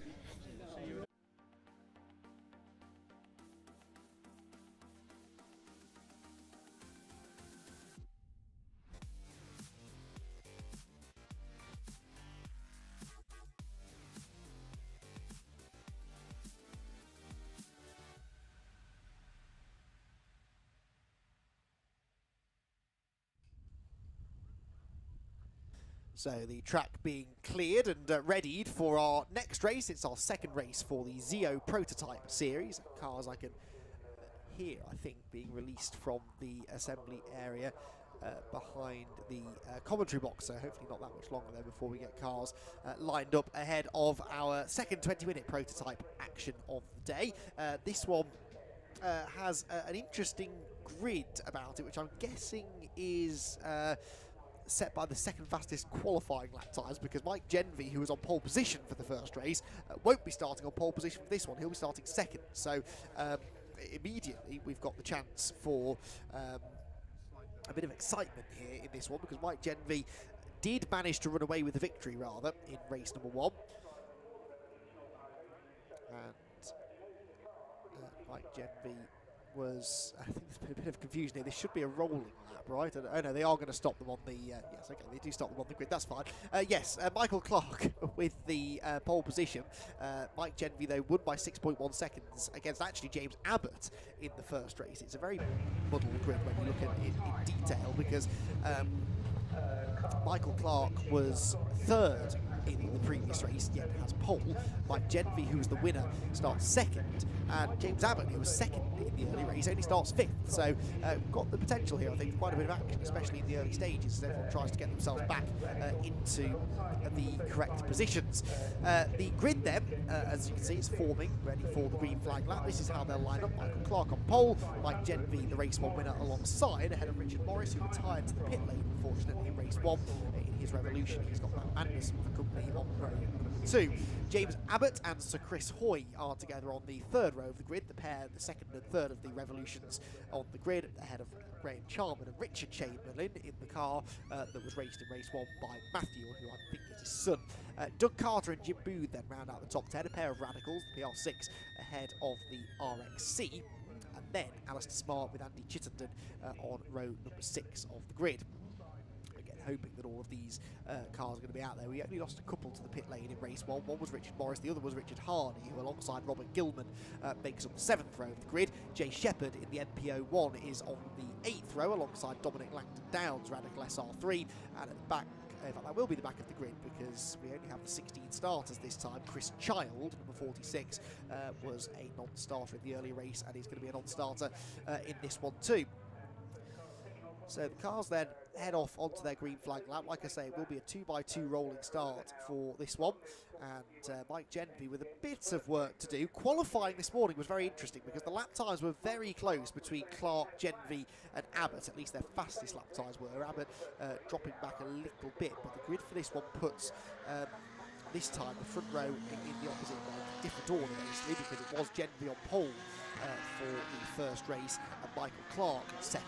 This time Clark gets pole and Genvy alongside him. And although Genvy won by 6.1 seconds, when you consider that that was over a 20-minute race, he wasn't taking anything more than a few tenths of a second a lap, really, out of his pursuers. And of course, Michael Clark didn't get a very good start, so it wasn't even Michael who was chasing him. I'm certainly not convinced that he's going to have this have an easy ride in this one by Gentry. Having lap time is one thing in a prototype race, but being able to actually do anything with that when you're not got the track position is another matter entirely, and it's not going to be easy to overtake around the high-speed Donington Park circuit. So I do expect there to be a little bit of action here. Genvy's going to really have to be on his toes to try and get through, and his best chance to do so will be right at the start of the race into that first corner. So expect a very competitive run through the first couple of turns, and then from there we'll see what the race pace is like. If Genvy gets out in front, we know he should have the pace to pull away, but if it is Michael Clark in second place, we don't really know what Clark's race pace is compared to Genvy, because Clark wasn't in second in the earlier race, although he wasn't able to keep up even with James Abbott once Abbott did get past him into P2. So I do suspect that this is going to be an interesting one, and hopefully we will see plenty of action at the front. We had lots of action further back in the previous race, but the top three did rather separate themselves early on. Will that be the case now in race number 2 for the Zio Prototype Series, which is only a few seconds away? Lights are out on the pace car. The Jaguar will pull into the pit lane, and in 2x2 formation they will head for the start line, and again controlled by the lights. There are the pair of Revolutions lining up on the second row of the grid. The lights go out though, away we go, and it is a bit of a slow start for Richard Morris, and he's got one of the other Revolutions there trying to get up the inside. So Chris Hoy's around the outside, there's contact there, damage to the back of one of the Radicals, that is. That I think might be Matt Manderson's car that has sustained damage into turn number 1. But Sir Chris Hoy, I think, has just got himself, well, he was almost, he's in the lead. Sir Chris Hoy is in the lead. So he really did charge around the outside of everybody. Around has gone Richard Chamberlain as they go down through the crater curves and back into traffic. How did they all miss him? That was a miracle, but yeah, that looked to me like it was the number 11 of Chris Hoy who leads the race. Yes, it is, with Mike Genvy in second place. Third is goodness only knows who. There they go. It's number 31. No, number 31. That is one of the Revolutions. In fact, all 3 Revolutions are pretty much together there, aren't they? As they go up the hill, there is the 500 of Richard Morris in 4th position. 5th place is James Abbott. But Manderson's, oh, it'll be 31, won't it? Yes, sorry, Michael Clark, who is there, as you can see, turning into the chicane in 3rd place. But Sir Chris Hoy has got the race lead after a really brilliant start. He launched well from the rolling start, found a gap to the outside, and when something happened to Matt Manderson, he was able to take full advantage. That looked like Richard Morris giving a place away. That's 4th position now that he loses to his teammate James Abbott, who of course is coming from deeper in the field. But now we really do have a very different race on our hands, because Sir Chris Hoy, with the greatest of respect, did not have quite the race pace of the likes of Mike Genvy in the earlier race, but he's got that track position, which is so important in this kind of racing. So he leads them into Redgate Corner. Genvy hunting around on the inside line. 3rd position for Michael Clark. 4th is Abbott. 5th is Morris. Charman in 6th position. Carter 7th. 8th for Booth, 9th Andy Smart, and the top 10 rounded out by Robert Gilman. Matt Manderson has not come through at the end of that first lap, and Dominic Langdon Down hasn't yet made it back to us either. But Manderson appears to be out of the race then. Langdon Down does now come through, so Manderson the only one missing, and he's not missing anymore because he's in the pit lane with that damage to the left rear corner. There goes the 63 car, but this is the leading quartet now, really, because the 24 of James Abbott, look, the black car at the back of that train, is now making this a bit of a Revolution sandwich, isn't it? Because Sir Chris Hoy leads in a Revolution. Or does he? Mike Genvy might have got underneath him there as they came out of copies. I think he has. And Mike Genvy trying to get the lead. He's on the outside line into the chicane. Can't do it there. So Mike Genvy stays in second. And Sir Chris Hoy fends him off for the time being. That backs Genvy up into Clark slightly. But yes, a Revolution leading, a Revolution 4th. And then in between them, the Genvy gun of Mike Genvy. But not for any longer, because on the inside of everybody goes Clark from 3rd to 1st at the Melbourne hairpin. And that is a brilliant, aggressive, but brilliant bit of driving from Michael Clark to get past both Mike Genvy and Sir Chris Hoy. Chris Hoy also losing out now to Genvy, who goes around the outside of him at the hairpin. That was remarkable stuff down through the Melbourne loop. And it is the 31 car that will lead the way. Here comes now the next of the revolutions up into third as well. So just like that, so Chris Hoy goes from the lead down to fourth, and Richard Morris now closing in on him as well to try and become the second best of the revolutions. What a manic start to the race this has been, and it ain't over yet, because now we do get this situation that I was hypothesising about before the race got underway. We didn't quite get here in the way I expected we would, but we have got Michael Clark leading from Mike Genvy second and James Abbott in third. So the three quickest drivers here are in the top three positions, but not necessarily in the same order they were in the earlier race. And you can see the effect that's having, because Mike Genvy is getting back right up into James Abbott. So Michael Clark struggling then to make a break at the front of the pack.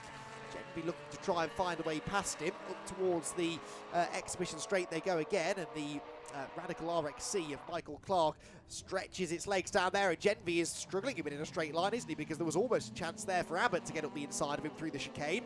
Through the left, through the right, off towards the Grand Prix loop they go again. There goes Richard Chamberlain after that heart-stopping moment on the opening lap. He is actually running inside the top 10 again. Now got past Andy Chittenden and the number 6 of Robert Gilman on the previous lap. Head once again towards the end of a lap. Fastest lap set by Richard Morris actually on the previous lap. So Richard Morris, having got ahead of his teammate essentially, so Chris Hoy, is now starting to close in on the... In fact, no, he's back behind Chris again now. So yeah, he never did get through, did he? Genvy then now steals that fastest lap, 1:30.2. And yeah, there is Chris Hoy fourth with Richard Morris right behind. Down into the crane of curves we go again. So Clark leading, Genvy second, but Abbott keeping with them there in third position. And here Richard Morris, who spent a lot of the race earlier on today, stuck behind, I think it was Charman, was it not? That he was, no, Matt Manderson, not able to find a way through. He's now staring at the back of the similar car to his of Chris Hoy. Chamberlain through the old hairpin, so Chamberlain ninth now, actually got ahead of Andy Smart as well on that lap, so another place gained. Richard Chamberlain looking quick actually, 1:32.7 compares to Matthew Chamberlain's 32.5, so they're very evenly matched, those two. And he could yet go quicker again, of course, as the race wears on.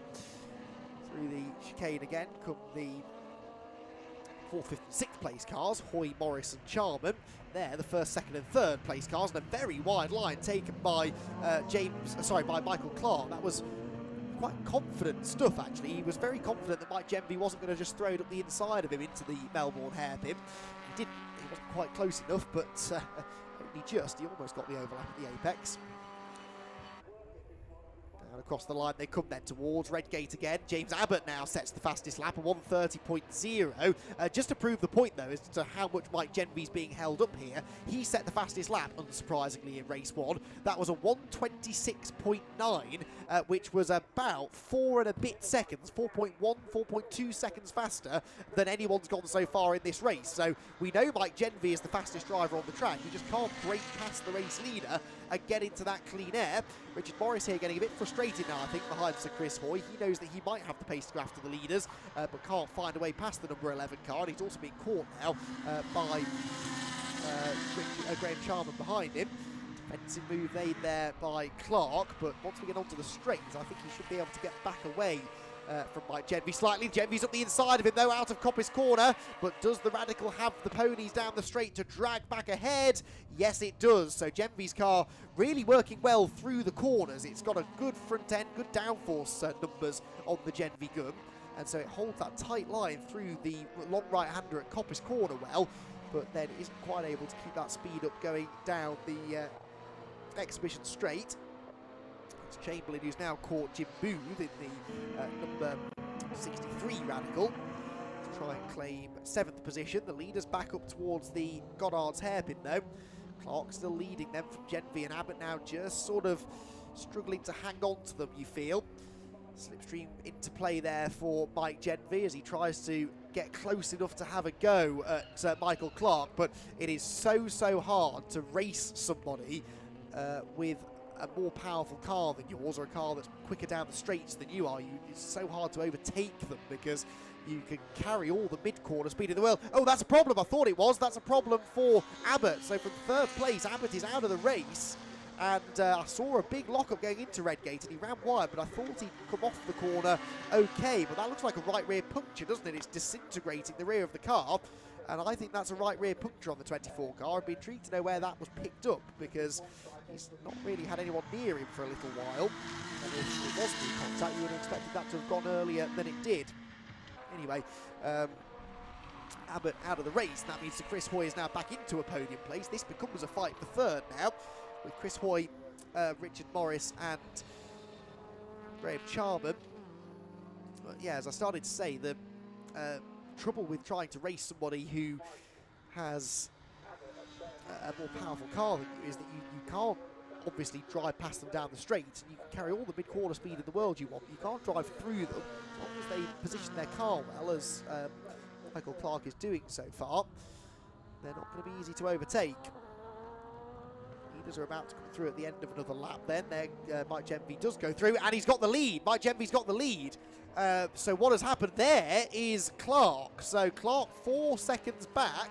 So we've missed something on that lap that has allowed Genvie to get the lead away, and that is now, I think, probably the last we'll see of him, because not only does he get the lead, but it was a very slow lap for Clark, a couple of seconds off the pace anyway.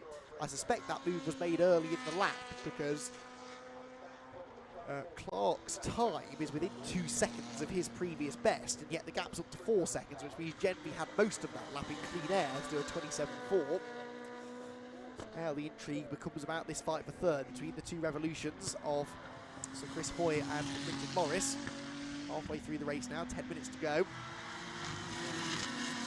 Hoy holding on, but can he stay there until the end of the race? Richard Morris is not known for being a particularly aggressive driver, in fairness, so I don't think he'll do anything silly here, especially given the fact that it is another revolution that he's fighting with. But where will there perhaps be a mistake from Sir Chris? It's not happened just yet, has it? There goes Jay Shepherd in the NP01. Jay Shepherd, former race winner in the Funk Cup Endurance Championship, got a win at Thruxton a couple of years ago in that series, and then last year started to focus instead on development of this NP01, which he brings through the Craner curves now in a slightly lonely 13th place, 6.3 seconds behind the next car, which is the number 66 machine of Hardy, Richard Hardy, and a long way even further ahead. In fact, he is, I think, now the last car running, because Abbott has stopped on track. Well, Dominic Langdon down, I suppose, is still going, but he's a couple of laps down. So, fairly lonely race now in the offing for Jay Shepherd. Leader though, Mike Genvie, he's also having a bit of a lonely race now, but he's going to be less concerned by that, because which I'm sure he enjoyed the racing early on. Will be quite grateful now to be out of the danger zone, leading the race by a good margin. The gap's 7.1 seconds now at the end of lap number 7. He's only been in front for 2 laps, less than 2 laps really, and he has pulled out that enormous gap.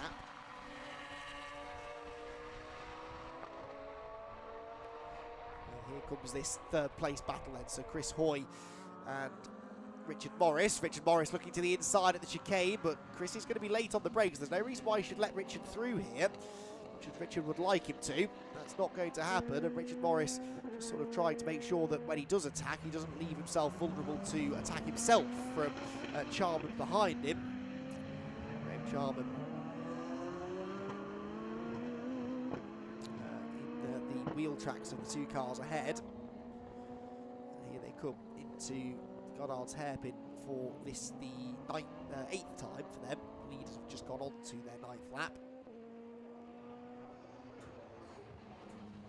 Redgate corner, they're about to head. Are they catching Michael Clark? No, they're not. Michael Clark still lapping in the 1:30s. This group all in the low 1:31s, so fractionally slower still than Michael, who there turns his way through the old hairpin. You can see visibly there the gap they've got. One of these cars, I think, just ran wide coming out of Redgate. I wonder if it's Richard Morris, because Chris Hoy almost has a moment at the old hairpin. Now that has cost Hoy momentum up the hill, and I think he's going to be under attack now when they get to McLean's corner. And Richard Morris, that was his best opportunity yet, but in the background I think I could just see that he hadn't yet gotten through. So despite that little mistake there for Chris Hoy. Stays in third place, but yeah, I think it might have been Morris who had run wide at Redgate because that gap suddenly went out. It's now, of course, come right back down again with the subsequent mistake for the number 11 car, which stays ahead as they head for the chicane again. And, Charlton still keeping watching brief behind. Still just the two retirements from the race. Sorry, Matt Manderson to the pit lane, and James Abbott, after a very entertaining race from 5th to nearly the lead, and then a puncture that took him out of the race, he stopped out on track, but we've still got 14 of them running then. And waiting for Mike Genvy to come through and complete another lap, although on the previous lap, Genvy was slower by over a second than Clark. It was a slow lap for Genvy. It was also a personal best for Clark, so those two things combining, I think, to mean that that gap came down slightly to 6.9 seconds. Genvy was matched by Hoy and Morris and Charmer, for example. So it wasn't the best lap for Mike Genvy, but hopefully that's not the reason, not because there's a problem. At least not a problem with the car. I suspect the problem was that there was traffic because he's just gone past Jay Shepherd, although he's only just gone past him, so it can't have been Jay who was holding him up on the previous lap. The car looks fine, doesn't it? It doesn't look like it's going particularly quickly through the chicane, but he doesn't really have to be pushing too hard, does he now? There is a nice little battle going on just up the road, actually. That is Andy Chittenden and Richard Hardy. They are fighting over 11th place. There they go, the blue car of Chittenden just ahead, the MCR. Hardy and his Radical SR3, those two have been quite evenly matched all day. Continue to be so now into the closing stages of this second race of the weekend. 5 minutes to go. They will go a lap down to Mike Genvy very shortly. Genvy is still in the 1 minute 30s, a 1 minute 30.2. Clark, though, a 29.5, so 7/10 quicker that time. Is Mike Genvy managing an issue, or was that, again, just because he got held up a bit in traffic? We've had a change for third, by the way, because Sir Chris Hoy has not come through that time. Chris Hoy is stopped, I think, somewhere on the track. So Richard Morris comes through in third and Charman in fourth. Where is Sir Chris? The number 11 car has stopped somewhere on track. Mike Genvy now really getting held up here. He's caught Hardy into McLean's, and Hardy not jumping out of the way here. So Mike Genvy's going to have to go the inside of him in towards Coppice Corner. He then gets held up behind Andy Chittenden as well. This is definitely going to be costing him time. And if he is nursing a bit of a problem as well, then suddenly Michael Clark sensing half an opportunity to get back into this. He goes past Chittenden, does Genvy on the exit of the corner. Chris Hoy did come through, but it was a very slow lap. He lost about 25 seconds on that lap. There he is coming into the old hairpin, so he must have had a spin somewhere. Sort of see that coming. He had that slide down here at the old hairpin a lap ago, didn't he? Richard Chamberlain's now only 2.5 seconds behind him, but Chris Hoy should be able to run quicker than the orange machine. You can see the number 15 car in the distance. So Chris Hoy with an unfortunate mistake. I did sort of say that it was going to take a mistake for Richard Morris to get through, and that is in the end what happened. Genvy comes through, does a 30.8. That time, though, he had traffic as an excuse. 30.1 for Clark, and he's now also going to have traffic to deal with because he has caught the Chittenden and Hardy battle. Oh, another change for third now. 2 laps in a row we've had third place change hand, and this time it's Charman past Morris. So Charman past Richard Morris. They are just coming out of Redgate Corner now, and yeah, Charman ahead. Here they come, look. Jay Shepherd goes a lap down to these two, so no sooner had Richard Morris got into third place, he ended up dropping down to fourth again. Struggling there a bit to find a way past Jay Shepherd as well as they went out of Starkeys. The old hairpin goes this fight for 11th position. Chittenden still ahead. 2 minutes 20 left on the clock then in this Zio prototype series. Had a very, very exciting start. Unfortunately, 1 or 2 dropping out of contention means that Mike Genvy has had a fairly easy time of it. Not unfortunate that he's winning, but you know, we like to see him have to work for these things. And I think now he is pretty much home and dry with 2 more laps to go at the end of this one.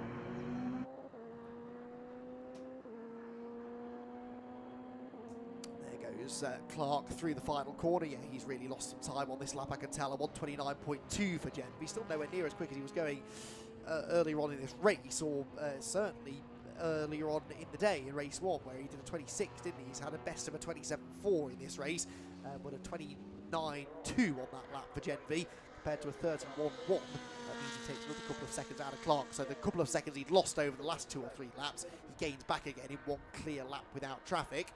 And I don't think he'll have that much, if anything, in the way of traffic to deal with between now and the flag either. Genby good.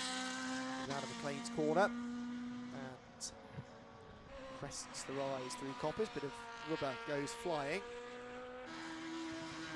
Richard Chamberlain has gone past Chris Hoy now.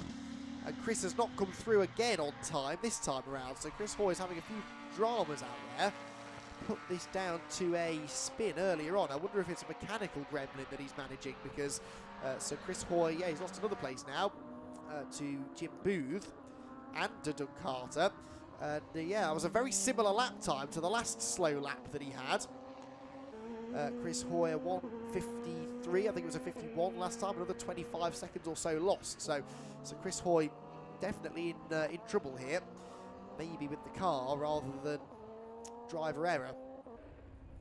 Shame that we won't get to hear from him though, because it looked for a long time there like he was going to be on the podium. Now it looks as though we might Genby from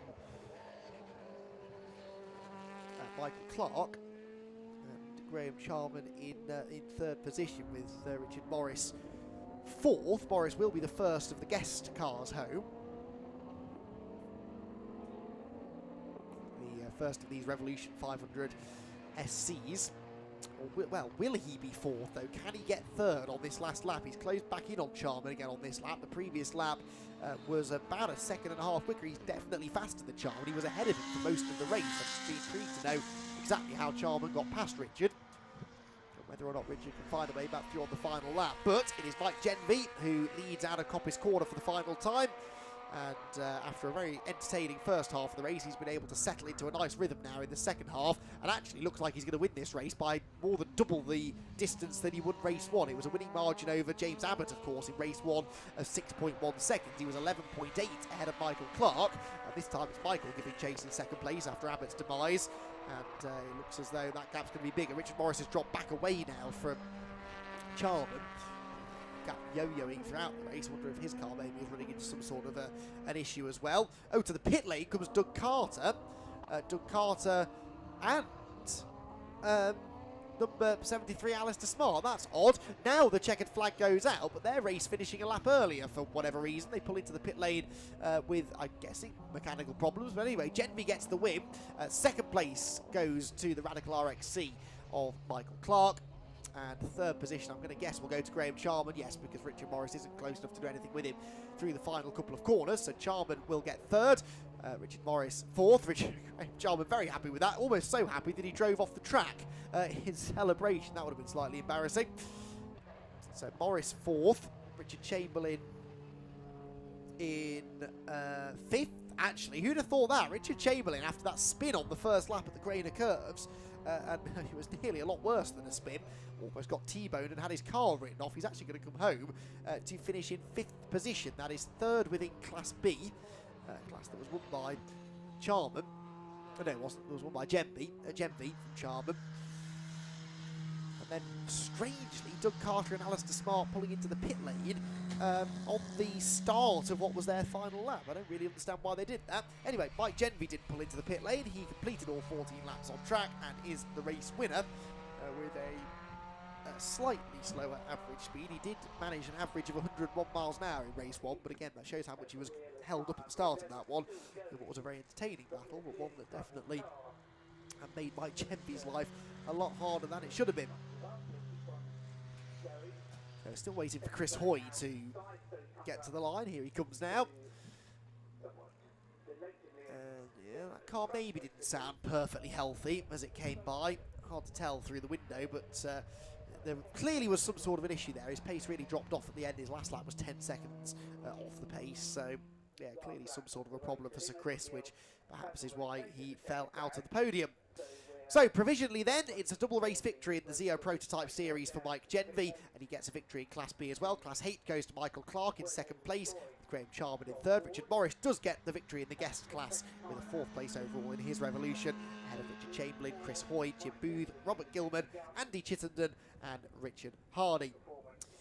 Then Jay Shepherd was 11th, ahead of Dominic Langdon down, and that was it. Everyone else failing to finish. Doug Carter and Alistair Smith mysteriously pulling into the pit lane there at the end. They were running 1st and 2nd in Class C. James Abbott, of course, retiring with that spectacular puncture, and Matt Manderson damaged at the first corner. So, lively start to that race. A double race victory in the end, though, for Mike Genvy, and he is going to be down in the pit lane momentarily to chat with Scott Woodwis. Yes, they are indeed. And as Graham Charman pulls into 3rd place, I was hoping we'd get possibly a Revolution, not Chris Hoy on the podium, but sadly with the mechanical problems he had, sadly we don't get that, which is a shame. But we do get 3 very exceptional drivers on the podium, at least in that place. Key of which, of course, is Mike Genvy, who I'm sure will be very happy to get a double victory. Graham Charman will be relieved to get a podium. I'm sure that Michael Clark will be happy to get 1 place higher on the roster. Mike, I don't think you need me to say that was, at least for the first half of the race, a race and a half between the first really first 5 or 6 of you. Yeah, we had a few struggles with the brakes, so it was a bit hairy. They were just it was kind of juddering a bit, so we were cautious for the first few laps. And I just felt I was in too much of a pack, and then obviously I think we broke away with the Radical, and just managed. Took me quite a few attempts to get by, but eventually we just made it, just heading into the Craner, and he hung on around the outside, and it was really good. I can see the look in your face. You really enjoyed that. You got a proper buzz about you from that. I haven't got much brakes at the end, so I was glad when I could see the times sort of just going out a bit. It's pretty tricky. I'm having to pump the brakes into every corner, so but no, it's amazing. The car, other than that, the car's been absolutely amazing. Bit of a challenge. I've not raced much this year, so it's pretty hard on the body. So my neck's going to be pretty stiff tomorrow, but we'll be okay. It's good to see you back out, 1 on the double victory. Good to see you again. See you again next year at some point. Let's have a quick chat because they're talking to Circuit with the Graham Charman. Good to see you on the podium. I think that makes up a bit for race 1, doesn't it? Yeah, it does. Well, I was pleased with race 1 actually, but 3rd's even better. That was a bit of a battle of attrition, really. I mean, there were bits going everywhere. I ducked under a bit of bodywork. And then the Revolutions put up a good fight. You know, the big cars get past, they're powerful. I had to really pick my moment. I thought I was running out of time, and I could see the marshal with the checkered flag waiting for the next lap. I've got to do it soon. Got to go. How am I going to do it? Made it work just, yeah. What's incredible is that you got a Genvy. This has got about 300 brake horsepower, the Genvy car. That's got about 500, 600 brake horsepower. How much power does your car have? Honestly, 275 at best. And they're 3 at times very evenly matched cars. It's incredible how in this series you've got 3 very different cars, but the power to weight ratio brings them all just about together. Absolutely, it makes really interesting racing. For a driver's point of view, in 275 or so, it's frustrating at times. You get up behind the Revolution, he pulls away from you. It's like, God! And then you try and stay in his slipstream, but the head's buffeting so much, you move out of the slipstream, have a look, see where you're going. And then they brake earlier, so then you've got to not hit the back of them, and you haven't got as much aero when you're behind one, so maybe you step out from behind it to use the braking and the aero. It's tricky, really tricky, but so good. So good. Best visual description I've seen of trying to get around cars like that I've ever seen, I think. Well, you have to know where you're going. They're big cars, and you know they do affect the aero on. I mean, this is a big car; it's 5 meters long, but compared to the width and the aero of the Revolution, this gets buffeted by that stream. So yeah, you know, it's interesting. Well, it's great to see you back out. Great result, and we'll hopefully see you for more next year. Excellent, good stuff. Well done. Now we're going to go and find our man, which is Michael Clark, who's going to chat with the Valor Racing guys. If we just quickly interrupt and grab him in for the pole for 3rd place, mid-conversation, but that's for 2nd place, a little bit better than race 1, so it's placed higher than we would have wanted. I know everyone wants to go for the win, but second's still brilliant. Yeah, I could do with another race today. If we go 3rd, 2nd, and the next one would be 1st, but no, in all seriousness, really pleased with that, and good, clean battling, and Mike in the Genvy was just too quick today, so congratulations to him. Yeah, I would say the fight was in the first 5 or 6 of you, including the other Revolutions in the mix, was superb stuff at the front. Yeah, I had exactly the same problem on the start line again. I have got a fly-by-wire throttle issue, so I dumped the throttle and the engine cut, and it did it twice on both starts. So turn 1, both races got swamped, and that obviously makes it quite interesting, and had some battling back to do today, which it's good racing, good clean racing from all the chaps, and just pleased to come out in second. We look like you've had fun, so great to be here. Well done, and we'll see you for next time for some more, hopefully. Great stuff. Great stuff from Zero Press. That's the end of their season. They completed their season. It's only about 3 or 4 weekend calendar, but they've had some great racing, and well, some great cars have turned out, and the optimism is going to get more and more cars for next year, because it's a bit like the old OSS Championship. We used to get all these different cars there, so they're going to work hard over the winter to get more cars on the grid, and we should be hoping to get some good, regular, solid grids for the Zero Prototype Cup throughout next season. 2 more races left. We've got our final Mazda MX-5 race. Apologies for the siren you can hear in the background. So it's the 8th and final MX-5 race of the weekend.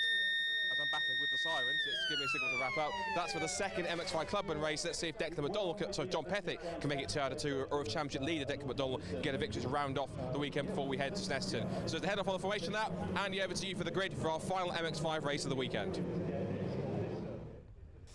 Yeah, cars out onto the green flag lap. Then a win, as you said, for John Pethick. That first victory earlier on today. He starts from pole position alongside the championship leader Declan McDonald. Chris Dawkins and Matthew Fletcher are together on row number 2. And then the 3rd row of the grid for Jack Worry and Harry Storer. So if you take Jack Worry out of that, those the other 5 within the top 6 are all of our championship contenders, basically, all very close together indeed. Nick Ledoyen and Matt Goddard share the 4th row of the grid.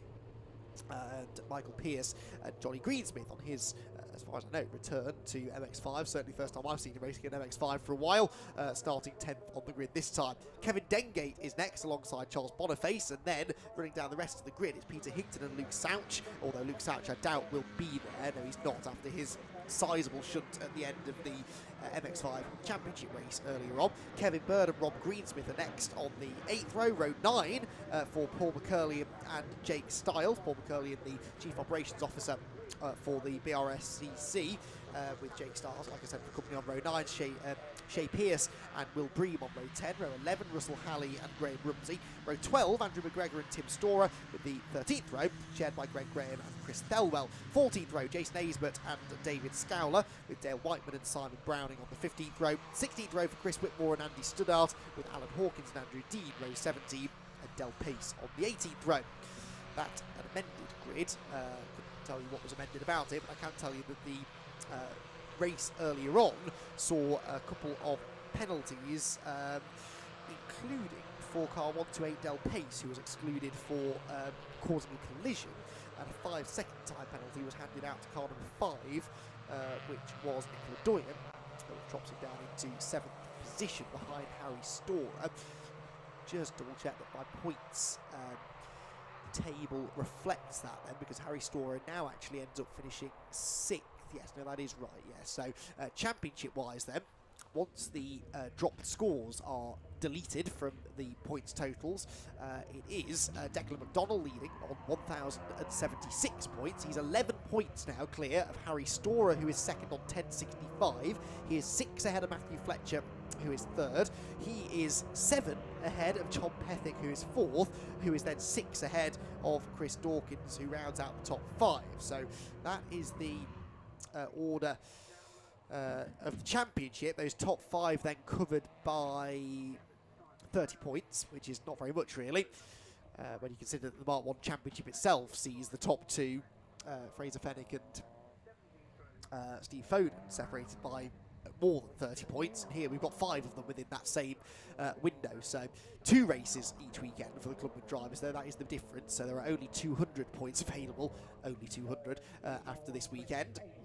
So slightly less opportunity perhaps for there to be any significant changes around, but not really though actually, because it only takes 1 non-finish for one of the championship contenders at Snetterton, and that will take them completely out of the championship hunt. Getting some news now that Paul McCurley is not going to be taking the start of this race. A mechanical failure on his car means that he's not going to be out there. That's a shame. So he will be one of a few non-starters, I suspect. And where else do we have gaps? Peter Higton, yes, of course, does not have Luke Souch for company. Kind of saw that one coming.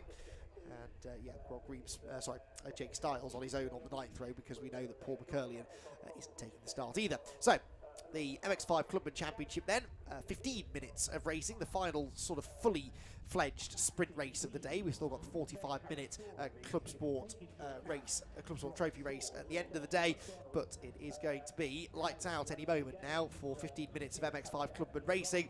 Declan McDonald trying to get the better of John Pethick this time and get back onto his winning ways. Both of the front row starters crawling a bit there as the lights go on, and then when they go out, the better start is made by definitely Declan McDonald on the outside of the front row, and he is going to try and get the advantage from Pethick as they head through Redgate Corner for the first time. Onto the brakes they go. Pethick brakes as late as he dares, carries the tighter line in, and that will be pretty close, I think, on the exit of the corner as to who gets out on top. Pethick versus McDonald. They're all getting through cleanly this time. Actually, not a single bit of contact that I could see there in the midfield. It is, though, going to be the number 43 car of Declan McDonald that leads, and Chris Dawkins trying to get past John Pethick for second as they head for the old hairpin. Pethick's got the inside line, though. Dawkins has to let him go. And then in fourth position, I don't think that was Fletcher anymore, was it? That might have been Harry Storer actually making a good start. One car's on the grass in the background. Storer, I think I can see in fifth position as they come towards us. That will be Jack Worry, yes. So the two teammates are together heading to the top end of the circuit. Then the number 5 car there is Nick Doyen, and he's got the 21 of Matthew Fletcher behind him. Through Coppice onto the exhibition straight, despite that one car that went off at the curves. I think it's been a clean start for the rest of them. No one else falling off the track. Here comes the leading trio, and Declan McDonald with Pethick and Dawkins all over him through the chicane. Pethick trying to carry the speed through there, but actually messes it up a little bit, and Chris Dawkins gets the run on him heading out onto the downhill stretch towards the Melbourne hairpin. And are we going to see Dawkins into second? I think we are. He's got that inside line. He's going to get to the apex first, surely, and take second place away. So Dawkins into second, Pethick down to third position. The two go for it racing teammates behind of Jack Murray and Harry Storer, who both got themselves ahead of Matthew Fletcher in the early runnings in this one. They turn now up into the right-hander at Goddard's. To the pit straight once again. So it is McDonald who leads the opening lap of the race then. Chris Dawkins in his wheel tracks in second though, pulls to the right hand side. There was a gap to the inside. I'm kind of surprised he didn't try and go for that, but he goes to the outside with Declan McDonald covering that inside line. 2 and 3 wide action further back. Rob Greensmith I think is a part of this, and so too Peter Higton there, the white number 4 car. Kevin Dengate just ahead, Graham Rumsey just behind. Some very familiar names within the MX-5 ranks here at the BRSCC in that particular battle. Declan McDonald then leading this leading quintet down through the old hairpin for the second time. There is that second battle pack we were following as well, making its way towards the exit of the old hairpin. Rob Greensmith taking the scenic route towards Starkey's corner there. Almost a chance for Chris Dawkins to get up the inside for the lead there. There is going to be a chance for Harry Storer to get alongside his teammate there for fourth. That doesn't happen though in the end. Jack Murray gets off McLean's well enough to hang on to fourth spot, but Harry Storer really does need to be getting on with this now. Knows that he's losing points to Declan McDonald again, and it's not that easy to overtake people in this class. Certainly going from 5th to 1st would be a big ask for Harry. So needs to start making progress now. Here comes Dawkins though, this might help him. Dawkins up the inside of Declan McDonald, gets the lead away into the chicane. That was quite a bold move, and Declan I think sensibly there realised that he was very likely to come out second best from that if he fought it through the corner. So as they head now into the braking zone at Melbourne, Dawkins has the advantage, and here comes Pethick up the inside almost of both Declan McDonald and Jack Worry. Nick Ledoyen meanwhile goes up the inside of Harry Storer there, so Harry Storer might be about to fall down into 6th place at the end of this second lap. Let's see, Dawkins the leader, McDonald second, Pethick third, then Worry, and yes, Harry Storer number 1 down into 6th position. Been a great weekend this for Harry Storer. Actually been a bit of a disappointing season, I think he will tell you himself. He won both races at Silverstone on the international circuit at the start of the year, hasn't won a race since. Harry Storer, the reigning champion in MX-5 Clubman, that's why he's carrying that number 1. He is up the inside of Ledoyen though into Redgate Corner, but I think Nick probably was going to hang on to that. So Harry Storer trying to get back into the top 5, but yeah, regular podium finish this year. He's not had a disaster, of course. That's why he's still a championship contender, but would have liked a few more race wins. Declan McDonald, by comparison, has 3 wins. The driver with the most wins is Chris Dawkins. He's won 4 races, but he missed the Donington Park round in July. And so kind of used up his drop scores there, and then a couple of other iffy results along the way have meant that he's further back in the points than he really should be. But Chris Dawkins has, I guess you could say, been the fastest driver this season. 5 different winners, all of the top 5 in the championship have won, 6 different winners now actually, because John Pethick has won, so all of the top 6 drivers in the championship have claimed a race win at some point. Neil Chisnell, who's not racing here this weekend, 6th in the points coming into the weekend, got his victory at Alton Park. But been a very, very evenly matched season across the front runners in the championship, and that's being typified in this race really, although Dawkins is maybe starting to make a bit of a break now. McDonnell feeling the pressure from John Pethick and Jack Worry. Ledoyen still ahead of Harry Storer. Ahead for the Melbourne Loop once again. Through the Melbourne hairpin they go. And looked to me like Harry Storer had got back ahead of Nick Ledoyen, so I think he's back into 5th now. Dengate there running wide as he tried to find a way around the outside of Peter Higton. That's for 13th place, but it is, I think now, Harry Storer back into the top 5. Yes, it is. There he goes, ahead of the all-black car with the red roll cage of Nick Ledoyen. Chris Dawkins sets the fastest lap. That's worth a bonus point. So 101 now would be going his way. 56.9 is quicker than anybody went in the first race by quite a bit. Jack Worry set the fastest lap in race 1 at 57.4, so that's half a second quicker than Jack went in that one. Down into Redgate corner comes Jake Stiles here, defending on the inside line. Is he trying to keep the 99 car at bay? It's Russell Halley, who was in a couple of little scrapes in the earlier race, but that distinctive purple and yellow car is stuck behind Jake Stiles for now. That's 17th and 18th they're running as they head into the old hairpin.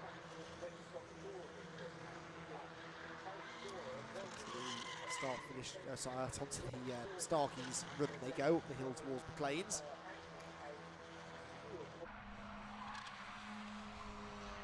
And, there, number 6, Jack Worry on the tail of this fight for second place, but Chris Dawkins is now sort of living up to that billing as being arguably the fastest driver on the grid, clearing off now at the front, isn't he?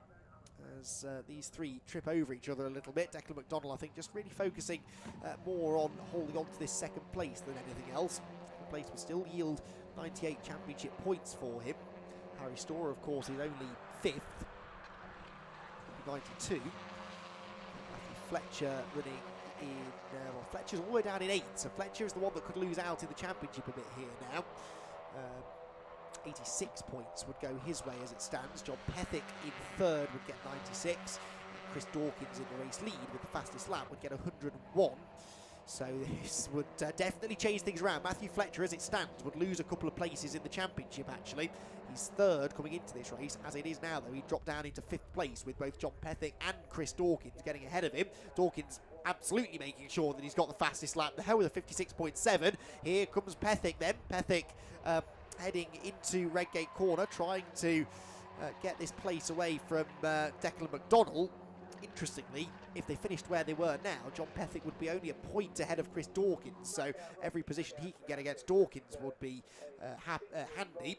And of course, they all want to be beating Declan McDonnell. He's got the target on his back because he's the championship leader, and Pethick tries to get to the inside into the old hairpin. McDonnell placed the car quite smartly there and made sure the inside line was covered without really compromising his run through the corner itself. Also spotted there that Johnny Greensmith had brought with him Matthew Fletcher onto the tail of Nick Ledoyen, who'd dropped away from Harry Storer on that previous lap by over a second, actually. And onto the Crane of Curves heads that battle at the back end of the top 10, but the leaders already at Coppice Corner. 1.5 seconds the lead for Chris Dawkins.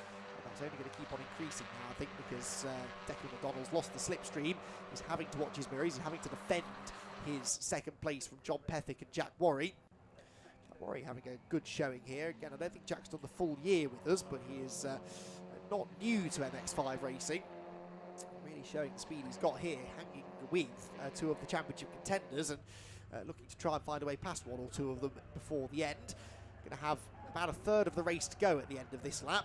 Down through the Melbourne hairpin, Worry to the outside of Pethick as they turn through the Melbourne hairpin, but it's a very tough move to make. It's not really possible to go right around the outside there unless the car on the inside gets significantly held up. That was close further back there to contact, but everyone seems to keep it going. Charles Boniface, I think, was involved in that with Kevin Bird.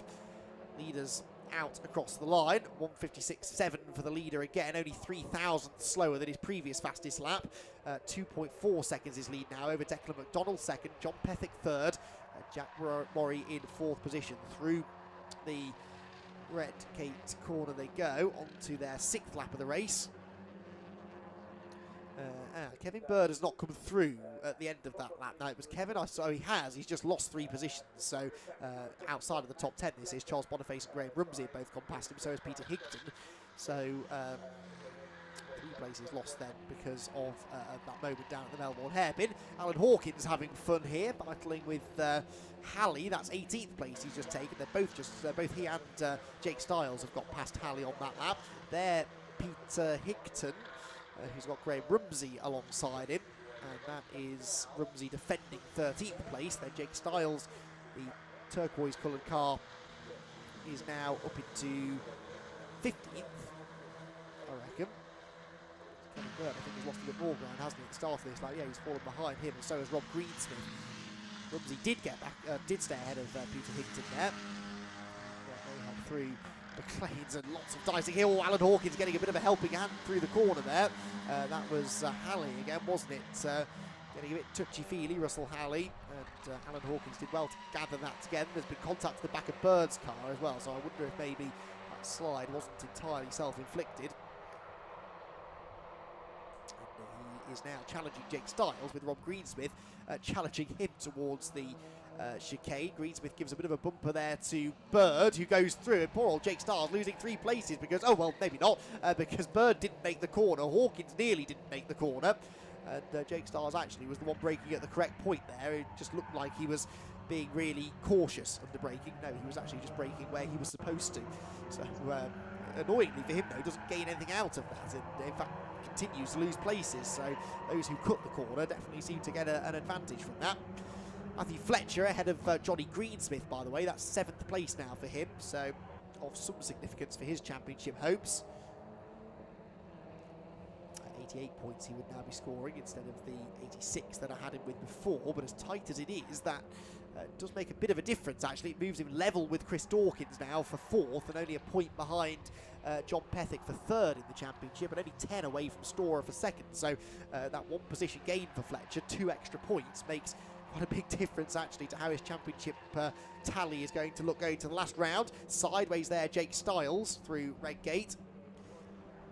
And 2 minutes 20 left on the clock. Jake Styles falling down the order now. This isn't what he will have wanted from this race, that is for sure.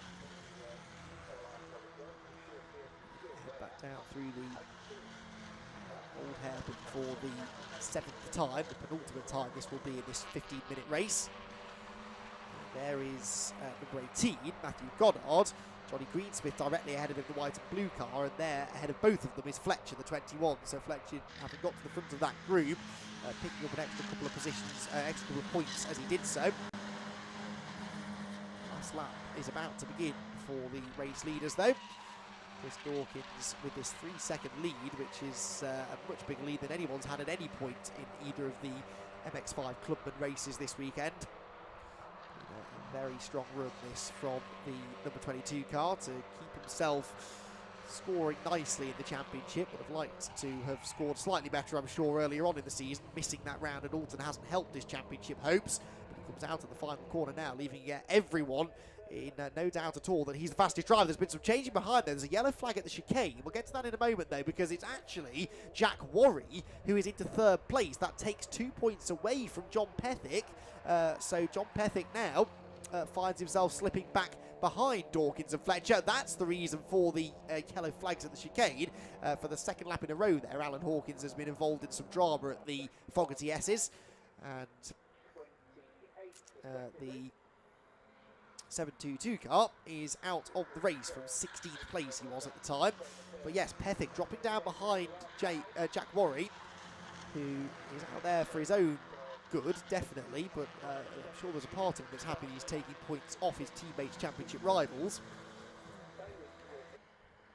Jack Worry gaining that place does have an effect on Pethick's position in the championship. Could all change again though over this final half a lap, because Worry I think has ideas of having a go at Declan McDonald, and if he does that then McDonald could end up losing another place to Pethick, and it could all end up working out just fine for the 150 car. So down into the Fogarty S's again. There goes the race leader, Chris Dawkins. Dominant fashion here this afternoon in this second race at Donington. Who will be on the podium with him though, and in what order? At the moment, McDonald ahead. Of course, yellow flags through the chicane because of Alan Hawkins' car. Down into the hairpin then. Where does this move come? And does it come at all, or is Declan McDonald going to hang on to that second position? Out of the hairpin they're going to go. Already long on their way towards the final corner, so we'll see, I guess, when they get to the line. Here we go, Chris Dawkins through the last corner, 3.5 seconds the lead, and it is side by side there as Worry tries the outside line. Oh, almost comes across the nose of John Pethick, but they're going to stay in that order. Oh, Matthew Fletcher's being given a 5-second time penalty, but, oh, that was close. John Pethick almost got back ahead of Jack Worry as they came to the line. That was very, very close to disaster, but it is Dawkins who gets the win. McDonald second, third for Jack Worry, fourth John Pethick, and the margin was just 2/10 in the end at the line between those two. Harry Storer in fifth, Nick Ladoy in sixth, then Johnny Greensmith, Matthew Goddard, Matthew Fletcher, and number 70, Michael Pierce, rounding out the top 10. So that 5-second penalty for Fletcher, was it 5 seconds? Yes, it was. Dropped him in the end, I think, 2 positions, didn't it? I think he was running in 7th ahead of Greensmith and Goddard, so it doesn't have an effect on any of the championship contenders, but does of course drop Fletcher a couple of places further back in the overall running order. The rest of them streaming home then at the end of that competitive Mazda MX-5 Clubman Championship race, but it's Chris Dawkins who gets the win. And as I said, now with the points provisionally totted up and drop scores all done with now, these were the last races that the Clubman drivers could have dropped. It is 1174 for Declan McDonald, 1157 for Storer, 1147 for both Fletcher and Dawkins, and 1146 for John Pethick. So those three covered by just 1 point, and they're only 10 points or so behind Harry Storer, but Storer is going to go to Snetterton now with a 15-point deficit to Declan McDonald. Declan may not have won that race, but he did manage to extend his championship margin over those who were closest to him, but they'll be a little bit concerned at the pace that Dawkins has had, I think, over the season. Dawkins could easily get to Snetterton and go and take another couple of race wins, and that really would apply the pressure then to McDonald. Dawkins wins, then McDonald second, Worry in third, with Pethick and Storer rounding out the top 5 ahead of Ladoy, Greensmith, Johnny Greensmith that is, Matthew Goddard, Matthew Fletcher and Michael Pierce. Kevin Dengate was 11th ahead of Charles Boniface and Graham Rumsey. Peter Higgton and Kevin Bird rounding out the top 15 ahead of Russell Halley, Shea Pearce, Del Pace, Andrew McGregor and Andrew Dean. Jake Stiles dropped down to 21st in the end ahead of Tim Storer and Robert Greensmith, with Will Bream and Greg Graham finishing in 25th place, the only BRSCC member to get to the flag there at the end of the race. Retirements-wise, only the one actually, Alan Hawkins with that spin at the chicane, which was covered by the. Sorry, I had that spin at the chicane, which was covered by the yellow flags. So, final race done for the MX-5 Clubman Championship. They'll be back out again at Snetterton on the 15th and 16th of October, and it looks like being about a 15-point lead for Declan McDonald in the championship, and he is down in the pit lane now, along with Chris Dawkins and Jack Worry, to catch up with Scott Woodwis.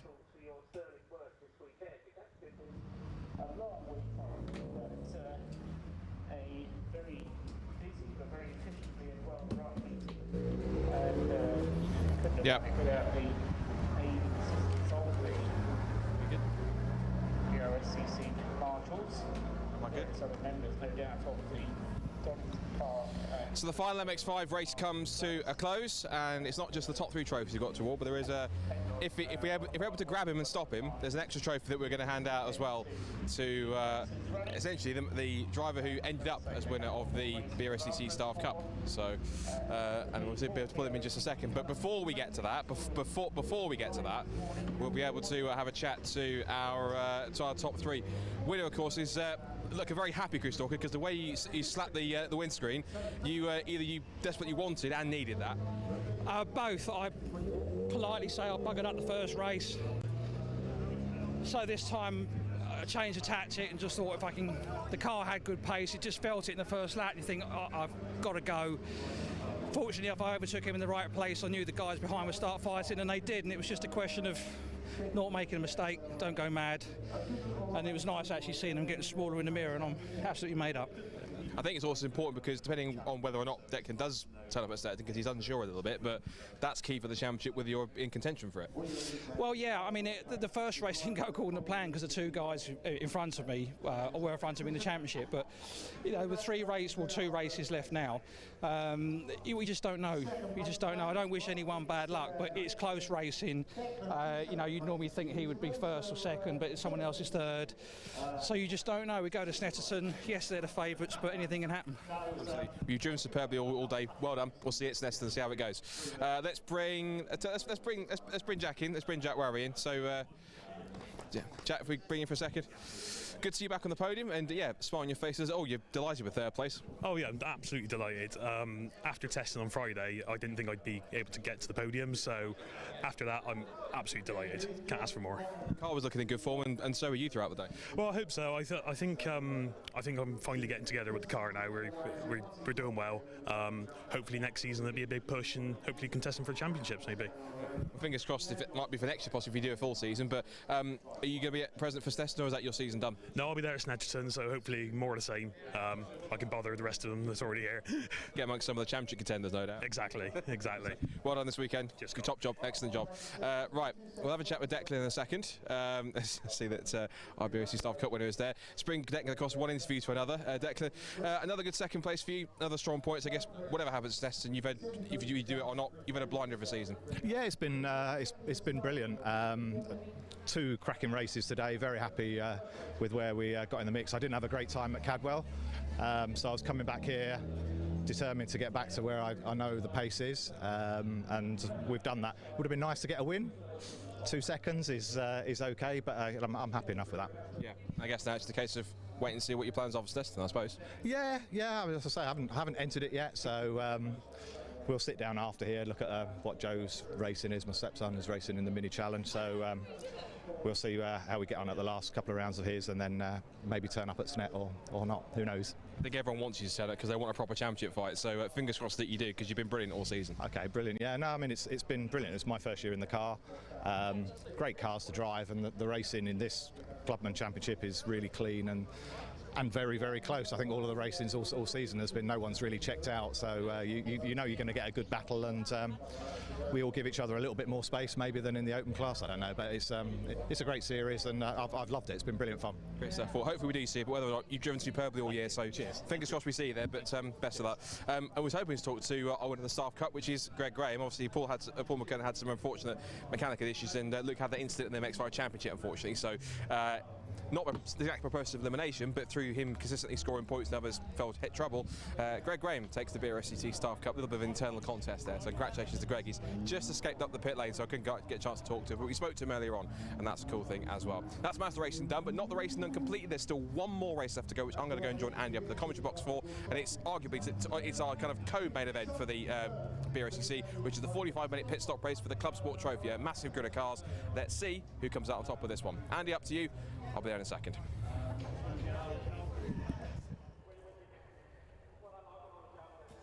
So, cars then forming upon the grid for our final race of the weekend here at Donington Park, and one of the highlights of a BRSCC meeting these days is the eclectic mix of car that takes to the track for the BRSCC Club Sport Trophy. This is not a championship race. We can leave all of the championship drama behind and focus instead on what should be a really exciting race. It is the Ginetta G55 on the pole position, number 118 of David May and Mark Skeets, and alongside the number 27 of Feroz Billy Moria, James Alford and Paul Hinton make up row number 2 ahead of David Sheen's BMW Compact and Mark Burton in his E46 BMW.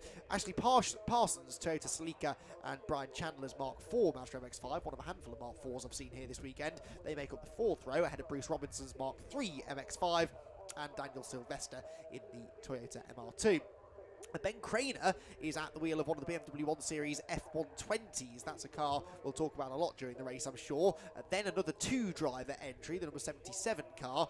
That is, well, actually only Steve Jordan listed on the entry, helpfully, in Nissan. Then it's Tom Selden's MX-5 Supercar car that we saw earlier on. He has got Alistair Lindsay for company on row 7 ahead of Ben Taylor and George Grant, another pair of MX-5s, but Taylor in another one of those newer Mark IVs. Scott Ferguson is next ahead of, in 18th place, the number 65 pairing of Stephen Wiggins and Steve Hyde. Stuart Kilroy is next ahead of the Siegs in their Mazda MX-5 Mark III, the 198 car piloted by Oliver and Tony Sieg.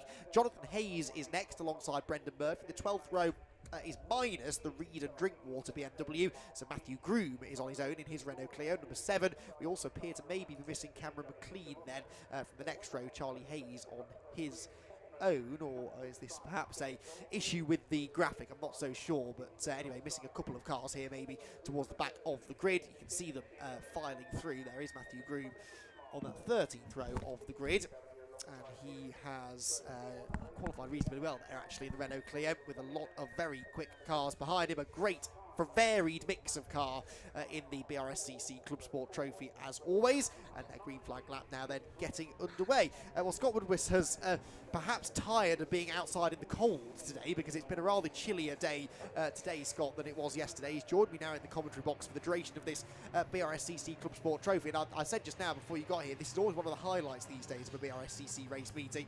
There aren't many other series like this that get this size grid and this variety as well, and it really is what club racing is all about. Well, for the record, I've done nearly 20,000 steps. I'm showing you my phones to prove. So. I should have kept you nice and warm. It has done, to be fair, yes, even though it's been a little bit cold. Also, the jacket's helped as well. Yeah, you're absolutely right with Club Sport Trophy. It is, ever since it started back in 2019, with its first 2 races, the first one at Brands Hatch and then at Donington Park here, both got sold out grids, and pretty much that set the tone for the rest of the race that we've had. 1 or 2 smaller grids along the way, but mostly wherever we go with Club Sport Trophy, it always brings such a bumper grid of cars, usually 30 plus on a grid.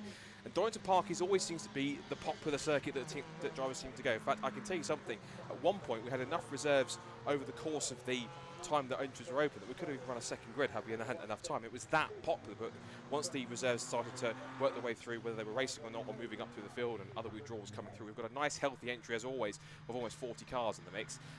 Looking at the classes that are going to be battling amongst themselves, I think class wins in terms of classes A and B are certainly going to be the likes of the Volkswagens towards the front, James Orford VW Golf, Feroz Billamori's VW Scirocco, but the variety that always turns up in these Club Sport Trophy race, you've got a couple of VWs in the mix, you've got a BMW Compact and a 330 and another Compact you see on this grid, Toyota Celica, Mazda MX-5 Mark IV, Mark III, MR2, the 1 Series Superkart car, a Nissan 350Z, another Superkart car, a Seat, 2 more MX-5s, but the variety is a Peugeot in there as well. So many different marks and models. It is literally a massive array of clubman level race cars. You don't get very many powerful cars in this series.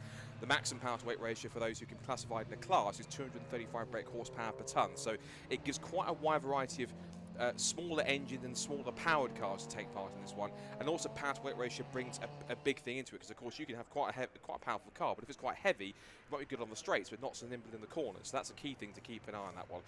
And some cars which are in lower classes, like in B or C, are up towards the front simply because the car's well set up and engineered, the driver's pretty handy, the power to weight ratio works nicely even though it's slightly smaller than some of the other cars in the field. So there's a really good variety of mix, and it does give the one thing that we love in motorsport, particularly in these races, which is unpredictability, in terms of we don't exactly really know who's the key favourite, who's going to come out on top. Qualifying tells us one thing, yes, but it's a 45-minute pit stop race. As we saw in yesterday's 4-hour Fun Cup race, if you're leading at one point, having a drama at some point midway through can mean that anything you've built up can all go away. And one thing I always love is, you know, unless you're there where you need to be on the last lap, all the others count for nothing. So they have to be there where it counts. There's 39 drivers trying to win their classes out there, so this is going to be a pretty exciting spectacle. But one thing's for certain, it's going to be busy out there, both on track and in the pit lane when the pit window opens. Yeah, exactly. More on that when we get deeper into the race. There is a pit window in which everybody has to make a mandatory stop. As we saw when we were running through the grid, though, not that many actually running with 2 drivers in the car.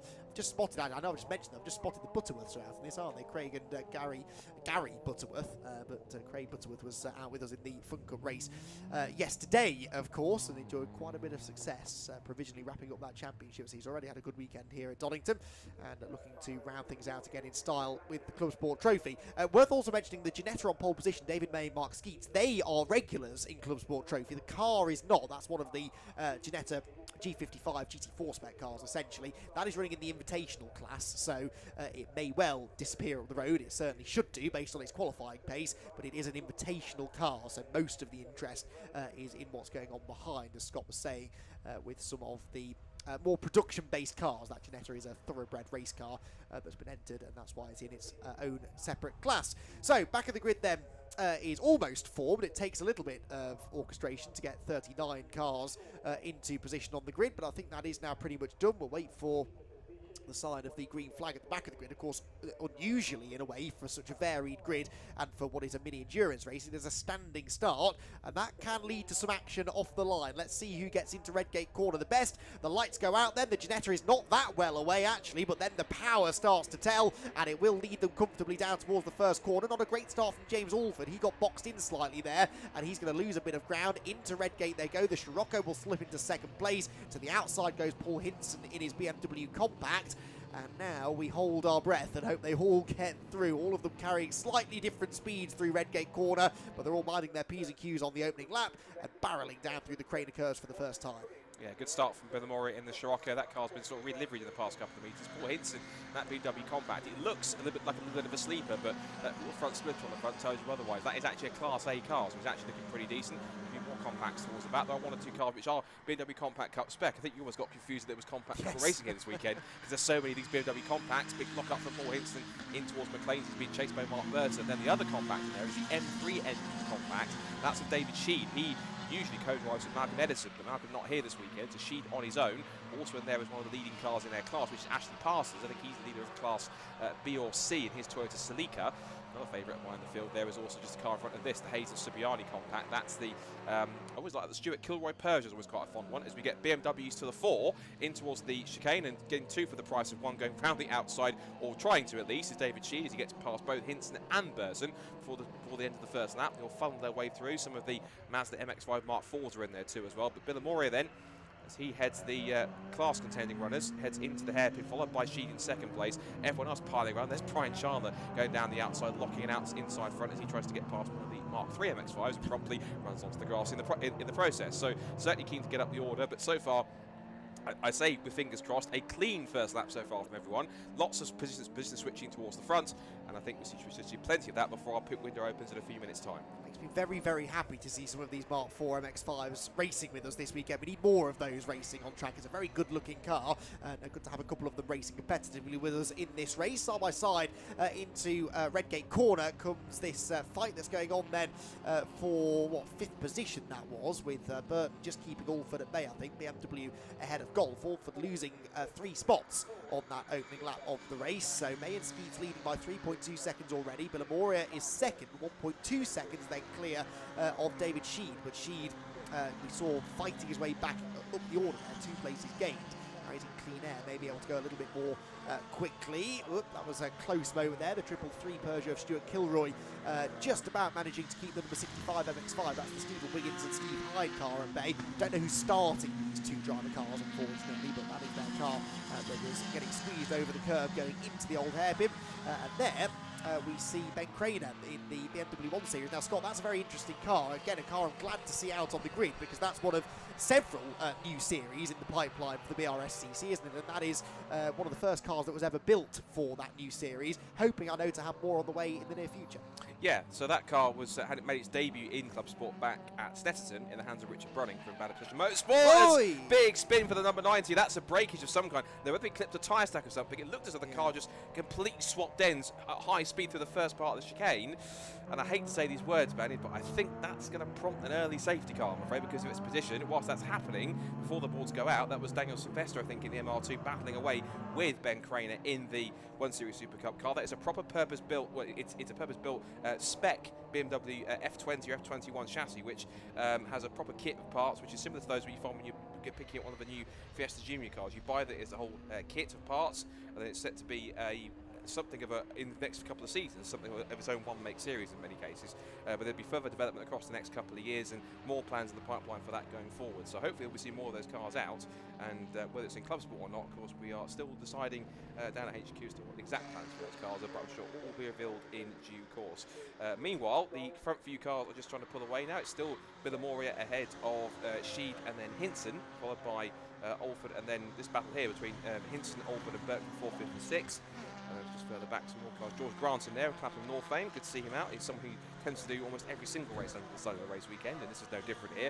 And he's just ahead of the Stuart Kilroy Peugeot 207 GTR, one of my favourite cars in the field, ahead of the Hayes and Subiani BMW Compact, one of many compacts in the mix. But that number 90 MX-5 is going to have to get moved. Well, it's not going to move because it's there, and as expected, with just under 5 minutes gone, safety car has been deployed to no one's surprise. So the lead, which is built up by Villamoria, of probably about 1 point, about 8 tenths per second, is now going to be quite straight back to nothing. It is indeed. So yes, that was Bruce Robinson in the number 90 car, by the way. I do suspect that Scott is right. I think he did clip the tyres on the way in because there was a definite bit of bodywork damage on that left front corner, and the front left wheel was waggling around all over the place. So I do suspect that that is what happened there. You can see the end result. He's ended up beached in the gravel trap and is going no further. Now we've already gone through 5 of the 45 minutes up to this point, but we are not yet into the period of the race in which everybody can pit. So everyone will stay out, everyone will bunch back together, and we'll get a resumption of the really close race we had on the initial start of the race. Bruce Robinson trudges away from the danger zone. It's never a pleasant thing to see a driver walking away from a broken racing car, but it does amuse me when they do that walk of shame through the gravel, all the while looking over their shoulder, not at what's coming towards them, but to count the cost of the damage that they've just done. And Bruce Robinson, I'm sure, was already trying to diagnose exactly what's been broken on the front of that MX-5, thinking about the job that's going to be required to get it all fixed. So, safety car out then. The Ginetta, the May and Skeets Ginetta gets caught up by Feroz Villamoria in 2nd position. So Ginetta from VW Scirocco from BMW Compact, and of course those two, Villamoria and Sheed, that is a fight for class position within Class A. Class B at the moment being led by Paul Hinson in 4th position. Class C by Mark Burton, who I'm guessing is the ex-Fun Cup Mark Burton, the old, the ex-Team OBR driver, I'm guessing it is. Number 26 in his BMW E46, leading Class C in 6th position. Other class leaders, Class D being led by the 217 Toyota MR2 of Daniel Sylvester. And Class E further back is the Reed and Drinkwater Compact, I would imagine. Yes, it is, in 20th position, the number 210 car. That is it, the 5 main classes plus that invitational class Ginetta, which of course leads overall. And in fact, I could have saved myself a lot of trouble by looking at the graphics on the TV, because that is telling us who is leading each of those classes. Not necessarily the order in which they're running on the road, but that is the order that they are, the class leaders at this point. So, time marching on then into the race. Scott, perhaps a good opportunity to start explaining to everybody what the pit stop process is here. There is a pit window. There's also, I believe, a minimum pit stop time to make it fair for those who are either changing drivers or not changing drivers. How likely do you think are we to see this safety car bleed over into that pit window? It's possible. It just depends on how long it's going to take to recover the Bruce Robinson car and how difficult it will be, considering the damage that is sustained when we suspect it clipped the tyre stack.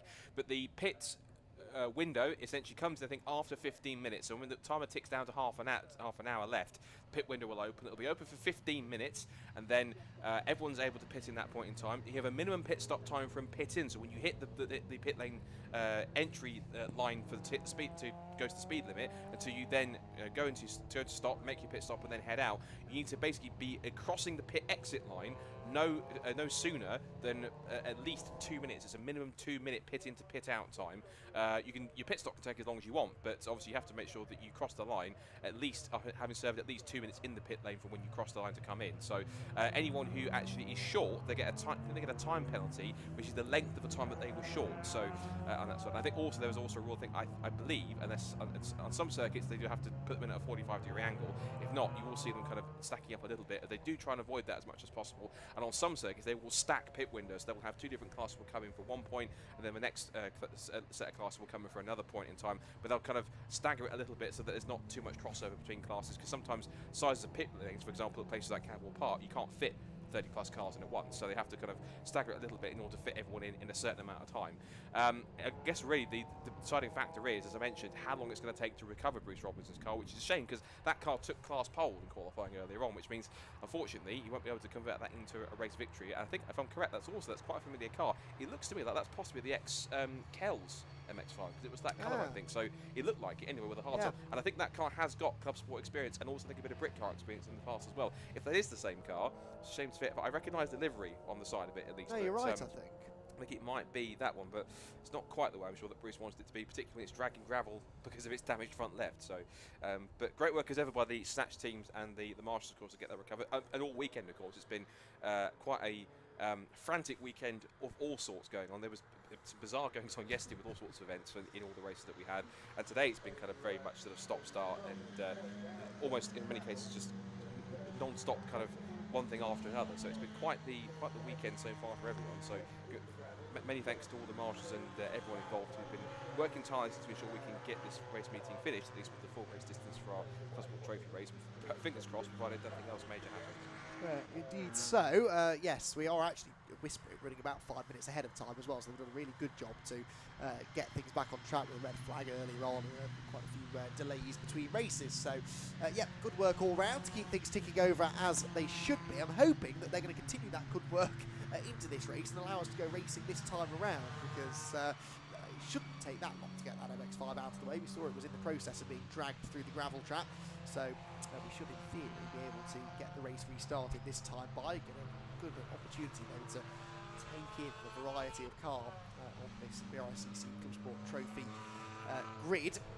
And, another compact number 93 car coming through, Charlie Hayes that is, in his compact just behind Matthew Groom's Renault Clio, runs in Class C. Generally speaking, it's pretty easy to tell which cars run in which class. So, I mean, Class A perhaps is a little bit trickier because they are the more powerful cars. So, in theory, if you stick a big engine in any car, then it can end up within Class A. But certainly when you start looking at classes like Class C, for example, that's where we're finding a lot of the Mark 3 and 4 Mazda MX-5, some of the more powerful compacts are in there as well.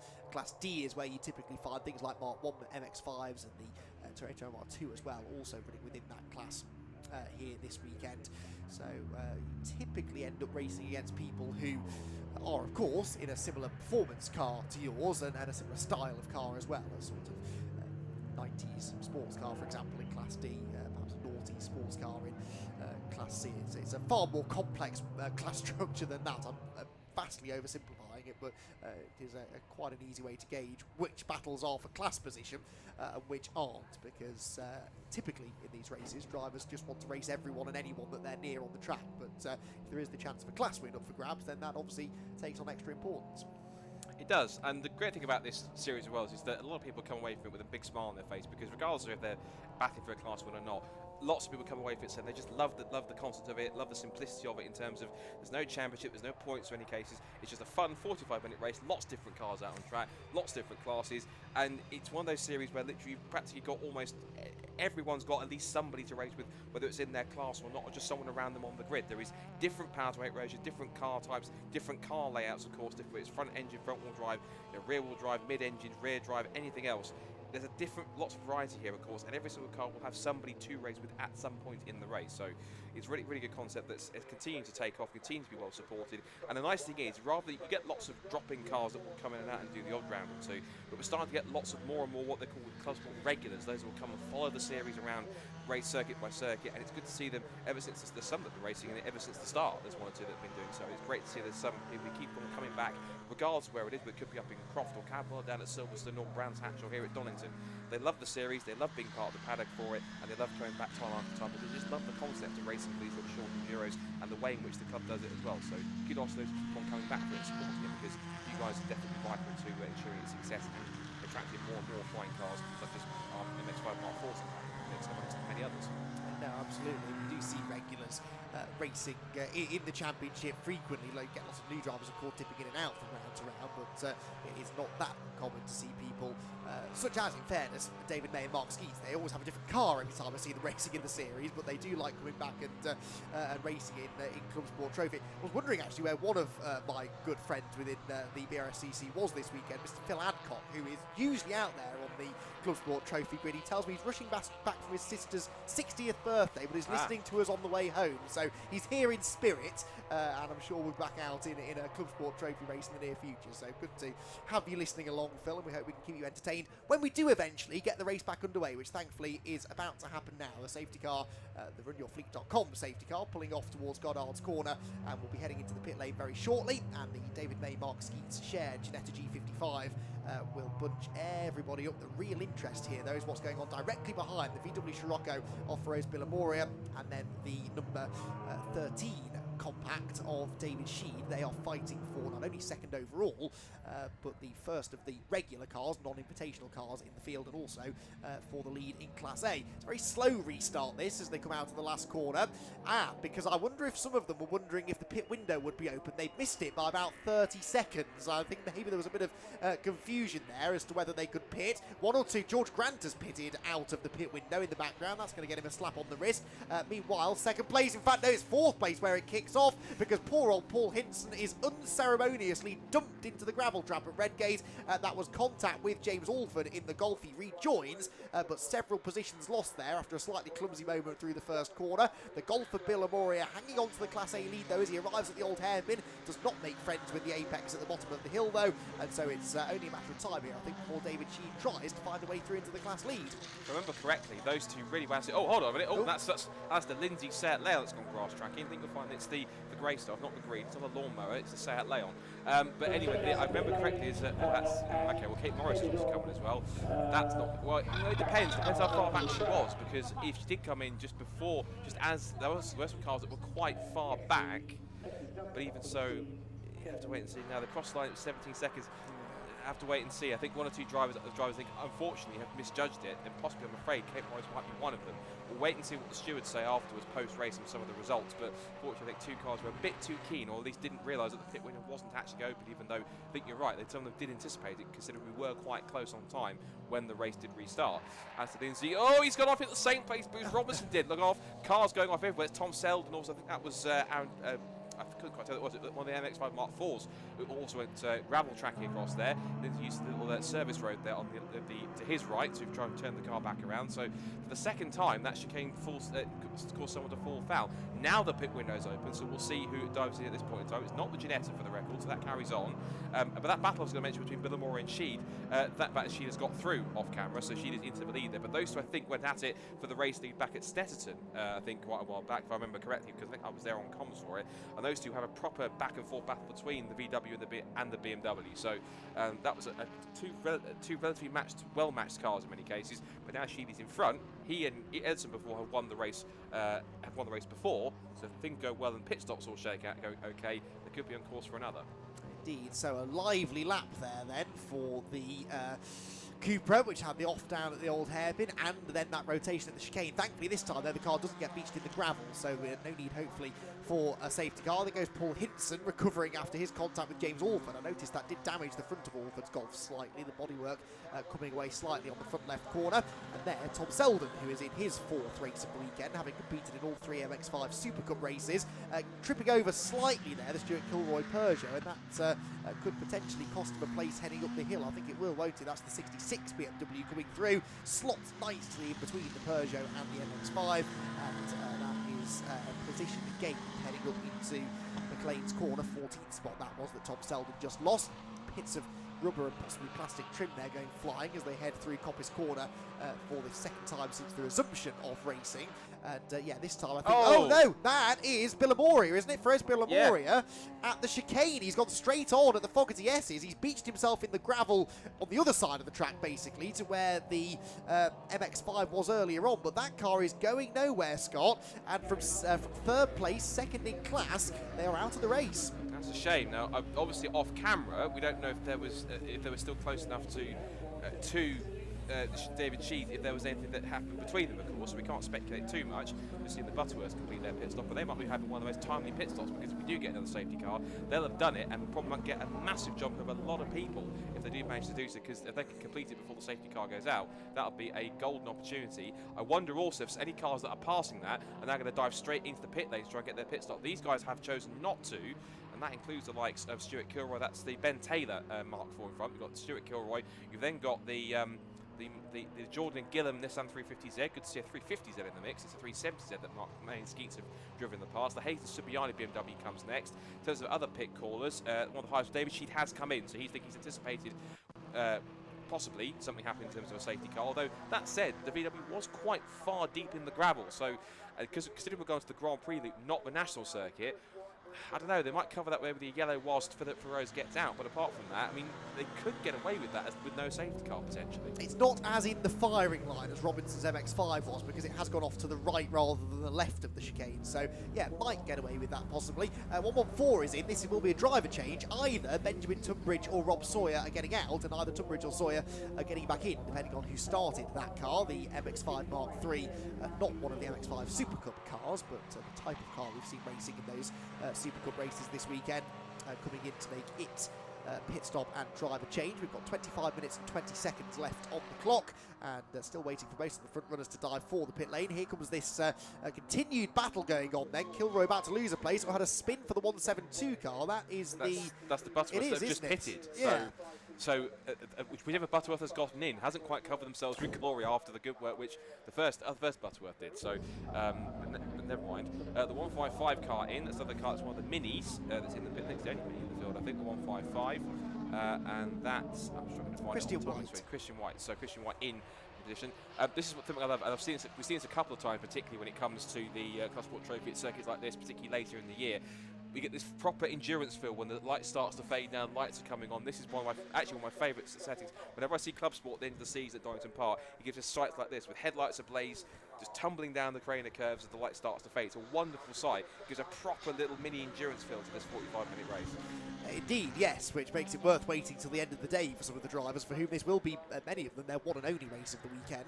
Of course, one of the other appeals of this Club Sport Trophy is that pretty much all of the cars we've seen racing, certainly in things like MX-5s throughout the course of the weekend, are eligible to race here. So if you do fancy tagging an extra race onto the end of your weekend, stick around an extra few hours and you get a 45-minute mini enduro to enjoy. Battle on screen then, making its way through the right-hander at Coppice. This is the battle for now second place, with a few others pitting. James Alford in the slightly wounded Golf is second, ahead of Mark Burton, and then the number 83 car behind Ashley Parsons. That was the Toyota Celica. Pit lane though becoming a busier and busier place. The 93 BMW is in of Charlie Hayes, the red BMW compact, having some tyre pressures tweaked as we are just past the halfway point of the race. Steaming brakes on that BMW as well, so he's certainly working those pretty hard on the fronts.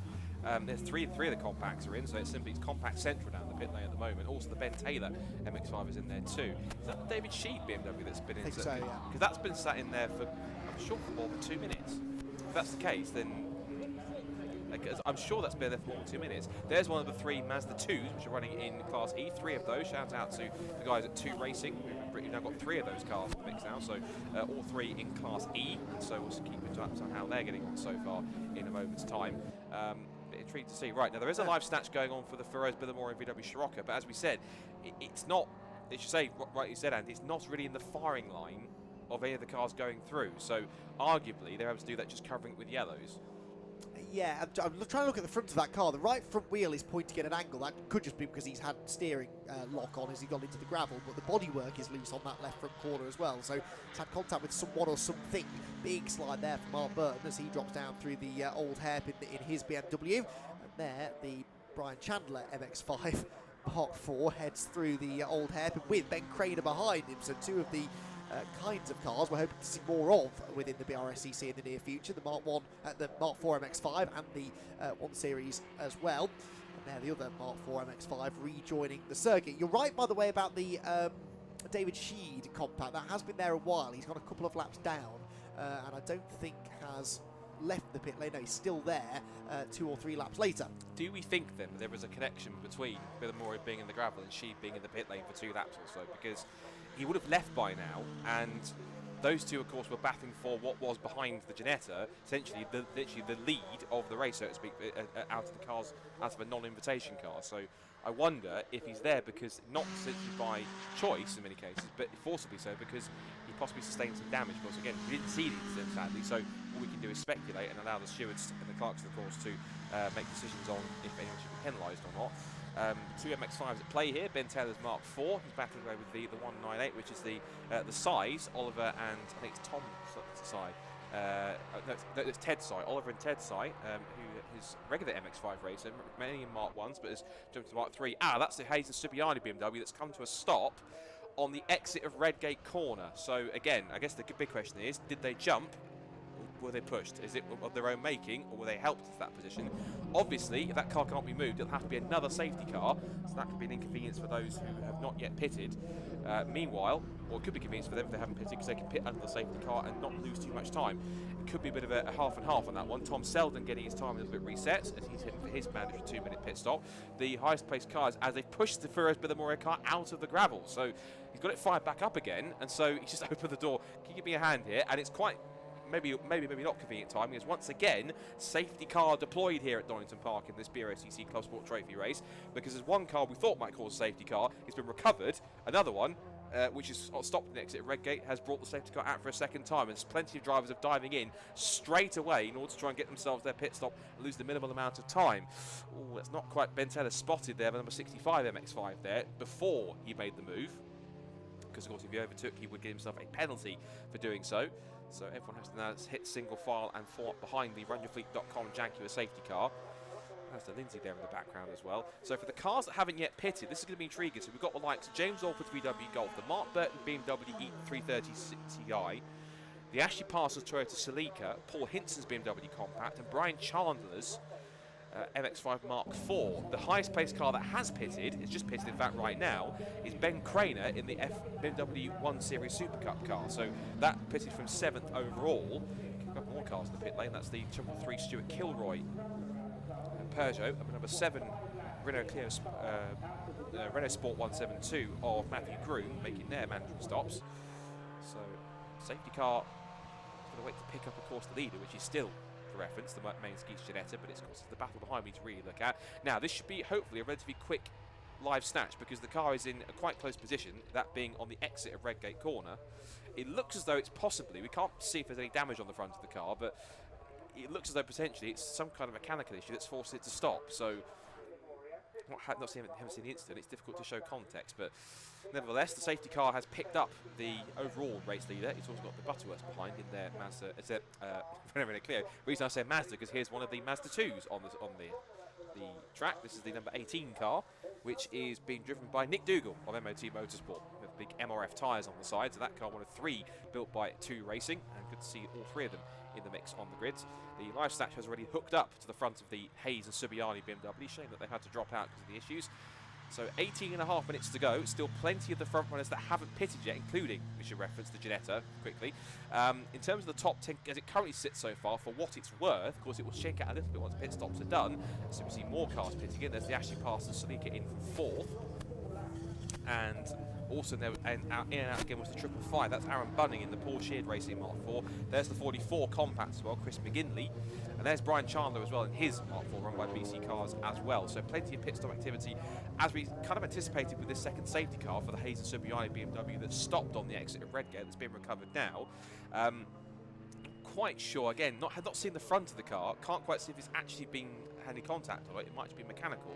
Although I have to say, not to be critical too much of the snatch vehicles, trying to drag it through the gravel at Redgate right there might not be the quickest way to get it out. No, that's going to take a little bit of time, isn't it? Shame we've got another safety car just at the end of the pit window as well, so this will jumble some things around. Those who hadn't yet pitted are set to gain a little bit out of this. Been absent for a few minutes because I went down to the pit lane to have a chat with David Sheed. It was contact with the Ferro's Billamoria car. There was a bit of squeezing that went on, according to David, going into the chicane, and it's knocked the valve off the left front tyre, so that is why he's got a flat left front tyre and a bit of damage done as well, so that's why he is out of the race.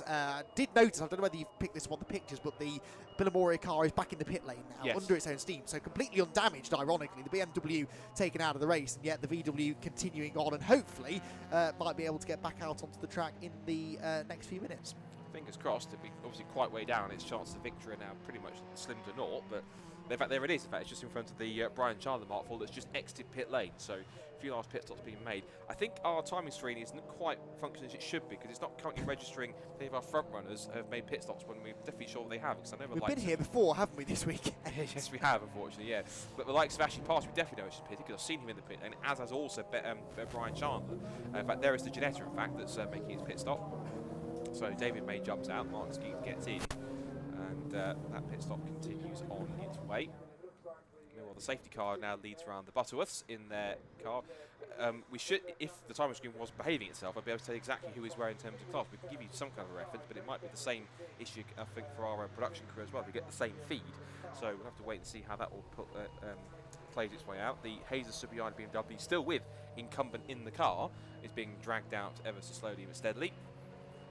Once it's off the escape road, I imagine hopefully we might be able to get running, at least maybe not this time, but maybe the next lap, because the car should be completely off the road and down the escape area by the time they come around to finish, not this, but maybe the next lap, and we get roughly, I'd say, around about 10 to 12 minutes or so in order to carry on.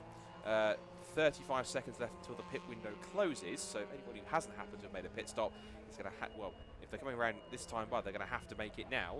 There's the Cape Morris Renault Clio, who I sadly suspect is one of the two drivers, including George Grant, that pitted, unfortunately, prematurely. And unfortunately, they might get a penalty for that one post-race.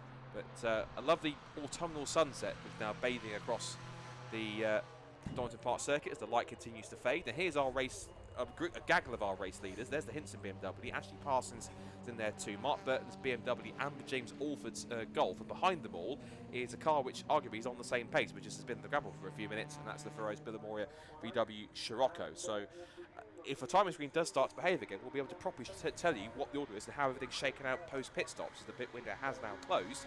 But we start racing further into the darkness, and the sun continues to set and the light begins to fade.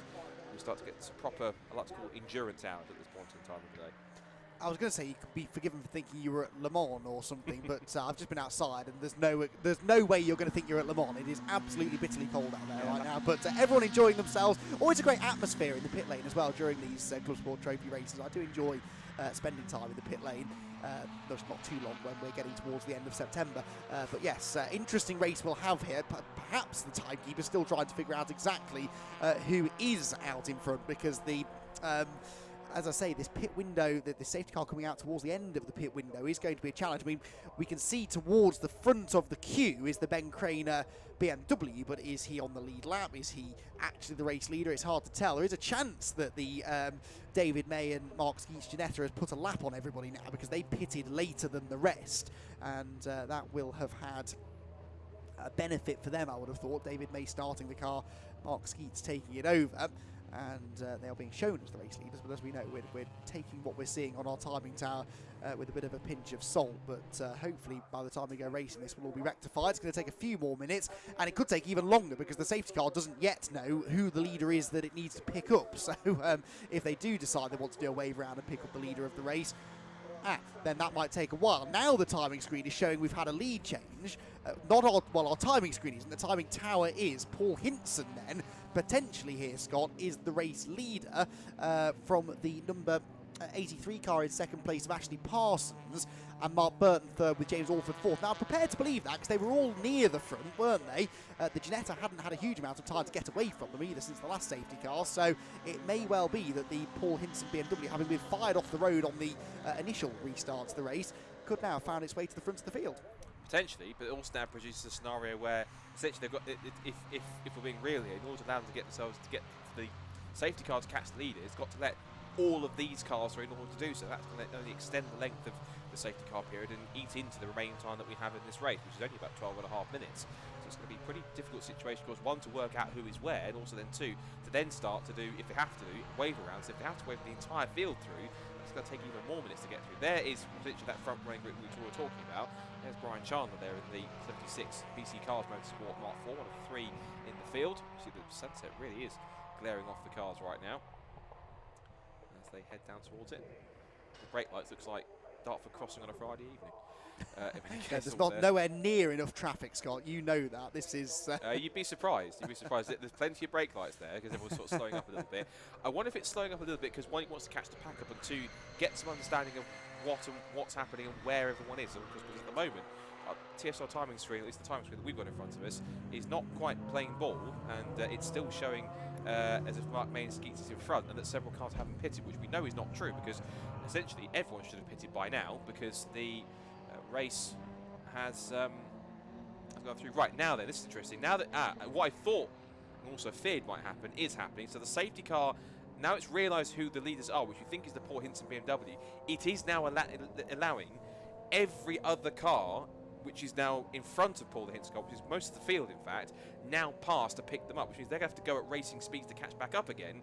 It's going to be about roughly a 7 or 8 minute sprint, I think, to the flag, I think, in this Club Sport Trophy race. But even so, at least we do get the right order in many cases. So we think then, considering that it flashed up on the screen momentarily, or at least on our timing tower on the left on our screen on here, that it is the Paul Hinson BMW that leads the way. It's the BMW just in the middle of the shot with the yellow stripes, the black BMW with the yellow stripe. Behind it then, we think is then Ashley Parsons in the Toyota. Then the next car we think in order is the Mark Burton BMW.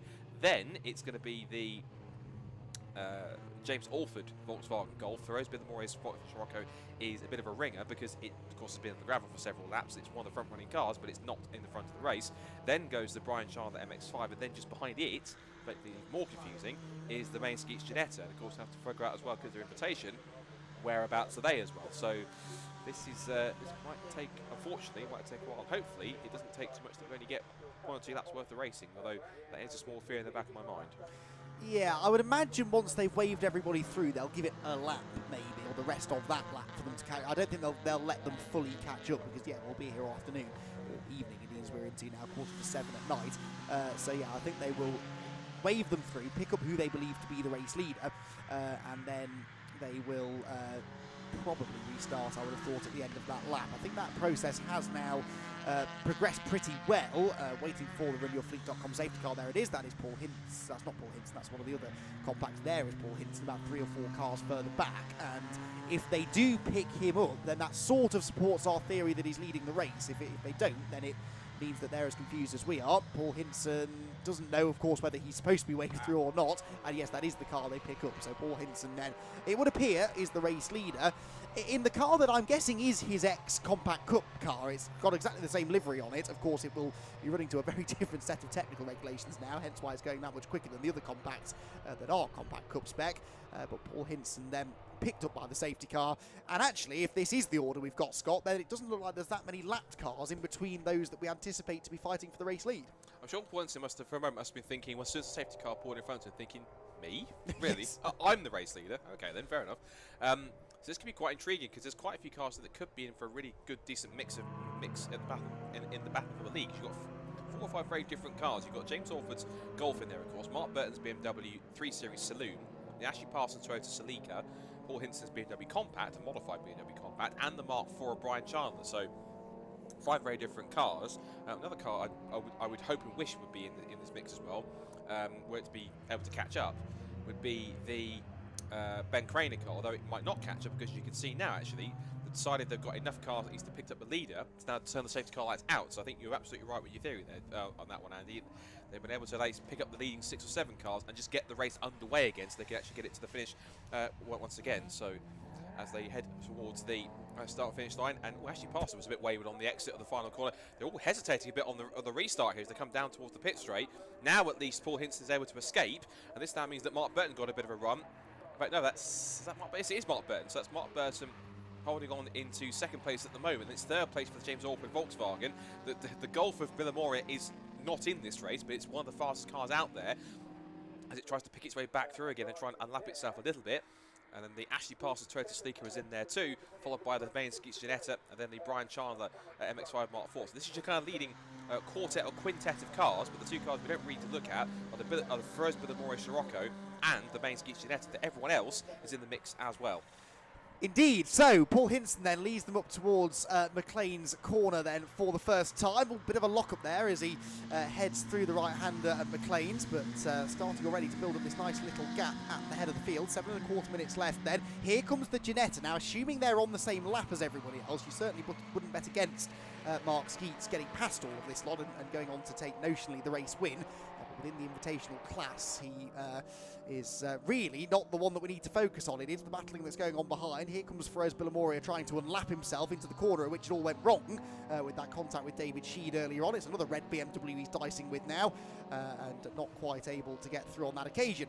Meanwhile, this is the other race that's going on amongst those who got waved through and haven't yet been able to catch, never did really have a chance of catching the back of the safety car queue, the Tom Selden MX-5 towards the front of that group.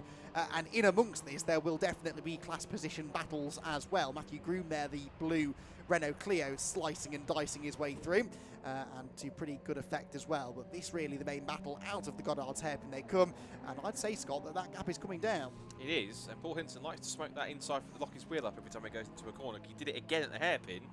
Now, as you can see, the Ginetta with its superior straight line speed has no choice but to go up the inside of Paul Hinson and essentially takes the overall race lead. Either that's just how hard he's pushing, or something doesn't seem right with that Paul Hinson BMW. That's the third time in one lap that he's locked up into a corner. That's just his driving style. I mean, you might know best knowing him from Compact Cup days, but he seems to be locking up the inside front of whichever corner he's going into kind of fairly often, when he's trying to push as hard as he does. He's doing it again almost through the old hairpin. Now he's got the sideways Mark Burton behind him, so this is BMW 1, BMW 4, the race lead, essentially. James Orford Golf's not too far away in third place, but Ferez Billamoria, even though he knows he's not in this race, he's basically becoming a nuisance here on purpose because he wants to enjoy himself here. Another lock-up from Paul Hinson. I'm not sure why he's doing that so many times, but I'm sure he'll probably tell us later on if he does win this race. Billamoria thinks, and I'm not racing you guys typically, but I want to get up the inside and have some fun here. So up the inside he goes to Mark Burton. I'm sure to his slight frustration. Wiggle of the tail there in process, I'm sure, as he goes down the back straight. Just over 5 minutes left to go. Right, I think the time he's going on the left-hand side is now starting to shake itself out properly, because Paul Hinson is showing, well, he was showing as the leader, but of course that's changed. The main Skeets BMW is now into second place. It is now, we said, it's Burton showing it in third, Alford fourth, Parsons fifth, Brian Chandler sixth. Then the rest of the order coming through now is Ben Craner in seventh in the BMW 1 Series. Eighth is Daniel Sylvester, who leads his class in the MR2. Jordan Gillam at 350Z is 9th, and then it's Reed and Drinkwater in the top 10. If production this, we could do with the class, individual class leaders up on screen to show who is where, if that portion of the timing is working. We can tell you, of course, that Paul Hinson leads Class B, because he's in that class in the mix. Paul Hinson in Class B. Class A or B. Oops, that's the 45 BMW. That is the Brendan Murphy. There's another ex-Compact Cup race, and then also modified Compact Cup car. Didn't quite intend to be at that looking in that direction as the leaders come through. There's Billamoria and lapping himself on Hinson, who doesn't seem too keen to let him through here at this point. Edges him out wide at the edge of the circuit. That's not going to help him particularly. He's got a very feisty James Orford behind him, who's all over him down the hill towards the Craner curves. And of course now they've caught the back of the pack who were waved through, so they're immediately thrown into traffic as well. Paul Hinson there trying to keep the Orford car behind. That was a close moment with the Mini dropping down into the old hairpin, but actually that's the kind of driving you need in the traffic in order to build a gap, and that's what Hinson is doing over the Mark Burton BMW. However, the James Orford Golf is the one that he's really trying to keep at bay. There goes George Grant through. Another big lock-up for Hinson. These lock-ups are getting worse and worse. It could be as simple as a flat spot that he's picked up on the right front corner, but it isn't slowing him down. He's gapping Alford, who had a poor run through McLean's there, and now he has got the Celica going up the inside line as they head towards the right-hander at Coppice, and that move works. So the Celica through then into third place overall now in the running order, and will chase off after Paul Hinson, who dives up the inside of one of the more standard BMW compacts there into the Fogarty S's, and things now starting to get very, very busy indeed with 3 minutes and 10 to go. The Celica dropping back behind Burton now, and James Orford goes through as well. So that car was third, then it was second, and now it's going to be fourth, I think, as they head down towards the Melbourne hairpin. Plenty going on, so light continues to fade. Headlights ablaze down to the hairpin. It's a massive headlights going through. Now Alford's almost into the back of the Mark Burton BMW, so it really is getting feisty at the front here in this closing stages of this Club Sport Trophy race, trying to work out on the fly the class leaders. So Paul Hinson is in Class B, so they almost go 3 abreast. Yet another lock-up from Hinson, tries to go back up against Billamoria, who himself is trying to unlap himself from George Grant, so it's all going on in front here.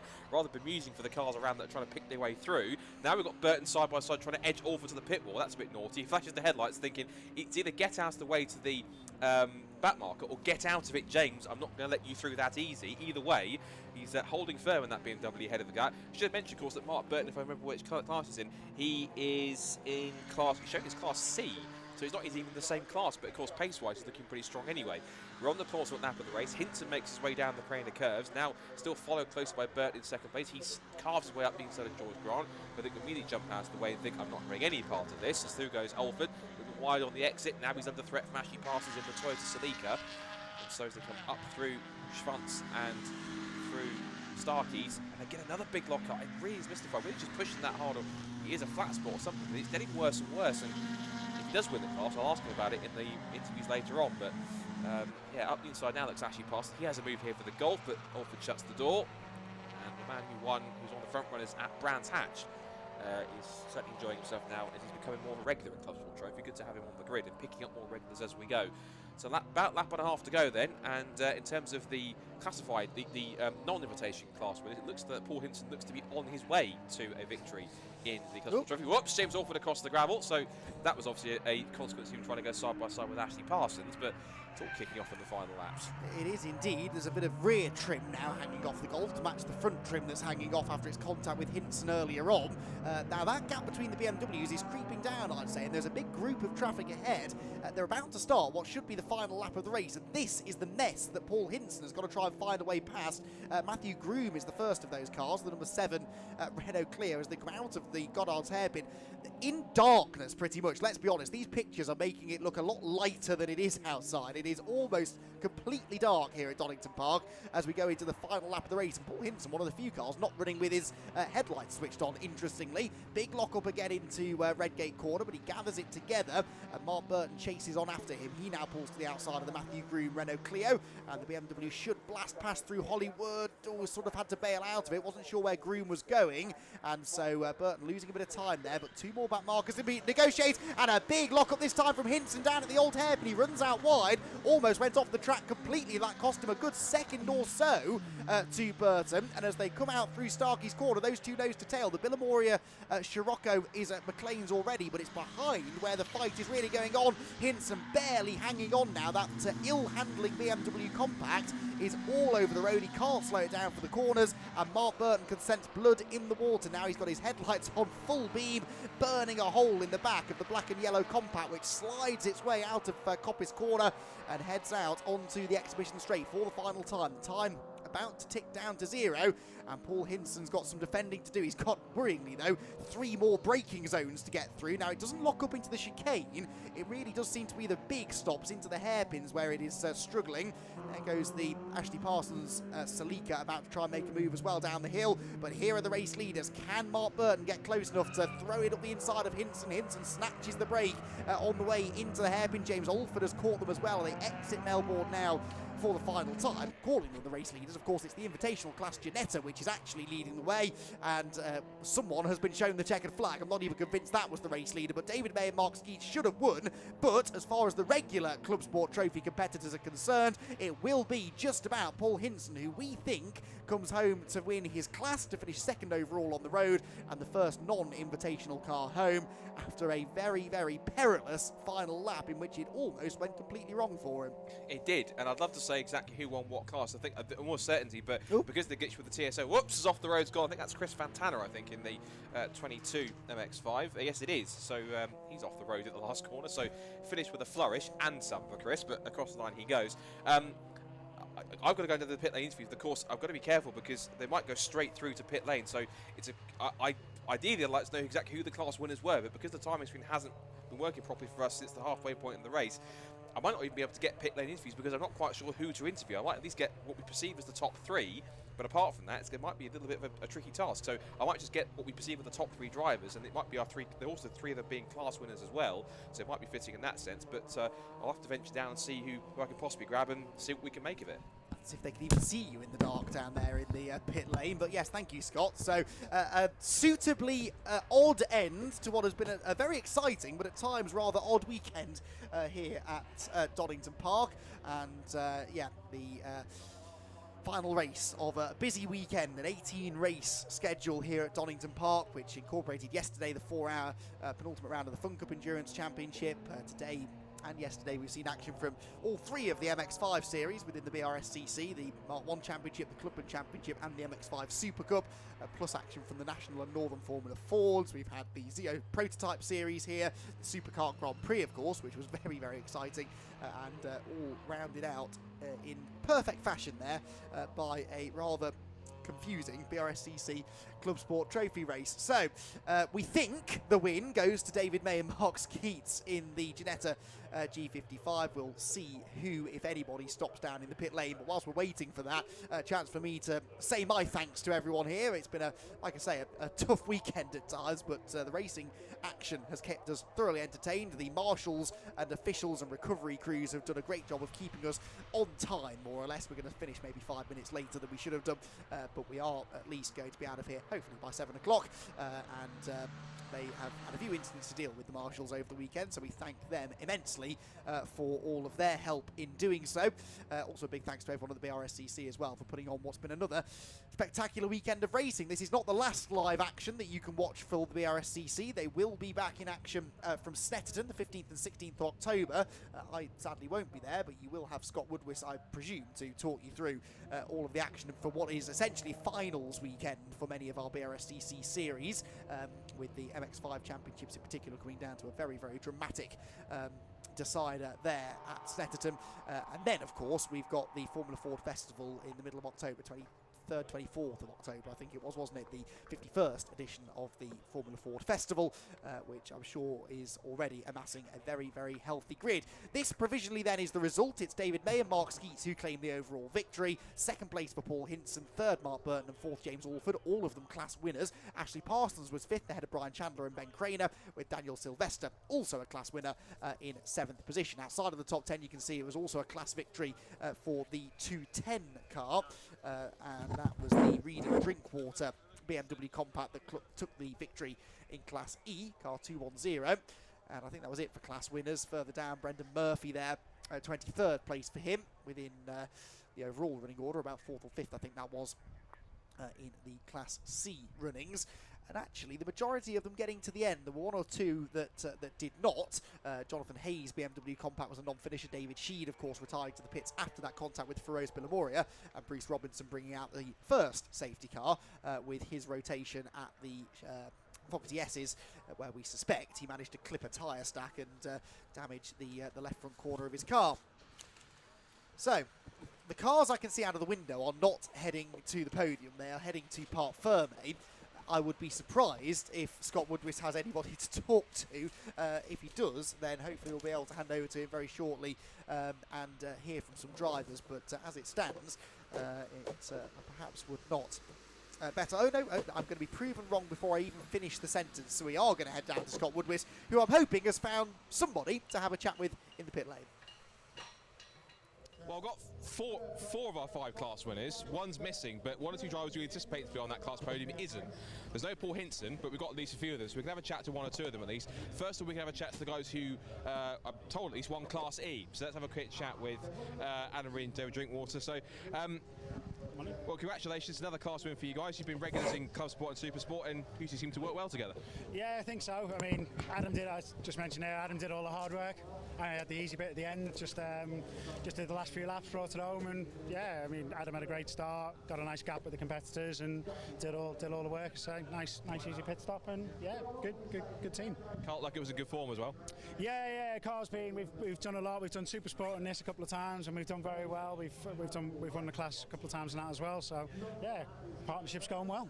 Is the plan to do Snetterton in the end of next month? Silverstone, sorry. Silverstone, not for me. I'm doing running, driving the C1s, so I'll be over at Snetterton. But Adam, don't know what he's doing. He might do, he might not, he might do. Yeah, it might be. But all in all, enjoyable weekend for you? Yeah, spot on. Enjoyed it really well. Well, congrats to both of you. Class E victory, and we'll see you next time. Well done. Class A victory, James Orford, of course. A little bit confused with some of the timing because it went down a little bit, but Class A victory for yourself, and that was a lot of fun at the front. So I did win. According to they pulled you in, so that's a class victory. Oh, great. I just had a chat with the guy, and he said I came third. So I thought I was in first place. So might be third overall, but you might also have a class win. They pulled in class winners, so in that sense, the class win for you, I believe. Yeah, I absolutely loved it. Great racing, great formula. Obviously, the state my car looks quite interesting, but the car had a good time as well. So really nice, good fun racing. Nobody did anything stupid. So yeah, I think everyone's really happy to be here today. You joined at the Brands Hatch as well, so you seem to be settling well to club sport. You seem to like it. Yeah, this is definitely for me. Yeah. So yeah, no, I really enjoyed myself. So on to the next one on Silverstone. Car looks superb as well. It's got the good livery on it. It's got good spec in it. Is it sort of particular spec for a Golf? Is it VW Cup spec, or is it sort of just spec that you put together? Spec. So the main difference is I've got a different shifter in it, and it's basically exactly the same as the VW Cup. So same horsepower, so it fits in this nicely. Well, good performance, well done, and we'll hopefully see you for the next one. Thank you very much. Good stuff. Right, 2 more class winners we can find. Next one's going to be, I think, is Ashley Parsons. Class victory for yourself as well. Lots going on at the front in that second half of that race after the restart. Yeah, really busy. After the restart, absolute nightmare with the slower traffic. The safety car had let the traffic go, but they hadn't, in truth, got that far away from us. And by the time we caught them, light obviously dropping, it was a job to keep it on the tarmac and not clip anybody. But no, car was fantastic. Seven Motorsport again turned out a cracking Celica. Yeah, just fantastic race. Really enjoyed. You guys in Celica seem to like club sport because you see the regular you and Stuart also jump in, the Lundies as well. These cars seem really suited to the club sport. Yeah, it's certainly not power, but handling wise, yeah, they're fantastic. They're so predictable. You know, they tell you exactly what's going to happen before it does. So yeah, it's real confidence to drive it, even though we do struggle a bit on power. Well, struggling or not, that's a class win for yourself. So well done, great driving, and we will also. Apparently not. That one, but even great drive nonetheless in that one, so good stuff. And let's also have a chat to Daniel Sylvester as well in the Toyota MR2. Daniel, lots of activity for you up in your class? Yeah, it's pretty mental. So yeah, there was another Class D car in front of me. We were going to have a good scrap, I think, but he had an accident down at the chicane. And then with the safety cars and everything, I didn't know where I was, to be honest. I pulled in here thinking I was in trouble, but apparently we got the class win, so yeah, well happy with that. Yeah, it's been a good day. Hopefully so. There's been one or two sort of difficulties with TSL, we think, but on that side of things, it should be in that case. But nonetheless, good day's driving for you, and it looks like you enjoyed it. Yeah, we really enjoyed it. Yeah, it was great. Like the track, so it's been a pleasure. I'm just really surprised that I come away with the win, but yeah, the car's got the pace, so yeah, it worked out all right. Well, congratulations, great driving, and hopefully we'll see you next time. Well done. So that's it for the club sport and it for the weekend here at Donington Park. Lots of fantastic races up and down the order. Congratulations to a couple of our new provisional champions that have been also crowned as well, and a fast and fun club sport trophy race to round things off for the weekend. Big thank you to everyone that's been involved, to all the teams and drivers, all the marshals for their hard work, and the snatch vehicles and all the recovery teams, to all of you that have been watching at home around the circuit, and for everyone, of course, our marshals, officials, and everyone that's been involved in this weekend and making it happen. There are 2 more live broadcasts of BRSCC to come up, the first of which is our final regular season broadcast, which is for the October, and that's at Snetterton, and that's going to be for the finale for the likes of the C1 Racing Club, as well, of course, with the finale for the Mazda MX-5s and other championships. And afterwards, it is the big one. The weekend after that, it is the 51st BRSCC Formula Ford Festival. Also championship finale in that weekend for the likes of Fiestas and also modified Fords and everything else. But the main event is to see who comes away with the Brian Jones Memorial Trophy in the historic final and the Neil Shanahan Trophy in the main final as well. So 2 more live broadcasts to come. Be sure to hit subscribe and tune in for those if you want to catch them as they happen. So from myself, Scott Woodwist, from Andy McKeown, from Jamie Peter-Dennis yesterday, from all the production crew and every one of us here at Donington Park, thank you very much for watching. Hit subscribe for the remaining 2 weekends. We'll see you for more action very soon next month here with the British Racing Sports Car Club live on YouTube and Facebook. But for now, thanks for watching. We'll see you next time.